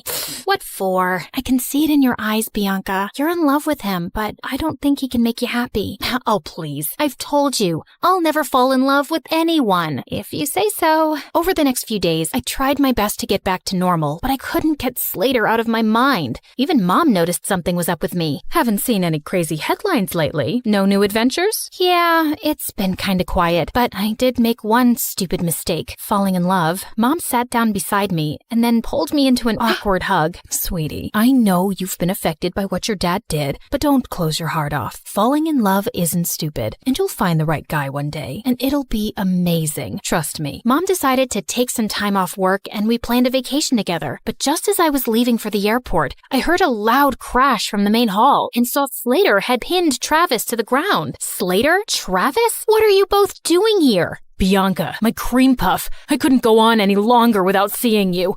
I can't live like this. You really need to tighten security around here. Found him crawling through the dog door. As Slater handed over a screaming Travis to the guards, he turned to me. Why are you here, Slater? Same reason as Travis, actually. I really missed you. Wait, where are you going? Sorry, can't disclose the location. It's top secret, so whatever you want, make it fast. I got another mission. Okay, so what is it? I need you to fall in love with me and be my girl. Oh, well, that sounds like it's gonna be a very hard mission. I'm not afraid of challenging assignments. He pulled me in for a kiss and then hit his forehead against mine. So you're naturally clumsy. Only when I'm in love.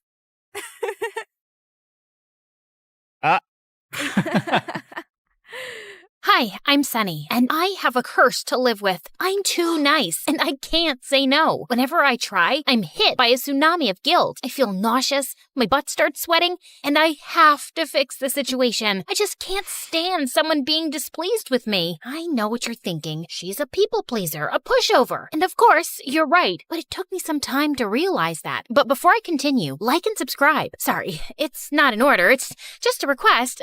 Please, I never disobeyed my mother. I always shared my lunch at school. I always gave up the swing at the park, and I could never turn down a poor person's request. Like this one time in 10th grade, I was running back home after school when the homeless guy around the corner asked me for a favor. Hey, Sonny, could you hold this shovel for a few minutes? It's really heavy, and I need to run to the soup kitchen before it closes. Sure, no problem. I kept standing there for 2 hours, and he didn't return. Finally, I left the shovel in the homeless guy's corner with an apology note, but later that night, the police turned up at my door to arrest me. Apparently, they'd found my fingerprints all over a murder weapon, a frickin' shovel. It took a while to get my name cleared. Or this one time, I had to go to the bathroom in the mall when I accidentally went into the disabled people stall. When I came out, I was met by a furious woman in a wheelchair. I've been holding my pee for 10 minutes. People like you are what's wrong with society. What? Oh no, this was a mistake. I'm so sorry. I followed her all over the mall, begging for forgiveness, till she called security and told them I was harassing her. Well, naturally, I followed her home and started showing up at her door every day. Her servants wouldn't let me in, so one day, I broke into her house through a window. Please, please, just say you'll forgive me. I can't live like this anymore. She filed a restraining order that day. I still pay for a plane to go over her house every week and skywrite my apology. In addition to being nice, I'm also a teen model. I know, I'm breaking stereotypes. I've been on the cover of a dozen fashion magazines, and I've walked on many big runways. My career was amazing, till my mom convinced me to fire my agent and hire her instead. Trust me, honey, I'll make you a star. That's nice, Mom, but you have no experience. What does that matter? I'm your mother, and no one will ever have your interests at heart like I do. I was in labor with you for the worst 23 minutes of my life, remember? Right, of course. You can be my agent. I already knew it was a horrible idea. Mom hated people and rubbed everyone the wrong way. She screamed at the photographers and made a makeup artist cry. She even yelled at a famous designer and started mopping the floor with his dress to show him what she really thought of it. Soon, Mom started complaining about our small house in our dingy neighborhood and started making trouble with the loud, ugly neighbors. Her words, not mine. So, I bought a chic new apartment in a posh area. But then, Mom started complaining about her privacy. Sonny, you really are getting in the way. My new boyfriend and I need our space. But you're standing in my room. Maybe you should move. Yeah, I know. It didn't make any sense. I bought the place. I was bringing in the money. I shouldn't be the one to move out. But as always, I gave in. After buying the apartment, money was a bit tight. Luckily, I found a room in a beautiful beach house that I had to share with 3 other models, Sasha, Tracy, and Mika. And I soon discovered that living with models, the drama was always out of control. I mean, what would you expect from girls who eat a cube of cheese, 1 grape, and 2 almonds a day? They're always hangry. That's my seat, you stupid cow. Is your name written on this seat? OMG, are you wearing my shirt? Is your name written on the shirt? Show me where it is. Can you idiots shut up? If I don't get enough sleep, I look like a raccoon, and then I'll bite like one too. I had to break up almost a dozen cat fights. One day, I cooked us all dinner so we could try to get to know each other. Sasha dreamed of being a pop star. Tracy loved to work out, and Mika was insanely pretty and loved rubbing that in everyone's face. I asked Sasha to sing us one of her songs, and I'd never heard something so horrible in my life. Of course, I still clapped for her, but Mika and Tracy fell off their seats laughing. What's so funny? You sound like a constipated pig. I'd rather put my head up a cow's butt than listen to you. Yeah, stick to modeling. As long as you can. I mean, you're already showing signs of aging. Sasha got so mad that she threw her plate of pasta at Tracy. Tracy ducked and the food landed on Mika's dress, and they started shouting and pulling at each other's hair. I tried to break up the fight, but I slipped on some sauce and fell. Then someone tossed a hair extension onto the stove, and the kitchen caught fire. When the landlord found out, he was furious and banned us from the kitchen. I put up an ad online for a chef, and a ridiculous ridiculously good-looking candidate named Lance showed up the next day. So Lance, you can cook, huh? Yeah, that's why I applied for the job. Lance, your cologne is to die for. I'm not wearing any cologne. Lance, did you just fix our sink? You're such a genius. It wasn't broken, you just left the faucet on. Your biceps look like boulders. Can I touch them? I'd prefer it if you didn't. Lance was an amazing chef, a handyman, and even a gardener. One day, all of us were drooling at his abs as he pulled out weeds, when suddenly, some crazy paparazzi climbed over our garden wall. Lance ran towards them like Tom Cruise, broke their cameras, kicked their butts, and sent them running. Oh my God. I can't take it anymore. I have to ask him out. No, he's mine. What? I saw him first. I don't think he's interested in dating any of us. Shut up. Who asked you? The girls cornered Lance in the hallway to get his attention. Sasha sang Lance an awful love song. Tracy did a cheerleading routine. Then Mika walked up in a bathing suit. Hey, Lance, you want to go for a swim? No thanks. I gotta get back to work. But the girls' constant flirting and fawning over Lance got so out of hand that he couldn't do his job properly since he was always trying to hide from them. One of the toilets got clogged, the shower stopped working, and the front yard was starting to look like a jungle. I can't live like this! How are we supposed to share one bathroom? I haven't taken a shower in 2 days. I proposed a solution. Okay then, from here on out, Lance is off limits. No one is dating Lance. They reluctantly agreed, and we made a pact. We all left Lance alone, and soon the house started getting back to normal. A couple of months later, I threw a party and invited a bunch of rich models. Sasha, Tracy, and Mika seemed to forget about their crush on Lance in about 2 minutes. Just then, the doorbell rang and Mom walked in. Hey, honey, did you miss me? Clearly not, or you would have sent me a proper invite. Mom, actually, yes, you're right. I'm sorry, but I'm glad you're here now. Just for 10 minutes. I don't want to overstay where I'm not wanted. I just need to borrow a couple of dresses from you and about, $20,000. But I let you borrow $10,000 last week. Don't be cheap, honey. It's unattractive. Don't you want Mommy to buy something nice for her birthday? Your birthday isn't for another 11 months. But Mom was being pushy, and I knew she'd make a scene. So I gave her my credit card and told her to return it in 2 weeks. Just then, I noticed Lance shaking his head at me, and then he walked away. After the party, the house was a mess,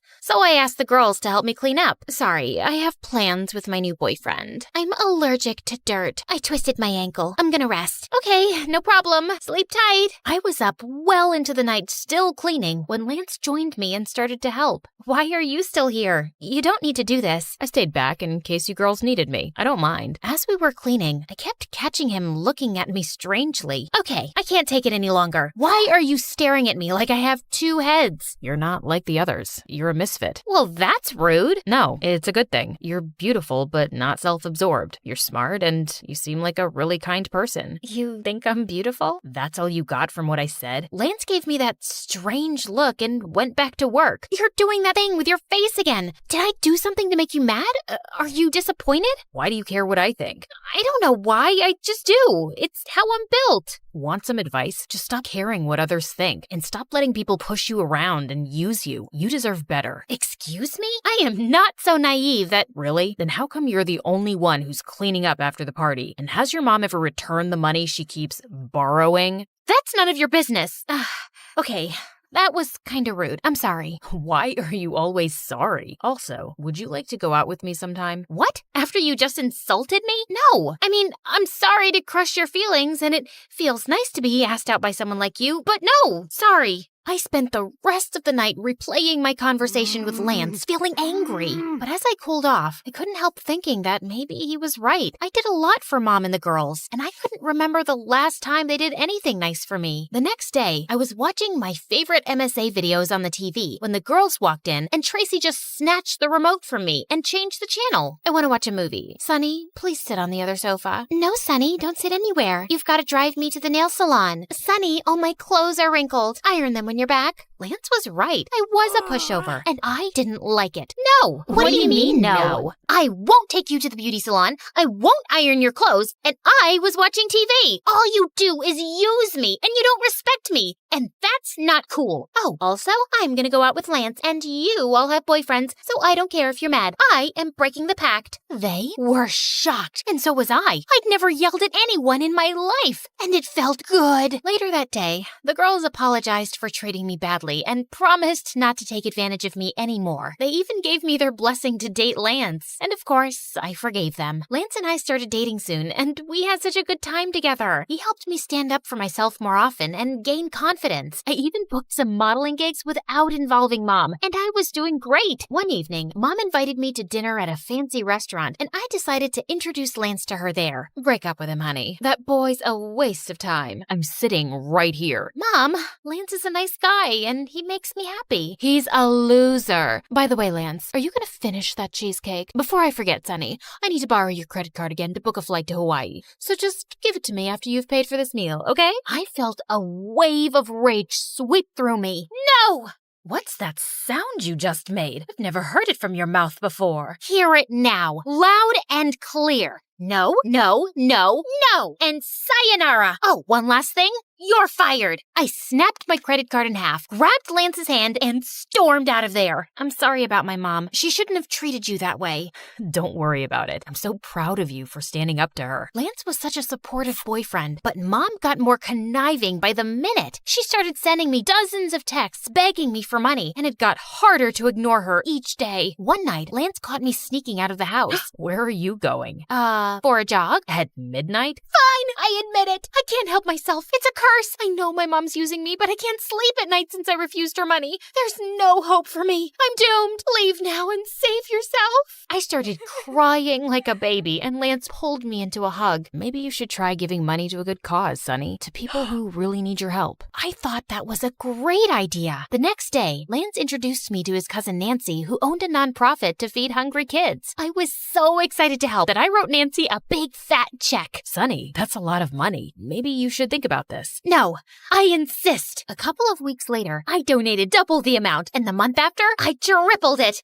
It felt amazing! But one morning, Lance didn't show up to work and didn't answer any of my calls either. When 2 days passed by, I started getting really worried and filed a missing person report. I even called up Nancy, but her phone was off too. And then I found pictures of Lance and Nancy on social media living their best life on some beach. Lance wasn't even his real name. Their whole charity was a big scam. And duh, Nancy wasn't his cousin. I was so devastated I couldn't get out of bed, take a shower, or comb my hair for days. What is up with you, girl? You smell like a gym sock soaked in spoiled milk. Is there something living in your hair? I burst into tears and told them everything. I knew Lance was trouble with his perfect eyes and hair. He was way too good to be true. Of course he was evil. We'll make him pay. First, we went to the police, who put out a warrant for the pair's arrest, but they were smart and couldn't easily be found. Next, the girls and I went online and told our followers about Nancy and Lance's scam and asked for help to find them. Within minutes, we got a dozen leads. Nancy and Lance were arrested at an airport trying to leave the country. Sasha threw a party at the house to celebrate, but for some reason, I still wasn't happy. I took a walk to get some air, and I saw these kids waiting in line outside a soup kitchen. Suddenly, it turned on a light bulb in my head. Before I knew it was a fraud, it had made me really happy thinking my money was going to needy kids. I could start my own charity. Being nice didn't have to be my weakness. It could be my superpower. And now, 5 years later, I'm running soup kitchens all over the country. My model friends volunteer sometimes too. How about I perform for these kids after they've all eaten? No. You two are just jealous. You like my music, right, Sonny? Sasha, I love you, but I really, really, really hate your music. Sorry, I'm not that nice anymore.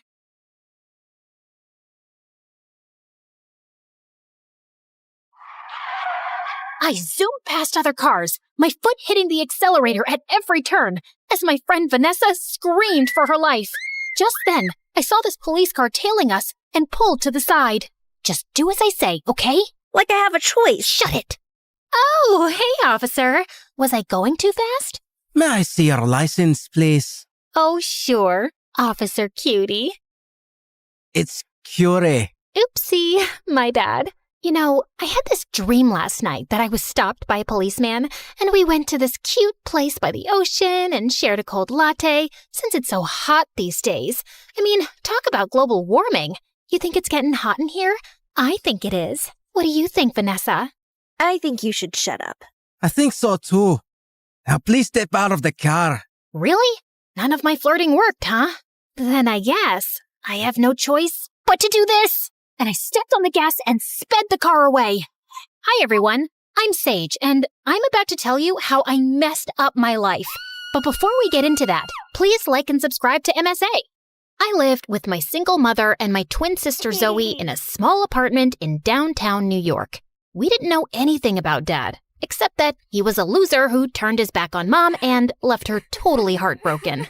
One day you're going to come back crawling and begging for forgiveness, and I will spit on your face and make you cry. Mark my words! That never happened. And Mom never found her true love again. That didn't stop her from trying, though. She worked as a receptionist at this fancy resort outside town, where she met tons of new people. Every month, she would date some new guy who would break her heart, and she'd become a sobbing mess. Like this one time when Zoe and I were 10, Mom started dating this Italian guy who left her because her pasta was too salty. It's garbage. At 13, there was a biker guy who thought it was a cool idea to teach Mom how to ride a bike. Needless to say, Mom fell, broke her arm, and couldn't work for weeks. And then, a year later, Mom met this Indian guy who even moved in with us. Take a deep breath in. Now exhale. Now inhale. Now inhale and exhale at the same time. It's 5 a.m, dude. Can we speed this up? Yoga is all about patience. The more you practice it, the better you get. Now, let's try again. Ugh, so annoying. But Mom thought he was perfect and sold off her jewelry to invest in his stupid yoga retreat. But he just pocketed all the money and disappeared without a trace. How could I be so stupid? We were planning to set up this cute bakery next to the yoga retreat. He'd teach yoga and I'd bake cookies. You know yoga's a form of exercise, right? Cookies are kind of counterproductive. Ugh, why are you like that? Like what? Smart and practical? No, mean and heartless. Can't you see Mom's in pain? Maybe I was a bit heartless. Growing up poor makes you accept reality in a harsh way. But with Zoe, it was different. She was Delulu. Thanks to Mom and her awful choice in men, she grew up thinking that the only way to have a good life was to get your hooks into someone rich and successful. I was reading this fashion blog and they said if I sleep with a clothespin on my nose, I'll get the perfect upturned nose like most rich people have. That's the stupidest thing I've heard. Your nose is just fine. Can't hurt to make it better. And what do you know about fashion and skincare? She even tried poking her cheeks with pencils so she'd get dimples. When that failed, she turned to stupid home remedies.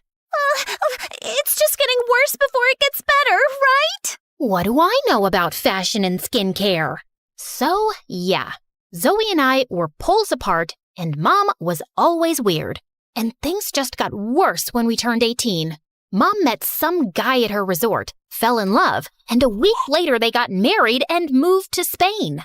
She promised to stay in touch, but all we got were a few bucks and occasional phone calls. With bills piling up, Zoe and I had to pick up housekeeping jobs at the resort. The pay wasn't great, but it was enough to cover school. We even got a room to stay in, which was a huge downgrade from our apartment. Okay, we need to make this work. Zoe, you take the broom and I'll dust the shelves. I just got a manicure done, so count me out. Where did you get the money? Wait, have you been using my savings? Yeah, but think of it as an investment in our future. See, what if tomorrow I run into some rich bachelor who asks me out, then falls madly in love with me, and we get married? And when we move to our fancy new house, I'll even set up a place for you in the garage, where you can stay with your girlfriend and cats. What girlfriend? Your girlfriend, silly. You don't need to stay in the closet forever. It's 2024. I'm not gay, Zoe. I just don't have time for stupid boys. Now help me, or I'll make you sleep on the floor. The next few days were tough. I woke up extra early, worked my shift, went to school, came back, worked again, and passed out. But Zoe barely showed up at work and was more busy flirting with some guy or the other. And then, on the night of our graduation party, Zoe and I were getting ready when I spotted this huge diamond ring on her finger. Where did you get this from? I bought it? By selling your kidneys? Ugh, stop yelling. Okay, fine. I found this lying by the sink in a room I was cleaning today, so I borrowed it for the party tonight. And don't worry, the guest isn't going to be back before tomorrow morning, so I have plenty of time to put it back. And what if they come back early, realize their $1 million rock is missing, and they trace it right to you? Why would they assume it's me? Because you're a maid, and the maid is always the thief. Who else would go in the room? Oh my God, you're right. How did I not think about that?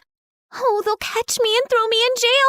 I'm too pretty to go to jail. Plus, no rich guy will marry an ex-convict. My life will be over before it even begins. Just shut up for 2 minutes. Zoe told me the room number, and I double-checked at the reception, and thankfully, the guest was still out. This was the perfect chance to put the ring back. So I tiptoed my way across the hall, popped out the master key, and was about to open the door, when suddenly, my eyes fell on the most perfect guy ever. His beautiful black hair matched his perfectly fitting tuxedo, and he radiated elegance and confidence with his walk. I was sure he was an important guest, but then he stopped right next to me. Almost expect you to be ready on time. You're talking to me? Do you see anyone else around? Let's leave, shall we? Leave for... Our date? I'm Carter. Our dad set us up. Vanessa, I thought you had seen my picture.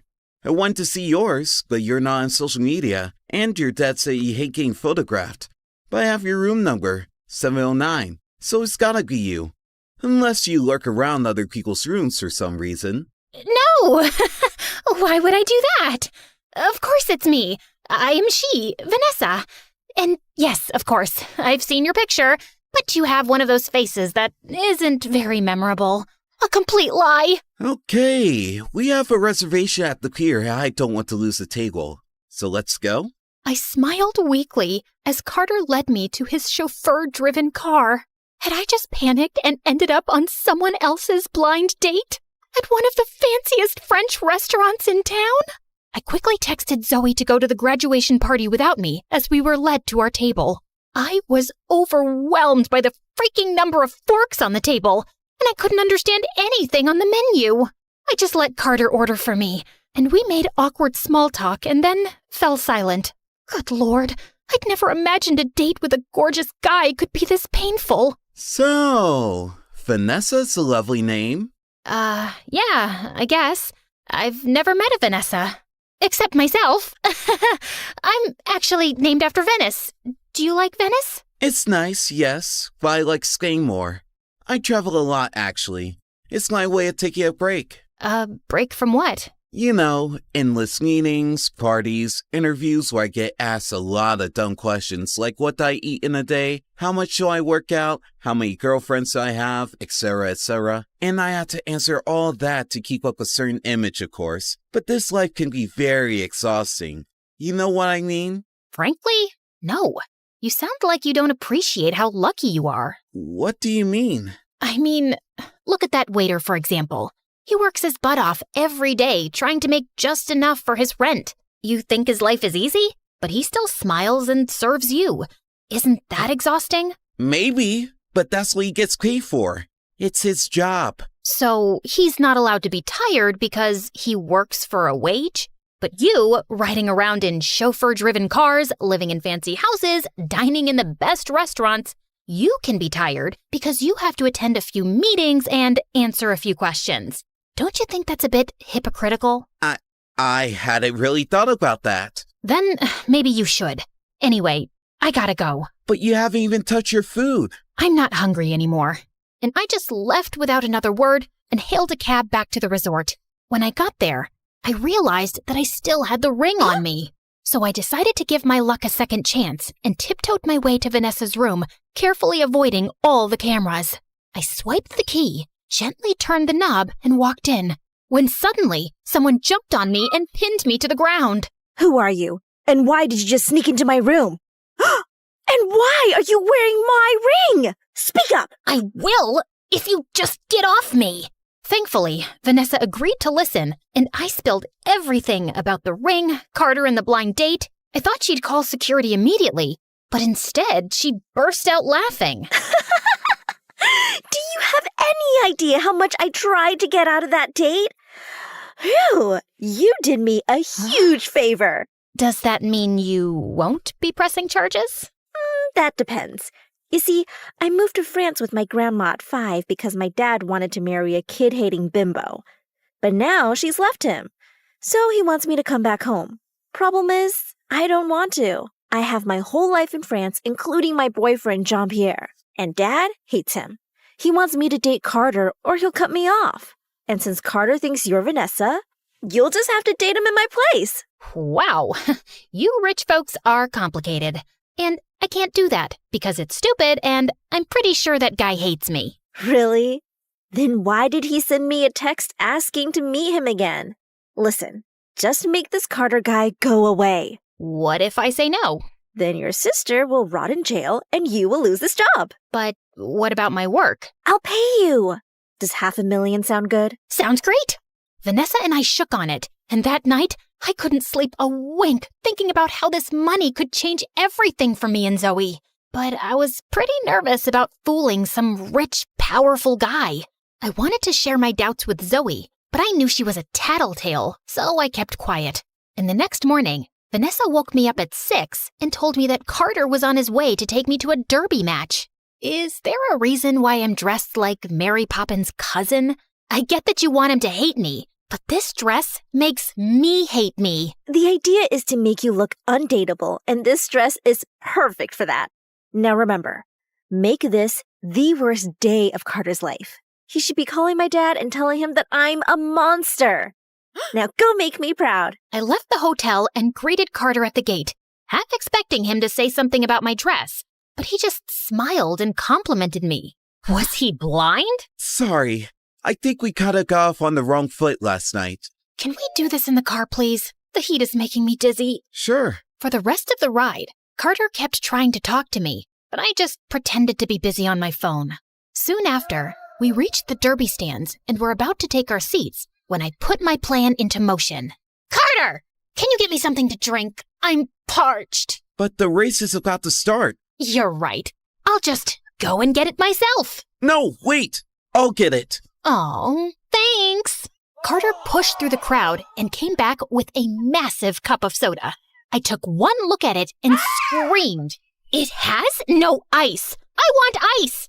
Carter rushed through the crowd again and came back sweating with a new cup of soda. Thanks. Oh no. What now? This isn't diet. I can't drink regular soda. It makes me feel bloated and gassy. Get me a new one. Pretty please. Carter shot me an irritated look before running back into the crowd, and by the time he got back, the race was over. I did feel a bit guilty, but then I thought about how he must have made his servants run around 1,000,000 times, so he probably deserved a little payback. What an exciting game. Too bad you missed it. Yeah, too bad. Are you mad at me? You are, aren't you? I made you miss the game. You must really hate me now. It's cool if you don't want to see me again. Nonsense. I love to see you again. Why? I mean, wow. I must have really left an impression. Carter inched closer, and I literally stopped breathing. I thought he was going to kiss me, but then he just opened the car door and asked the driver to drop me at the resort. I'll pick you up tomorrow, princess. Don't miss me too much. You bet. What the heck was that? Over the next few days, I did everything to make Carter go away, but nothing worked. I threw tantrums over the smallest things, and he patiently calmed me down. I made him wait for hours while I got dressed and didn't even apologize when I showed up. And he just smiled and complimented me. On Vanessa's instructions, I even took him to an amusement park and then faked a hurt ankle so he'd have to carry me around. When he sat me down to rest, I screamed in his ear to get me something to eat. He was at the stall when I pulled out my phone and texted Vanessa. The plan's not working. I've tried everything. The fake ankle, making him carry me. I even pulled his hair a little when I was on his back. He's not budging.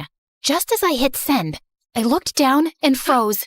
I'd accidentally texted Carter instead of Vanessa. My heart raced as I scanned the crowd and spotted him walking towards me. He handed me the food and took out his phone, but I grabbed it before he saw anything. You're not allowed to see your phone till you feed me. It'll only be a minute. I think it's from my dad. You're always on your phone. You never pay any attention to me. I'm hurt, and all you care about is reading a stupid text from your dad. And with that, I throw his phone into a nearby fountain. Vanessa? Are you insane? What if he has something important to say? Guess I'll have to wait. Now wipe that frown and feed me. Eat it yourself. You're impossible, and I'm out of here. And he just turned around and left. I thought I'd managed to finally get rid of him when I reached the resort and saw him waiting outside with a bunch of roses. I didn't want any attention from the staff, so I dragged him to the side. What are you doing? I am so sorry, Vanessa. I was way out of line today for yelling at you like that. Please forgive me. Haven't you had enough? I mean, I'll think about it. Can you leave now? I'm not leaving till you forgive me. Fine. I forgive you. You mean it? You want me to get it tattooed? Thank you. I'll see you tomorrow. Great. And I ran inside before anyone spotted me. I had to do something before this guy drove me insane. So I asked Vanessa for help, and we sat down and stalked Carter online everywhere. One of his Instagram posts said that he hated water. So the next day when I met him, I pitched the idea of scuba diving. Scuba diving? Why would you want to do that? Because it's fun. Imagine the two of us, hand in hand, exploring the depths of the ocean. So romantic. How about we explore the depths of my swimming pool instead? We can still hold hands, and it's a lot more convenient. It's funny how you're talking, but all I can hear are chicken sounds. Carter's a chicken. I'm not a chicken. Then prove it. Carter reluctantly agreed. But the next day when we were out on the water, he said he just couldn't do it.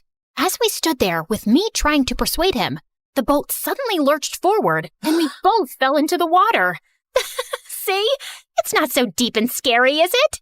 Just then, I noticed that Carter wasn't swimming. He seemed to be struggling to stay afloat. And then he started sinking.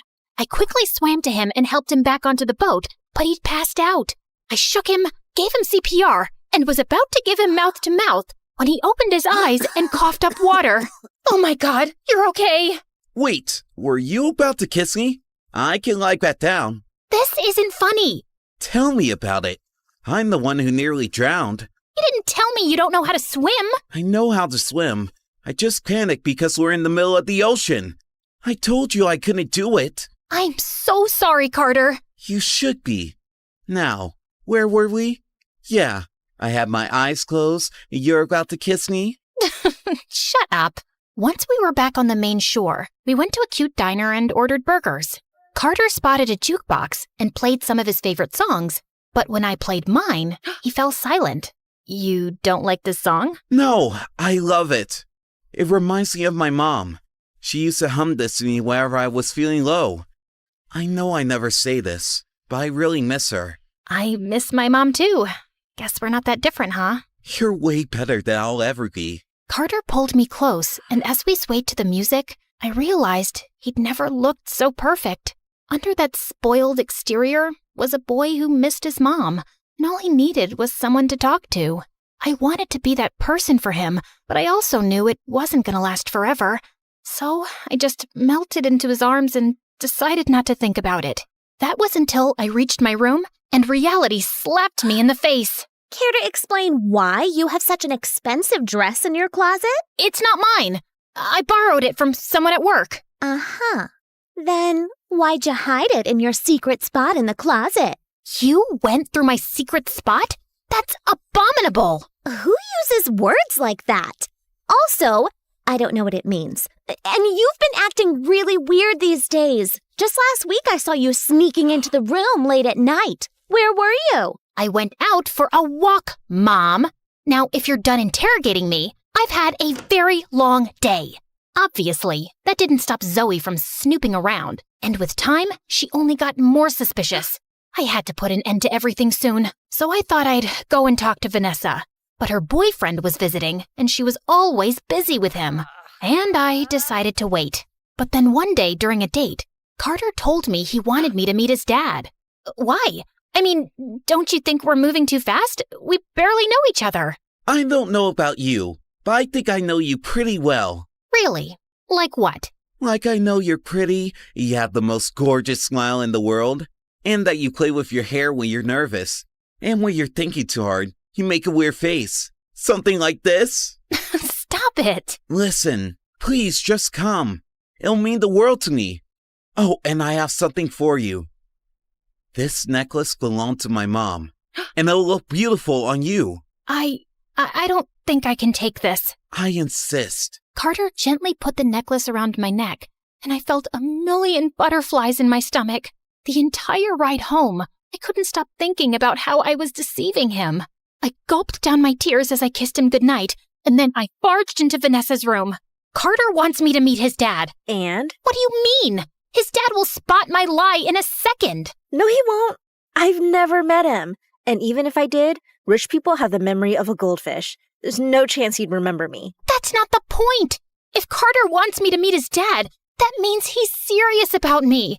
It'll crush his heart when he finds out I lied. And why do you care about his heart? Listen, Carter clearly doesn't want to break up with you, but if his dad doesn't like you, he might convince him to dump you. All you have to do is make a horrible impression on the dad. I'm sure you can handle it. Handle it? I could barely walk in the ridiculous dress Vanessa picked out. I tripped getting out of the car on my way to Carter's mansion. Finally, I saw him waving at the front door, and I felt a bit relieved. But then his dad joined us, and he stared at me with an icy stare. Dad, this is... Vanessa, I know. You don't look anything like your pictures. Yeah, I'm not very photogenic. By the way, it's so good to meet you, sir. And what a wonderful house you have. These paintings and sculptures are really one of a kind. What an exquisite collection. And then I leaned onto one of the statues, and it started wobbling. The next thing I knew, it toppled over and shattered to pieces. As I backed off in horror, I accidentally bumped into a waiter carrying a tray of shrimp and landed right on my butt. Every eye in the room turned to me, and I quickly got up and bolted to the washroom. As I was cleaning up, a pretty girl walked in. It was Sophie, Carter's ex. I recognized her from my online stalking sessions. That was one heck of an entrance. I'm Sophie, by the way. Carter must have mentioned me. Actually, no, he didn't. Can I help you with something? Just wanted to see Carter's new catch. And also, there's something you should know. As Sophie talked, my heart sank, knowing that I'd probably made the biggest mistake of my life. I could barely process what she'd told me, and I ran off from the party without telling Carter. By the time I got home, I was so exhausted from all the overthinking, I immediately passed out. When I woke up the next morning, my phone was buzzing and Zoe wasn't around. I found out why immediately. The police were calling to tell me Zoe had been arrested for stealing. I took a cab to the police station, and on the way, I called Vanessa to tell her what had happened, but her phone went straight to voicemail. I even tried the phone in her hotel room, but she didn't answer that either. I rushed into the police station, only to find Carter talking to the police, with Zoe standing next to him. Oh, thank God. I was beginning to think you'd never show up. Now, before these people lie to you, let me just tell you that whatever I did it for Mom. Who's Mom? Our mom, you moron. Mom called me yesterday and told me that she wants to come visit us, but she has no money for the tickets. I thought I'd pawn your stupid necklace off to help her out a bit. But that pawn shop guy informed this rich guy's family that someone was trying to sell an heirloom with their family crest. And they dragged me here for no fault of mine. No fault. That necklace belongs to my mom, and I gave it to Vanessa. Who the heck is Vanessa? She is Vanessa, my girlfriend. No, she's Sage, my sister. What is she talking about, Vanessa? It's Sage. S-A-G-E. Dude, you're cute, but you really have your wires messed up. Shut up, Zoe! Carter, I lied to you. My name is Sage, and I am Zoe's sister. Carter looked shocked as I told him everything about the ring and how Vanessa had asked me to take her place. So you lied to me all this while? I wanted to tell you the truth, but I just couldn't. Why not? If you needed money, you could just ask me. Yeah, right. Like you'd even look twice at me if you knew I was poor. And you really have money to hand out? Because I found out you've only been dating Vanessa for her fortune. No wonder you kept putting up with me no matter how much I tested you. Were you? Don't bother, Carter. Sophie told me everything. Carter's only after your money. He screwed up a big business deal, and now his dad's forcing him to marry an heiress to save their business. They need your dad to invest and bail them out. How do you know that? My dad told me. He's business partners with Carter's father. Trust me, I have no interest in Carter. I'm just helping a girl out here. And you're just going to believe her, without giving me a chance to explain myself? Well, is she lying? No, but... Then there's nothing left to say. Look, Carter, we both lied and we're both wrong. The only difference is that I lied for my family and you lied out of greed. And I agree that there were moments where I got carried away. But now I'm back to reality. I'm pretty sure you don't care about me much. But if you do, even a little, please drop the charges against my sister. She's the only family I've got. I must have struck a chord with Carter because he took back his complaint and Zoe was released soon after. But the news of her arrest reached the resort manager and we were both fired on the spot, which was fine. I was done with that place anyway. Zoe and I moved to a small apartment and decided to start our life from scratch. We found jobs at cafes and this time, Zoe stuck to her promise to work hard. She seemed to be actually sorry for all the trouble she'd caused me. And while it was difficult to not think about Carter, I had to push him out of my mind and move on with my life. Then, a week later, I was leaving for work when I found Vanessa standing at my door. What are you doing here? The night you were at Carter's place, my dad showed up and told me he didn't want me to see Carter anymore. He didn't give me a reason, except that he didn't trust Carter's dad and that he was okay with my relationship with Jean-Pierre and just wanted me to come home. That's a relief. Congratulations. Anything else? Here's your $500,000. I'm a woman of my word. I didn't exactly do the job, and I don't want money for tricking someone. It didn't bother you before. I guess you must have fallen in love with Carter. No, that's not it. Well, that's too bad, 'cause Carter's in love with you. He called me to yell at me for making him fall in love with the wrong person and how he can't get over you. He doesn't love me. He was just after your fortune. That's why he put up with me for so long. Something tells me you haven't seen the news recently. Carter officially resigned from his dad's company.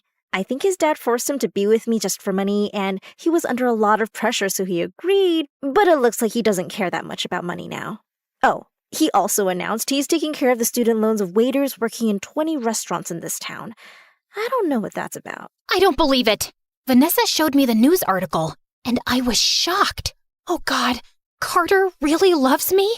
I have to tell him how I feel too. But he's moving to his mom's place in London in like 3 hours. Then we have to be quick. You have a car? Duh. You think I walked here? Of course I have a car. But it's a little slow. Seriously? I can crawl faster than this car. Told you he's slow. I don't care, 'cause I'm mostly on my phone, and you know how rich people are, always fashionably late. Just sit back and relax. Enjoy the drive. Enjoy my butt. I asked the driver to stop and step aside while I took the wheels and hit the accelerator. I zoomed past the cars, got tailed by the police, but somehow made it to the airport just in time. I jumped out of the car and dashed towards the gates, still hearing the police sirens behind me. Go! I'll take care of this. I rushed through the airport, screaming Carter's name. All I could think of was not being able to talk to him and tell him how much I liked him. And my heart sank when I checked the departure charts and saw that the London flight had already departed.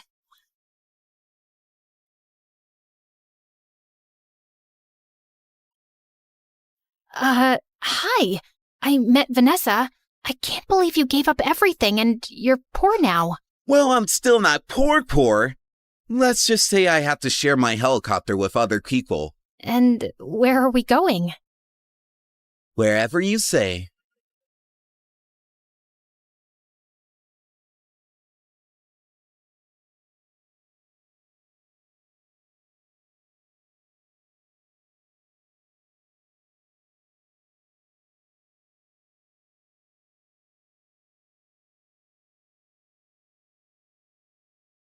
Hi, I'm Alvita from Jamaica. Please like and subscribe. My parents were the most successful members of their family. Dad was a lawyer and Mom was a doctor, and they always worked really hard and bought their dream mansion in a posh neighborhood. And then they were blessed with me. Whenever their family and friends met me, they were dazzled by my shiny dark hair and big green eyes. Wow, you guys are so lucky to be blessed with this beauty. Alvita will definitely be a model one day. As I got older, modeling never interested me much, but I did love talking. Whenever my cousin Maya came over to visit, we loved playing newscasters. In today's news, it looks like there's going to be a heavy thunderstorm. Don't forget to take your umbrellas, people. And thank you for watching Maya and Alvita News Time. Maya was the same age as me, and we were pretty close. But in the 4th grade, my parents hired a casting agent for me. And soon, I got a presenter's role for a kids' TV show. Things changed in my life after that, and I didn't have much time for Maya when she came by.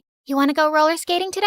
Oh, Maya, I have to go through my script for tomorrow's show, plus homework. I know, you're very busy. Soon after, I became more famous and her family grew richer, which was great. But I couldn't help noticing that people around us started acting so fake. Once in 8th grade, Maya's mom threw her a party, and when I got there, she made a huge fuss over me. Oh, Alvita, darling, thank you for coming. I know how busy you celebrities are. By the way, you looked gorgeous in this week's show. Thank you, Auntie. This is for Maya. Oh, you brought a present. You didn't have to. Your presence is a gift for us. Maya! Alvita got you a present. Come thank her. Oh, Alvita, thank you so much. Whenever Maya hugged me now, I always had this feeling like she was rolling her eyes. Aunt insisted that Maya open my present right away, and they both looked disappointed at the watch inside. It's very nice. Thanks. I don't know why I was expecting a gold bracelet. You know, like the one your mother gave you on your birthday. But the watch is nice too. Could I have the receipt, darling, in case I need to exchange it? Why would you need to do that? Oh, just in case it doesn't fit Maya. We went to the same school and we were in the same class. Once in 9th grade, we had a fun fair in school and we bought raffle tickets, and I won a prize. It was a huge package with really fancy chocolates from Switzerland. How come you're always so lucky, Alvy? I don't know. It just happens. We'll share the chocolate at recess, okay? But at recess, the entire class crowded around me. Apparently, Maya had told everyone that I was sharing the chocolates with the whole class. And now I had no choice. Maya, why did you do that? Oh, come on. It's not like you don't have the money to buy dozens of these packages. Yeah, but this was my prize, and I get to choose who I share it with, no? But Maya tried every way to sponge off of me and make other kids do it too. Sometimes I wished we weren't related so I could just ignore her. I felt more comfortable when I was in the studio with people like me. I loved performing, and I loved Chris, my boyfriend. He took care of all the sound and background music for the show. Every day after shooting, we'd hang out together, and he always found a way to make my day with some thoughtful gift. He was the sweetest. Then one day in 11th grade, the show decided to add another presenter to join me on the show. It was a guy named Mason, and he was gorgeous. I had to show him how everything worked around here, which was a bit difficult because Chris kept popping up. So normally, when we face the camera, we stand like this. Hey, I brought you some coffee. Oh, I just had some a minute ago. Sorry, babe. It's okay. You know what? I can help you mark the floor so Mason knows where to stand. It's easier this way. Chris pushed us apart and started marking the floor with chalk. But Chris, this position will be very difficult for the cameraman. He's too far away from me.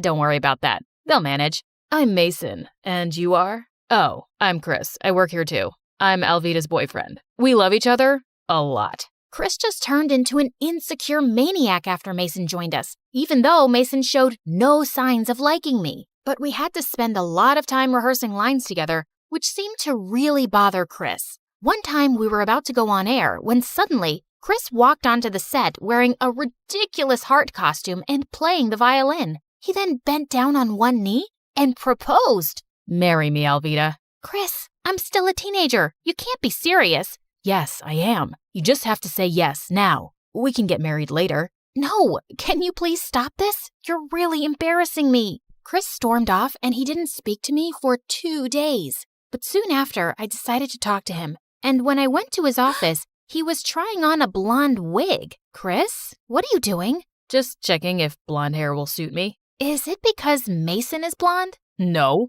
not everything is about him. Chris, I love you because you're sweet and kind, and I won't stop loving you just because there's a new guy on the block. You have to trust me, okay? After our talk, Chris felt a little better, and he started relaxing. When I got home that day, Maya was there, looking like an ostrich egg about to pop. Oh, Alvida, I've been waiting for you. Why? Is something wrong?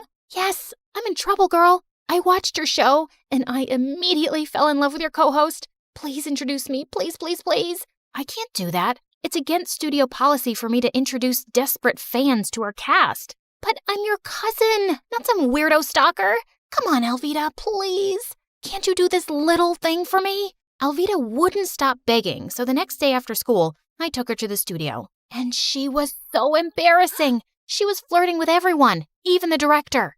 Everyone in school says I'm so beautiful and that I belong in front of a camera. What do you think? Maya, can I speak to you, please? Not now, Alvida. But I grabbed her arm and pulled her aside. Can you please behave? The people here are very busy and you're just making a fool out of yourself. Your director was about to give me a role in the show, but I guess you just want all the fame to yourself. She walked off and sat down on the director's chair, and during the live show, she screamed, "Cut!" Everyone in the room panicked, and bodyguards took Maya out. I managed to improvise so the audience wouldn't notice anything was wrong. After the show, Mason caught up with me. Your cousin played a real number on us today. Yeah, I'm so sorry about that. Don't be. You did really well to cover up. You're actually quite good. As we walked outside together, Maya suddenly came running towards us. Seriously? Your bosses are jerks, Alvida. I've been freezing outside. Hi, Mason. I'm Maya. I'm Alvida's cousin, but everyone says we look like twins. Maya couldn't stop talking, and just then Chris came out. What are you guys up to? Oh, Chris. Mason just asked me out on a date. Wait, I did? Really? That's amazing. Why don't we all get dinner now? We can make it a double date. I don't think that's a good idea. Why, babe? Come on, it'll be so much fun. I felt bad for Mason, who was too polite to turn down Maya. We went to a nearby pizza joint I visited all the time, and Maya excused herself for the bathroom. But she came back just in time for our food, and moments after I took my first bite, I started choking. Alvida, what's wrong? Something in the pizza. My face was blowing up like a balloon, and Chris quickly called the ambulance. There was red pepper in the pizza, and everyone in that pizza joint knew I was allergic to it. My parents threatened to sue the chefs, but they insisted that they hadn't used any pepper. Meanwhile, the doctor advised me to take 2 weeks off from work while my swelling went down. So Mason took care of the show on his own. I felt really upset, and when Maya came to see me, I lashed out at her. You know what, Maya? Just drop the act already. I'm tired of you pretending to care about me when you actually hate me. What are you talking about? Why did you take so long in the bathroom during dinner? How do I know you didn't leave the table to put pepper on the pizza? You really think I'd do something like that? Yes, you've been jealous of me ever since I got the presenter role. But I would never hurt you. Maya left my room crying, but I was too mad to care. I was convinced she'd tried to harm me. While I was at home recovering, Chris visited me every day. This one time he came with candles and Chinese food and set up the table, and it was so romantic. Aw, Chris, you didn't have to do all this. You mean the world to me, and I would do anything for you. He turned on the music, and as we slow danced, Maya came barging in. Alvida, I have to tell you something. I don't want to see you or talk to you ever again, Maya. Please, hear me out. Hey, we're having a romantic moment here, so please, get out. But Maya glared at Chris and just switched off the music. Alvida, you have to see this. There aren't any security cameras in the kitchen, but there is one in the restaurant's back alley. I tracked this video down from the city police's office. The video on Maya's phone showed a customer entering the kitchen from the back. Chris, why does this person have the same jacket as you? I don't know. And what are you saying? I was with you the whole time. Yeah, but I also remember you had a phone call and you went outside. Chris's expression changed, and suddenly he knocked over our table and the candles, and food landed on the floor. A rug caught on fire, and Maya rushed to throw a blanket over it. Chris, it was you! Oh my gosh! You were getting so close to Mason, so I had to do something. Aren't things so much better between us since you've been away from the show? You just needed to see how much I love you, Alvita. No! You made me so sick you could have killed me. That's not love. Well, if I can't have you, then no one can. But before Chris could do more damage, we heard police sirens. Too late. I already called the police. Chris tried to run out, but the police caught him and he was taken away. Maya, I owe you an apology. Maybe you were right, Alvita. Sometimes I have been jealous of you, but I swear I'd never hurt you. I know, and you have every reason to hate me. I don't hate you, but do you really have something going on with Mason? No, and there never will be. I know you like him. A few days after, I went back to school and my job, but a lot of things had changed in such a short period. Mason was now showing me what to do. The director really likes all my ideas. We've decided that now you only need to come in to introduce the next program. But that's just 10 seconds on the screen. Yeah, but that's what the show wants. I was so disappointed, but I went with the flow. One day after the show, I was leaving when Mason caught up with me and took my hand. Mason, what are you doing? I see the way you look at me, and I think I like you too. What? Are you... Alvita, what are you doing? I turned around to see Maya behind us, and Mason was still holding my hand. Maya, this is not what you think. But Maya ran off angrily, and I stomped hard on Mason's foot and went after her. Maya, there's nothing going on between us. Yeah, right. So you were just holding his hand because it's part of the show? No, he took my hand and... Just save it, Alvita. She refused to talk to me for days and ignored me in school too. And I just hated being on the show with Mason. So one day at the studio, I made a big live announcement. Hey guys, today is my last day on the show, but you'll definitely see me on screen again. Maybe with my talented cousin Maya, who was my first co-host. See you around, folks. The director was furious with me, but I didn't care. If he wanted Mason to run the show, he was welcome to have him. I was out. Later that evening, Maya came by. Hey, you want to play newscaster? We're too old to play it now, but we'll be doing it for real. Did you really mean that? I just got a call from my producer who wants to help me with my own show. She says my ratings are much higher than Mason's. And yeah, you'll be my partner. It'll be the Maya and Alvita show. Wow, this is a dream come true. Thank you, Alvita. And I'm sorry I jumped to conclusions about you and Mason. It's okay. I forgive you. I did the same thing too once before. And if you really want to see Mason, you can ask him out. Although, I think he's a jerk. I think I trust you on that one. I learned that you must never let jealousy and misunderstandings get in the way of your most important relationships. It's better to get the whole story before jumping to conclusions.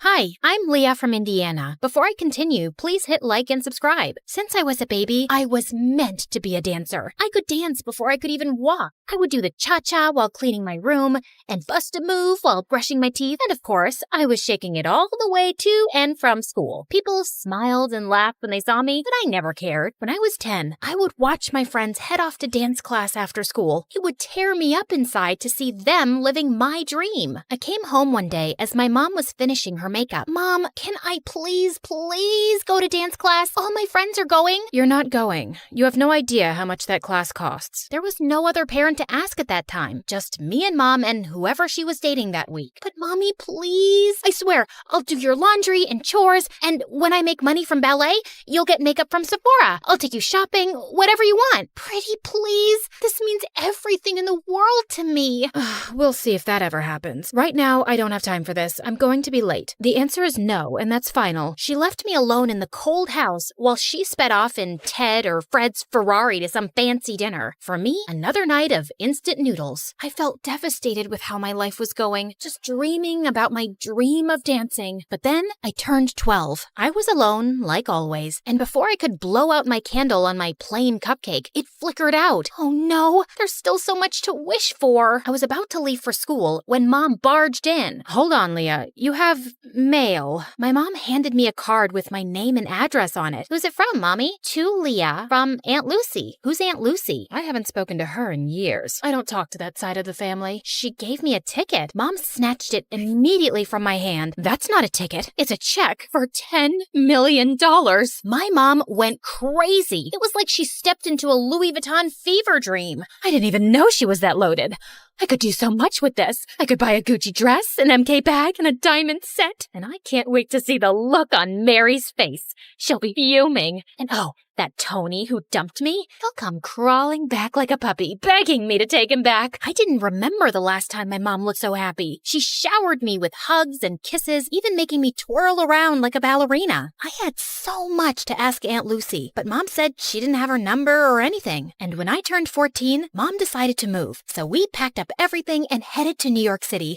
That's right, the Big Apple, the city that never sleeps. We were ready to start a new life. I finally signed up for dance lessons at an art school. Me, the girl who used to have holes in her shoes, had ballet slippers. I practiced every day until my legs cramped, but I was ecstatic. My mom also had new friends, like Tiffany, Chanel, and Fendi. I had always wanted to be close to Mom, so I joined her shopping sprees, and it worked out great. I guess that's what I was always missing. We would spend our time stalking the malls for the best clothes, handbags, and of course, shoes. Oh, Leah, we have to get these too. I was covered with shopping bags and balancing shoe boxes while scooting through the aisles. I could barely see in front of me through Mom's haul. Hurry up! We don't want to miss the first drop of Balenciaga's new collection. I'm right behind you. But honestly, when we were in these very posh stores, I felt like a princess. I was offered fancy drinks, tried on expensive dresses, and best of all, I felt so close to my mom. I walked out of the dressing room in a sparkling dress. Now spin around. Oh, beautiful, so beautiful.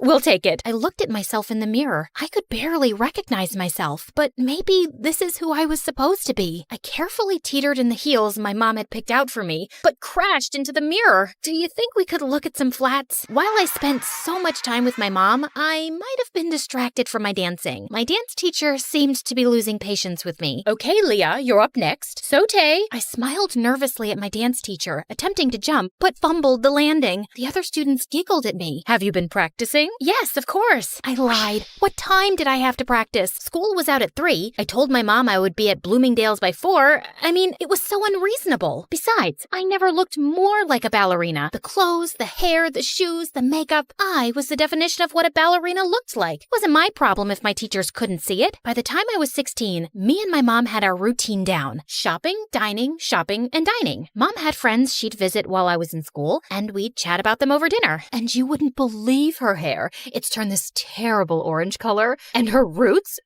her roots could be seen from outer space.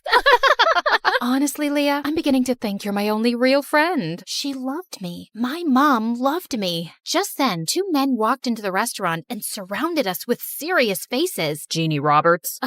Yes? What is your problem? They flashed their badges at us. It was the police. You have to come with us. Excuse me? I am not done with my dinner. I want to speak to your manager. Jeannie Roberts, we need to talk to you about your tax evasion. This is ridiculous. You don't have the right person. They're gonna ruin my blouse. Mom, what's going on? Leah, I will call you as soon as I can. Can you let up a little? This is silk. The police dragged my mom out of the restaurant. I didn't know what else to do, so I ran back to our apartment. I paced and cried, staring at my phone. My mom was arrested. What on earth could I do? Finally, at midnight, the doorbell rang, and it was Mom. Mom, what's going on? Listen, I have to be quick. You need to get help. Otherwise, they'll put me away for good. They said tax evasion, but you haven't done anything. We have the money. Tell the police we have millions of dollars. We don't, Leah. It's gone. My stomach dropped. I need you to get me out of this trouble. I need you to go see Aunt Lucy and ask for the money. They have people watching me. They'll pounce on me if I try to leave the city. But you said you didn't know anything about her. Yeah, I just remembered her address.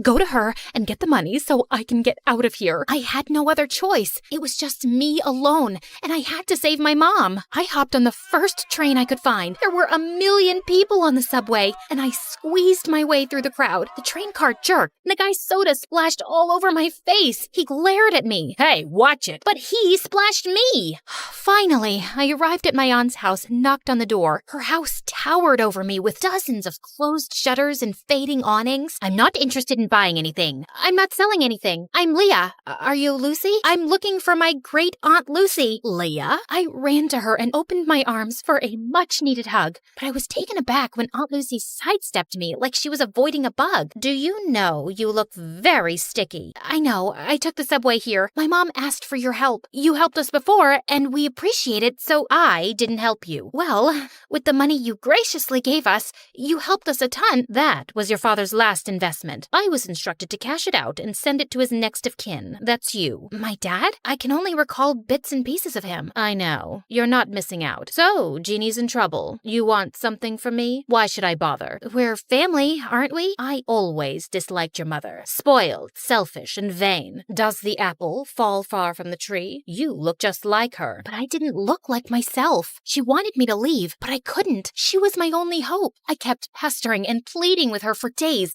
buzzing around her like a pesky fly. Finally, after what felt like forever, she talked to me. This used to be a hotel, you know. I took care of everything, and I was great at it. But it's hard for a person my age to manage everything around here. There's too much space and too many stairs. I have a few guests coming over, but I don't have much staff. I would like to see how useful you can be. Whatever you need, I can do it. I needed to win her over to save my mom, so I got to work by cleaning out the fireplace. Large chunks of ash rained down on me, covering the floor in a thick blanket of gray. Ugh, oh my God, what a mess. Leave this and go wash your face. And when I scrubbed the windows, one of the panes cracked and a large piece of glass fell. I caught the glass right before it hit the floor. Oh no. I heard some guests coming, so I quickly shoved the glass under the bedspread. A large older man entered the room and plopped down on the bed. The glass made a large crunching noise and the man screamed. New sheets. You must need new bed sheets. I scampered out of the room and caught Aunt Lucy giving me the death stare. On the way to get new bed sheets, I bumped into a flower vase and knocked water everywhere. I sprinted off into the hall and grabbed the mop to clean, and then thud, the rest of the guests slipped and fell. Oops, I think I forgot the wet floor sign. Ugh, it's gonna be one of those days. I totally screwed up, and I knew there was no way she'd forgive me. So I hid from her, and when she finally found me, I started bawling like a baby. She couldn't be mad at a sobbing girl, right? I could see her face soften, and I figured I had a chance to get on her good side. I tried to make up for all the mistakes I had made. I gave my aunt a foot massage, made her fresh juices and warm soup, and in my final efforts, I polished her dresser and found a music box. Don't break it. Oh, I wouldn't. I love it. I'm a ballerina too. Well, maybe. I used to be. You're a little young for used to be anything. For me, this ballet feels like Aunt Lucy and I were finally talking, and it felt like the ice was melting. She told me how she used to be a dancer. When I was a baby, my dad would tell her all about how much I loved dancing. I finally got through to my aunt, but I still needed her help. I brought up how desperate I was to save my mom. I was wrong. You're not like your mother at all. Okay, enough of all this. Let's go. We took a car downtown and met my mom. What on earth happened, Jeannie? You are still as disappointing as ever. Ugh, here we go. Why did you even bother to come here? You could have sent the money with Leah, but I guess belittling an innocent woman is more your speed. Aunt Lucy asked Mom for her tax forms, but all she got was silence. Mom, just give her the paperwork. She'll help us. What's wrong with you? Okay, fine. I'll just leave. And then Mom spilled the beans. She had conned us. The cops were fake. The tax problem was fake. All a scheme to get money from Aunt Lucy. I can't believe this, Mom. How could you do this? I had to. The bank was going to take the apartment, so I had no choice. I was in debt and knew only you could convince your aunt. I'm sorry. I know I spent a little, but I spent on you too, and it was for us, right, Leah? It made you happy, right? You were happy, and that's what made me happy. But I'm behind on all of my classes. We're out of money, and we don't even have the apartment. And now you're definitely not happy anymore, so I'm not happy. And and I don't see how I could ever become a dancer. Enough. Leah, you need to go to school and work on your studies. You want to be a ballerina? Yes, of course. Then you are coming with me. And Jeannie, you need to pay all of this off. You'll need a source of income to dig your way out of this. This is an impossible situation. I know I made a mistake, but I want to change, and I can't live without you, Leah. I had doubts, and I was furious too. I even stepped outside with my aunt to leave, but then I realized I couldn't abandon my mom, not even after all the things she did. Okay, Mom, I think we should try to be a family, all of us together. I believed that this time it was gonna work out. The three of us went back to the hotel and were ready to start our new lives together. But the next morning, Mom, I ran around the hotel but couldn't find my mom. Her clothes and purse were gone. I searched up and down until I got to the front desk. The cashier's box was completely empty. She left and took my Aunt Lucy's money. I was devastated. I brought her here, and it all happened because of me. What should I do? I had brought on enough trouble, and I had to earn and return every penny back to my aunt. Leah, are you leaving too? I'm so sorry, Aunt Lucy. I just wanted us to be a family. I don't want to cause you any more trouble. I thought it would be better if I just left. I'm so sorry about my mom.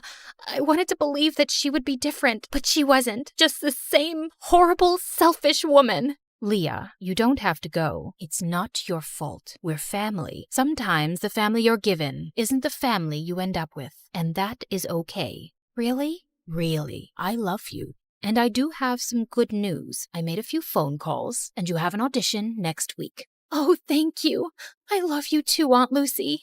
At the audition, I danced my heart out, and for the first time ever, I was supported and loved by my Aunt Lucy, and that sounds like the perfect kind of family to me.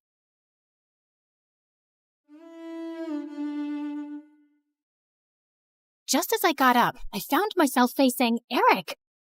What are you doing here? Isn't the meeting going on? Nope, that's just what I told you. I sent everyone home and was now waiting for you to steal the painting and run away with it. What? After the painting was stolen from the museum, the FBI contacted me to help them catch the guy they suspected was after it. Does the name Pierre Souffle ring a bell? Nope, never heard of him. What a dumb name. They told me you would probably strike again. I really didn't suspect you until one of my brothers said something about you looking like a girl we once met in Connecticut, who had a twin. I just couldn't shake that off, and wondered if you were hiding something. I had the FBI look into you, and most of your information checked out, but then they told me that they'd seen the suspected art thief and a girl your age leave your apartment a few times. Okay, so let me get this straight. Tonight was a trap? How could you trick me? Hello? Should I get a mirror for you? You've been tricking me from the very start. That's different. Only if different means exactly the same. You'd really send me to jail? You'd really walk away with that painting? Eric, I have to do this. I don't have a choice. It's to protect everyone I love from Pierre. And I'm guessing that list doesn't include me, does it? As we stared breathlessly at each other, suddenly Pierre's van stopped beside us. Good Lord, get a room! And before I knew it, his men had grabbed both me and Eric and put some rags on our faces, and I instantly drifted into unconsciousness. When we came about, Eric and I found ourselves tied to chairs on some boat. Ah, the Sleeping Beauties are awake just in time for me to say goodbye. You're not getting away with this. Oh, yes, I am. It's not like you are smart enough to call the police to your house when you caught Claire. Yeah, that's her real name. You didn't call the police? What was your plan then? My guess is he was just going to take the painting from you and give you a chance to run away. I think he even gave his own security men the night off. Why would you do that, Eric? Because he wasn't going to send the girly labs to prison. Duh. Eric sat there poker-faced as I glanced at him. Pierre, you got what you wanted. Now keep your end of the deal. Pay up and let us go. Your sister double-crossed me first, which landed you in this mess, remember? I think I'll do the same. Why is there water coming in the boat? Oh, that's because it's got oils everywhere. It's going to sink soon. You two should make up and forgive each other because life's too short to be angry. I mean, literally, your life is really short. I'd say about another 30 minutes. Adieu. So long. Farewell. And with that, Pierre and his goons left. There has to be some way out. Don't you know how to get out of such situations after all your years as a criminal? I'm a con woman. I don't know how to trick my way out of these ropes. Great. Then I'll just die here with you of all people. Who would you rather die with? Maybe that really pretty, extra smiley waitress at the restaurant you love so much? You know what? let's just not talk. Fine by me. We sat silently for a few minutes as the water kept seeping in. I've never had boba tea. What? You know, a few years ago when everyone really got into boba tea, and I never had boba tea. I always thought I had time to drink boba tea, and now I'll never drink boba tea. It's nothing special. You didn't miss much. You really mean it? Nah, it's amazing. Who is stopping you from trying boba tea? No one? Oh, you're the worst. Let's go back to not talking. As we sat there in silence again, I slipped my fingers through Eric's. Eric, I'm so sorry for getting you into this. I really wish I'd never crossed your path. He pushed my hand away. For the first time today, I agree with you. Just then, the door burst open, and Meredith came running in. Thank God, Em. I knew you'd come for me. You could have told me too. I would have panicked less. Hi, Eric. Remember me? We kissed once. We'll talk more later. Gotta go now. Meredith cut through our ropes quickly, and we splashed through the water, climbed onto the paddle boat outside, and rowed back to shore. I had a feeling Pierre was up to no good. I followed his van to Eric's house and saw him take you two and bring you here. I had to wait for him to leave before I could rescue you, and that jerk left without giving us a dime. We have to get that painting back. He can't get away with it. What is so special about that stupid painting? Why is it for $10 million? Apparently, it's worth much more. My grandmother bought it at some auction a few years ago, but I don't think she ever knew its real worth. The FBI told me that painting has hidden codes all over it. Sensitive government secrets and coordinates of underground facilities, and Pierre wants to sell those secrets to the highest bidder. Jeez. Trust stupid men to make everything so complicated. Who put codes in a painting? Who wants them now? What is wrong with everybody? All I ever wanted from life was to go to Bora Bora, and now we have no money. If you girls know anything about where he's going, help me catch him. I'll tell the FBI you were helping me all along, and you'll go scot-free. Free but poor? Should I offer you a reward for helping me get back a painting you stole from me? That would be polite, yeah. Meredith, do you have any idea where Pierre's going? Yeah. I've bugged everything that man owns. His phone, his coat, his shoes, that painting. I know where he's going. Oh, by the way, Mom wants us to come home. She says she has something important to tell us. And yeah, her memory is back, and she's very angry we made her marry Arthur. What? More about that later. Eric immediately got in touch with his FBI contacts, who picked us up from our spot and followed Meredith's trackers on Pierre. He was headed for a train at the Grand Central Station, and seconds before he was about to get onto his ride, he was surrounded by officers. Don't manhandle me, you orangutans! My outfit costs more than your yearly salary! I lose the day I ever laid eyes on you two! I'll make sure I take you down with me! I'm taking all your coats, Pierre. They fit me perfectly, you tiny mafia boss. Get used to an orange jumpsuit, because you'll be wearing that for a long time. As the FBI officers took him away, I turned to Eric with a worried face. He'll give them information against us. You've helped recover a really important painting and capture a criminal the FBI has been trying to nail for ages. I promise, I won't let you get into any trouble. Thank you. We stood there in awkward silence. Okay, this is super uncomfortable. Do you guys need privacy to talk or something? I'll grab us some hot dogs. Do you want relish or mustard or... No, actually, I think we're done here. I have to go. Good luck and goodbye, Claire. Goodbye, Eric. Meredith and I took the next flight to Connecticut to see Mom back at her old house, and I was really happy to see her with her memory back. And then, Mom shocked us with her whole story. Many years ago, I was a government scientist in Russia, working on top secret technology. And our team later wanted to sell it to an enemy country. I refused to do that and destroyed the technology. And after that, I had to go on the run because I knew those traitors would come after me. I had a boyfriend, and he recently found out I was pregnant. So I never told him about you girls and just escaped. I settled in America and took on the identity of a helpless mom living in the suburbs. Before I left Russia, I set up this laptop as a way to communicate with my father, who sent me a little money every few months to get by. I was even afraid of working in any place for too long, as being part of any system by which I could be tracked down. Whoa! Mom, that's insane and so cool! I'm sorry we never had much, but I was glad you grew up independent and resourceful. When I finally recovered my memory a week ago, I was able to access the laptop and get in touch with my father. He hadn't heard from me in so long, he thought I wasn't even alive anymore. He told me that the traitors working on the project are all behind bars now. It's safe for me to go home. So we're going to Russia? Man, it's so cold there. I always wanted to go to Bora Bora, I know. That's all you said growing up. We'll visit Russia to see my family, and then we'll go anywhere you girls want. Mom, we're kinda poor, especially since you've left Arthur too. Oh, but my family isn't poor at all. I come from old money. We've been rich forever. There is a God out there. Thank you. Claire, we're finally going to Bora Bora. Yeah, it's everything we ever wanted. I tried to be as excited about the trip as Mom and Meredith, but my heart felt heavy. I wish things had ended with Eric on a better note. On the bright side, I got to meet Freddie, and I was so pleased when he introduced me to his lovely girlfriend. I'm so happy for you, Freddie, and I don't know if I can ever thank you for everything. You're amazing. I know. Just don't forget about me and come to visit, okay? On the day of our flight to Russia, we just reached the airport when Mom and Meredith turned to me with strange smiles on their faces. What's going on? Here's your ticket. That's a ticket for New York. Why, are we going there? No, Mom and I are going to Russia, then Bora Bora. You're going to New York. What? Why would I do that? Come on, Claire. You've been so mopey lately. I can't stand your face anymore. Just go talk to Eric, okay? You're in love with him. And even though he's way out of your league, he loves you too. And that's something you shouldn't give up on so easily. Pretty sure he hates me now. Claire, go meet him once. You'll regret not trying. And in case it doesn't work out, you know where to find us, love. Go get him, loser.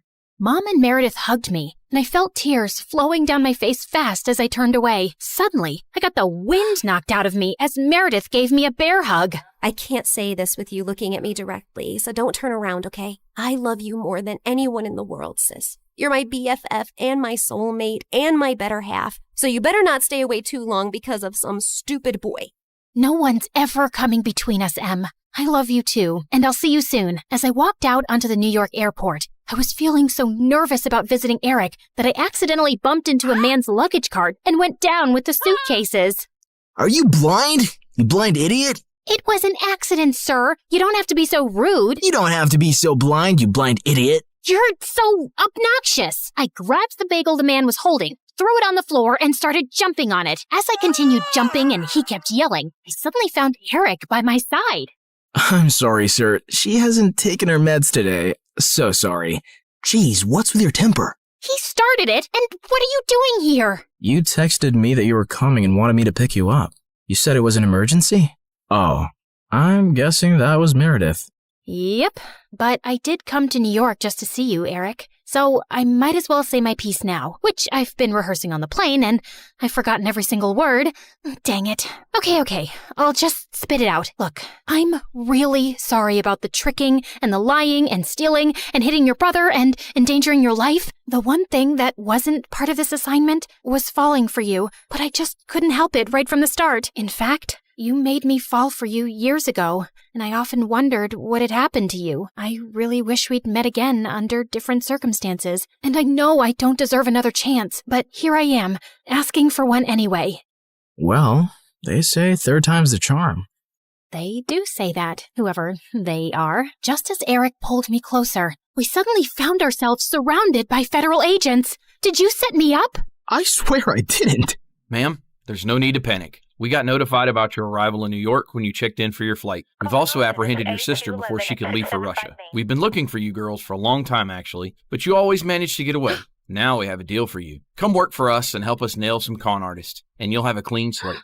Are you offering me a job? Yes, and a really well-paying one. The only catch is that you two will have to serve 6 months jail time first. We have to do that as a formality. No, officer, there has to be another way. Eric, wait, it's okay. I think I need to do this actually. Maybe we got away for too long without any consequences. If this gives me a chance to start over fresh, I'm willing to do it. What about Meredith? Oh, she's gonna be pissed, but she'll do it for me. So, will you come see me in prison?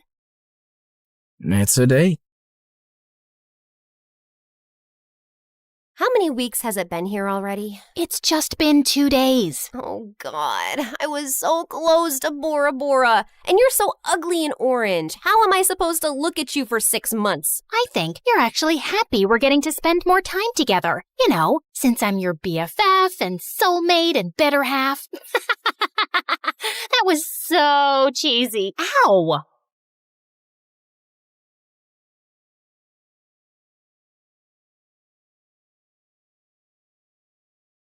Hi, my name is Alice, and I'm from Rochester, New York. Please like and subscribe. You know how people say that when you meet the love of your life, time stands still and your heart skips a beat? Well, my dad had his own version of it. Love feels like a bunch of fireworks exploding inside your heart. That sounds dangerous. Oh, honey, it's the most beautiful feeling in the world. Dad always tells me about when he met Mom. He was playing on the subway, and when she stepped in, he felt fireworks go off inside of him. And that was it. My life changed forever. Our life changed forever. My mom was a big shot lawyer, and my dad worked as a music teacher at my own school. I inherited my dad's love for music, but wasn't into singing, so I used Mom's lawyer skills on them and convinced them to buy me a drum kit. My life was simply wonderful, but everything changed when I was 12. Mom got stuck on one big case and was working crazy hours, so there was no time for anything else. Not even for me. For months, I kept bugging her to notice me, but the answer was always the same. Not now. I can't, Alice. Of course, this also led to fights between my parents. They used to argue in the kitchen at night when they thought I was asleep. Finally, one night, she just left. There were no explanations, no clues, no goodbye letter, nothing. It was a rough time, but my dad and I always stayed together. As time went by, we both started feeling a little bit better. Despite everything, I never stopped believing in true love, and I eagerly awaited the sensation my father had described so many times. When I turned 16, I witnessed the fireworks of love up close. I was at home cooking an egg when these bratty kids kept ringing our doorbell and running away. My blood was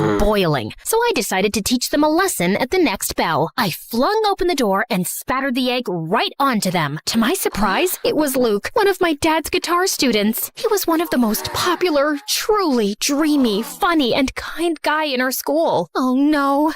This egg. Lucky you. You just won a tuition discount from Dad. I quickly made this up, but he kept staring at me in complete awe. Then it happened. It struck him like lightning, just like my dad described. The whole fireworks and electricity package. Hi, Alice. I love you. But here's the twist. I didn't feel the same way. However, from that moment on, Luke embarked on a mission to win my heart, while I tried to refuse his advances without hurting him. Flowers for you, beaut. These. It has these. I baked brownies for you. Thanks, but I prefer vegetables. He invited me to the amusement park, but I pretended to be dizzy when he was going to kiss me on the Ferris wheel. And then he also asked my father for my hand. So, what do you think? Tell him that he has to provide 4 sheep, 5 cows, and 1 unicorn in exchange. Yet Luke never gave up. And finally, he went all in. He performed for me on my balcony, singing the very same song my dad used to woo my mom back in the day. And I swear I could see Dad helping him the whole time. Then he asked the big question. Do you want to be my girlfriend? Luke, I like you, but... I'll take that. It's a love story, baby. Just say yes. I know what you might be thinking. How could you not love Luke back? He sounds like the perfect guy. And you'd be right. He was everything I could have wished for, and more. He even quoted Taylor Swift for me. I decided I should give him a chance. Maybe the fireworks would appear slowly for me. Okay, let's do it. After a few months, things were going great. He was a great boyfriend, and I cared for him. One day, as we hiked up a hill, my foot clumsily met a cluster of rocks. I was about to fall when Luke grabbed my hand and held me. Are you all right? I nodded. The sunlight hit him just right, and he looked just beautiful. He leaned in, and he rewarded my safety with a kiss. It was a scene right out of a movie. Come on, guys. You see? I tried, but I just couldn't help feeling nothing. By the time we reached the top of the hill, I decided to end things. Luke deserved someone who could truly love him. After a brief pause, I managed to muster the strength to share my feelings. However, as I looked at him, tears were welling up in his eyes. Alice, there's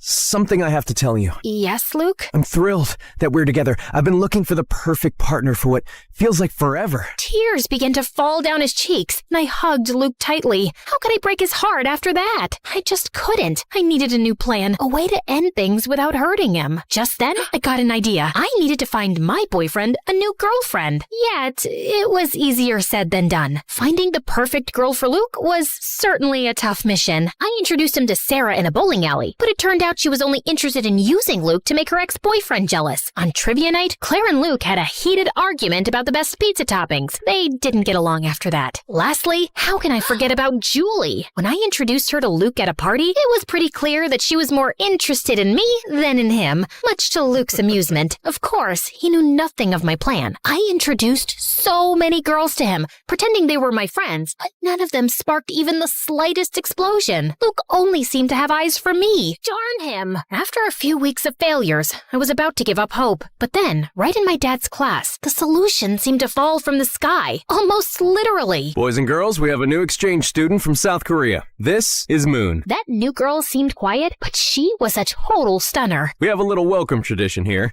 You've got to sing us your favorite song while standing upside down. What? You could actually see Moon's soul leaving her body. Kidding.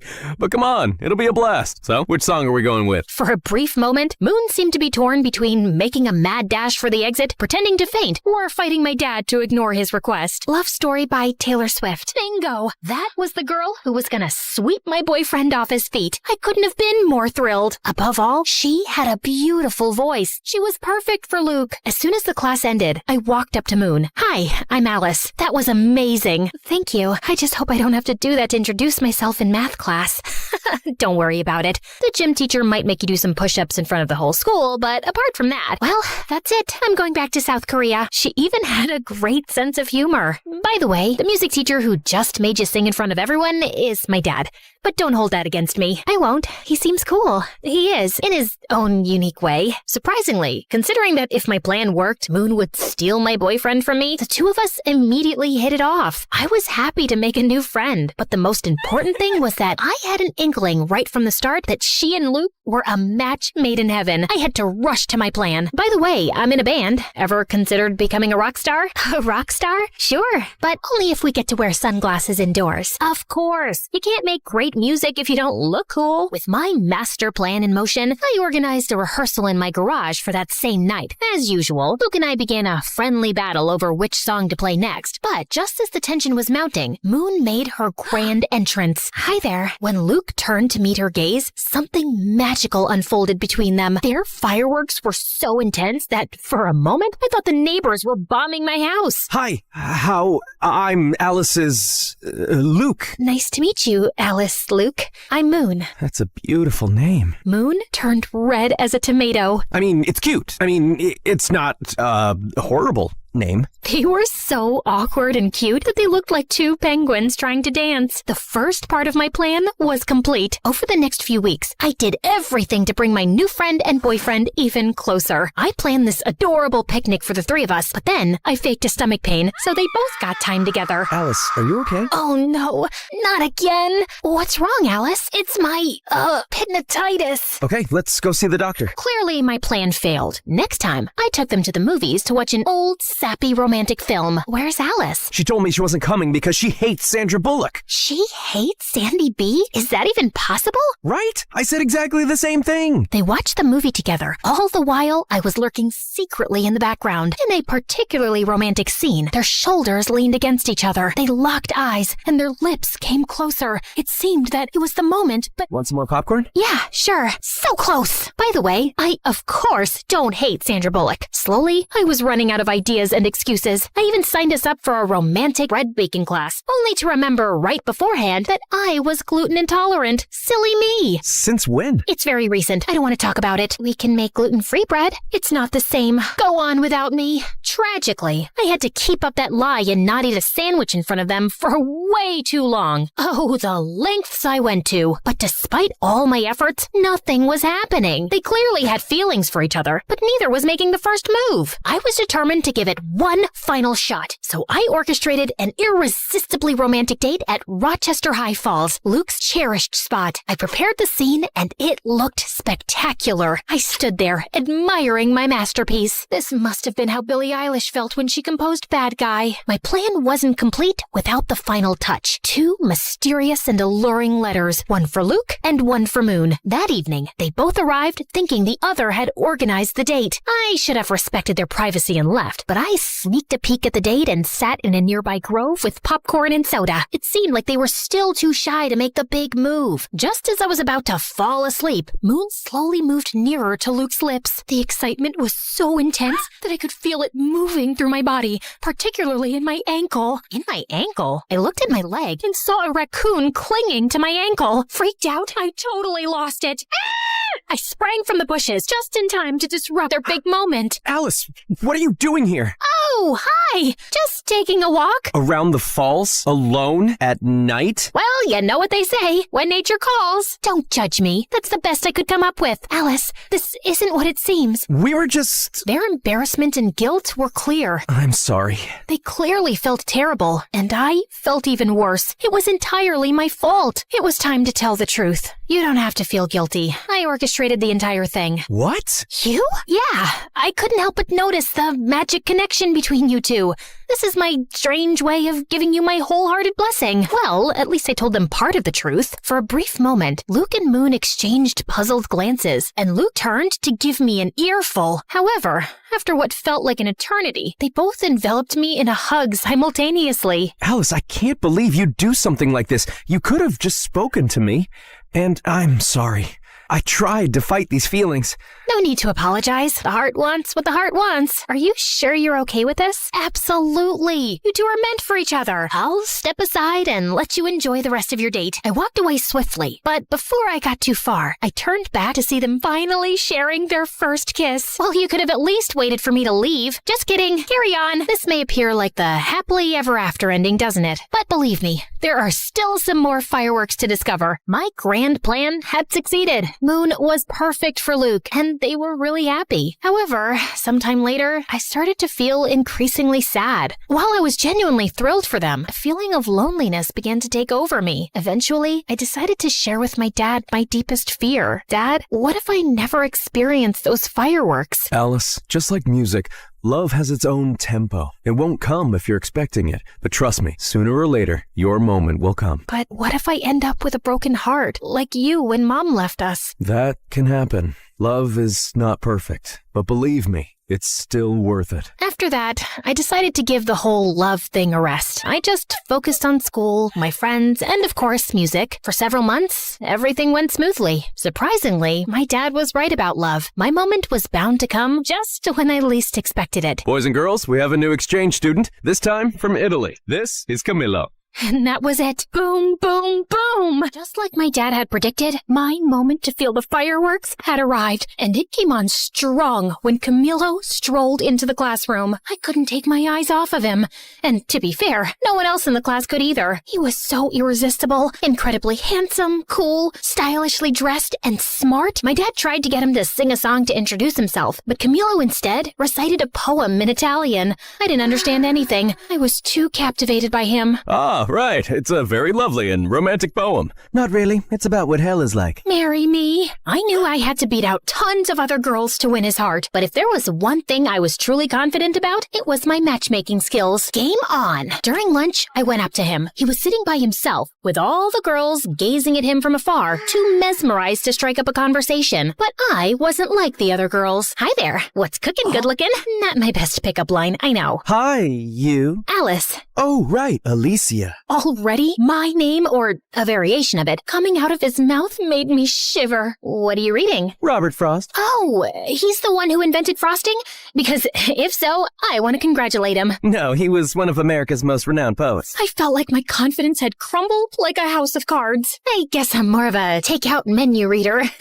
Camilo shot me this weird smile and went back to his book. I left feeling defeated and humiliated, all while the surrounding girls erupted into laughter. Still, I wasn't going to give up so easily. You guys know I can be very stubborn. Over the next few days, I did everything I could to get Camilo's attention and interest. So, you're a photographer? Yeah. Me too. I love selfies. And when I thought I couldn't get any lower, Camilo, I wrote you a poem. Okay. Twinkle, twinkle in your eyes, like the stars in moonlit skies. In your arms, I feel so right, like a star that's shining bright. He rested his hand on my shoulder with second-hand embarrassment. That was very sweet. What was I thinking? Are we going or not? The most stunning gothic girl was walking towards Camillo. Sure thing, Bella. They just walked away while my hope lay shattered on the floor. After the humiliation of a lifetime, I crawled home and locked myself in my own room for days. Is this karma for not loving Luke back? Unwelcome love is horrible. Why didn't anyone tell me? I decided to never leave my room again.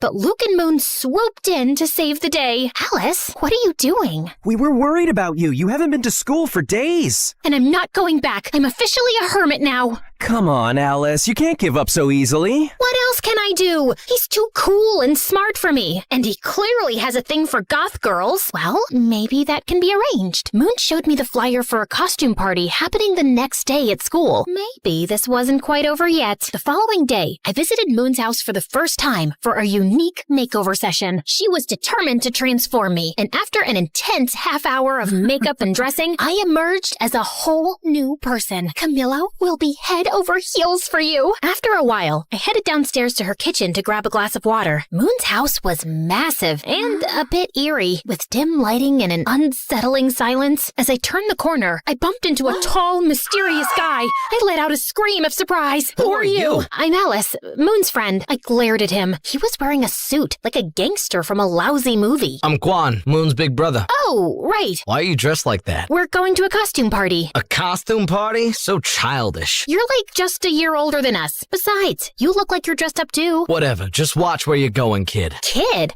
Just then, Moon showed up, probably after hearing my screams. When I turned to face him, Quan had already disappeared down the dark hall. What? Why are you smiling? You know, your brother is a real piece of work.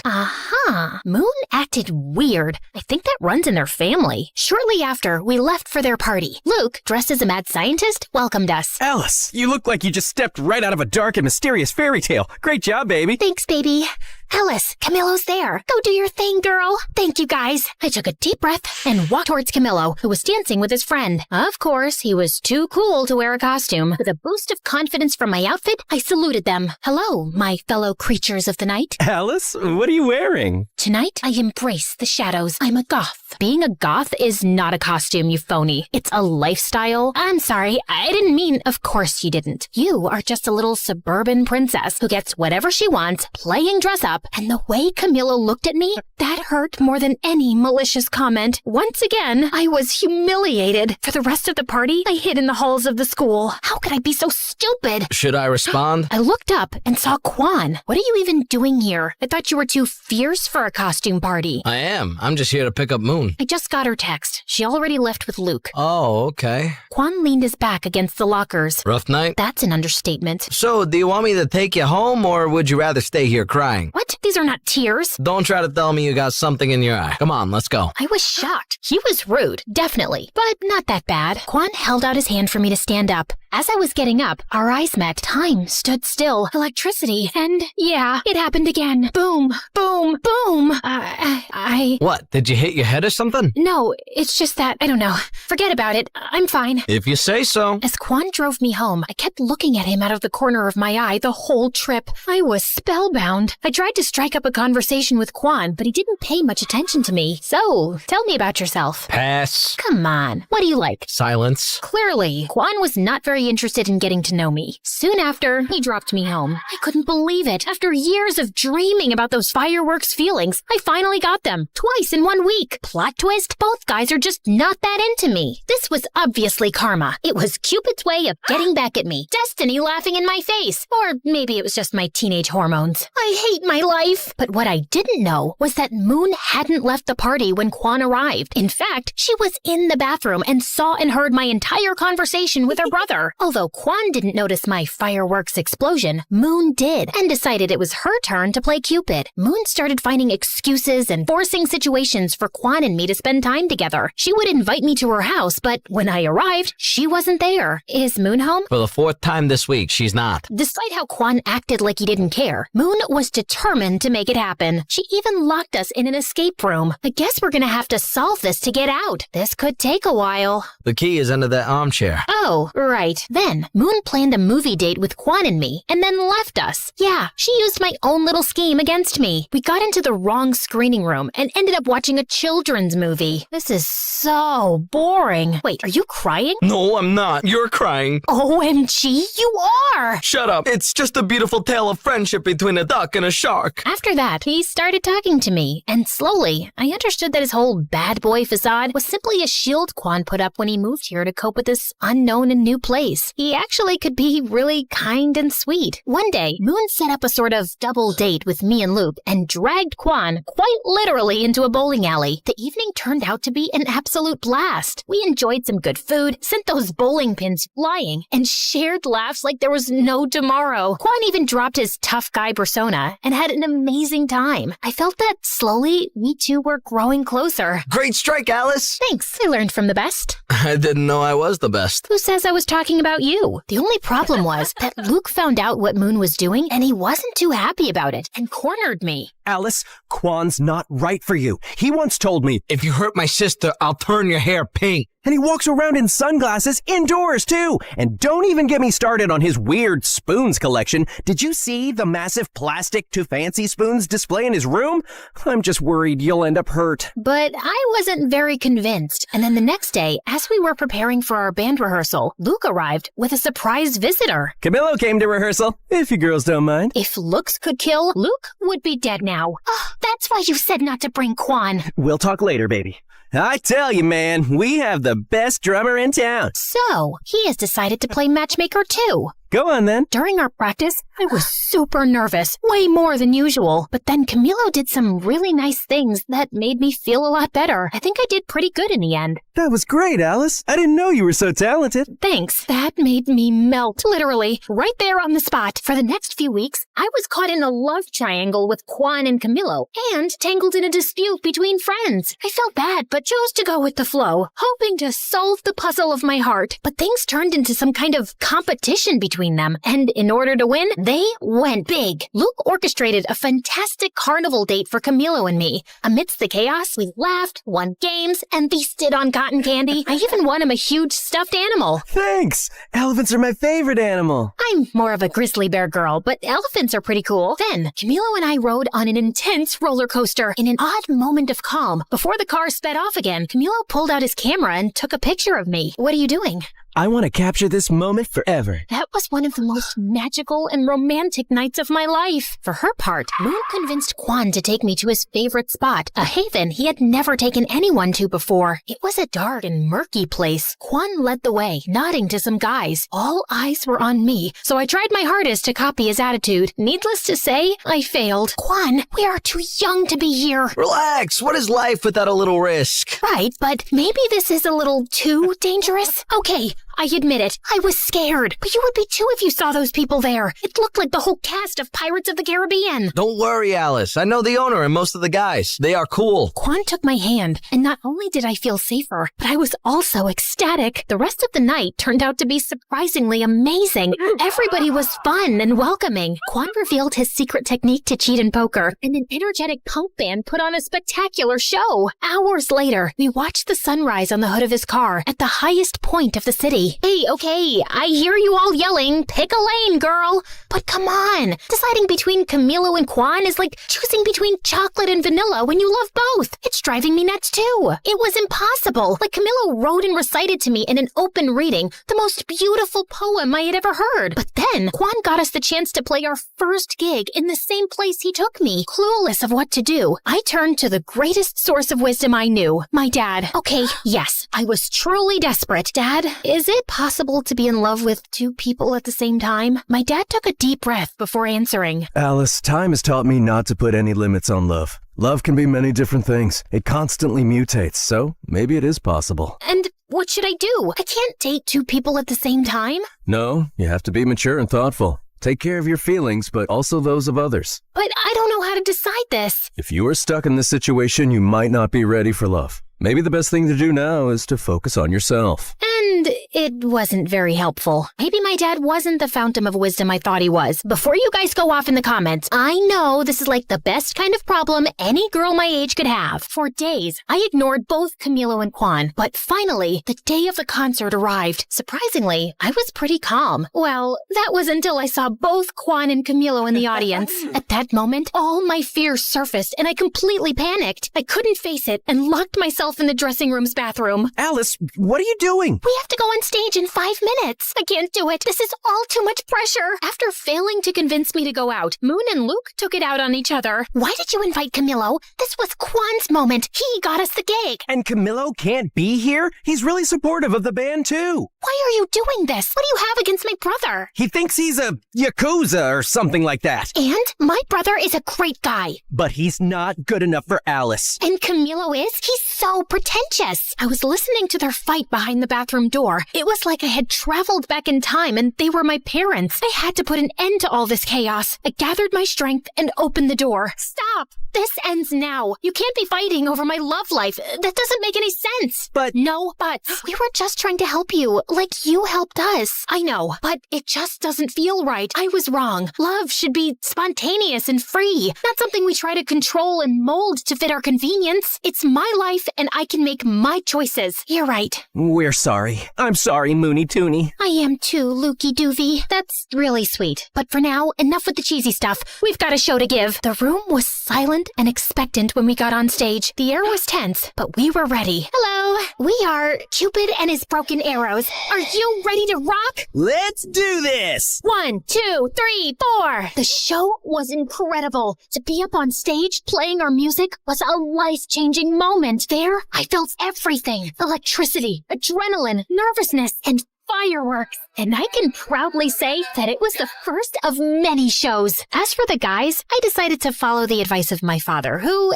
as always, was right. I wasn't ready for love, and I didn't want to risk hurting them. I took them aside individually and told them the truth. Luckily, they both understood, or at least I think they did. I decided that I should focus on my first love, music, and that would pay off big time.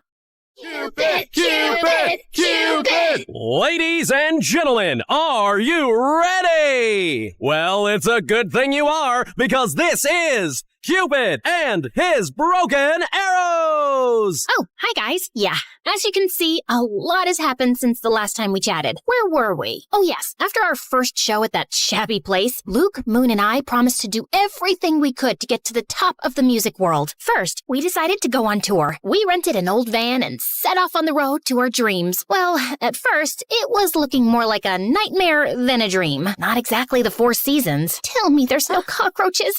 I can't sleep here if there are cockroaches. Of course not, Moon. Maybe just some 8-legged roommates. But I'm sure they're very friendly. The top bed's mine! Those first few weeks were challenging and scary, but Luke, Moon, and I stuck closer than ever. Sometimes literally. Relax, guys. Nothing bad ever happens to teenagers in horror movies, right? Initially, our gigs were confined to really small and quiet venues. Good night. We are Cupid and his broken arrows. Yeah, there were literally more crickets than people, but slowly, people caught wind of our shows. Our songs started popping up everywhere, and we gathered a group of loyal fans. It wasn't an overnight thing, but somehow we became kind of famous. However, the sudden fame had its downsides. The biggest downside of them all was him. That's Trevor, our manager. He discovered us when we were playing in a tiny, sleazy venue in Los Angeles. Hello, kids. I'm gonna make you stars. Talking about terror? Oh, I mean Trevor? See? It's like his name was meant for a crooked manager role. I'm just spitting straight facts here, guys. Where do you dream of playing? Just name it. In the forum? That's a little too ambitious. I'll make it happen. Sky's the limit for us. Despite Moon and Luke's excitement, something didn't smell right to me, so I decided to keep an eye on Trevor. Follow that car! I always wanted to say that. I tailed him to the forum offices. Oh, tailed is what spies say when they follow someone. Too many spy novels, I guess. So, Trevor got out of his car, but returned as if he'd forgotten something. What could it be, you might ask? His briefcase? His parking permit? Maybe his wallet? Well, not exactly. A gun? Who brings a gun to a business meeting? It's like bringing a gun to a business meeting. I figured he was a little shady, but he was actually dangerous. After a while, he walked out of the meeting with a big smile and put his gun back in his suit. Oh my God! That night, after Trevor gave us the news that he got us a slot at the forum, I revealed what my fierce investigation had unmasked. It's over, Trevor. I saw your gun and how you used it to get us this concert. We can't be involved in something as dark as that. Oh, you mean this? Trevor pulled out his gun and pointed it directly at me. My life flashed before my eyes. Moon, Luke, and I screamed in terror as he pulled the trigger. To find out what happened next, join part 4 of the story.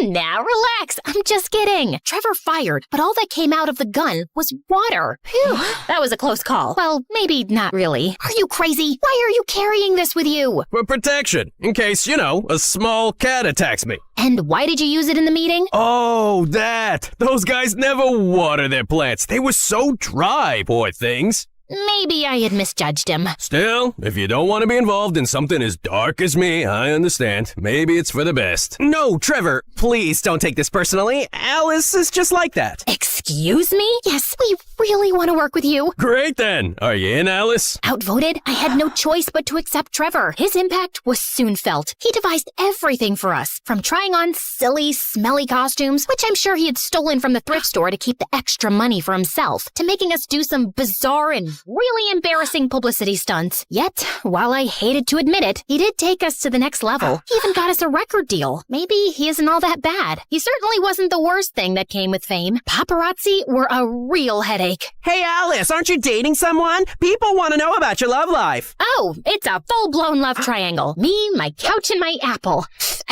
iPhone. Seriously? Can it get any cringier? Well, I know what you must be thinking. What about Quan and Camillo? You guys are so predictable. Okay, after I told him I was not ready for love, our paths simply parted. Camillo moved to the big city to try his luck as a poet, and Quan went back to South Korea. I had accepted that love wasn't my thing, and I was fine with that. Really, I was. But it seems that not everybody was. Alice, people are interested in you and your love life. We must give them something. And before I could say anything, Trevor launched his enormous Find Alice a Boyfriend operation. When he was choosing from the pictures, from his looks, you'd think he was attempting to assemble an atomic bomb. I wish you people would stop meddling in my love life. You're one to talk.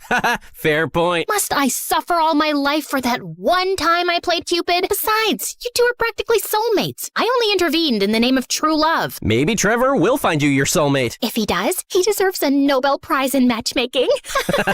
Haha, very funny. Bingo! We found our man. Get ready, Alice. Trevor orchestrated a date with one of the buzziest actors in town. Naturally, he gave the paparazzi a heads up, turning the dinner into a spectacle that rivaled the Super Bowl coverage. I won't deny that he was good looking. The man could make any Greek god jealous, but he seemed to be already in a committed and very toxic relationship with his phone. It was like they were stuck in a never-ending staring contest. If a UFO landed on the table, he'd probably just assume it was dessert. So, tell me something about yourself. I have 5 million followers. Wow, I'd be concerned if that many people were following me. That's next level stalking. Huh? Alice, when's the wedding? This was beyond ridiculous. I needed a bulletproof escape plan. Something as sophisticated and brilliant as my mastermind can scheme. Hey, isn't that one of the Kardashians? A Kardashian? Where? I took advantage of the commotion to sneak out, but just as I was about to fulfill my genius escape, I bumped into a waiter sending his tray flying in the air. It landed on the head of my date. Oh my god, I'm so... Camillo? Is that you? Alicia, hi. What are you doing here? I was super surprised to see Camillo, but I had to move fast. I'm actually in the midst of an escape. Care to help me? Absolutely. Camillo wheeled over a waiter's cart covered with a tablecloth. Your chariot awaits, Your Majesty. I hopped in the cart, and Camillo carried me unnoticed out of the restaurant. After we were in the clear, we two went for a walk. By the way, I must confess, I'm a massive fan. Oh, thank you so much. People don't believe me when I tell them we used to date. Do you tell people that? Well, I know we didn't exactly date, but I don't know. Maybe I'm just expressing my wishes out loud. Are you flirting with me right now? I am. Who knows when I'll cross paths again with another star, especially with one as strikingly beautiful as you. He was going all in. I tried to play it cool. That's smooth, but I'm not gonna fall for it that easily. I did. I'm not the same girl I was a couple of years ago. I was. Besides, I know you have a way with words. He did. You know what they say, nothing worthy is ever easy. Of course. My inner fireworks were about to start a pyrotechnic show that could rival New Year's Eve. I know, guys. I'm too weak. The rest of the night, we walked around the city just talking. It was pretty magical. The next day, Trevor woke me up. Alice, who the hell is this? Trevor pointed out a couple of pictures of Camillo and me walking through the city last night. Damn paparazzi. They got me again. Just an old friend. TV and social media are going nuts over these photos. Just read these headlines. Drummer ditches movie star for poet waiter. This is genius. I am a genius. I was about to remind him that it wasn't his idea when he went off on a long rant about how Camillo and I needed to start dating for the sake of the band. Well, I hated Trevor butting into my life like that. Dating Camillo didn't seem like a bad idea at all. For the sake of the band, of course. Over the next few weeks, Camillo and I became a thing, and Trevor's scheme worked like a charm. Strangely, every little thing we did became big news that the whole country should know. Look where we are now. Camillo's really turned things around for us. Yeah, but Camillo's writing is taking off too. It's a whole thing, though it felt strange to me. But we were too caught up in enjoying all the attention to bother about it. Guys, you guys are breaking the internet right now. Any advice for your followers? Just be great. Be as incredible as we are. We know that's a pretty high bar. Yeah, I know. I wanted to pinch myself too. But dealing with fame was hard. Everyone wanted a piece of you. And soon, all this glitz and glamour also got between Moon, Luke, and me. You're late again. Sorry, loves. We play in Rochester in a few days. We need to rehearse. I'm here, aren't I? Try to relax a little bit, kid. Kid? We've done hundreds of shows. It's a walk in the park. It isn't just another show. It's our first home show since we left. Quan is even coming back from Korea with his new girlfriend for this. It has to be perfect. The mention of Quan and a girlfriend struck a chord with me. He had a girlfriend now? Who was she? Why didn't Moon tell me this earlier? Why wasn't he thinking of me? I was beyond angry. What the hell, Moon? Why are you throwing Quan and his girlfriend in my face? She was not throwing... This is clearly not about the show. Of course it is. What else would it be about? This is about you two being jealous of me and Camillo. This is about you not bearing to be under my shadow. Oh my god, you're completely delusional. Oh yeah?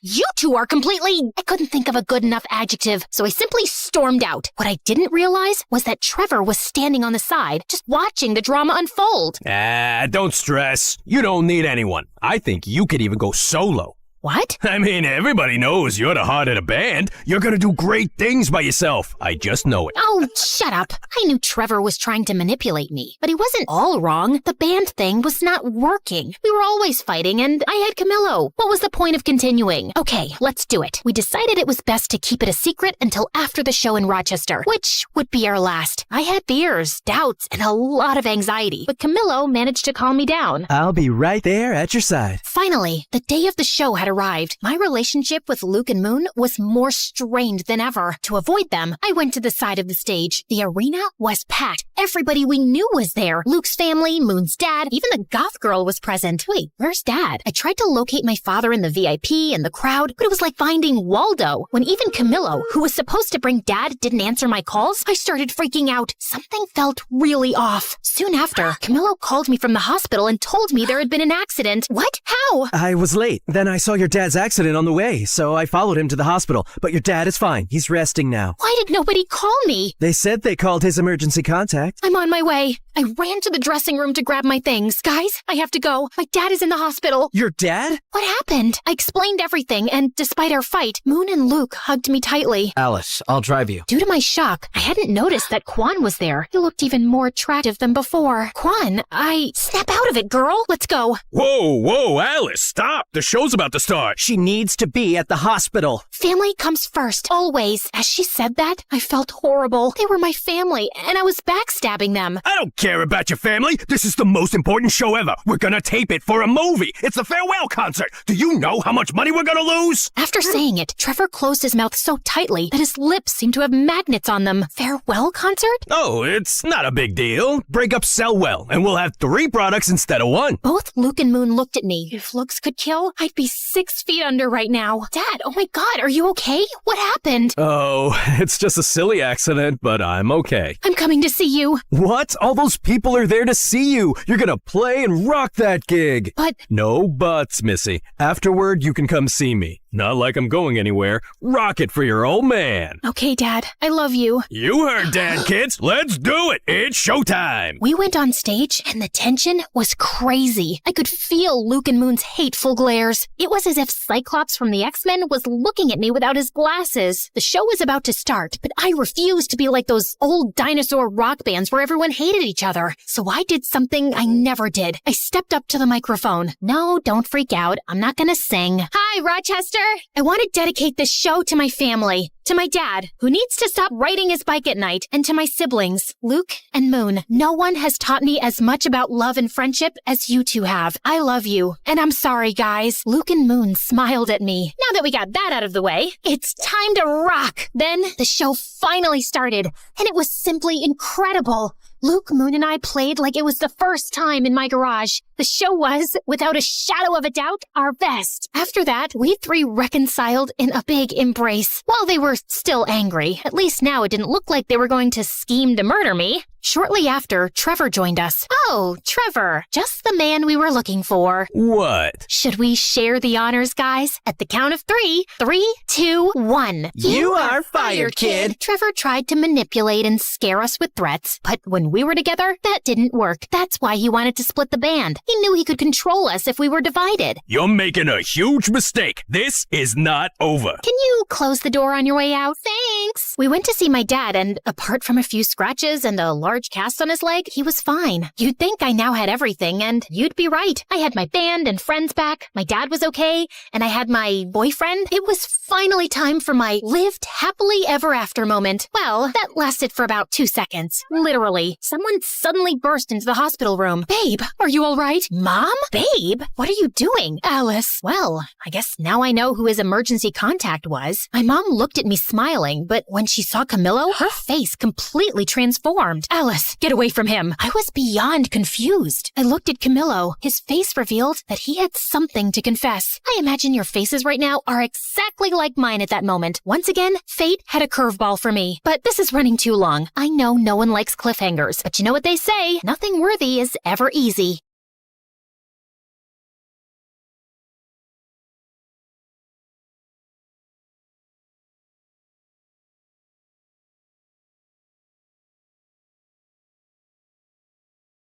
The morning bell echoes through the halls. 1,000 voices bouncing off the wall. From the quiet corners of the library floor to the laughter leaking through the classroom door, we're walking hallways where the legends grew. But today the ink is fresh and the story's new. A student stares at a blank white screen while an artist paints the things unseen. The scholar's lamp burns through the night. The athlete runs toward the morning light. A teacher sighs, hoping the spark they lit survives. Finding the light when the halls get dark. Oh, welcome to the light that ends you, where the story's changing and the lead is you. So carve your name in the wind, let the legacy breathe. There's a world in the pages that we're starting to weave. Not just a school, but the soul of a story, turning our scars into stars and our grit into glory.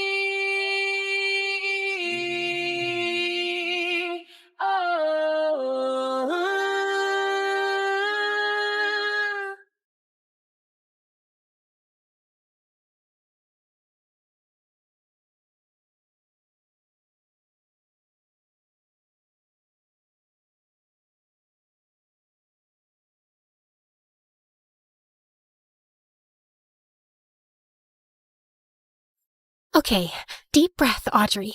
This is it. First day as a freshman at my dream school, the place everyone spends their whole life trying to get into. For kids like me, who can't even dream of affording the tuition, there's only one option. Grind like your life depends on it. I don't have any special talents to get a sponsor. It's just my brains, coffee, and a very unhealthy relationship with practice tests. And the grind paid off. I made it through ultra hard mode, the entrance exam. Welcome to My Story University, also known as MSU. This place isn't just a world-class institution. It's a living campus of scholars, athletes, and artists from every walk of life. Some of you got here through hard work and exams. others through sponsorships, scholarships, or family legacy. But no matter how you arrived, one thing is true. You're here now, standing at the start of something extraordinary. To be here means you've made it through one of the toughest selection processes in the country, or at least convinced your parents to pay for it. Either way, you've earned this moment, so take a breath, look around you, because from the moment you pass through this gate, your story begins. Wow, just listening to her made me feel so excited. Just then, the student beside her stepped forward, literally bouncing on her toes. She's probably one of the prettiest girls I've ever seen. Hi, freshmen! Welcome to MSU! I'm Anya, sophomore, event planner, and your official chaos guide for today. All right, before anything else, keep your brand new ID close. It's your golden ticket. Tap it on the scanner at the first gate, add a fingerprint check, and boom, you're officially inside MSU. Very spy movie, I know. Now, everyone form lines. Trust me, once you scan in, the real MSU magic begins.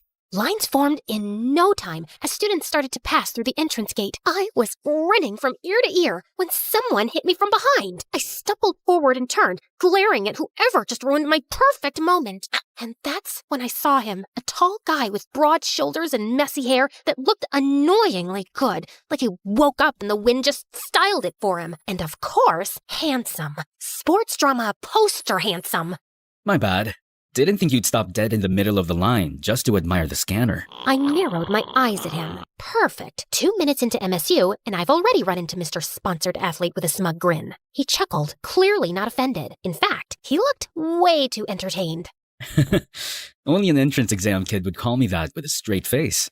Entrance exam kid? Like it was stamped on my forehead? Don't worry. I'm sure your sponsors didn't pick you for your brains either. Okay, fair. You've got bite. I'm sticking with you. Please don't. Excuse me. Flirting's cute and all, but can you scoot? My first crush just walked through the gate, and I am not missing this. My face instantly went tomato mode. Relax. We'll let you chase true love. Ladies first. Thank you. Thank God she swapped places with Mr. Sponsored Athlete. I was able to focus again. Then it was my turn. I stepped up to the scanner, swiped my ID, pressed my fingertip, and the gates slid open. A security guard by the arch tipped his cap at me, smiling like he'd been waiting all morning just to say this. Welcome to MSU. Big day, huh? You're gonna love what's waiting on the other side. I gave him a smile as I walked toward the side entrance, and my breath hitches as I stared at what I can only describe as a dreamlike paradise. Rows of cherry blossom trees arched overhead, petals drifting like pink snow across a stone bridge that seemed to glow in the sunlight. Students slowed down, phones snapping, voices hushed, like we'd all walked into some dream sequence. So this is the famous Blossom Bridge of MSU. This was the kind of moment you wanted to bottle up forever, the kind that made every sleepless night, every exam, every meltdown feel worth it. I clutched my pamphlet tighter, grinning without even meaning to. For a second, everything felt perfect. Beautiful, right? You'll see this every day on your walk to school. Okay, now on to important people. Introducing our student council president and vice president. The student council president looked intense, posture straight, sharp eyes scanning the crowd, practically glowing with authority. Meanwhile, the vice president had this cheerful, approachable vibe, like the type who'd hand out snacks during finals week. Welcome to My Story University. You should all be proud because earning your place here is no small achievement. But pride alone will not carry you. MSU demands discipline, excellence, and respect. Your time here will test not only your abilities, but your character. Remember that. The air went heavy. Students straightened their backs like we'd just been drafted into the military. My grin slipped into something closer to panic. Don't let him scare you too much. Yes, MSU is prestigious. Yes, it's challenging, but it's also where you'll find friends, discover passions, and create memories you'll never forget. The tension broke instantly, and I felt my shoulder relax. To help with that, we have a special event for the whole day. You may form your own groups, but if you're too shy, we'll group you. Like, for example, Her eyes swept the crowd and then landed right on me. her perfect couple here. My eyes went wide. Perfect couple? Me? With who? I glanced sideways and saw Mr. Sponsored Athlete standing way too close to me. He grinned at me. Told you. I'm sticking by you. I'm Tyler. And you? Before I could roast him, a camera shutter snapped. A boy popped out of nowhere with a massive camera, already crouching like he was shooting for National Geographic. Yes, that's the shot! You two are like campus power couple material. Vogue cover, MSU edition. Don't mind me, just documenting history. I'm Jaden, future photography club icon, and future sponsored legend. Once the universe wakes up. I mean, come on! Sponsors don't just fall from the sky, but these shots? Portfolio gold! So yeah, I'm grouping with you two. No debates. Lighting's immaculate, chemistry's insane. Ooh, you're literally my muses now! Ugh, holy pachoochie!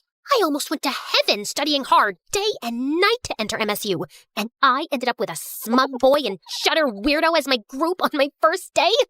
Ugh, pray for me. We went to the school auditorium, and I was stuck between my team. The ceremony kicked off with the basics about the school system and classes.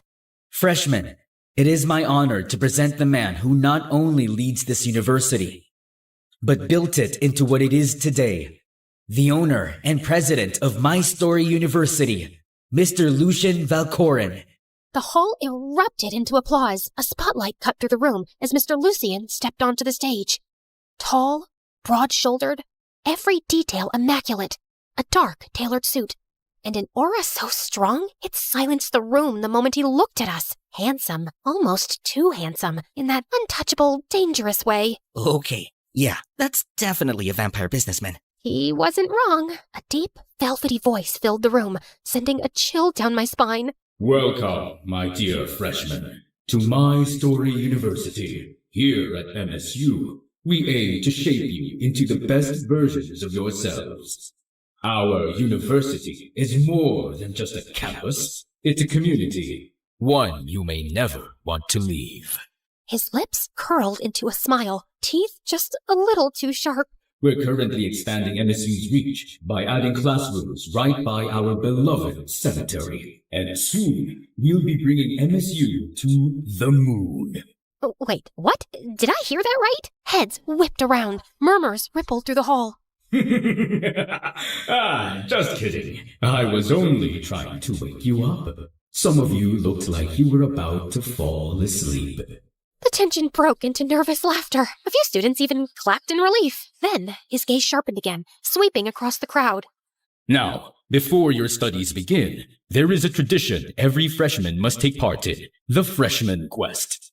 For the whole day, you will explore this campus, facing challenges of the mind, body, and spirit. It's not about victory, it's about growth. That is what My Story University stands for.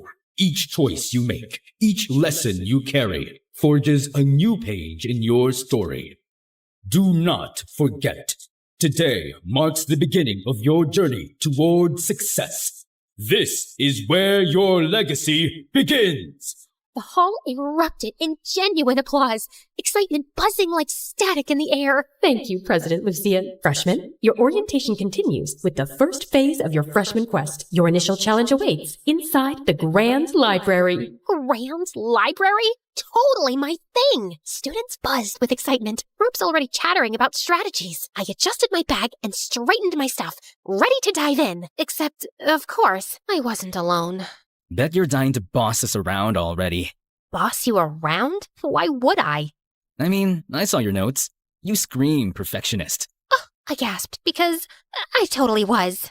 Wow, rude. I would not call it bossing around. I'm leading our group. Yes, boss. Why, you... Perfect! Tension, drama, I love it! This quest is practically a reality show. Ah!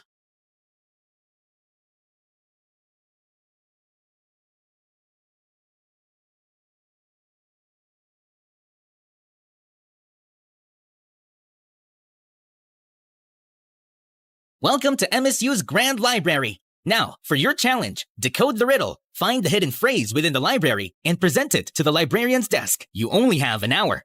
The ones who will solve it by the given time will be rewarded by MSU prestige points. The room erupted into murmurs as groups crowded around the pedestal. I leaned in, scanning the parchment, my brain already piecing it together. Guardians of the word, keepers of time. Knowledge is locked in order and rhyme. Seek the author whose name holds 3. On the second floor, row 63. Next, take the tome of silver spine, 5th from the top where the lamps still shine. Last, find the scholar who never wrote. His number alone keeps wisdom afloat. Bring them together, letters align. Reveal the message hidden by design. Yeah, that wasn't a riddle. That was a boss fight in poem form. Other groups started discussing right there. Some already arguing over what the poem even meant, and some I knew from one look, our competition. If I wanted to win, I needed to focus. I dragged Smut Boy and Shutter Weirdo to a quiet corner. No way I was letting the entire freshman class eavesdrop on my strategy meeting. Okay, listen, we're not solving this in the middle of the stampede. Everyone's confused, which means we can get ahead if you two actually listen for once. Love the confidence. Totally giving team captain energy. Yes! Secret strategy meeting! Love it! Focus! The first clue points to authors with 3-letter last names. Second floor, row 63. Tyler, that's your job. You can climb faster. The second clue is a silver-spined book, 5th from the top, near the lampposts. Jaden, you can handle that. And the last clue, the scholar who never wrote, that's a call number with no listed author. Reference section. That one's mine. Yes, boss. I rolled my eyes. Come on, chop chop. Tyler sprints up the second floor like a man on a mission. Jaden hops onto the ladder and zooms across the shelves dramatically. Guess I nearly choked. Why is he like this? He came back with the books and lined them up. As soon as I arranged them correctly, the secret phrase appears. Welcome, story makers. See? Genius. First place was practically ours. Whoa, okay, that was genius. brainy main character energy. Love it. Pose with the books? Yes, perfect. Save it. We need to move. But then, Jaden bumps into the table, and the silver-spined book slipped from the pile. Tyler lunged to grab it, but he crashed straight into Jaden. And boom, camera bag exploded. Several things cluttered, and Tyler scrambled after it like this was a sports drill. Jaden literally dived onto the floor. Not the lens! And 2 nearby groups tripped over the mess. It's absolute chaos in just 3 seconds. Okay. Not my smoothest save. Oh, come on! We scrambled through the mess of Jaden's stuff, books, and people. My heart raced as I dug for our pile, panic setting in. By the time I dragged both the guys and the books to the librarian's desk, another group was already standing there with the answer. Group 12, first place. Group 14, close behind. The crowd applauded while Tyler and Jaden looked so proud. And me? I am not even the slightest happy. Close behind? Second place? We should have won, thanks to Dumber and Dumber here. Relax, boss. It's not losing. It's character development. Character development? I don't need character development. I need first place. Holy Pachuchi. So much for my first day at MSU. Students would remember me as a viral TikTok sound waiting to happen. The next quest, art challenge. I hid behind my map like it was a security blanket, trying to block out the stairs. And of course, Tyler and Jaden were crackling like hyenas behind me. Apparently, my rage and humiliation are their new favorite hobby. We finally stopped in front of the art building. Its glass doors framed with colorful murals painted by past students. Anya bounced ahead of us, waving both arms like she owned the place. Welcome, freshmen! This is MSU's art building, one of my absolute favorites. We've got cozy rooms for solo artists who like to brood, and big studios for collabs or group lessons. You can make anything here. Painting, sculpture, digital art, photography, even the weird experimental stuff. And right in the center of MSU, our pride and joy, the Art Museum. Only truly extraordinary work gets displayed there. If your piece makes it in, trust me, people remember you forever. Check it out later if you're curious. Jaden practically vibrated beside me. He's looking like he'd found religion. Oh, this is it. This is fate. My portfolio is gonna hang in that museum. Center stage. Spotlight. Destiny. The doors swung open, and someone came out, a woman in a paint-splattered apron and the most colorful outfit I'd ever seen, like a walking rainbow with glitter on top. Her hair was bright orange and curly, the pencil tucked behind her ear, and she had the kind of energy that made you want to burst into one of those children's songs about how the world is colorful and so am I, while spinning in a field of flowers. Hello, my little masterpieces! I am Orla, and today you're going to discover that art is not just what you make, it's who you are. Prepare to laugh, prepare to cry, and most importantly, prepare to get paint absolutely everywhere. Your challenge is simple, yet profound. Each group gets one canvas. Together, you must create your very own team mascot. It can be anything. Bold, wild, ridiculous, iconic. Don't play it safe. Safe is boring. And in art, boring is the only true failure. Boring is totally not my thing. Holy pachuchi, just looking at my teammates made me nervous. The canvases were passed out, brushes clattered onto the tables, and the room instantly filled with chatter and the smell of wet paint. The three of us stared at the big blank canvas in front of us. All right, here's the plan. One canvas, one mascot. I'll sketch something smart and symbolic, then we'll discuss colors later. Yes, boss. It took me a while to create a pencil drawing of our mascot, and I was actually satisfied with it. Okay, for the colors. Tyler just dunked a brush into the paint like it was a soup spoon. This mascot needs fire. Boom! He slapped a massive red streak across my careful outline, and I nearly had a conniption. If there's fire, it needs protection and something cool. He added giant sunglasses, random accessories, and a ridiculous grin. Tyler started laughing, and Jaden doubled over with him. They continued drawing silly things, and I just can't. I'm trying! Our symbolic creature looked like Memezilla on spring break. Look at his arms. He's jacked. Wait, he needs a Gucci belt. I snorted a tiny giggle, then clamped my hands over my mouth. No, Audrey! Don't encourage them. Stay strong. My eyes caught the team near us, and holy pachuchi! They looked so artsy and serene, like they'd been born holding paintbrushes, and their mascot was a masterpiece. Relax, boss. Ours has flavor. Jaden added glitter to the sunglasses and posed proudly. And style. Don't forget style. They just kept laughing, while I was practically combusting on the spot. I stared blankly at my pamphlet, now all wrinkled, like how I feel on the inside. Years of grinding. I ended like this. Day 1 of my dream school, and instead of rising to the top, I was sinking fast. Tyler approaches, hands still in pockets, still grinning. Jaden lingers a few steps behind, camera lowered for once. So, this is where you host your dramatic breakdowns? I'm not breaking down.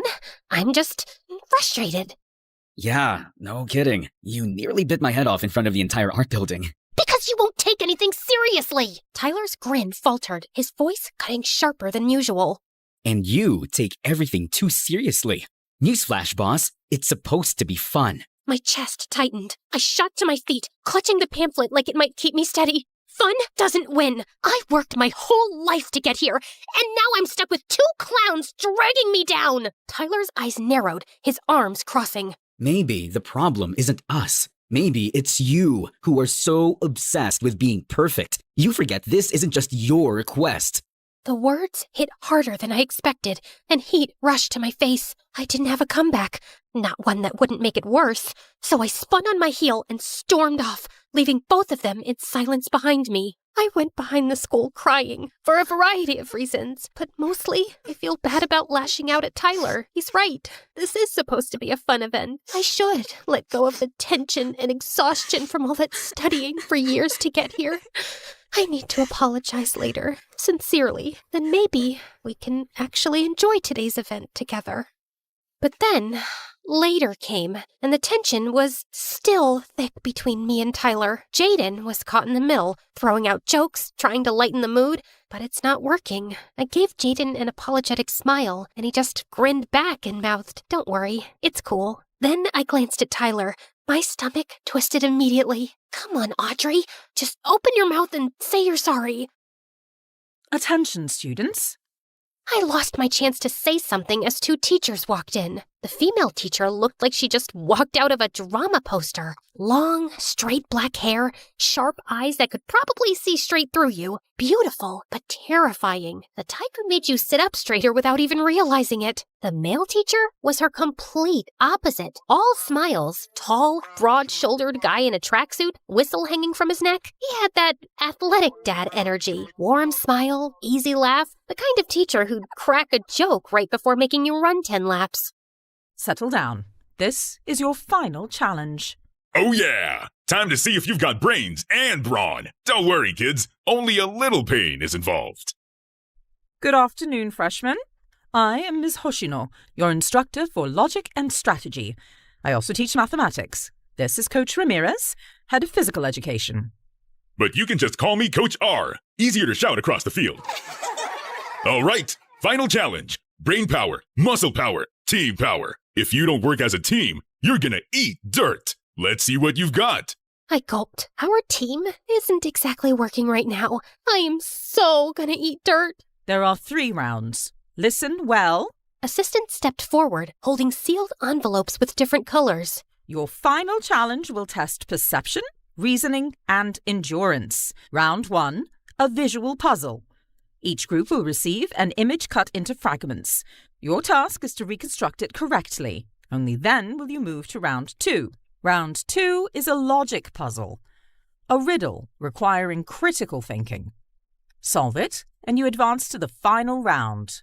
Round 3 is simple. A long-distance run to the finish line. 1 runner per team. Fastest across wins.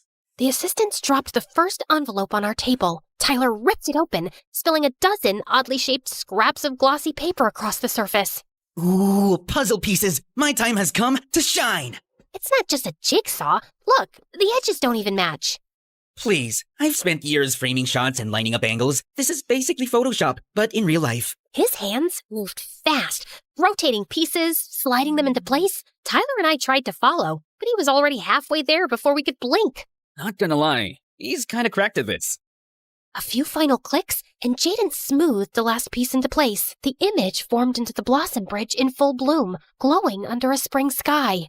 And that's how you turn chaos into art. Done! Miss Hoshino stepped over, gave a curt nod, and handed us the second envelope. Well done. Proceed to the logic round. Tyler slid the second envelope across the table. My fingers hesitated for half a second before I tore it open. Inside was a folded card with a riddle written in elegant script. I speak without a mouth and hear without ears. I have no body, but I come alive with air. What am I? Tyler frowned, scratching his head. A ghost? No. It's obviously the voice of artistic inspiration. Duh! I roll my eyes. Cute guess, but no, it's an echo. I scribbled the answer quickly onto the card and rang the bell. Miss Hoshino raised her eyebrow, a faint smile on her lips. Correct. You may proceed. Tyler leaned back with a smirk, but there was still an edge to it, not his usual playful grin. Knew you'd have it. Boss Brain saves the day again. My smile faded, and I looked down at my hands, guilt twisting in my stomach. He was trying to make it sound like a joke, but it only reminded me of how harshly I'd snapped at him earlier. I wanted to say something, anything, but my throat closed up. The tension between us was thick enough to choke on. Jaden, desperate to cut it, slung an arm around both our shoulders with a grin. Okay. Logic done. Art King wins again. Now we pass the baton to our athlete, yeah? All runners to the field. This is your last leg. Finish strong. We moved toward the track, but my stomach churned. I felt dizzy, but I managed to hold myself up and forced myself to walk. The teams lined up on the athletics field, the track stretching out in front of us like it went on forever. Tyler bounced on his heels, loosening his shoulders. Jaden adjusted his camera, already trying to get action shots. I stood off to the side, but my vision swam. The skipped lunch, the stress, it all caught up at once. The whistle blew just as my knees buckled. The world tilted and I stumbled forward, but Jaden caught me just in time. Audrey! Tyler was instantly there, crouching down, his usual smirk gone. Hey, what's wrong? I blinked my eyes as I shook my head, feeling embarrassed. I'm fine. Just skipped lunch. Dumb, I know. Don't say that. Just hang in there. I'm gonna call a teacher. I immediately grabbed his sleeve, stopping him in his tracks. Tyler, I'm sorry. I'm sorry for yelling at you and ruining today. It's supposed to be fun. And you're right. I was so caught up in being perfect, I forgot we should enjoy today. Together. Tyler blinked at me, surprise flickering in his eyes. I swallowed hard, my voice cracking just a little. I really wanted to prove I belong here, and I took it out on you. I'm so sorry. For a moment, silence. Then Tyler's lips curved into a small, warm smile. Hey, no problem. I've been yelled at worse during practice. He ruffled my hair playfully, but assuringly. Just rest. I'll handle this. That's impossible. We're already way behind. Tyler glanced at the track, then back at me with that familiar glint in his eye. Impossible? Nah, I'm a sponsored sports student, remember? I'm not called the wind of track and field for years for nothing. Before I could protest, he stood up and winked at me, and then he ran. Not just fast, blazing. Passing team after team after team, the gap closing with every stride. He was the wind. I watched in awe as Jaden and the crowd roared. The whistle blew like a song as Tyler crossed the finish line. First place, chest heaving and a wide grin. My heart skipped, then thudded hard against my chest. Faster than his sprint. I didn't even notice Jaden raise his camera, capturing me in that moment with a quiet, knowing smile. The field erupted with cheers. Everything happened so fast, but also it felt like the world slowed down. Tyler jogged back to us with his wide grin. How about that, boss? Did I make you proud? I laughed. Are you kidding? That was freaking A! Jaden snapped away like we just made history. The day wasn't over. It was only the beginning. After an hour of rest, we were all assisted to the announcement board to see our class assignments, and there it was. My name, Tyler's, and Jaden's. Same class. They really had it out for me, huh? We stepped into the classroom and instantly started bickering over seats. I wanted the front row, Tyler claimed the window, and Jaden tried to sit in the middle just to capture the tension from both sides. From there, the tour kicked off. The science laboratory was first. The second I walked in, my heart fluttered. Rows of microscopes, glass cabinets of specimens, lab coats hung neatly on racks. The air even smelled like potential. The gym was huge, a full-size court echoing with the sound of basketballs. Tyler's eyes lit up instantly. Just behind it was the sports field, and Tyler was in his element, high-fiving Coach R like they were old friends, and younger athletes chasing him as if they were already their hero. Jaden, he practically screamed when we reached the photography club room. He gasped so loud people turned, then begged the club president to let him live there forever. And from there, the day blurred into moments stitched together. And there's a lot more to explore. We walked leisurely on the Blossom Bridge at sunset, petals drifting around us. For once, I didn't feel like I had to walk fast. We laughed, and the sound felt lighter than it had all day. For the first time since stepping off that bus this morning, MSU didn't feel intimidating. It was alive. It's our school, where our journey begins. The sky deepened into twilight, and lanterns flickered to life one by one until the whole campus glowed like a magical realm. Booths lit up the central campus, the air filled with laughter, music, and the smell of food. This is just pure happiness. Freshman night has officially begun. Each of us was given an envelope with our very first MSU points. To use them, we just tapped our ID and fingerprint at every stall. Like magic money, we bounced from food stalls to game booths, Tyler somehow winning me a giant plush with one throw. He plopped it in my arms before I could argue. Congrats, boss. You're a winner too. Thanks. Soon, the lantern walk began. A glowing river of students weaving through campus and ended at the campfire. Flames leaping high into the night. Cheers echoed. Sparks danced skyward. For once, I wasn't stressing about perfection or plans, just living, and it felt good. The bonfire roared higher. Music drifted through the crowds as students paired off, some laughing, some swaying in clumsy circles. Tyler turned to me, his usual smirk, softer now. Come on, boss. Dance with me. My heart stuttered. 1,000 excuses buzzed on my tongue, but his hand was already out, waiting. Before I knew it, I was stepping into the circle, firelight flickering across his face as he pulled me close. The world felt smaller, warmer. We both turned. Jaden stood there behind his tripod, grinning like he just caught the cover of a magazine. Perfect. Firelight, romance, history in the making. Before either of us could protest, he barreled in and hugged us both, nearly knocking me off my feet. I'm so glad it's you two. We're gonna make the next few years at MSU unforgettable. We all burst out laughing, tangled in the world's messiest group hug. And for the first time that day, it didn't feel like chaos. It felt like home. MSU Freshman Quest. It wasn't perfect. It wasn't according to plan. But maybe that's the point. The best stories aren't flawless. They're unforgettable. This is My Story University, a place where ambition awakens, your dreams take shape, where passion becomes flame of purpose, where friendships deepen into lifelong bonds, and each moment becomes a page in the legacy only you can write.